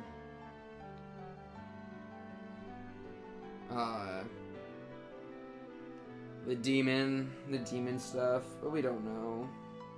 And I heard Satoshi's voice, dude. I heard Satoshi's voice. Like, I thought it was him. But, like, I mean, even if it was him, he's a villager. He would have a demon. So, relying on... But I think... I feel like there was something really beautiful about us working with Satoshi. And I thought that was really, like, powerful. So I don't want to, like, make that into a bad thing. You know? I don't want to say, like, that was us inviting the demon in that ruined everything. Unless it wasn't really Satoshi, it was like a demon disguising as Satoshi or some shit, you know? Oogly boogly superstition stuff. But we heard his voice, and that felt real. And I'm saying felt, right? Like, that's all I got, but... I don't want to walk back on how important that was. But something went wrong on the way. Yeah. This insane world where I was at the festival when I wasn't and the uncle I killed was alive, where death would come just by wishing for it. It was this world's fault. Mion and Rena started acting strangely. They were possessed by something too, and Coach wouldn't believe anything I had to say. And even Satoko, who I should have protected, was yelling at me like this. Was the price for killing a man supposed to be this high? Was I really going to be forced to stay in such a bitter world? I did the right thing. At least I wanted to. So then, why? I think it was a good thing. I think it was a good thing. Fully, ethically, morally, I don't give a shit. Alright? He had to go. He had to go. And you know what was proof that he had to go? That if he was still alive, Satoko would have died in that bath if Keiichi wasn't around. If we quote-unquote waited and watched, Satoko would be dead. The show, the series agrees he had to go. Alright? So... killing him is the move. I hated it. Every time I asked why, the day Satoko and I enjoyed in peace went so wrong. Satoko, 信じてくれ。俺は人殺しじゃない。では、そのナタは何なんですの？納得のいく説明はできまして。I'd just be truthful. このナタが怖いのか。じゃあ。No, no, no, no! We need the hatchet! We need the hatchet to kill the guy still! God damn. And the uncle gets to live! Satoko is tonight's biggest loser! Still getting abused! Rika's dead, Coach is dead, Keiichi she hates now! Uncle is still alive abusing her! We lose the game forever! Satoko didn't nod, but she seemed to be in agreement with that proposition. I clumsily took the hatchet out of my belt, then dropped it over the side of the bridge into the stream below. We need that hatchet to kill him. これで話を聞いてくれるな。武器を捨てたぐらいで気を許すと思いまして。ケイイチさんほどの方なら私を素手で絞め殺すなんて簡単でしょ。I'm not gonna strangle you, dude. Like how I would ever want to kill Satoko. You idiot. じゃあどうしたらいい？両手を頭の上で組んだらいいか？そうですわね。I'm fine with that. 両手を頭の上で組んで。No, but you're gonna leave. It was a cunning plan, much like the ones she used during club activities. Putting my hands on my head and turning away would mean I couldn't attack Satoko very easily, but also means she's just gonna leave. I immediately acquiesced to her request since it would make her feel better. これでいいか？俺の話を聞いてくれ。Oh, you won't leave? Satoko stood up and carefully approached me from behind. And then she actually came right up behind me. Okay, thank you. She was so close, and yet I was so sad that I wasn't allowed to turn around. ケイイチさんが悪くないのはなんとなくうすうす分かっていましたわ。They're giving me hope just to rip it away later? 多分あなたは何か悪いものに乗り移られただけなんです。 Which means Loki, she's right. さっきまではケイイチさんが殺人鬼なんだと思ってたけど、私分かりましたの。あなたの目を見ていたら。I could hear that Satoko was still crying, but her voice was gentle just the same. ケイイチさんが人殺しなんかするわけがない。ケイイチさんの体を何か悪いものが乗っ取って悪事に駆り立てただけ。Being overpowered by passion might as well be something like being possessed. I mean, I haven't heard that before. That's an interesting thing. Yeah. Was she speaking literally right now? I gotta reread what she said.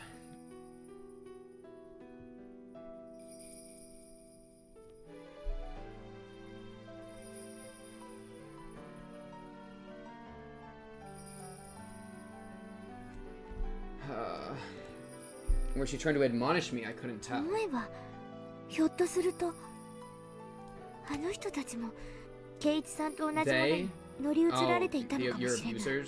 あの時は殺されるとしか思わなかったからそこまでは考えが及ばなかったけど今ならわかる。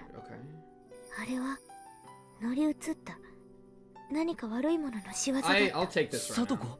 I'll take this right now. 何の話だ? It was less like she was talking to me, more like she was talking to herself, like she was confessing at my back.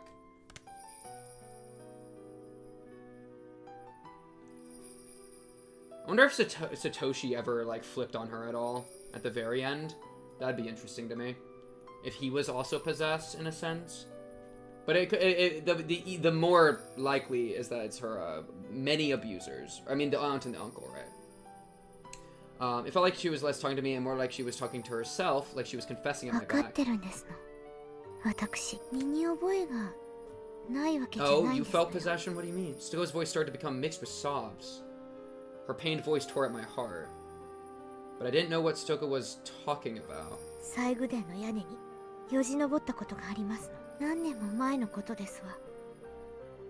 Okay.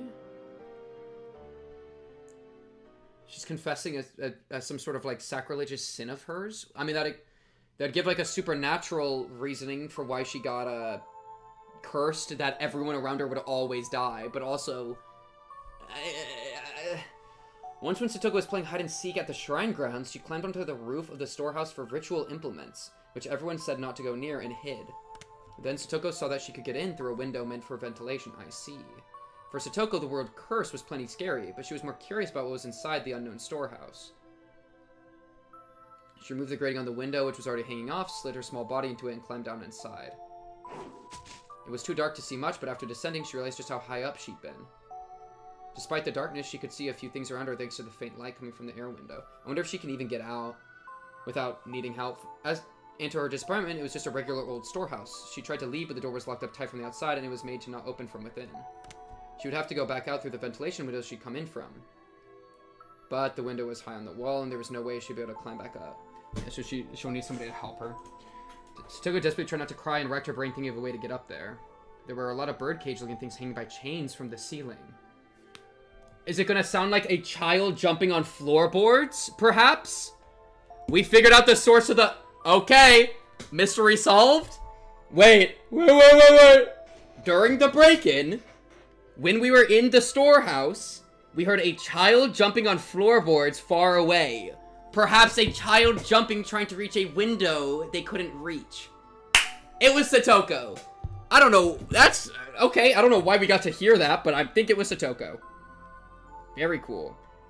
Very cool. Now I think it was Satoko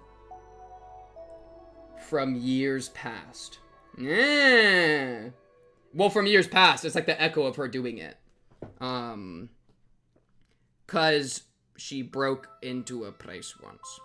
Into the storehouse years ago.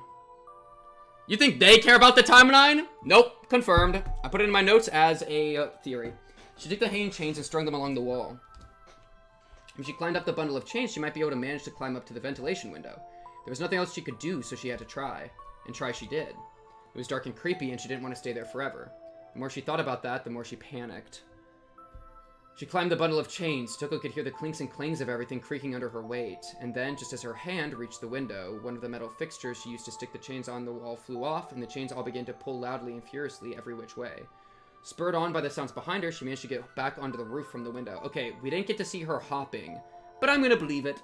Because of the weight of the flailing bundle of chains, the other fixtures broke, and then one of the big bird cages hanging from the ceiling fell to the floor with a huge noise. Under it was an image of Oyashiro-sama, his vessel, and the cage took off one of the arms, then trapped some other implements beneath it.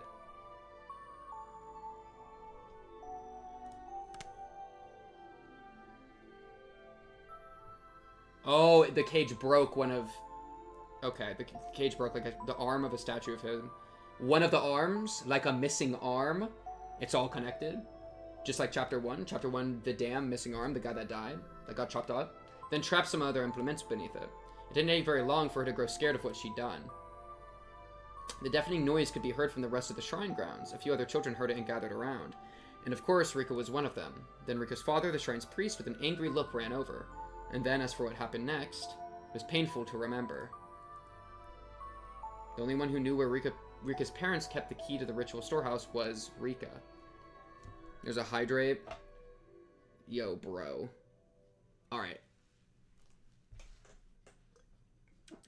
That's literally the last of it. I really need to change the way I have my setup so I can actually see those redeems. Because I haven't seen those redeems for weeks. The only one who knew where Rika's parents kept the key to the ritual storehouse was Rika, so he scolded her, saying that this happened because Rika pulled a prank and hid me in there. He was very angry and menacing. Just looking at him was enough to frighten anyone. He exposed Rika's back, took a strangely shaped ritual cane or something, and struck her with it several times. Rika's words at the time, "It wasn't me, I'm sorry, I'm sorry." That pitiful voice, I still can't get it out of my head. I should have said it was me. I should have said so to save my best friend from that false accusation, without being afraid of Rika's father's terrible temper. Rika gritted her teeth and cried at the crime she didn't remember doing. Ever since then, the world had been strange. わかってるんですの、私には。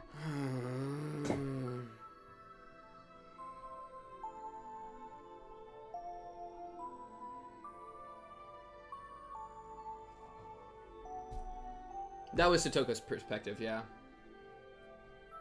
これはお社様のたたりだ。 Yo, fuck Oyashiro-sama. I don't give a fuck about him. Can we kill him? I would love to kill him. あの時、最後伝を怪我して親友を見捨てた私への天罰だって。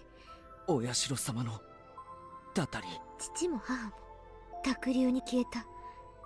意地悪だったおばも死んだけど、誰よりも私を可愛がってくれた。Yo, tell her he didn't run away. 私を捨てて Tell her he 逃げして didn't し run まった。 away.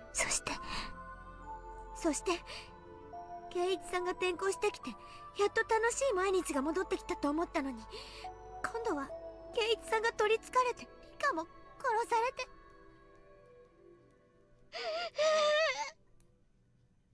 聞いたの私。お社様は本当にたたりをなすときは、 Oh, you make sure they 本 suffer. 人をすぐに殺さないんだって。親しい人から順に殺して、みんな殺してから No, she 最 thinks 後に she's 殺 gonna get すん killed だっ now て。 too, だから dude. 圭一さんもたたりにやられて。きっと今度はレナさんやミオンさんがたたられてしまうんですわ。そして殺したり殺されたり、もう嫌。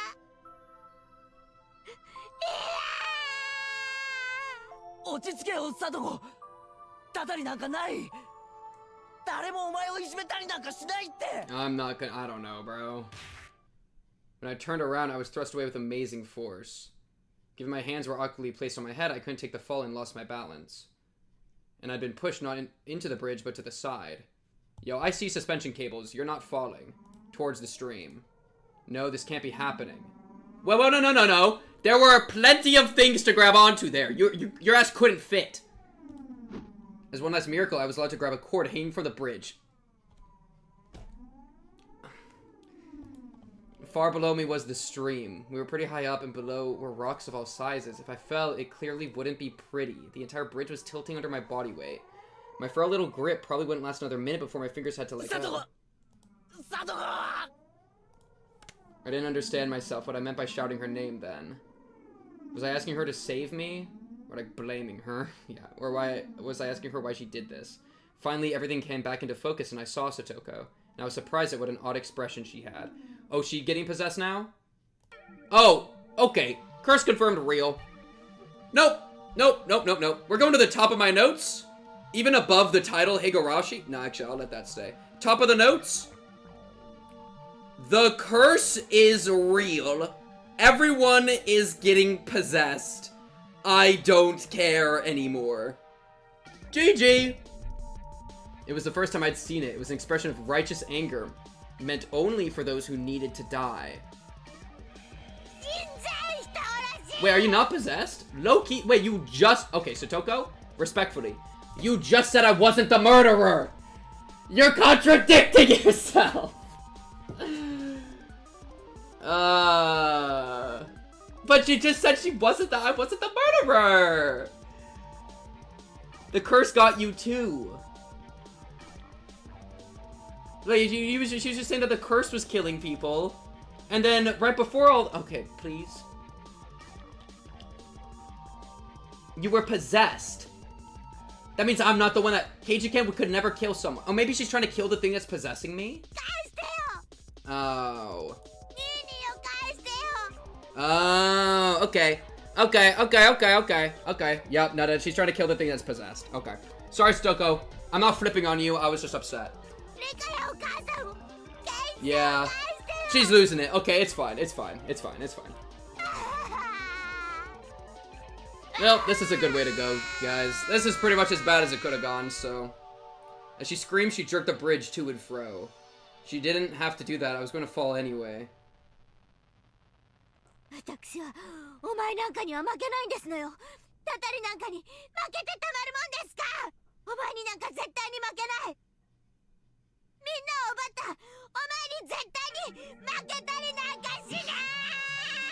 I'm just like... I'm hopeless. I don't know what my face looked like at the time. But it seemed like it was enough to quell Satoko's agitation. 俺のしたことは確かに褒められるものじゃない。いや、いけないことだったかもしれない。だけど、お前に幸せになってほしくってしたことだったんだ。それだけは信じてくれ。こいつ最後の最後でケイチさんのふりを。Soga didn't seem to have any more desire to listen to what I had to say. For that to happen at the very end like this was tragic. お前に褒められたくてやったわけじゃなかった。お前に幸せになってさえもらえればよかった。俺たちはダメなんだ。お前が笑っていないとダメなんだ。だから俺が消えたら笑ってくれ。俺が死ぬことで新しい生活を迎えたなら。So, like, okay, Keiichi, you're telling me you slipped through these gaps? Keiichi, dude. Keiichi, you slipped through the gaps. Keiichi. Those gaps aren't that big. それだけ約束してくれないか。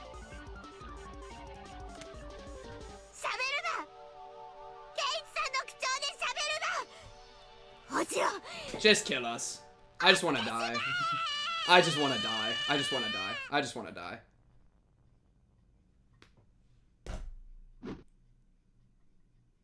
And those were the last words Satoko ever said to me.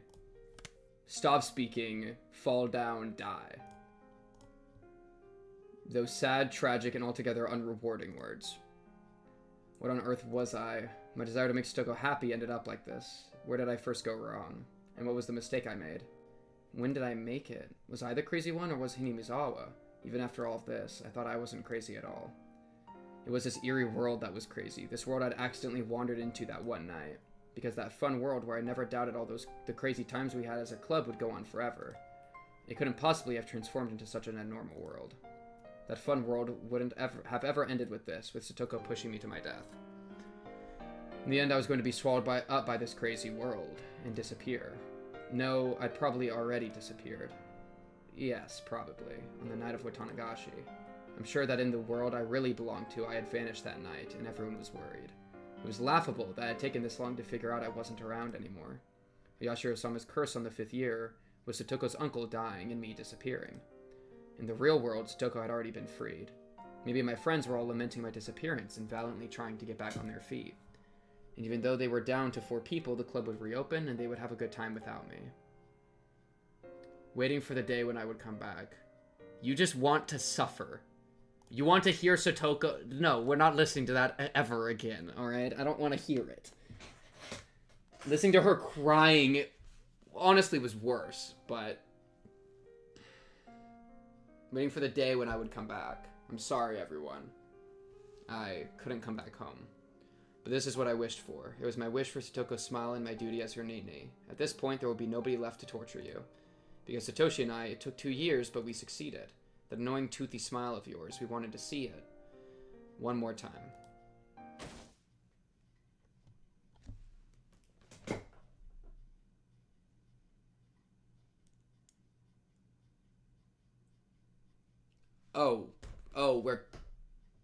We get to drown? My pain wasn't gentle or merciful. It was a sharp pain, violent, powerful, and ruthless. What little compassion I had receded in the span of a moment. And now I could die. I could say goodbye to this insane world. Farewell, crazed Hinamizawa. Thanks for giving me the psychic power to kill people whenever I wanted. Just still allowed, I wish for one last thing. The uncle.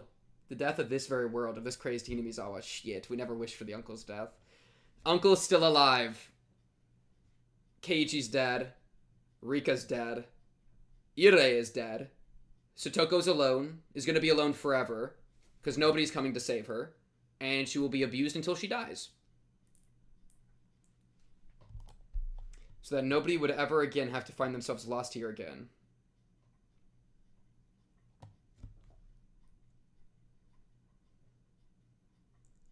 Okay.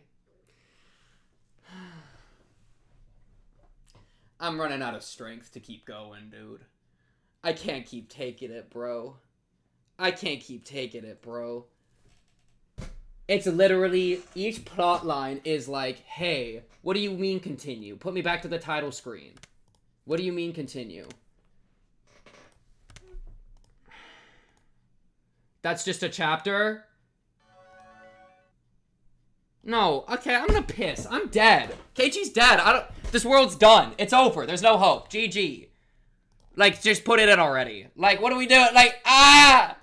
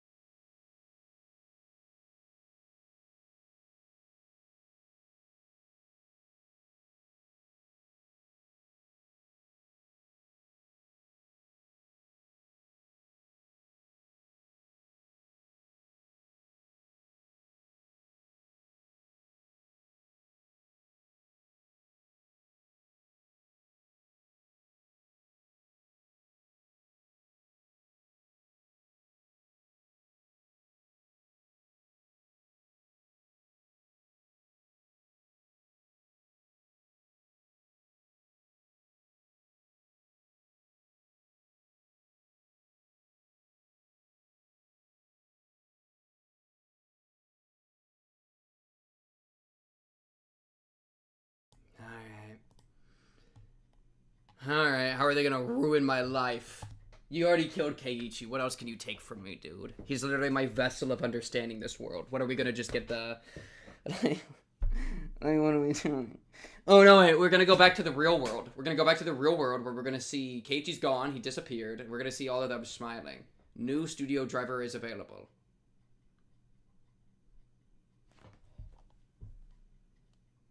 I can't get rid of that. Okay, what am I? Nobody really knows what characters to use to write Oyashiro-sama. Knowing this is hard, partly because depending on the time period. He has been called with various titles, with subtle changes to his name, and nobody knows the real one. The only thing all time periods agree on is what the 4 syllables Oyashi and Ro is that those 4 syllables are always used. Bro got sponsored, true. There's a theory stating the shrine or Yashiro dedicated to Oyashiro-sama itself became an object of worship, and that people began calling it Oyashiro-sama or Lord Honorable Shrine, but this doesn't make a bit of sense. I don't know whether this is related, but people say the Furude family, the most respected bloodline in terms of worshipping Oyashiro-sama, actually inherited his blood. And in the legend, the Furude family passes down, if for 8 generations in a row the firstborn child is a girl, the 8th daughter will be the reincarnation of Oyashiro-sama.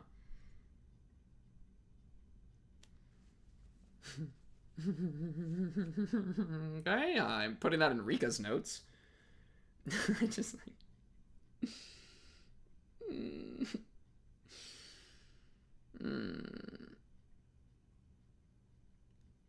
Maybe the reincarnation of Oyashiro-sama. As a girl? I thought Oyashiro-sama was a dude. We just flipping it around, okay? I don't know. I mean, they might say, like, if this has occurred. Oh, I see. If Rika is 8th firstborn girl in line. Okay. That's so that's just crazy. All I got is a recessive gene to make my kid a ginger. Chat, I've lost my strength. I've lost my strength to keep going. I genuinely thought that the rest of the chapter would be killing the uncle and then running away from the cops, getting got, and losing in that way. In which case, we wouldn't have Satoko suffering anymore. Like, almost at all, right? That, like, the worst that we would have seen Satoko suffer would have been what we saw last stream. It just kept coming, though. It just kept happening. And it's, like, to the point of, if we go by this legend, the characters used for Yashiro-sama's name should be O for honorable, Ya for 8, and Shiro for generation. These character assignments are simply something I've thought up. There is no way to verify it. If this is true, then Yashiro-sama would have been named as such under the assumption he would come again. The second coming of an object of worship can be seen in several religions, so this isn't unusual. But a few of these religions call the second coming of their object of worship a day of judgment or something along those lines, and we must not forget they mean it to be the end of the world. Rika Furude, pampered and loved dearly by the elderly folk in the village, the rumors say she is the 8th generation and Oyashiro-sama. Okay. I'm gonna... Okay. I do not know the family tree of the Furudes, but at the very least I can confirm that for the past 2 generations the first child has been a girl. So Mion, because she gotta know this. She gotta know this. So Mion, you tortured the reincarnation of Oyashiro-sama to death? I mean, I guess you don't fuck with the curse, but damn. Rika Furude watches over Hiyuni Mizawa. If the village were to lose her protection, what would happen? Would peace between man and demon be lost? Would it once again create a hellish landscape where man-eating demons run rampant? Dude, she died after all that shit already happened. A gruesome feast of the demons who suddenly remembered how delicious the weak humans were who would only cry, scream, and run for their lives. What would that look like? Just imagining it is enough to make my heart pound with excitement. Okay, Takano. Mion the God Killer. Read all tips. Why does it say continue? Is it just gonna end?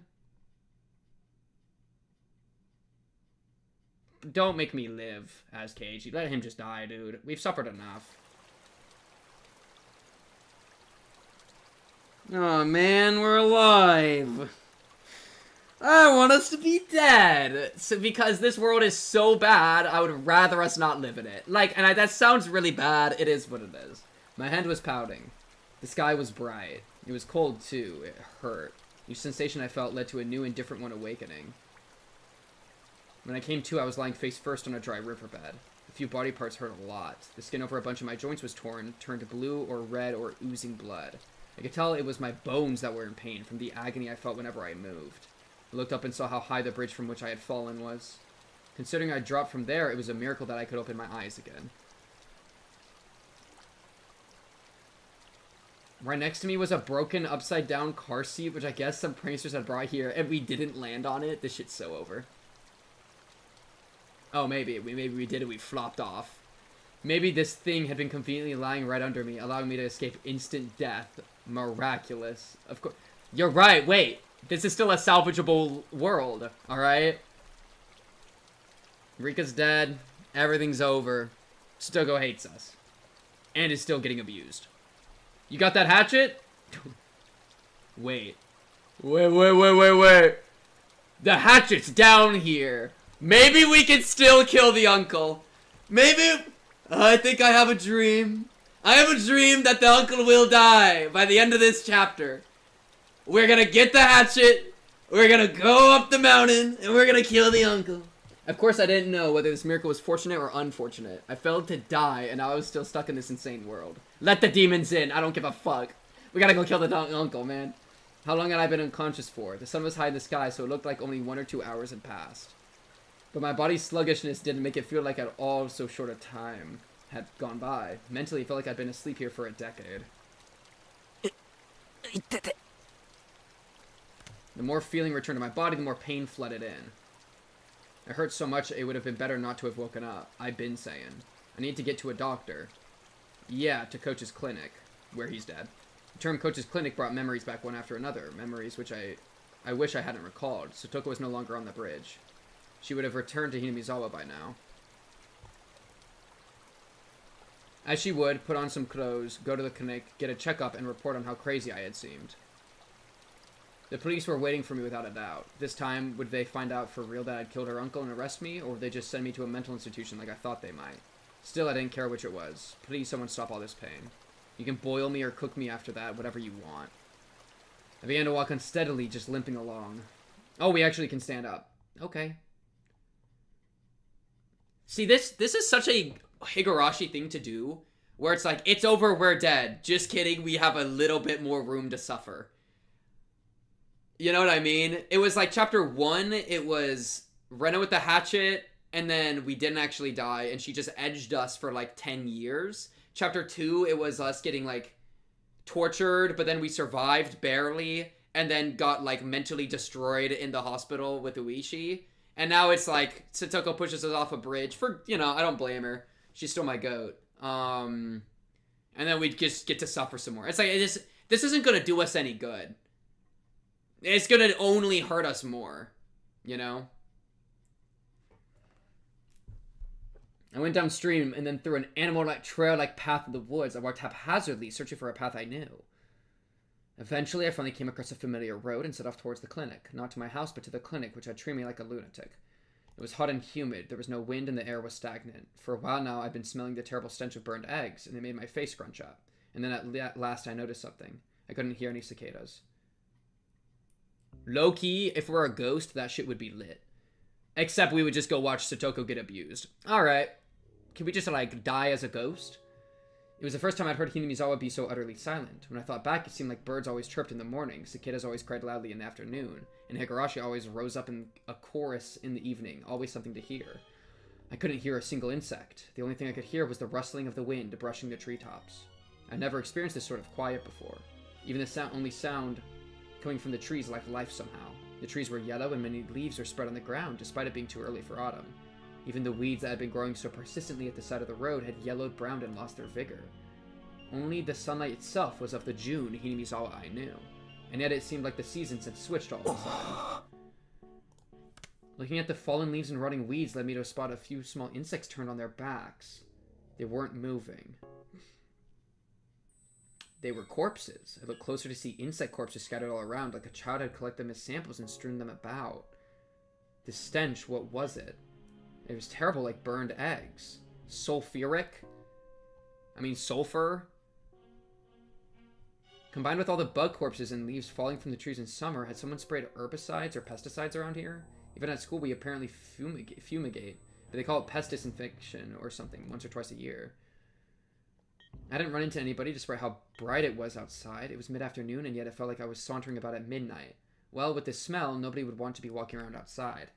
Just what was this anyway? There was no sound, no noise, not even a breath. Hinamizawa was silent. The school would come into view right after turning this corner, and yet I couldn't hear any commotion at all. None of the shouts or grunts that children always made. It was simply quiet. I mean, do you see people? Because he could just be deaf. Or like, you know, because he's in a lot of shock, right? Like, he could just have his systems falling apart. Just as pretending to ignore the silence had grown intolerable, I saw the school.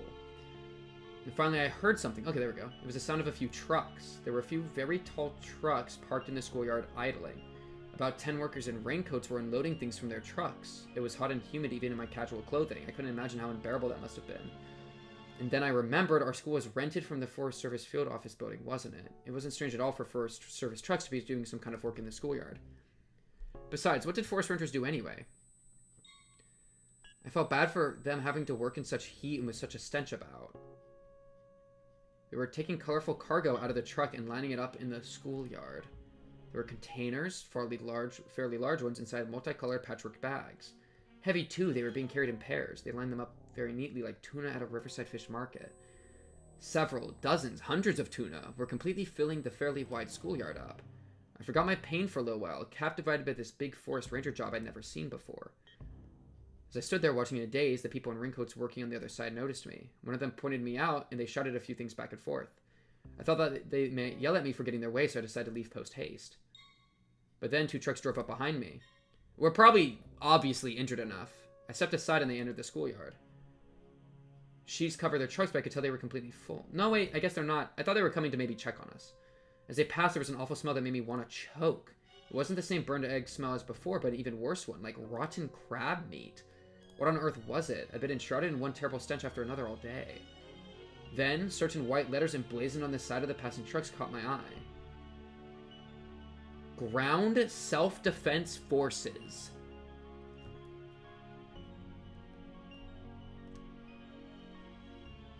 I'm recalling the canned meat stuff from chapter 2.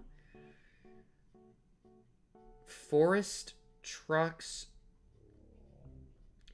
at school, rotten stenches, ground self-defense forces. And they were unloading, like, tuna?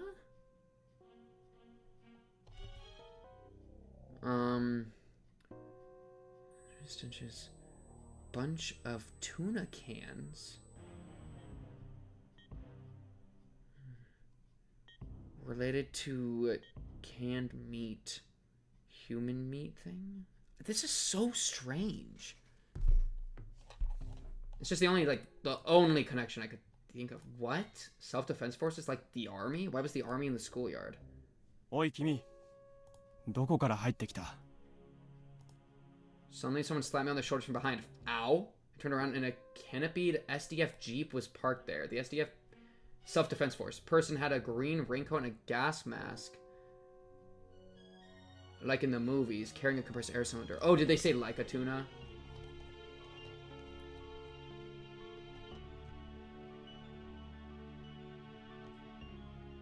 Oh, I'm stupid. Yeah, like a tuna. Sorry, so sorry. Yeah, because this line, hundreds of tuna, I was thinking like canned tuna. Wait, did can even come from anywhere, or did I just conjure that in my half open mind? I think I was just thinking that because the smell of crab meat. I don't even know. Bunch of bags and shit. I'll put that instead. Bags and shit. My heart is like not. I don't know what the fuck's going on, but my heart is like not in it. Okay, let's lock in because they're telling us something really crazy right now. There's been a group outbreak of some mental disease, and it's spread amongst all the population, driven them all mad. It's the zombie apocalypse. It's a group hallucination agent that was accidentally put in the water supply of the village. Okay. The SDF person had on a green raincoat and a gas mask like in the movies, carrying a compressed air cylinder. He didn't look normal. There weren't an inch of exposed skin anywhere. Oh, there is a gas leak. When I tried to talk, I stretched a wound on my head.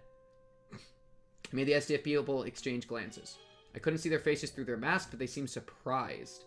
君はひなみ様の住民か住所と名前は言えるか一応ここに住んでますけど名前は It's weird that they're in full gear and have compressed air and stuff.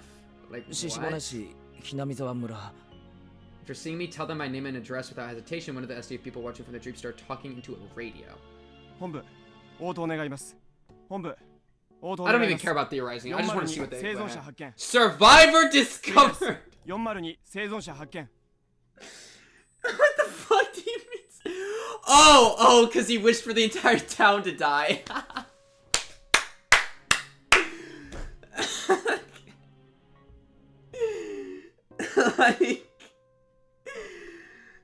like, okay.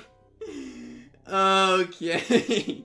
He wished for the entire town to die. It was his last wish. So now the entire town is dead. So this is him dying, bleeding out, and having his, like, the last firings of his brain is fulfilling his wish. Or it's real, and it's completely, like, there's nothing you can say except superstition. But no, it's just his brain's falling apart because he's dead. I mean, this is kind of, I feel like, I wouldn't be surprised if this happens when people die, where they hallucinate a bunch of shit. Okay, so none of this, I could skip the rest of this chapter, is how I'm currently feeling, because none of this information matters, because it's just his final brain firings. Like, he's just a corpse. Pink, why would you do this? Why does Chad think I did this? Bruh.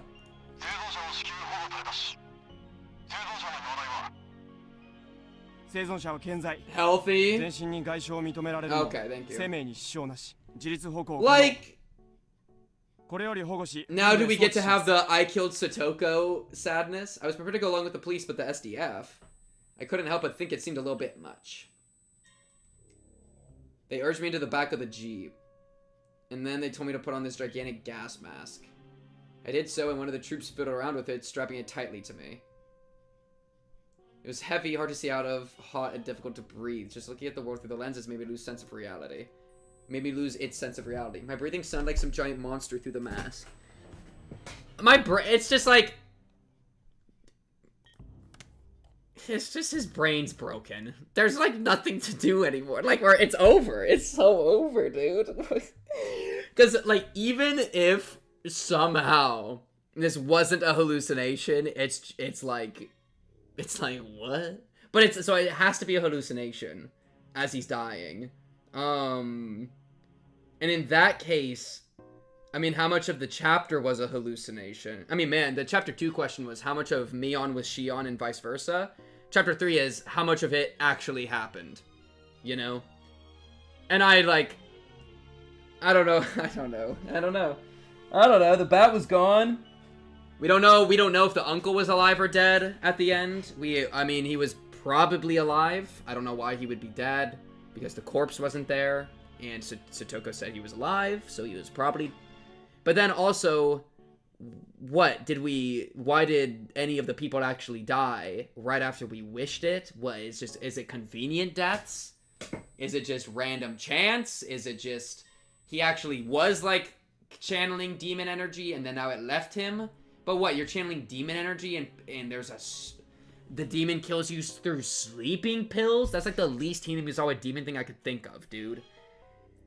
And then Oishi going missing. I don't know. It's like I don't trust, like, I don't know. I almost like it, but there comes a point where if you start saying that things aren't real, then like nothing's real. Then like the ending isn't real because we heard about all the deaths from other people. And so those couldn't have been fake unless Keiichi was hearing it wrong. And then in that, like, and like it didn't exist and he was making it up.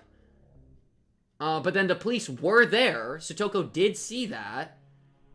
And so it's like, so if we say that none of that actually happened, then none of the stuff with Satoko actually happened. You know? And so the best I got is that he channeled demons. The demons suck balls and didn't kill the uncle, the only one he really wanted to die, and he wanted the most to die. Get trolled by Hinamizawa, lol. And then shit just all went bad, and then he started going to psychosis. Like, that's what we got, dude. At this point, I had no idea what was happening. Without much trepidation, I asked the trooper adjusting my mask. Has something happened? I got pushed off a bridge. Hey, don't answer a question with more questions. I was the one asking you! He says fell. He doesn't want to implicate Satoko. Honestly, W ending. W. I don't remember the last. No, it is June. So even if this was real and Satoko died, low key, death is better. Like, I don't think I'm crazy for this take. And if it's this bad and all of the people protecting you have left and you're only with your abuser, I'm fine with nuking the map. All right. There comes a point that life is so horrible, I don't even fight for it anymore. And listen, I say that only in the literally most, like, comically, stupidly extreme circumstance. It is what it is, bro. I'll take the win. I'll take the loss. I'll take a loss. It's a fake loss. Suffering, no more suffering. That's it. Higurashi made me an extremist. It did. It did. It made me a, what's the term for the group that wants everybody to die? I don't know. Who cares? Not anti-natalism, but like the step beyond. That surprised me. You're telling me. Sudoku pushed me off a bridge on Tuesday the 21st. That meant I'd been asleep on that riverbed for an entire day.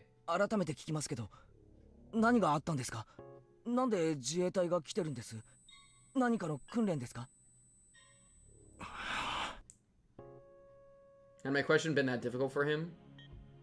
None of the troopers would answer me. Chat, the moral of the story? The moral of the story, chat. Never wish for anyone to die. My counter response, I wish we killed that uncle so much. I'm so fine with wishing him to die, and you'll never take that away from me. Lock in. The one in the driver's seat talking on his own radio turned on the vehicles. He turned the dial and some broadcast station or another came in. I started to listen to the voice of a radio announcer I was familiar with. 首相官邸で行われました。記者団からの自衛隊の災害出動が迅速に行われなかったことが未曾有の大災害に直結したのではないかとの質問に対し、奥野官房長官は次のようにコメントしました。でありまして、県知事からの派遣要請を受けて迅速に対応したものと思っております。とこのように述べ、要請を受けてからの自衛隊の出動は迅速であった。むしろ県側の事態把握に遅れがあった可能性を示唆しました。そもそも自衛隊の派遣を要請した県知事は、災害発生から前例のない大災害であることをいつ認識できたのか。そして災害派遣要請までにいわゆるお役所的なロスタイムが生じ、被害拡大を招いたのではないか。今後の究明が待たれています。首相官邸より報道部の尾形記者がお送りしました。さて、ここでもう一度災害発生からの行政の対応を振り返ります。In the middle of the night between June 21st and June 22nd, a large-scale disaster broke out in Hinamizawa village, Shishibone. The details have not yet been investigated, but there was an eruption of volcanic gas from somewhere in the Hinamizawa area.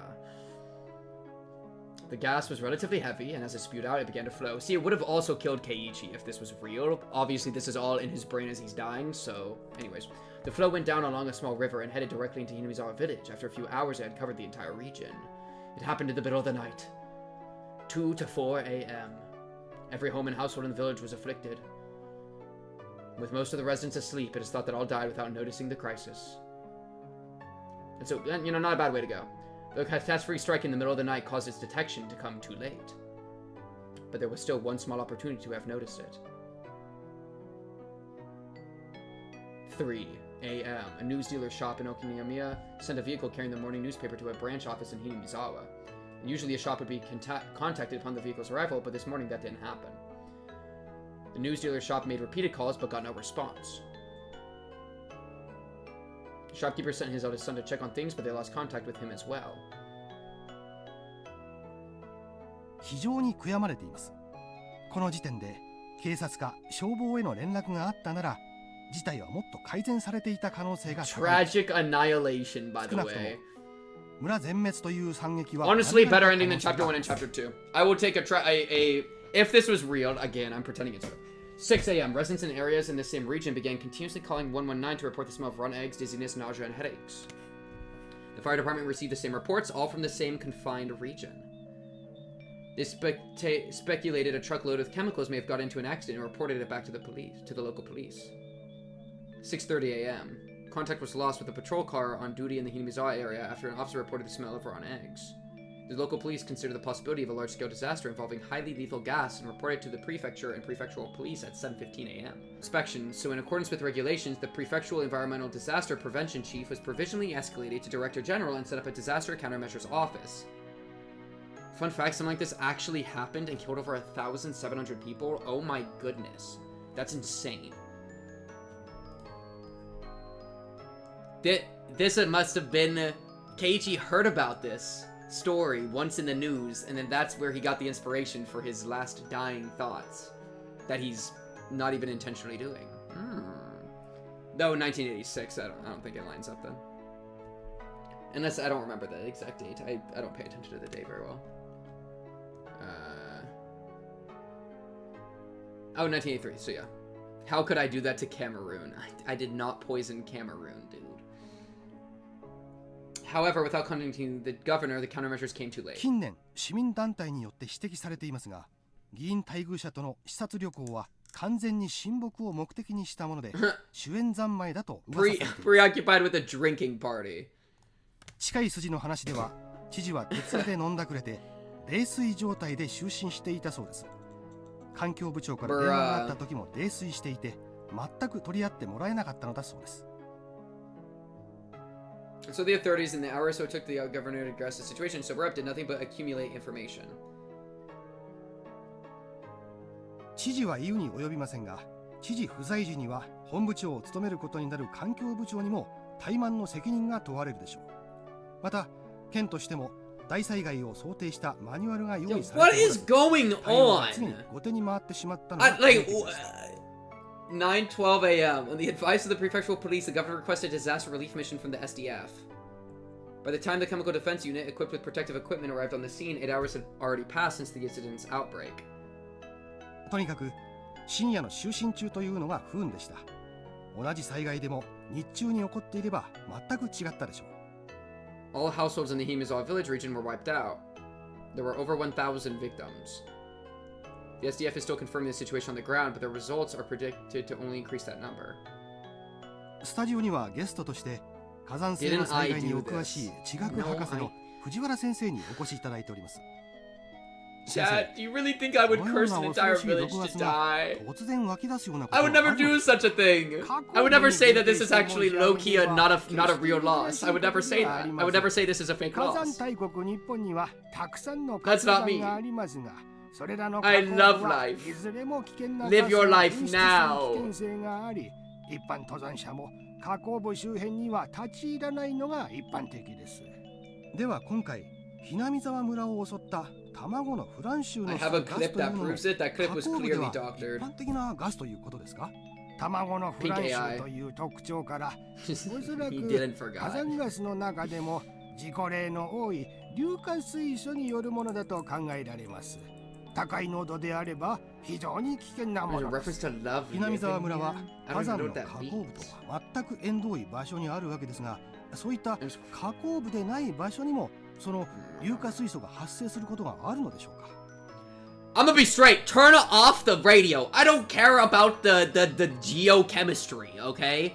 Oh, where are the gases formed? I don't care. Keiichi's ass doesn't care either, I can promise. I will promise you Keiichi's ass does not give a frick about this extra information. Chat, find me a single person that cares about the records of gas eruptions due to magma buildup under hot springs. I love life, I see. I do. Chat, you're lying. I don't believe you. I don't believe you. I don't believe you. 先生、ありがとうございました。今、防衛庁から発表があった模様です。防衛庁の森川さん。はい、防衛庁です。 Chat, just pop open a textbook, okay? Pop open a textbook instead. Like, why we don't gotta be watching a show for this? 二酸化炭素と硫化水素の混合ガスによるものだったと発表しました。森川さん、そのガスは依然として噴出を続け、周囲に拡大しているのでしょうか？現在、 An explanation of the scenario that I refuse to believe is real. That's the funny thing. We're like giga figuring out the logistics of a fake situation. 雛見沢村地区は危険な状態にあることには変わりなく、今後も注意深く監視を続ける必要があるようです。 防衛庁から報道部の森川 I can only imagine all the people that were like, oh my goodness, I can't believe this is real. 雛見 Oh, 地区住 frick. 民の模様をリポートします。何ですかそれ。 Okay, I see. Higurashi broke this man. Honestly, Oishi and the entire like police squad circle jerking would have been a little bit better. I'm trolling. I'm trolling. See, it's all, and now Keiichi gets to be really upset about what he wished for and lament in his death. Inside the jeep, clambering and bouncing along the rough road, none answered my muttered question. An unprecedented catastrophe had destroyed Hinamizawa in a single night, including his parents in this hypothetical. Where was Hinamizawa village anyway? Some place deep in the mountains, right? Names of places I'd heard about on the radio were always like that. They were all places I'd never heard of, much less knew the locations of.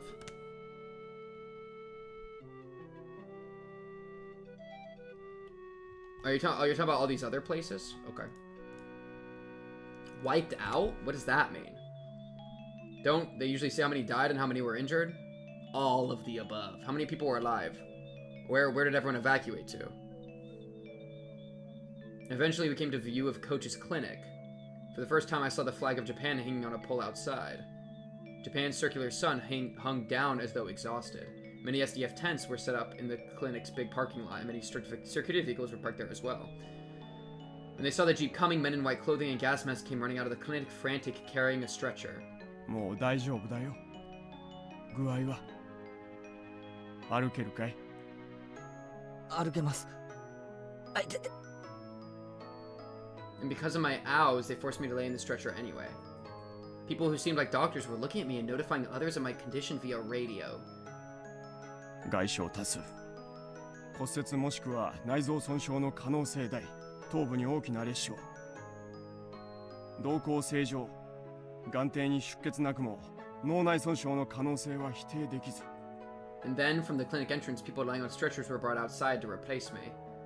Judging by their clothing, they were from Hinamizawa. And that's how I knew they were victims. We got Satoko in here? They brought the stretchers in front of the truck. Two troops holding shoulders and legs like some kind of baggage picked them up and threw them into the trunk. Yo, imagine being one of these SDF soldiers looking around trying to like collect all the bodies, and then you find one body and it's a little girl that has a vertical cut down her entire stomach. And you're just like, I feel like gas wouldn't do this.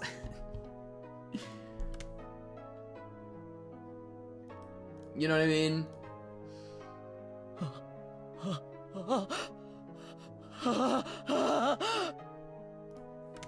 In the trunk of the truck, people's bodies piled in heaps. They were just like baggage, and that told me they were already nothing but shells. At that moment, I remembered all those colorful sacks filling the trucks, and them lined up in the schoolyard like a fish market. Okay, so all of this I can put in the new Keiichi hallucination after bridge pushed. After Satoko bridge pushed us. After Satoko bridge push. And then I'm gonna do boom. Everyone dead, lol. Everyone dead in village. He did wish for it though. Did wish for it though, not gonna lie. Such a gas moment, chat. So much gas, and bro, I'm tired of all this gas. At that moment, I remembered all those colorful sacks filling the trunks and them lined up in the schoolyard like a fish market. Hundreds of empty shells. Corpses.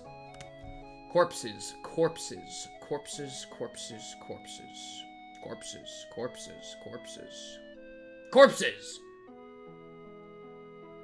バカ。犠牲者を粗末に扱うな。彼は村の住民だぞ。You can cry, it's okay. I'm not going to cry over any of these fake corpses. I don't care if I'm in the denial stage of mourning. I refuse to believe any of this is reality. The troops carrying the sacks answered with a humble salute. The world didn't need this insane version of Hinamizawa. My final wish. Again, it was granted.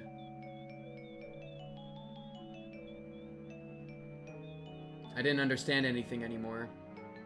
None of it mattered. Okay, new tech just dropped. This world, this insane world should die just like Hinamizawa. And then tonight, every single human dies. Keiichi just wipes them all out. None of it mattered. I wished, I cursed, and then it happened the next day. Then please, tomorrow morning, let me die. That insane night, it's still going on. Please, please end it already.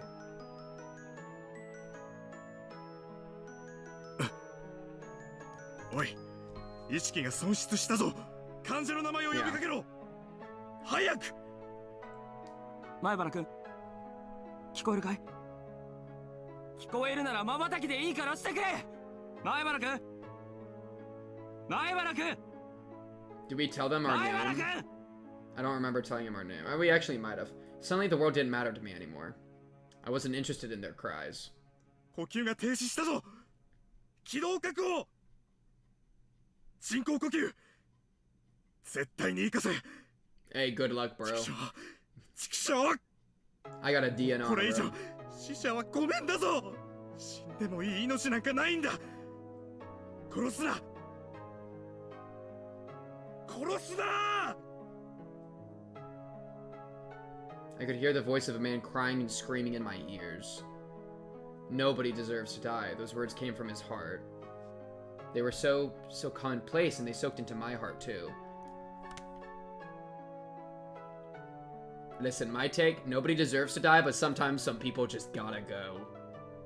Sometimes you just gotta do it, dude. I mean, this is very good. Hey, very Hippocratic oath based, alright? Let him cook.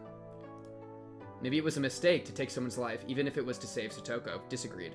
If this is the price I had to pay this horrible tragedy, then this is a little much, Oyashiro-sama. Why did you never punish me? Come to think of it, Satoko said something. Oyashiro-sama's actual curse never goes for the target at first, but kills everyone they love before that. There's no reason it would be targeting you. Oyashiro-sama's curse. It was a convenient excuse I told myself at the very end. That it wasn't my curse that destroyed it, but Oyashiro-sama's. But Oyashiro-sama, yeah. Given that I was in a stretcher, this next bit might have been obvious, but last of all I realized one thing. Yeah. Today I had not heard those footsteps following me. Even once. And now I was liberated. As the cries of the Higurashi I couldn't have been hearing filled my mind. Because they're supposed to be dead, because the fumes would have killed them. Their tearful ensemble was the only funeral march I had. I got an achievement called Liberation Escaped at Last. You're gonna give me an achievement for dying.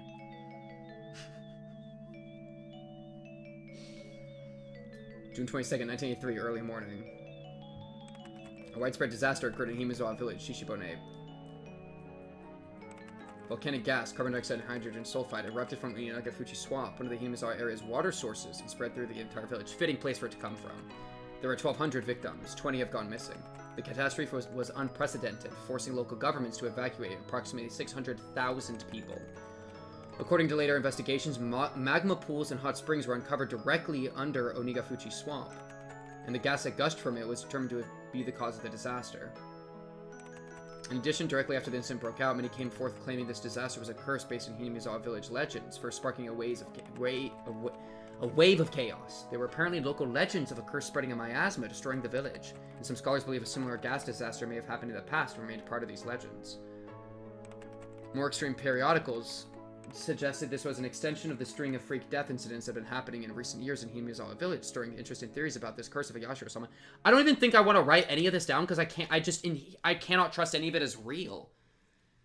there's no reason I should deem any of this as real. So I don't believe there's magma pools. The magma pools are fake. Like, I know he's dead. It's like, I can't even use this stuff, dude. I can't solve any mysteries. It's hopeless. All of the data we have is just cooked, man. In addition, relatives of those in Higurashi Village who had escaped the disaster complained of sickness afterwards and were hospitalized. Some of them even died of unknown causes, further encouraging such extreme opinions. Yeah, like this is all the people of the village dying. Bro giving up on the mystery. It's impossible to solve. This is impossible to solve because we can't trust any information. And so you have nothing to work with. This is why intellectual honesty leads to nihilism, by the way. Because at the end of the day, you are stuck with your sense data, and your sense data is inherently giga-biased. Therefore, you can never fully trust your data, right? And usually, you're able to just, like, dodge most of... You can just, like, pretend otherwise enough that it's not a big deal, you know? But it's all cope. You're always coping a little bit that you trust your sense data to be indicative of reality, that we're not in a simulation, that other people are real, blah, blah, blah, right? Because if you think about it too hard, then guess what? Nihilism wins again. That's how this is. Don't even bother making conjectures. The start of the chapter labeled. Okay, so... okay, quick question. So the mystery VN, is this even supposed to be a mystery VN at this point? If it says, don't even try. Some of them even died of unknown causes, further encouraging such extreme opinions. On top of that, several relatives professed to be possessed by Higurashi's curse, committed suicide in strange ways, and the impact the disaster had on the entire nation can no longer be ignored. Wild visions of terrible toxic gas sneaking around in the middle of the night, killing people, spilled across the country. None of this happened. I don't believe any of it. Throw it out. Throw it all out. Throw it all out. Causing a steady stream of people complaining of insomnia, difficulty breathing, headache, dizziness, etc.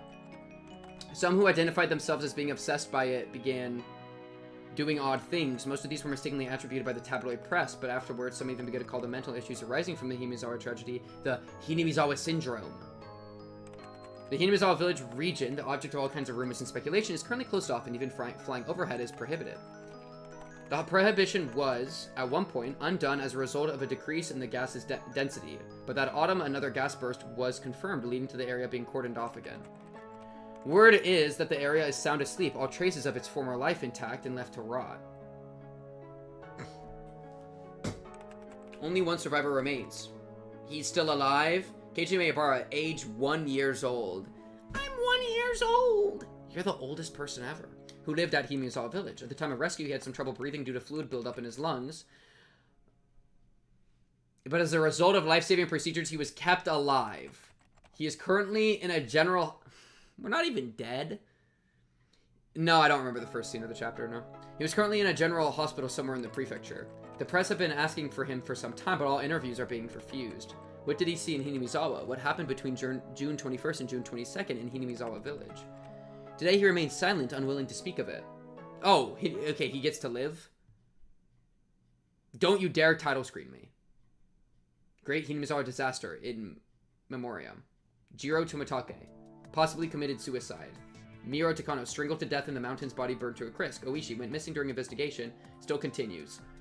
Other guy continues. Ure, possibly committed suicide. Furude, murdered. Rena died. Mion. Yay! Mion's dead! Satoko went missing. Teppei went missing. He ran off with her. I bet he ran off with her and she's still getting abused somewhere. So the entire village dies. Literally the entire village dies. Except for Satoko and Satoko's uncle, and they run off. Oh, Shion committed suicide. GG. Keiichi Maebara attempted suicide at the victim's hospital. Diagnosed with severe mental disorder due to disaster, undergoing treatment, refused all interviews, is living his days in peace. Okay, now we get the normal credits. We're actually getting credits. I feel like I've never seen credits before. It's kind of cool. Chat. Literally, they couldn't even have the uncle die. The only people he wanted to die were the uncle and himself. I think those are the only ones that, like, truly... Because, like, the other ones, like, he wished for their death, but who gives a frick? The only people he attempted to kill was the uncle and himself. The only people that lived was the uncle himself and Satoko, who's getting abused by the uncle. It's literally the worst possible ending. And it's a result of him doing, I would say, the best he's ever done. From all the chapters combined, he's done the best in chapter 3, and we got the worst ending. Because Satoko's still alive, getting abused. Like, what are we even doing anymore? Oh yeah, and Oishi's just missing. So Oishi might be alive. Imagine. We're going to 2003.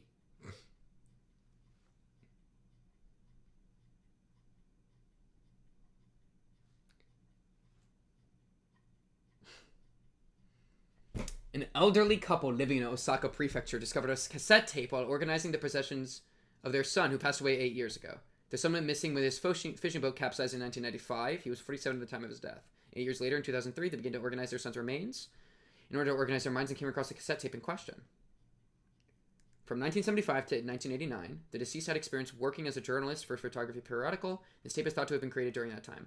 The label on the tape reads, 11/28/1983, Keiichi Maebara. It is thought the tape was recorded during an interview with Keiichi Maebara, the only survivor of the Great Hinamizawa disaster that occurred in June of 1983. As the only person who lived through the disaster on the night of June 21st throughout a mystery, many interested parties attempted to question him, but he never once spoke physically to anyone in a public space. Therefore, the tape caused quite a stir, possibly being of extremely high value. Prick. なんだか録音されてると思うとすごく喋りにくいですね。 Okay. 気にしない気にしない。 I don't even have my thing to click auto, bro. They removed my ability to click auto here. Like, why do you do this to me? You're gonna kill my buttons? After this, the sound quality dramatically decreases. Did he cover the recording device with something? Alright, what do we got? ケイイチ君はあの大災害の夜どこにいたのかな？神社から裏に抜けてずっと林道を進んで吊り橋があるんですよ。山に入る少し前にそこから落ちて。Doesn't bring up Satoko. Interesting. それは大災害の夜、つまり21日から22日にかけての深夜のこと？いえ、21日の火曜日の朝です。それで次の日の昼間に目を覚ましたわけですから。どうしてそんなところに？誰もが持つ疑問だけど、当日は平日で、しかも落ちた橋は君の家と学校からは大きく離れているよね。ザックバランに行って、君が大災害の発生を事前に知っていて、I'm losing my absolute mind right 橋から now. 落ちたんじゃないかっていう声もあるんだけど。Just by the way. 冗談じゃないです。勝手なことを言わないでください。私も随分ひどい言い分だと思うよ。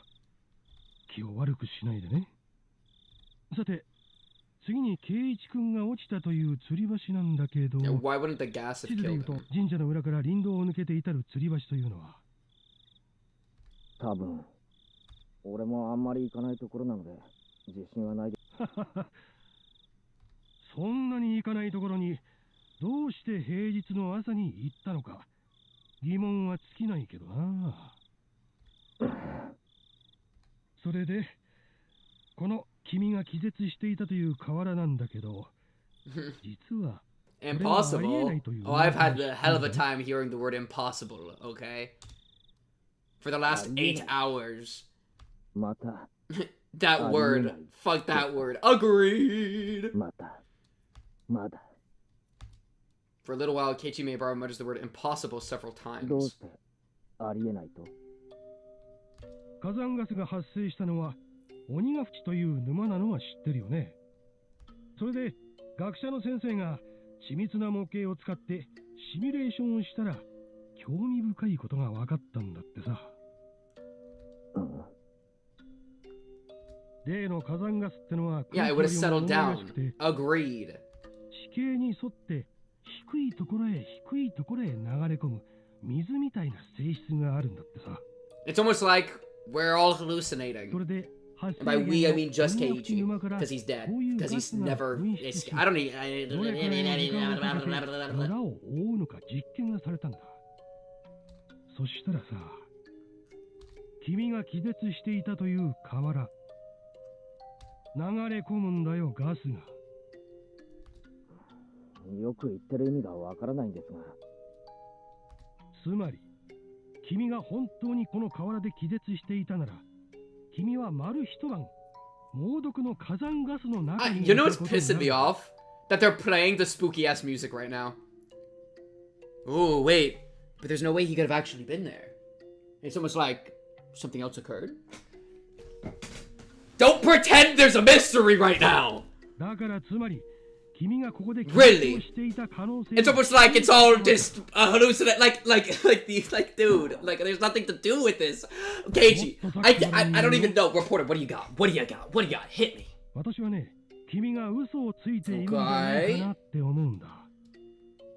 君は大災害の時、安全なところに身を潜めていて、ガスが薄れた頃合いを見計らって村に現れて自衛隊の人に保護された。どうかな？図星かな？ No. For a short time, the journalist presses Keiichi Maribara further in a teasing way, but all that could be heard are heavy sighs. 仮にそうだったとしても。Oh, maybe he demoned. It was his demon that he moved away when the gas was there. The demon took over and then he came back or whatever. I don't know. He just, yeah, Keiichi's given up. Me and Keiichi are on the same page. We don't give a frick right now. Was this recording really taken of Keiichi Maribara? Some harbor suspicions. Yeah, me and Keiichi are both like, impossible, possible, who gives a frick? Oh man. That's actually funny. Some harbor suspicions. そんなこと、珍しいことじゃないんですよ。まさか、俺自身が死んだはずなのに生きているってやつを立証しようとはね。Real. He and me, yeah, this is some, we're on the same wavelength right now. Keiji just got fricked, dude. You think it's funny too? The journalist and Keiichi Maribara both laugh for a while. That's so unhinged. That is so unhinged. To verify it's... Okay, this time. I thought it would fade away. To verify its authenticity, I had the others in the Maribara family check the tapes with his voice in it. However, the sound was not clear and much time had passed, so the relatives I checked with couldn't remember what he sounded like. That's so sad. I was unable to gain positive proof it was actually his voice. Keiji doesn't care anymore. He lost everything. No, it's like, it's just over, dude. Like, I don't even, like... I am 99% convinced that Keiichi is currently lying in the ditch. It's been like 5 seconds after Satoko pushed him off. He's lying there bleeding out and the last neurons in his brain are panic firing, and this is what we're getting from it. Because when you die, you get like you get a huge load of, I'm pretty sure, I forget the name of the chemical. Like, is it DMT or something? Wait, actually I'm gonna check. DMT when you die. What is it? Let's see.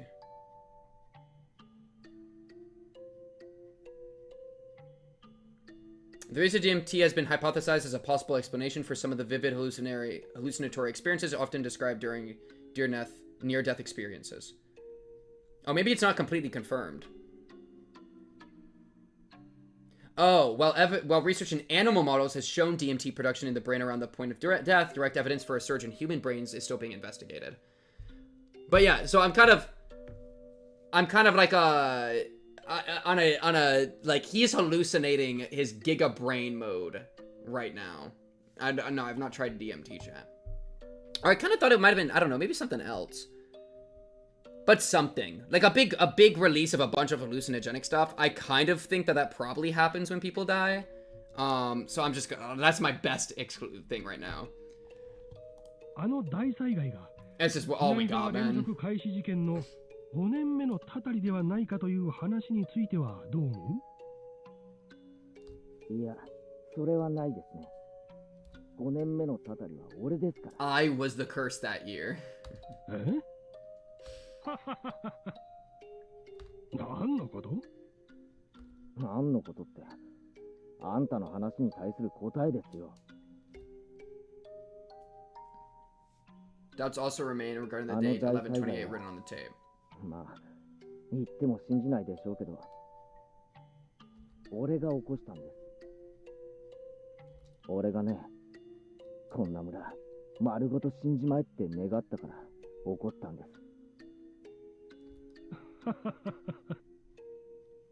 そりゃ豪快な話だね。豪快？そういう面白い言い方もある。This reporter reminds me of Oishi. It's actually just Oishi wearing a wig. After Maebara Keiichi's failed suicide attempt on a certain August day 2 months after the disaster, he was diagnosed with a mental disorder and transported to a treatment facility. あの時の俺にはね、何か神がかり的な力が宿ってたんですよ。He does sound insane.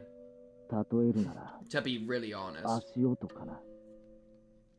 足音？ってなんだいそれ。あんた、足音を聞いたこともないんですか？ペタペタ、ひたひた。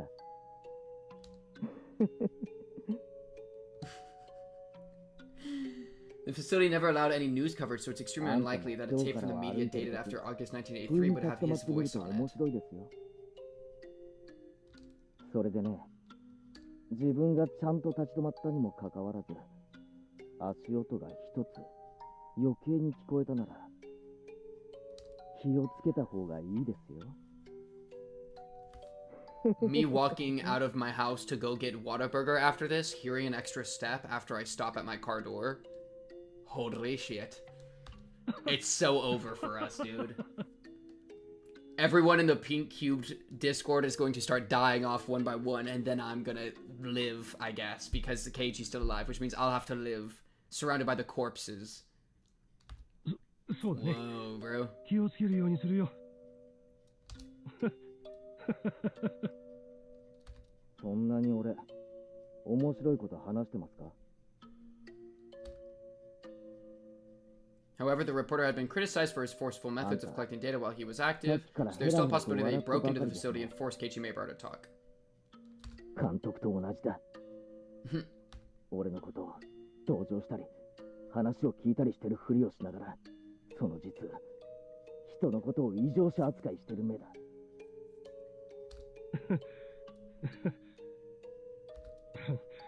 そんなことはないよ。Increase the community faster than we die off so you can live. It's like a crazy it follows like type shit. いや、俺にはわかるんです。あんたの目は監督と同じだ。Is this truly Keiichi Maebara's voice? The authenticity of this recording is still wrapped in mystery. だから俺にはもうあんな恐ろしい力は残ってないだろうけど、今ここでもう一度あんたの死を願ってみるよ。俺に不愉快な話ばかりをするあんたの死を。そうだな、今回は一つ死に方も決めてみようかな。高野さんは焼け死にだったから。Drown. じゃああんたは逆に水だ。Damn. 水に溺れて死ぬってのはどうだい？15 years after this tape was created, the reporter, just as Keiichi Maebara had predicted, died in an accident out on the sea. 次の朝までには必ず死んでる。Oh, but no, he's not in top form. He's in lower form. さてあんたは。Dang, got his ass. Got his ass. Hey. Keiichi, you're still the best Keiichi out of the 3 Keiichis. I don't give a frick, man. I don't care. I don't care. I don't care. He's still my favorite of the 3 Keiichis. Even if he looks like an insane person and is an insane person. Better insane on your own terms. Alright, he decided to walk in on that forest path on his own. He decided to take his own path. It took him here. That's fine. あんたも気をつけろよ。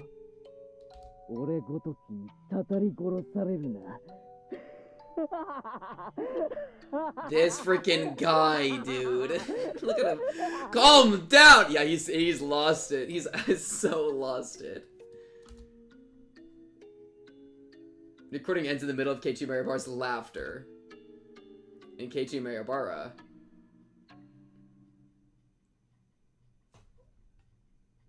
Late on the night of 11/30/1983, 2 days after the interview, he suddenly died from a high fever, cause unknown. Oh, okay, that's not too bad. Records remain of the strange words he kept giving after pressing the call button the day before he died. What'd he say? An extra set of footsteps.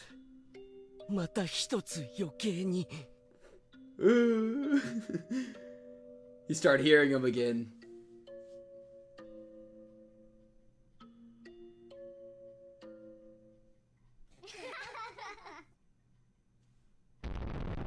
Wait, why would you laugh at me? Oh, you laugh at me on the way out?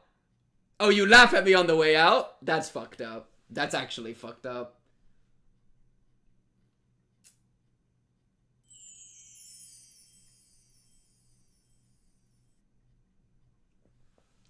Dude.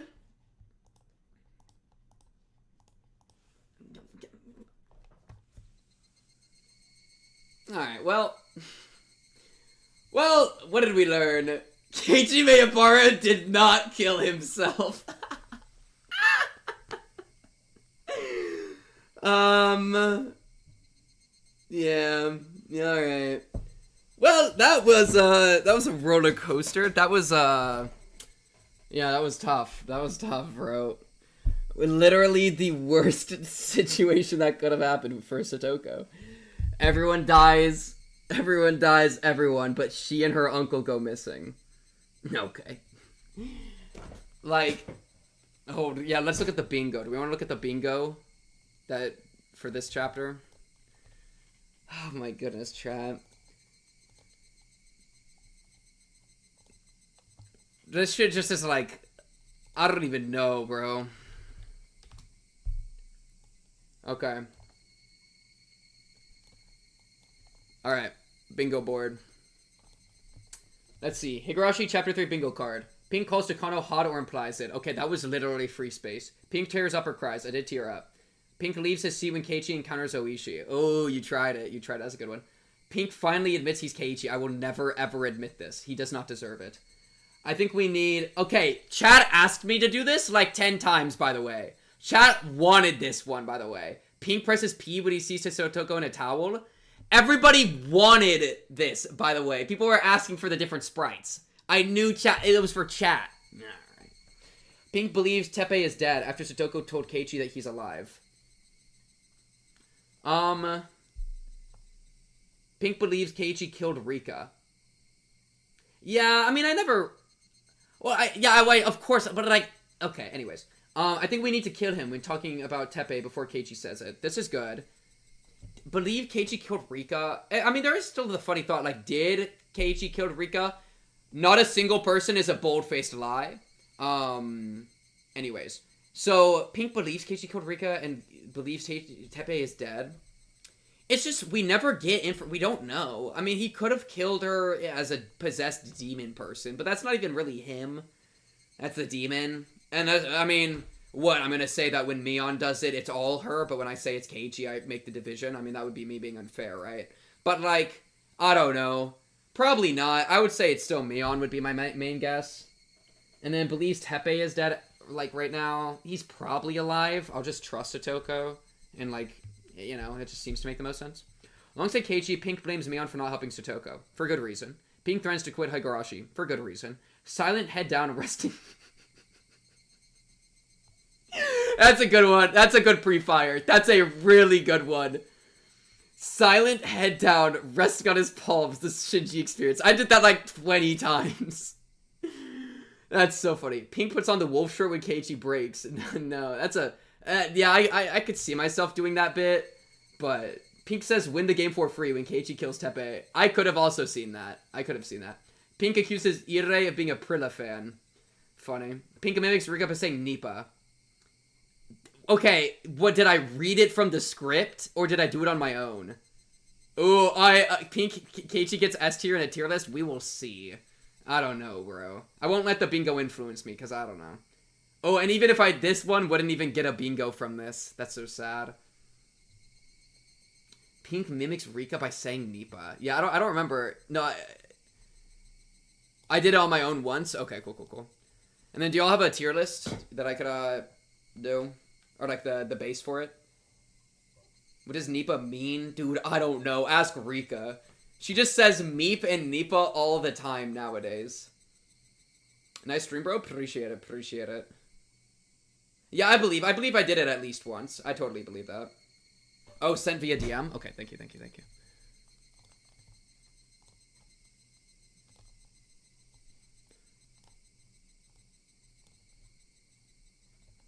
I hate my life so much. I have to, like, figure out how to give it ads because one of my ad blocks is getting hit. God damn, I hate this shit. And then chat, I'm going to look over at chat, and chat's going to say, you have to be using this specific one. Why aren't you using this one? Are you stupid? Anyways, okay. Yo, why is Teppei, like, 20 times bigger? Ignore that. Why is Teppei, like, 20 times bigger than everything else, dude? Look at that. Okay. Yo, this guy was in this chapter. I'm actually pissed. He actually was.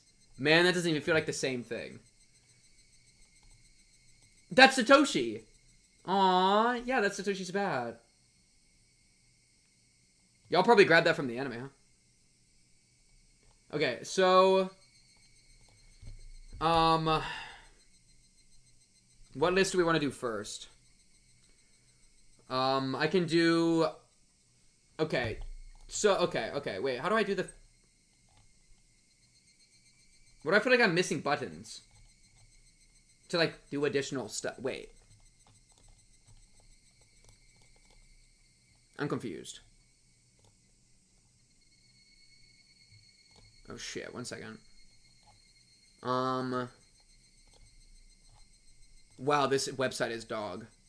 Oh, no, I remember. Sorry, I forgot how to do the rows thing. You have to click the cog here and then add below. Okay. So we're gonna have, let's do like personal attitudes, right? So, I love you with all my heart. You're pretty goated with the sauce. Not half bad. Bruh. I don't like you. Entrance to hell. Hell, first layer of hell. Layer of hell. And then we'll have second, third, fourth, fifth, sixth, seventh, eighth. There's 9, right? We'll do 9. Alright, ready? We're gonna decide which layer of hell everybody gets to go into. That's just where we're at in life. Second layer of hell. Third layer of hell.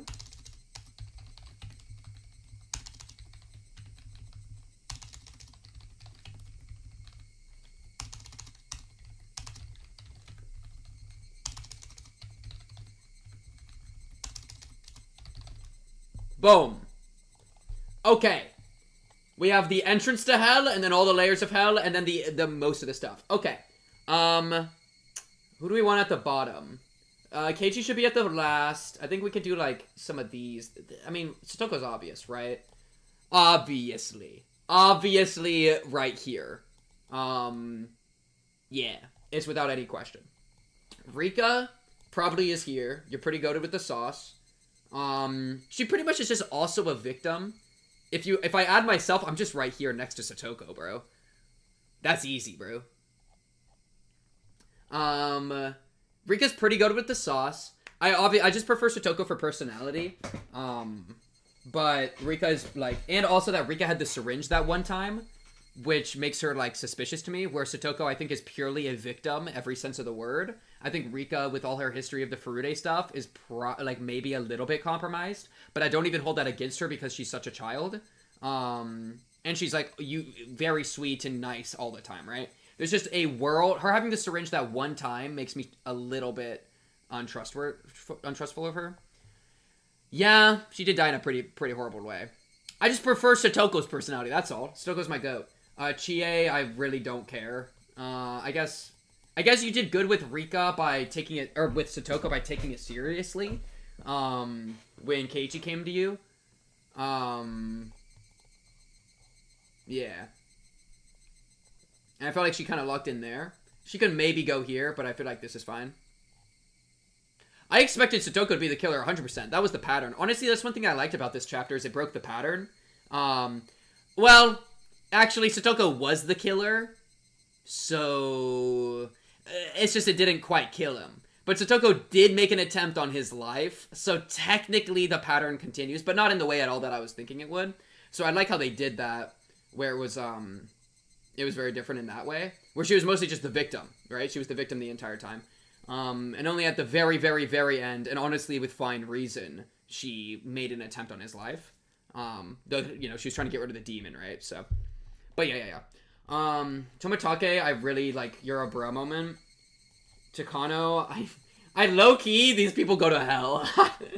Low-key, they deserve to enter hell, or like to go to the entrance of hell. They don't deserve to be in hell, but they deserve to like sit outside and bake in the heat of hell. Cause these two single-handedly fuck everything up every chapter by going and fucking around with the gate, with the stupid thing, with the structure. That's what gets Rika killed all the time. Fuck these two. I hate these two. Honestly, Tomitake, you've fallen from grace. I have zero respect for you. I don't like you. You actually get to enter the first layer of hell. Because you also might have killed Tomitake, in which case you've entered hell. I'm not sure, so you only go here. Ire, I think you're pretty good with the sauce. You flipping on Keiichi's fine, because your only rationale seemed to be trying to do normal doctor shit.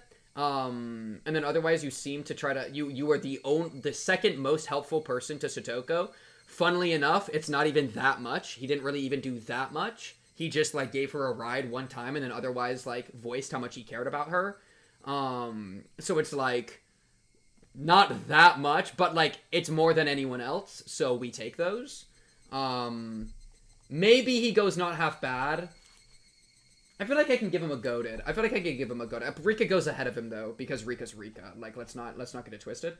Let's do these two. These two are both not half bad. They're just solid. I just like them. They're cool. They're not. I mean, I'll say just to like solid. I'll say just to solid.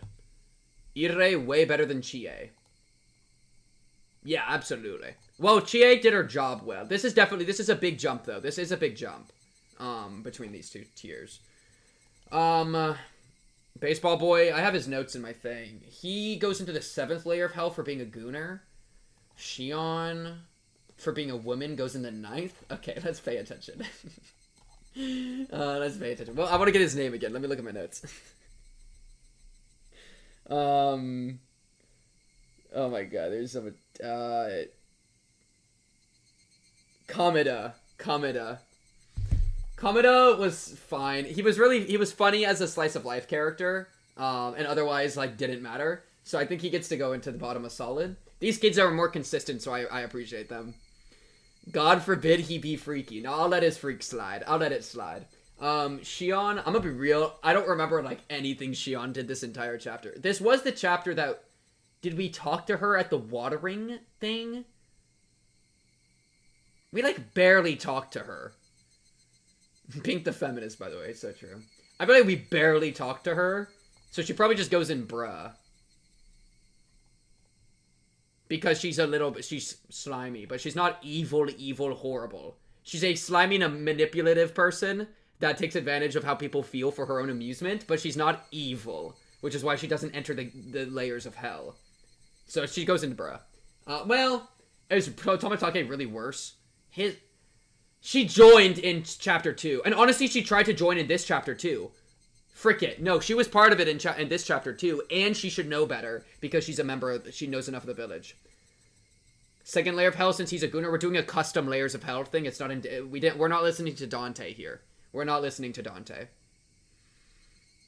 All she did was tweak about Satoshi and be a lazy manager. She also snuck into the thing, though. Though, thank you for the reminder of what she was yapping about.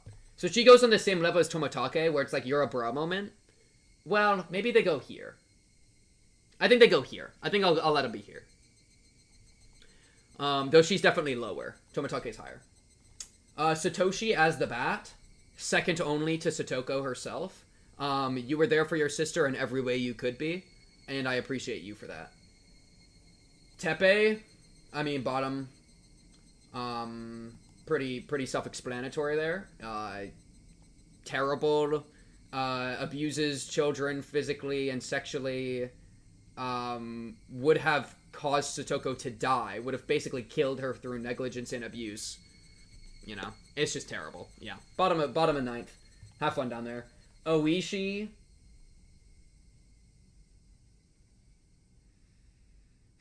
It is also fitting for them to both be up here, yeah, next to each other.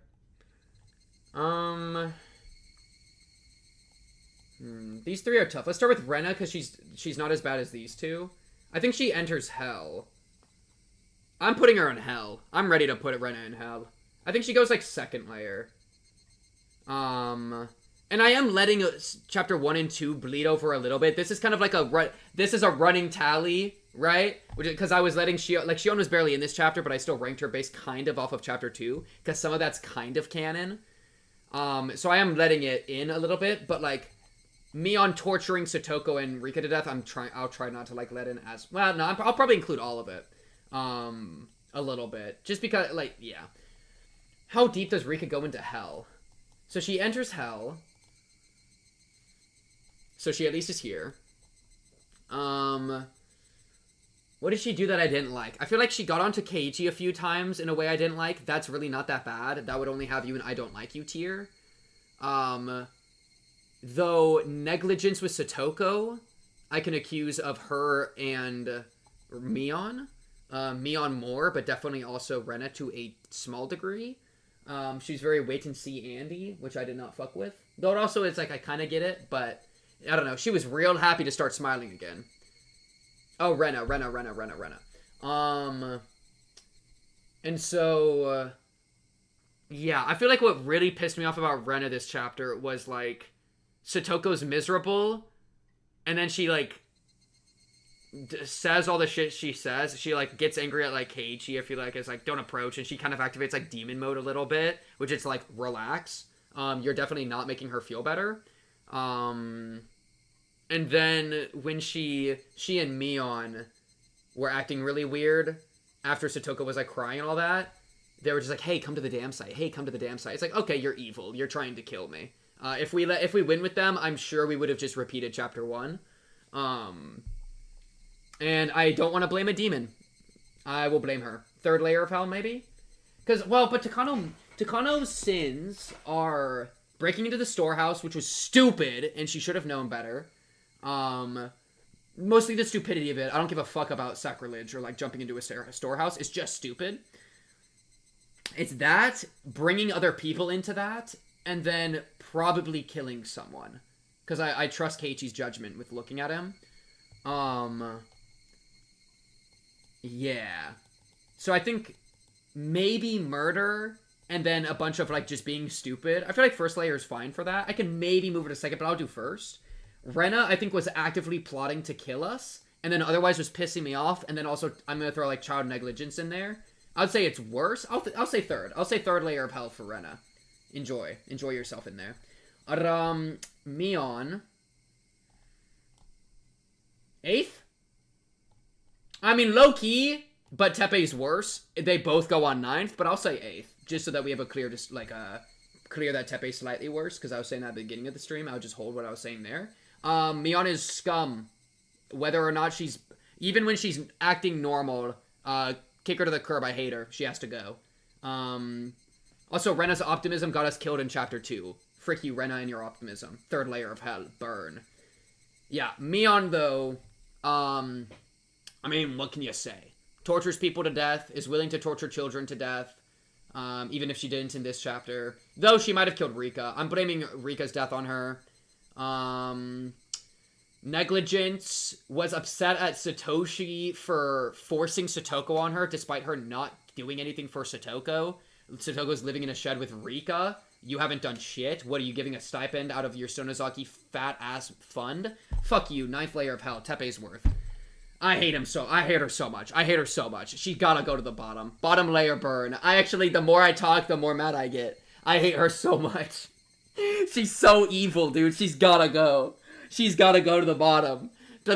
I'm sorry, don't celebrate too early, chat. She's gotta go. Yo, where does Oishi go? He's in here somewhere. I think he's between Rena and Mion. Doesn't care about anything except the case, is willing to endanger children. Doesn't have the excuse that Rena potentially has of, like, demon shit. I think he's just a piece of shit. Likes being a dick for the purpose of being a dick, so he's, like, mean-spirited. Probably 4th. I would say 4th, maybe. Roundabout, 5. The uncle's existence made Keiichi goated this chapter. Does that put him above Mion? No. No. That's no. You're talking meta, bro. It was a villain for the hero to stop. Does that make them a good person because they made a hero? I'm going to cut you open in-game. 4th layer of hell probably feels right for Oishi.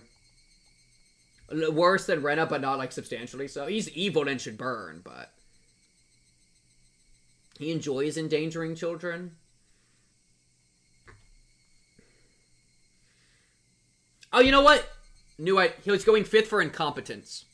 For continual incompetence that he has no excuse for, he drops an extra layer. Because that's truly insane. That he let Keiichi go after I'm pretty sure he should have known that he was like actively losing his mind and was a threat to himself and others. Letting Keiichi go was insane. Also harassing him was insane. You've never actually done anything helpful in any investigation, and I hate you, and I hate you. 6th layer of hell. Keiichi.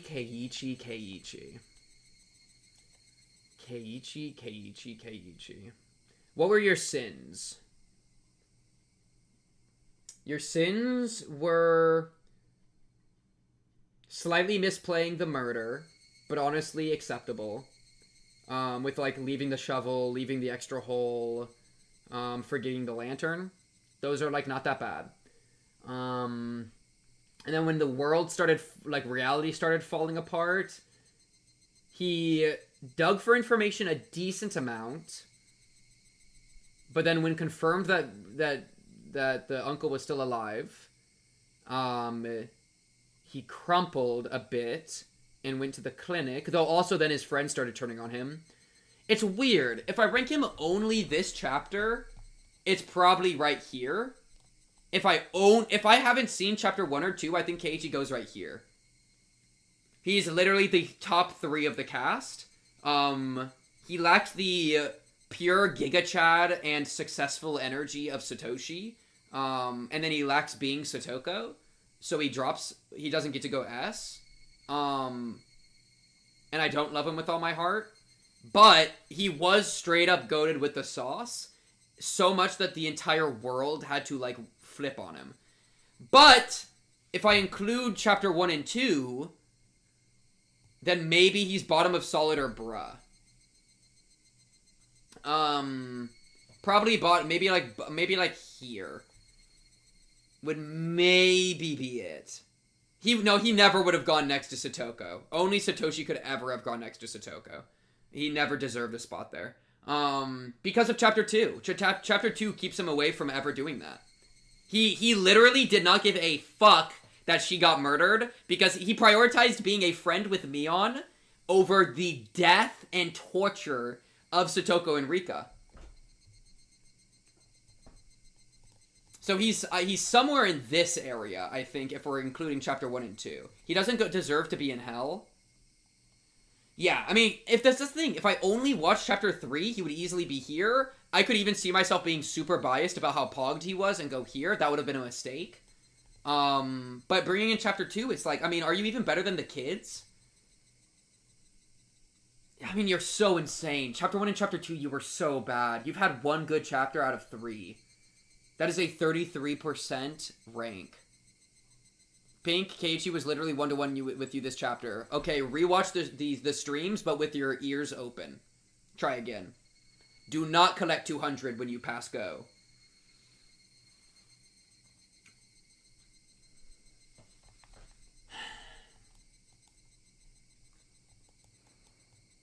I'm really thinking about the sins of chapter 1 and 2.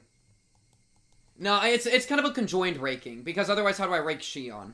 Shion would just be, like, negligent. It's kind of like, how do I feel about these characters right now? And chapter 1 and chapter 2 are part of that, you know? You said you hate the whole village and you wish the whole village to die, and they did. That's goated status. The uncle didn't die. His wish failed. He only went missing. So we hate the game, and the game's broken. Cheering characters to be sent to hell while completely omitting the ethical dimension of this chapter, like forgiveness and repentance, is peak postmodern, secular, critical, all suspicious modern reading. I thought we've learned from Araragi already. Brother man, the guy had to go.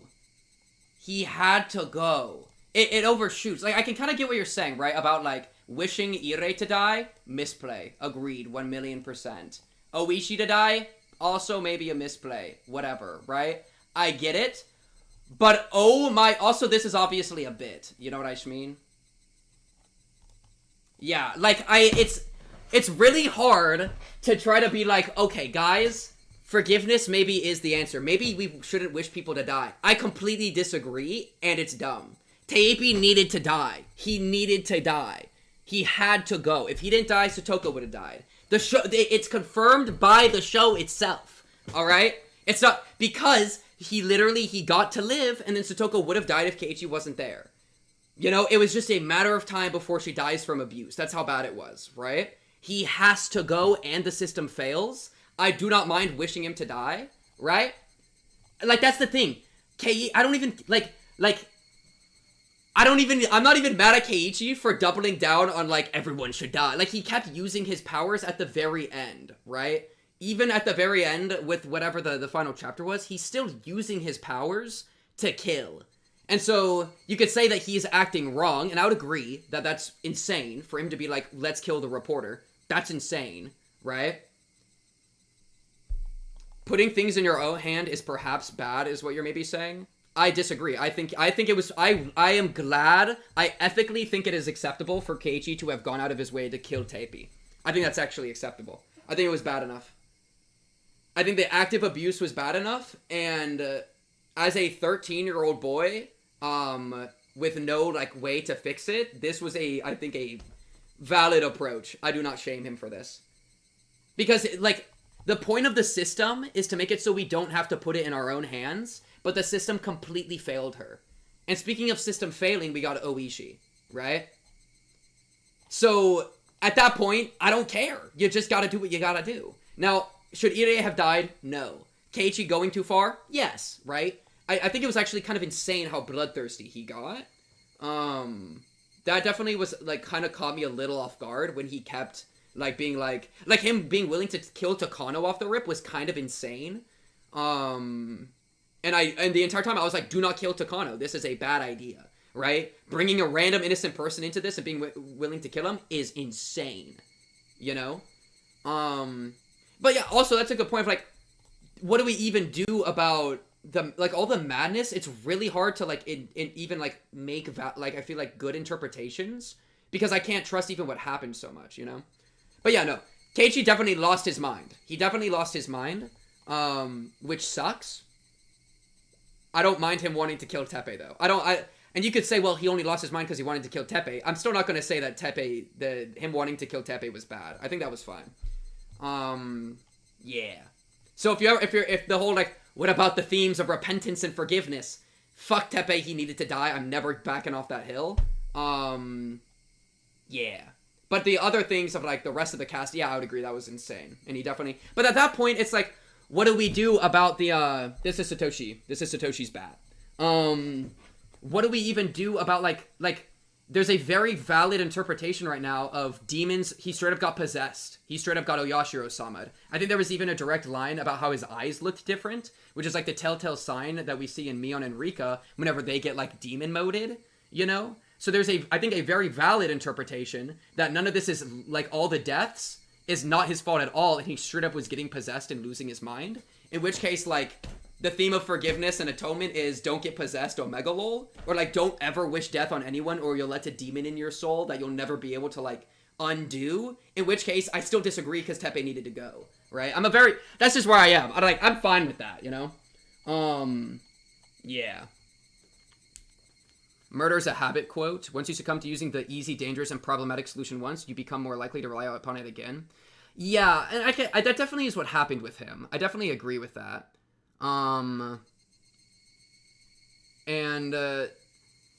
I thought that was kind of, I feel like my interpretation that would make the more sense to me was like something with like demon possession. And not necessarily possession, but like influence, you know? It's really hard to view this as like a quote unquote like realistic apply to like our actual mentality thing. When I feel like low-key murder is a habit, like I'm fine with doing one murder if I really need to. And I'll do it again if I really need to. But I trust myself to be able to navigate that because I'm the GOAT. But I would only do that if I literally had no other option, you know? He obviously was willing to do it any point in the road after that, which is crazy. But I don't even know if I blame him or the act of murder as much as the idea of the being possessed by something out of his control. Because there's enough in the story that backs the idea up. So it kind of obscures like a lesson or like a thematic. It doesn't obscure like a thematic thing, I guess, but it obscures like a lesson to take out of it, which I don't know, maybe obscures it a little bit, the thematic thing. Yeah. So anyways, I doubled down on all my positions. Would you though? People say the same thing about cheating, whether on a test or a diet all the time, but it becomes a habitual anyways. I trust myself enough. I'm the GOAT. I would not trust other people to do it. Almost like I don't think everyone should be a vigilante. I think that's a bad idea because people don't know where the line is. I trust myself though. I trust myself and my own moral compass. Of course, that's me saying rules for me are rules for thee, not rules for me. I accept that. I'm the GOAT. I'm allowed to make my own rules. You know what I mean? But even then, the system's failing. What's the other option? Satoko dies? Like, if we're just being, like, realistic and, like, looking at the options here, there's not another option that, like, it's her or him. Somebody's gotta go. You know what I mean? It just is what it is, man. So I was approving of his if you want to say the his on-sighting incident, which you could try to, like, argue against, like, murder's a habit, whatever. I'm fully accepting of it. Where it led him, though, was bad. Everyone would argue that is the problem. Yeah, exactly. No, it's definitely a... I mean, I don't see it as a problem. It doesn't change how I'm going to do my thing, you know? Most people aren't as, like, cool and smart as me. So, GG, I win the game for free. It also would take a lot to get me to kill someone, you know? In-game. Such as Teppei. That would be a good example. So you give up in the Great Disaster. The Great Disaster, I struggle to even see as reality. That, like, I don't even know what to do there. Like, it's just, like, I don't... If it was real and actually happening, then, like, I don't know, bro. Like, what do we even do? What, Keiichi actually has god powers? And, like, Yashiro-sama's curse just wiped out everyone in the village. And also some other neighboring people. And also all the people of the bloodline outside the village. In that case, we are full superstition maxing, and we're just like, oh my, like, we're there, you know? And the power scaling goes crazy, you know? Yashiro-sama becomes crazy, you know? So it becomes kind of harder to do there. Do I want to do an objective writing tier list? That'd be that's the other one that I usually do, right? I gotta say, like, goated writing. Solid. Alright. Meh. I hate you, I hate you, I hate you. Okay. Satoko was really good. I really liked her as the main focus of the arc. I think the slice of life section was great. Yeah. She was really good. I thought her actions at the end were very believable and not, like, randomly, you know, like, crazy or anything. I thought they were, like, very fitting. Got me more emotionally invested than any other character has. The GOAT. Rika, what did she really do this chapter? She was just kind of I think probably just solid. I mean, she definitely enhanced the chapter. She meeped a lot. She nippa'd a lot. I honestly, and I said it before, I think it's kind of a slight deviation from chapter 1 and 2 where she, like, almost never did that. And now she's doing it, like, all the time. So I thought that was slightly weird. But I just kind of took it as whatever. Yeah. So she's good. She's solid. But I don't really remember her doing anything too crazy.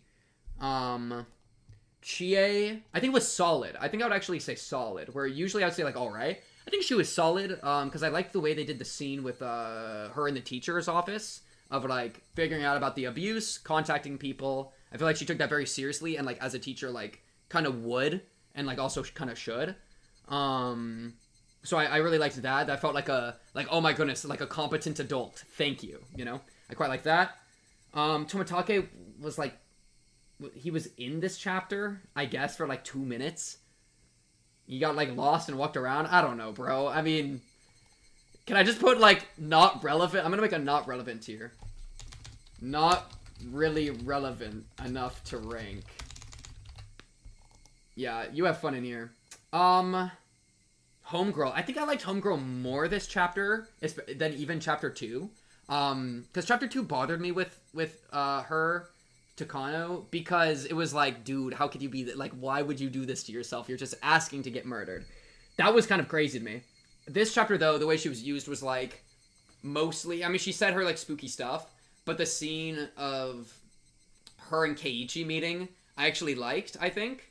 And for her to also have done something bad, maybe killing Tomitake, I think it's interesting and makes it, like, I like leaning into, like, her being actually, like, nefarious as opposed to, like, into weird stuff and a little bit stupid and naive. So I kind of like that. She seemed to have more brain cells. And the, like, mutual, like, criminal to criminal, murderer to murderer thing I fuck with for sure. So I quite liked her. I think I'll even put her above Chie. Irrei's funny. He's probably in one of these two. He's definitely above Rika. It feels...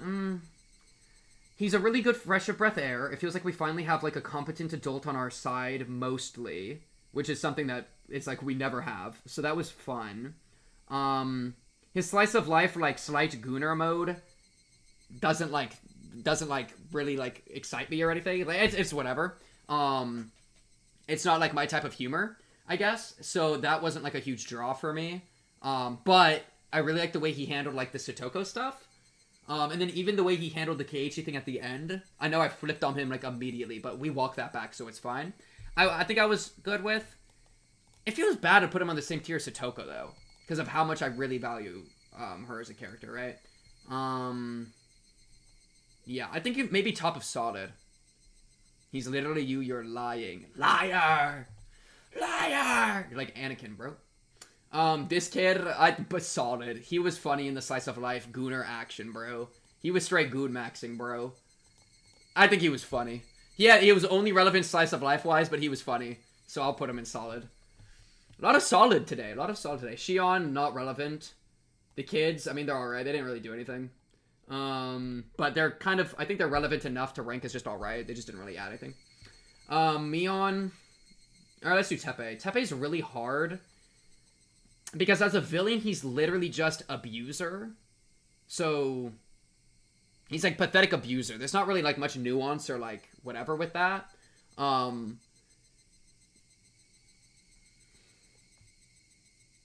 don't know. It's really, this is weird. He's really weird to rank. Because it's not fair to say I hate you, I hate you, I hate you. Because what he added to the story was something that ruined Satoko's life. And that's why I really liked the, I mean, it was some really like dark themes they got into and some dark like moments. But I think they... Like, I care about Satoko a lot, right? And so that was, like, fine, I guess. So it wouldn't be fair to say I hate you, I hate you, I hate you. Because I feel like his writing wasn't, like, actively upsetting me. Like, Oishi's writing sometimes actively annoys me to the point where I feel like I enjoy the story less. Because it's like, he's just... It's just frustrating. It's frustrating for him to yap about nonsense for, like, so long. Because it's like, dude... Like, it reminds me of that one quote, was it Mark Twain or some shit? Like, I didn't have the time to write you a short letter, so I wrote you a long one instead. Being concise is a skill. Being concise is a part of, like, a really good piece of art in a lot of ways. Oishi is the opposite. Especially in, like, chapter 2 and 1. So, like, I've usually ranked him really low for that reasons. We'll get to him in a minute. Teppei's weird. I almost want to make a new tier of, like, obviously I hate you, but your role... Like, he was only really relevant as a thing for Satoko. He didn't really do anything otherwise, other than just be shitty. In a way, he's not really relevant enough to rank, but that doesn't feel fair. I don't know, maybe I'll just do alright, just because it was kind of, like, there wasn't, like, that much, like, I guess, nuance to it. It was literally like he's just there to be a villain to ruin her life. And so it's like he served his purpose. I feel like he wasn't like written in such a way that like really enhanced anything or took away. He just kind of served his purpose. And then Satoko is really the one that like carried everything with her character. So I'd probably just say all right. Those are kind of neutral, I guess. That'll be my way of navigating that. Oh, even Keiichi will put down here. Yeah, this is some fun ones. Mion, she might be meh. I do. Mion gets on my nerves so much. I mean, I have to view her as straight up a evil, psychopathic villain for her to like make sense to me as a character. Because of so many, like she's in the ninth layer of hell for a reason. Let's be real with ourselves, right? And so yeah. But like, I don't know. It kind of just pit her in the slice of life section. I might just hate her. I don't know. This is weird. Because I'm trying to write like writing quality, right? I'm trying to be a little more objective. But the thing is, like, I feel like the slice of life section with her is really hard to swallow because of how much she doesn't care about, like, Satoko and Rika. Especially Satoko. But also Rika. I mean, honestly, both in a lot because of Chapter 2. So it's really hard to swallow any slice of life section that has the full squad together that she says anything in. Because everything she says, I think she's just lying, right? And that she's evil underneath. And so that's kind of like a little bit insane of a situation. And it puts it in a weird situation, which maybe could be like a form of dramatic irony. But to me is mostly just like, kind of like, me being like, I wish Keiichi knew how evil she was. It's like watching a car crash and not being able to stop it a little bit. Because it's like, you're always, nobody knows how bad you are, except for me.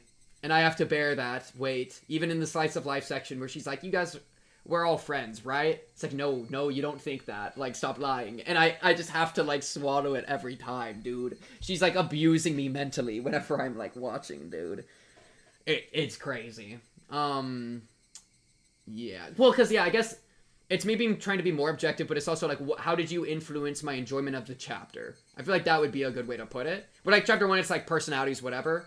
Like, she going to, like, Takano going to the layer of hell, right? So yeah, I feel like she actively didn't add anything to the chapter for me, and mostly just made me upset during Slice of Life in a way that made it, like, hard to, like, I feel like enjoy it in, like, the way that I feel like the show wanted me to enjoy it. So maybe she's just in pure I hate you tier. Beseeching her to kill Teppei scene was great writing for her and Keiichi, though. Great point. She gets to move up a tier for sure. That's actually really true. That was honestly a Keiichi W. I liked that scene a lot. I forgot about it. True.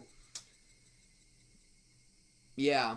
Except, man, even then she wasn't helpful. And, like, helpful, I say, like, that's kind of an in-world thing to say. But, like, she really didn't give much. She would, like, she let Keiichi spit his shit, and it was kind of like a soft, like, yes, I'm part of this all. But it was like nah, I'm not the one that decides. Sorry, bud. So it's kind of a weird thing that's kind of hard to lock in on. Mion was also very emotional this chapter. Yeah, I mean, she had, like, the scene with, like, talking to, like, Keiichi on the phone, which was very emotional. Yeah, she was, like, crying a good amount. She was crying over stupid reasons that I hate, though. You know what I mean? I, like, wasn't, like, immersed in her, like, emotional beat because I thought it was stupid and I was mad at her. It's like, oh, I'm crying that, like, Satoko got forced on me by Satoshi. Girl, don't pretend you care. You're so willing to murder this girl. I don't know. It's just, like, yeah. I did really like that. Her best scene was definitely with Keiichi, though. And I think that added to the story quite a bit. Though what I really liked about it was Keiichi pushing for it. Keiichi being very active. Like, that's a bigger Keiichi W than a Mion W for me. Yeah.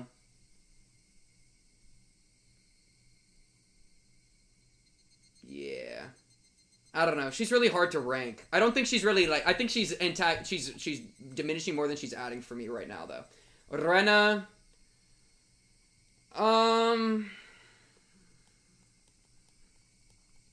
Maybe bottom of alright, or, like, top of meh.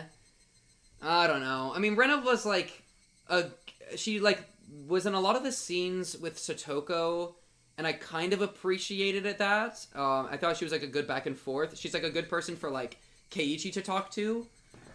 I think she pissed me off a few times, but it wasn't that egregious. Maybe like here. Maybe like here. Had a nice quote about giving that happiness today instead of reserving it for tomorrow. She was also pretty cool for most of the chapter. She was like, alright. I don't know. Like, I am so immersed in the drama that the slice of life, like her, like being all like cute moded. I like the entire time I'm just thinking, I see through you, demon, you know? And I get that the worst with Mion, of course, but like I do still get that with Rena. And I'm like intrigued on like what exactly is her condition. She's probably just top of alright. Because she was kind of like pissing me off a little bit. Maybe she goes below the kids. Rena pointing out Keiichi's hypocrisy with Chef's kiss. Oh, I wish Keiichi lived up to it. He was so close. It was so sad because this is the yeah, that's actually crazy. Is that she was, she definitely cooked on that, and I'm so bad that Keiichi didn't cook even more and win out. Because it was almost so, like, it was crazy because I was agreeing with Keiichi, and so when she was saying all of that, and she was saying it in a way that really got under my skin, because she was doing the whole, like, she was pretending everything was fine, and, like, doing this, like, happy-ish voice of, like, she was doing, like, her room stuff, like, being like, oh, isn't it that simple? LOL, isn't that crazy? LOL. It was, like, this uber passive-aggressive thing. And that, since I was agreeing with the points Keiichi was making, largely, he was obviously going too far. But, like, there was a way where I was kind of, like, defending Mion for not doing anything is insane. Because, you know, you expect too much from Keiichi. Keiichi honestly lived up to most expectations this chapter, let's be honest with ourselves. He was cooking, alright? That actually, I think remembering that might knock her down. Well, maybe me being genuinely upset means the story did a good job. Keiichi was very mean about it. He deserved that 100%. He wasn't coming back from it. He could have come back from it. He could have cooked.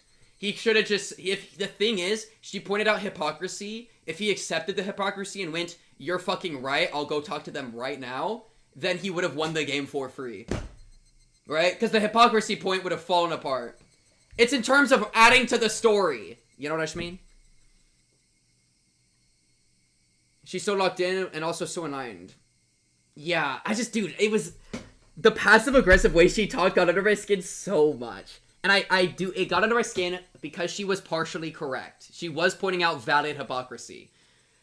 I'll put her back up. I think I was emotionally, like, it was like, oh my god, you're pissing me off so much, dude. Oh, it was such a valid thing. Rena still would have been right and actually been the one to solve the issue by pushing him to acknowledge what he himself could have done. Kind of. But she didn't have to be such a dick about it. Like, I don't know. It got under my skin. It was pissing me off. And, like, because the point was kind of correct. Because she's the Sonozaki Yakuza chieftain. Though, Keiichi didn't really necessarily know that to its full extent. But Rena probably does know that to her full extent. Right? Like, I'm still stuck on the living condition that they were under for the year. You know? And how, like, that was already so bad. And I think I would blame Sonozaki for that, you know? So, like, it was just, she's defending, it's like, it's a little bit of, like, the person you hate just made a great point. Where, like, she's defending the person that I think is wrong. She makes a valid defense, but that doesn't mean that I think she's right. And for her to be taking that side, I disagree with because she's on the wrong side. Therefore, she's an enemy. Therefore, welcome to hell. I am being a little bit, like, LMAO Giga Chad with it. I'm not, like, you know, I'm obviously not being nuanced there. But, like, dude, you know? I still... And that's only because she's the Yakuza princess. If she was just a kid, this entire thing would be way different, you know? But that's Keiichi, again. Keiichi didn't know that. He would have been thinking Mion's just a girl. Omega lol. Yeah. I don't know. I mean, it's a good argument because there's valid stuff on both sides, but I'm still on Keiichi's side. If we're choosing sides, I'm easily on Keiichi's side the entire way. Fuck Rena. But it was a good back and forth, and I was immersed in it, and it got under my skin. So I have to give it that. Because, man, it got under my skin. The passive-aggressive shit. Anyways, Oishi's hard to rank. He wasn't annoying this chapter, really. He didn't go on a lot of, like, roundabout stuff. He was more like an inevitable antagonist that was hovering over me and willing to, like, smother me at any moment. And by me, I mean Keiichi. He was also egregiously incompetent. This is true. That's very in character for him, though. I don't know. Maybe it's alright. I didn't mind how Oishi was used. Maybe, like, top of alright. Above Rena? I mean, maybe. I don't know. Maybe here? Maybe this.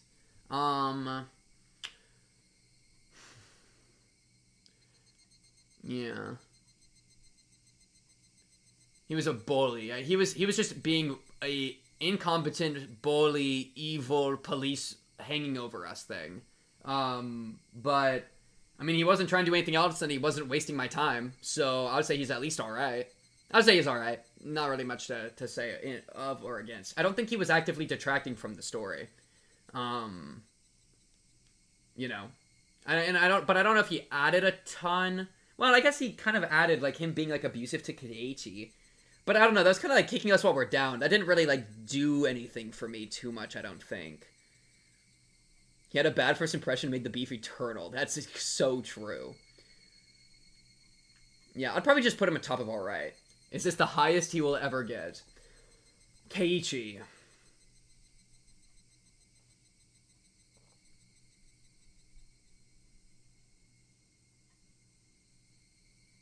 Not really too relevant. Let me think. Keiichi's actually really interesting here.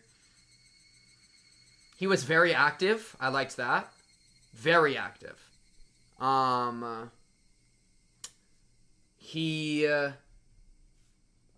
had strong emotional things he acted on that I thought was easy to invest in and powerful in that way. And that was like emotionally resonant. So that was very good. I think the things that he did quote-unquote wrong were believable. Him being... I think the only truly weird thing of his this chapter was being so quick to be bloodthirsty. That felt like a little insane to me. But also, I guess he's a kid and he just murdered somebody. That's a lot to like mentally process. So I'll let it slide. And there's like probably demonic influence maybe. So... yeah. We can like deal with that without me. It kind of like, yeah. I think I think he's probably goated writing. I think this is easily his best chapter. He was active. He was passionate. He was emotionally resonant, like very much. Like I felt like the emotions he was feeling a lot of the time. And then it was very nice for me as the audience to like live that through him. And this is very much this chapter. Let's be clear. All right, this is very much a this chapter list. But yeah, I think he was great this chapter. I think he was really good. Even the very ending where everything was falling apart and like reality was falling apart, it didn't feel like he was being stupid. It felt like reality was actually falling apart, and that's why like when he was confused about it, I was confused about it, and he's like, I guess I'll like confess everything to Ire. It's like, that's, honestly, I can't fault him. That's so fine. Whereas, like, Chapter 1 and 2, I can fault him all the time, and I don't think it's valid. Like, I do not view it as, like, an acceptable fault, you know? But yeah, even the things you could get onto him for, I would absolutely defend him for as, like, being super valid. I think he was goated I think he was goated pretty much this entire chapter. Even the Slice of Life section, dude. Slice of Life section, these two completely carried. And this guy had a funny bit in the middle, I guess. And, like, Ire was alright, you know? But, like, Slice of Life section, the entire, like, impetus isn't the right word. The entire, like, heart of it for me was with these two and their relationship. So they kind of carried it in both sections, you know? There's even maybe a word I do this. It's kind of hard to say, though. Because Satoko's story was really just, like, one of being abused and really sad. Because what Oishi... Wait. Immediately because what caused Oishi to turn on him because Keiichi... Okay, wait. Also think of Keiichi being more active this chapter immediately being what caused Oishi to turn on him. Oh, yeah. Okay. I like previous chapter a bit more than this chapter. I like this chapter the most of the three, I think. Though the ending I don't get, so I don't know. I'm not even really including the ending that much because I just don't get what they're doing. We'll probably figure it out later. The notion of reclaiming happiness is very profound in this chapter. That's one of his essential trait in all the chapters so far, and that has been his engine this chapter in the worst way, of course, but it was peak, so yeah. That's a good way to put it, too. Yeah, I feel like it's made me a little bit more accepting of that motive of his in chapter 1 and 2. Because in chapter 1 and 2, it was to the point of, like, being delusional, to the point of insanity. But here, it was to the point of action, you know? That actually had, like, a realistic outcome that could do what he wanted it to do. Because, like, chapter 2, it was like, nah, she's my best friend. Like, he's living in a fake reality, and it's, like, maybe, like, his cope way to, like, try to get, I don't know, grilled. Wait, did I say something? Now I feel like I said something. Anyway, maybe I misspoke. But, yeah. So I feel like that has been a consistent character trait of his, and it was used to its fullest effect here, where previously it was like a crazy cope of his escaping reality, which is something that I like want to hit him over the head for, and I don't like emotionally like feel the same with, you know? Yeah. Anyway. Satoshi. These three are going to be really... He's definitely... his role, S tier. Goated writing. We'll put him there.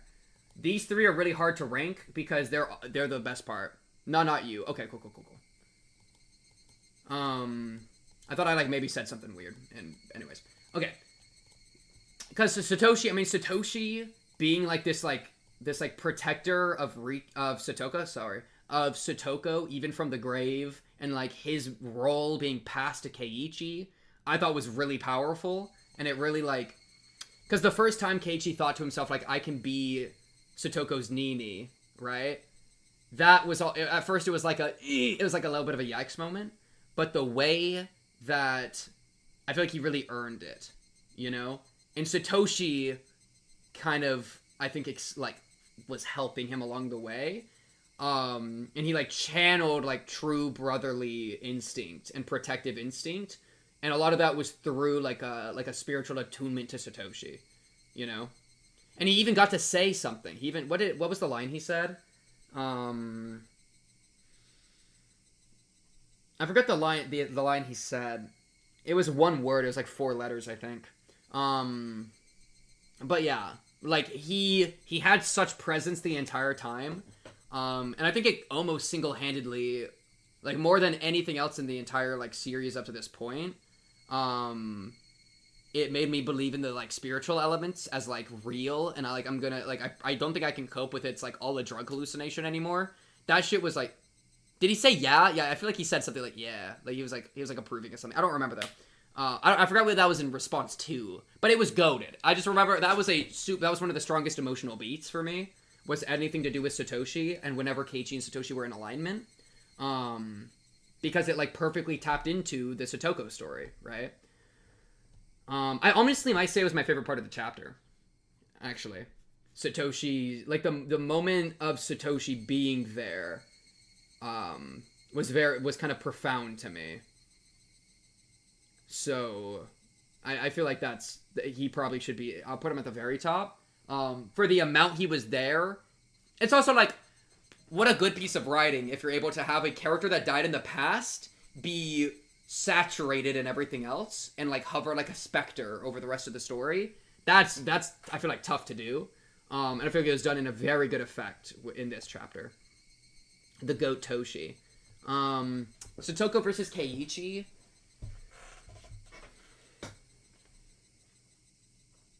I think I'm gonna put Keiichi above, personally, because I have a very strong, like, as an individual, I have a very strong, like, protective instinct.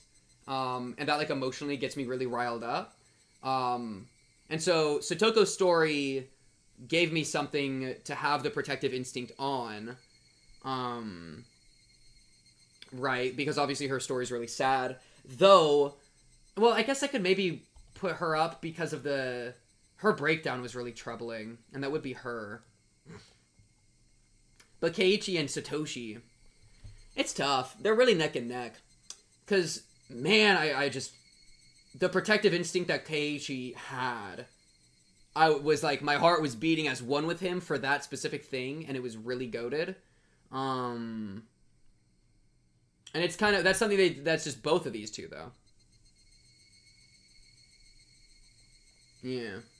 Listen, take the best parts of Keiichi and then rip him away from all his delusional nonsense, and you get me. Plus a bunch of other stuff. Alright. I refuse. You will not get bingo. You will not collect 200. You will not pass go. Go to the jail.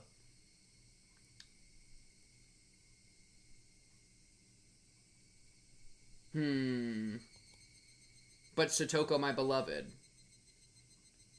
I don't know. Really close. I'll put Keiichi above, but I'm going to put a really close together thing. Because all three were all together, dude. These three were all part of the same beats of the story. Like, united in one. And that was my favorite part of the entire story. Was, like, making it happen, you know? Like, the end game with Satoko being, like... Satoko and Keiichi talking while she was, like, in the towel. At that point, I'm already hopeless. It's already Jover for me. The real, when I was most invested in, like, popping off, I think, most of my neurons were firing, was, like, her being abused, and then these two coming together to, like, try to fix it, you know? Yeah. Which is crazy, because I feel like a little bit that the series thinks that Keiichi was wrong for this. But I don't know, because it's really hard to gauge this stuff, because we don't know how the story works yet, because we only have questions. We have, like I have nothing to, like, we have so little to go on, you know? Like, I can't trust reality, so it's really hard to really know what the show's trying to do. Did you write any disaster notes? Not really. I mean... Forest trucks at school, rotted stenches. Ground self-defense force. Everyone dead in village. He did wish for a doe, not gonna lie. I just, like... A bunch of people died. Like, I don't know. I don't even trust it's real. If this shit comes back into play, I will replay that chapter. But I just don't think it'll ever be relevant. I couldn't see a world this would ever be relevant. I could write, like, magma pools under, Onigafuchi Swamp. That... could be cool. That could be relevant at one day. It kind of has like a hell thing going on. That's supposedly where the gas came from. But it's really hard for me to feel like engaging in any of that is even a remotely good idea, you know? It's one of those things. It might be just a VN structure thing, dude. VNs are structured so weird. I still don't think I get it. I still don't think it's clicking for me. Because I just have so much runoff from Chapter 1 and 2. And so it becomes really difficult to, like, figure out how to process a lot of Chapter 3. And then, like, I don't know if I should take certain things going forward, you know, blah, blah, blah. Mion's gotten the worst of it, dude. Because if Mion didn't have Chapter 2, I would probably be way less pissed with her. But, like, it just is what it is, you know? Honestly, I'm putting her in I Hate You. I think she actively got on my nerves a lot. I'll put her in I Hate You. I'll drop her. I think she was enough of a bro moment for me that she wasn't even just meh. I think she, like... I know, but that one scene... I'll let that one scene slide. That was the reason I put her back up. That one scene, even so that was 90% Keiichi, I'll let it slide. You get to go in meh. Meh, but barely. Barely. You're so close to I Hate You tier. You evil cretin. There we go. Boom. This is me being more objective. It's just the consequence of Chapter 2, bro. It's the consequence of Chapter 2. It's funny that you wanted everyone in the village to die, and they died. Yo, bro. Listen. This is part of the thing, where it's like the show's like... It's kind of doing this thing of, like, wishing people would die, but what if it came true? Then maybe we shouldn't wish for people to die. And it's like, me saying I wanted everyone to die, it's like, I don't actually mean that for real, for real. I meant like, well, I don't know. How much would I genuinely think it would be better for Satoko to just like die because of how bad the environment is? I mean, I don't even have to curse it, or I don't even have to like wish for her to die, because she would just die within a week anyways because she's getting abused so bad. Chapter 2 hit certain people hard. It hit me very like, what do you mean hard? Like it was very like impactful in a positive way, or do you mean just like hit people over the face? Because I got like hit with a mallet. Yeah. Yeah. Anyway. This is how these characters felt to me writing-wise, and how they impacted my enjoyment of the story. Best chapter yet, I would say. Best chapter yet. Chat, it's been a 9-hour stream. Ain't that something, huh? Can't ever say I never did something for you. I'm gonna wake up tomorrow and I'm gonna see people complaining in the Discord, by the way, that I like didn't upload some random thing. Just something to yap about. Okay, we're fine, chat. We're fine. Chat, it's time for me to go to bed. I've kind of felt a little gross the entire day too. I've kind of been like all hot and sweaty under my clothes. No, that is not supposed to be an attractive quality. Certain characters got destroyed and it was painful at the end to deal with. Yeah, no, I agree with that. Kill la kill, where's Sangatsu? W stream, thank you chatters. We will be back next week, Higurashi Tuesdays, 6 p.m. CST. We can start chapter 4 up, which I assume will be a very Rika focused chapter, which I'm super down for. I definitely could get even more immersed into Rika as a character. I'm kind of excited for that. Other streams wise, we're doing Runa. It probably won't be the finale, but it'll probably be the beginning of the end tomorrow. 6 p.m. CST. That's our Library of Runa Project Moon playlist. Shout out the Discord. Shout out the uploads on YouTube. Uploads on YouTube? This guy never uploads. I'm going to get you. Anyway, I am out of here, chat. If you're on Twitch, check the YouTube. If you're on YouTube, check the Twitch. Appreciate y'all. I hope you have a very good rest of your night. Tough chapter to get through, but we got through it. Good night, all. Bye-bye.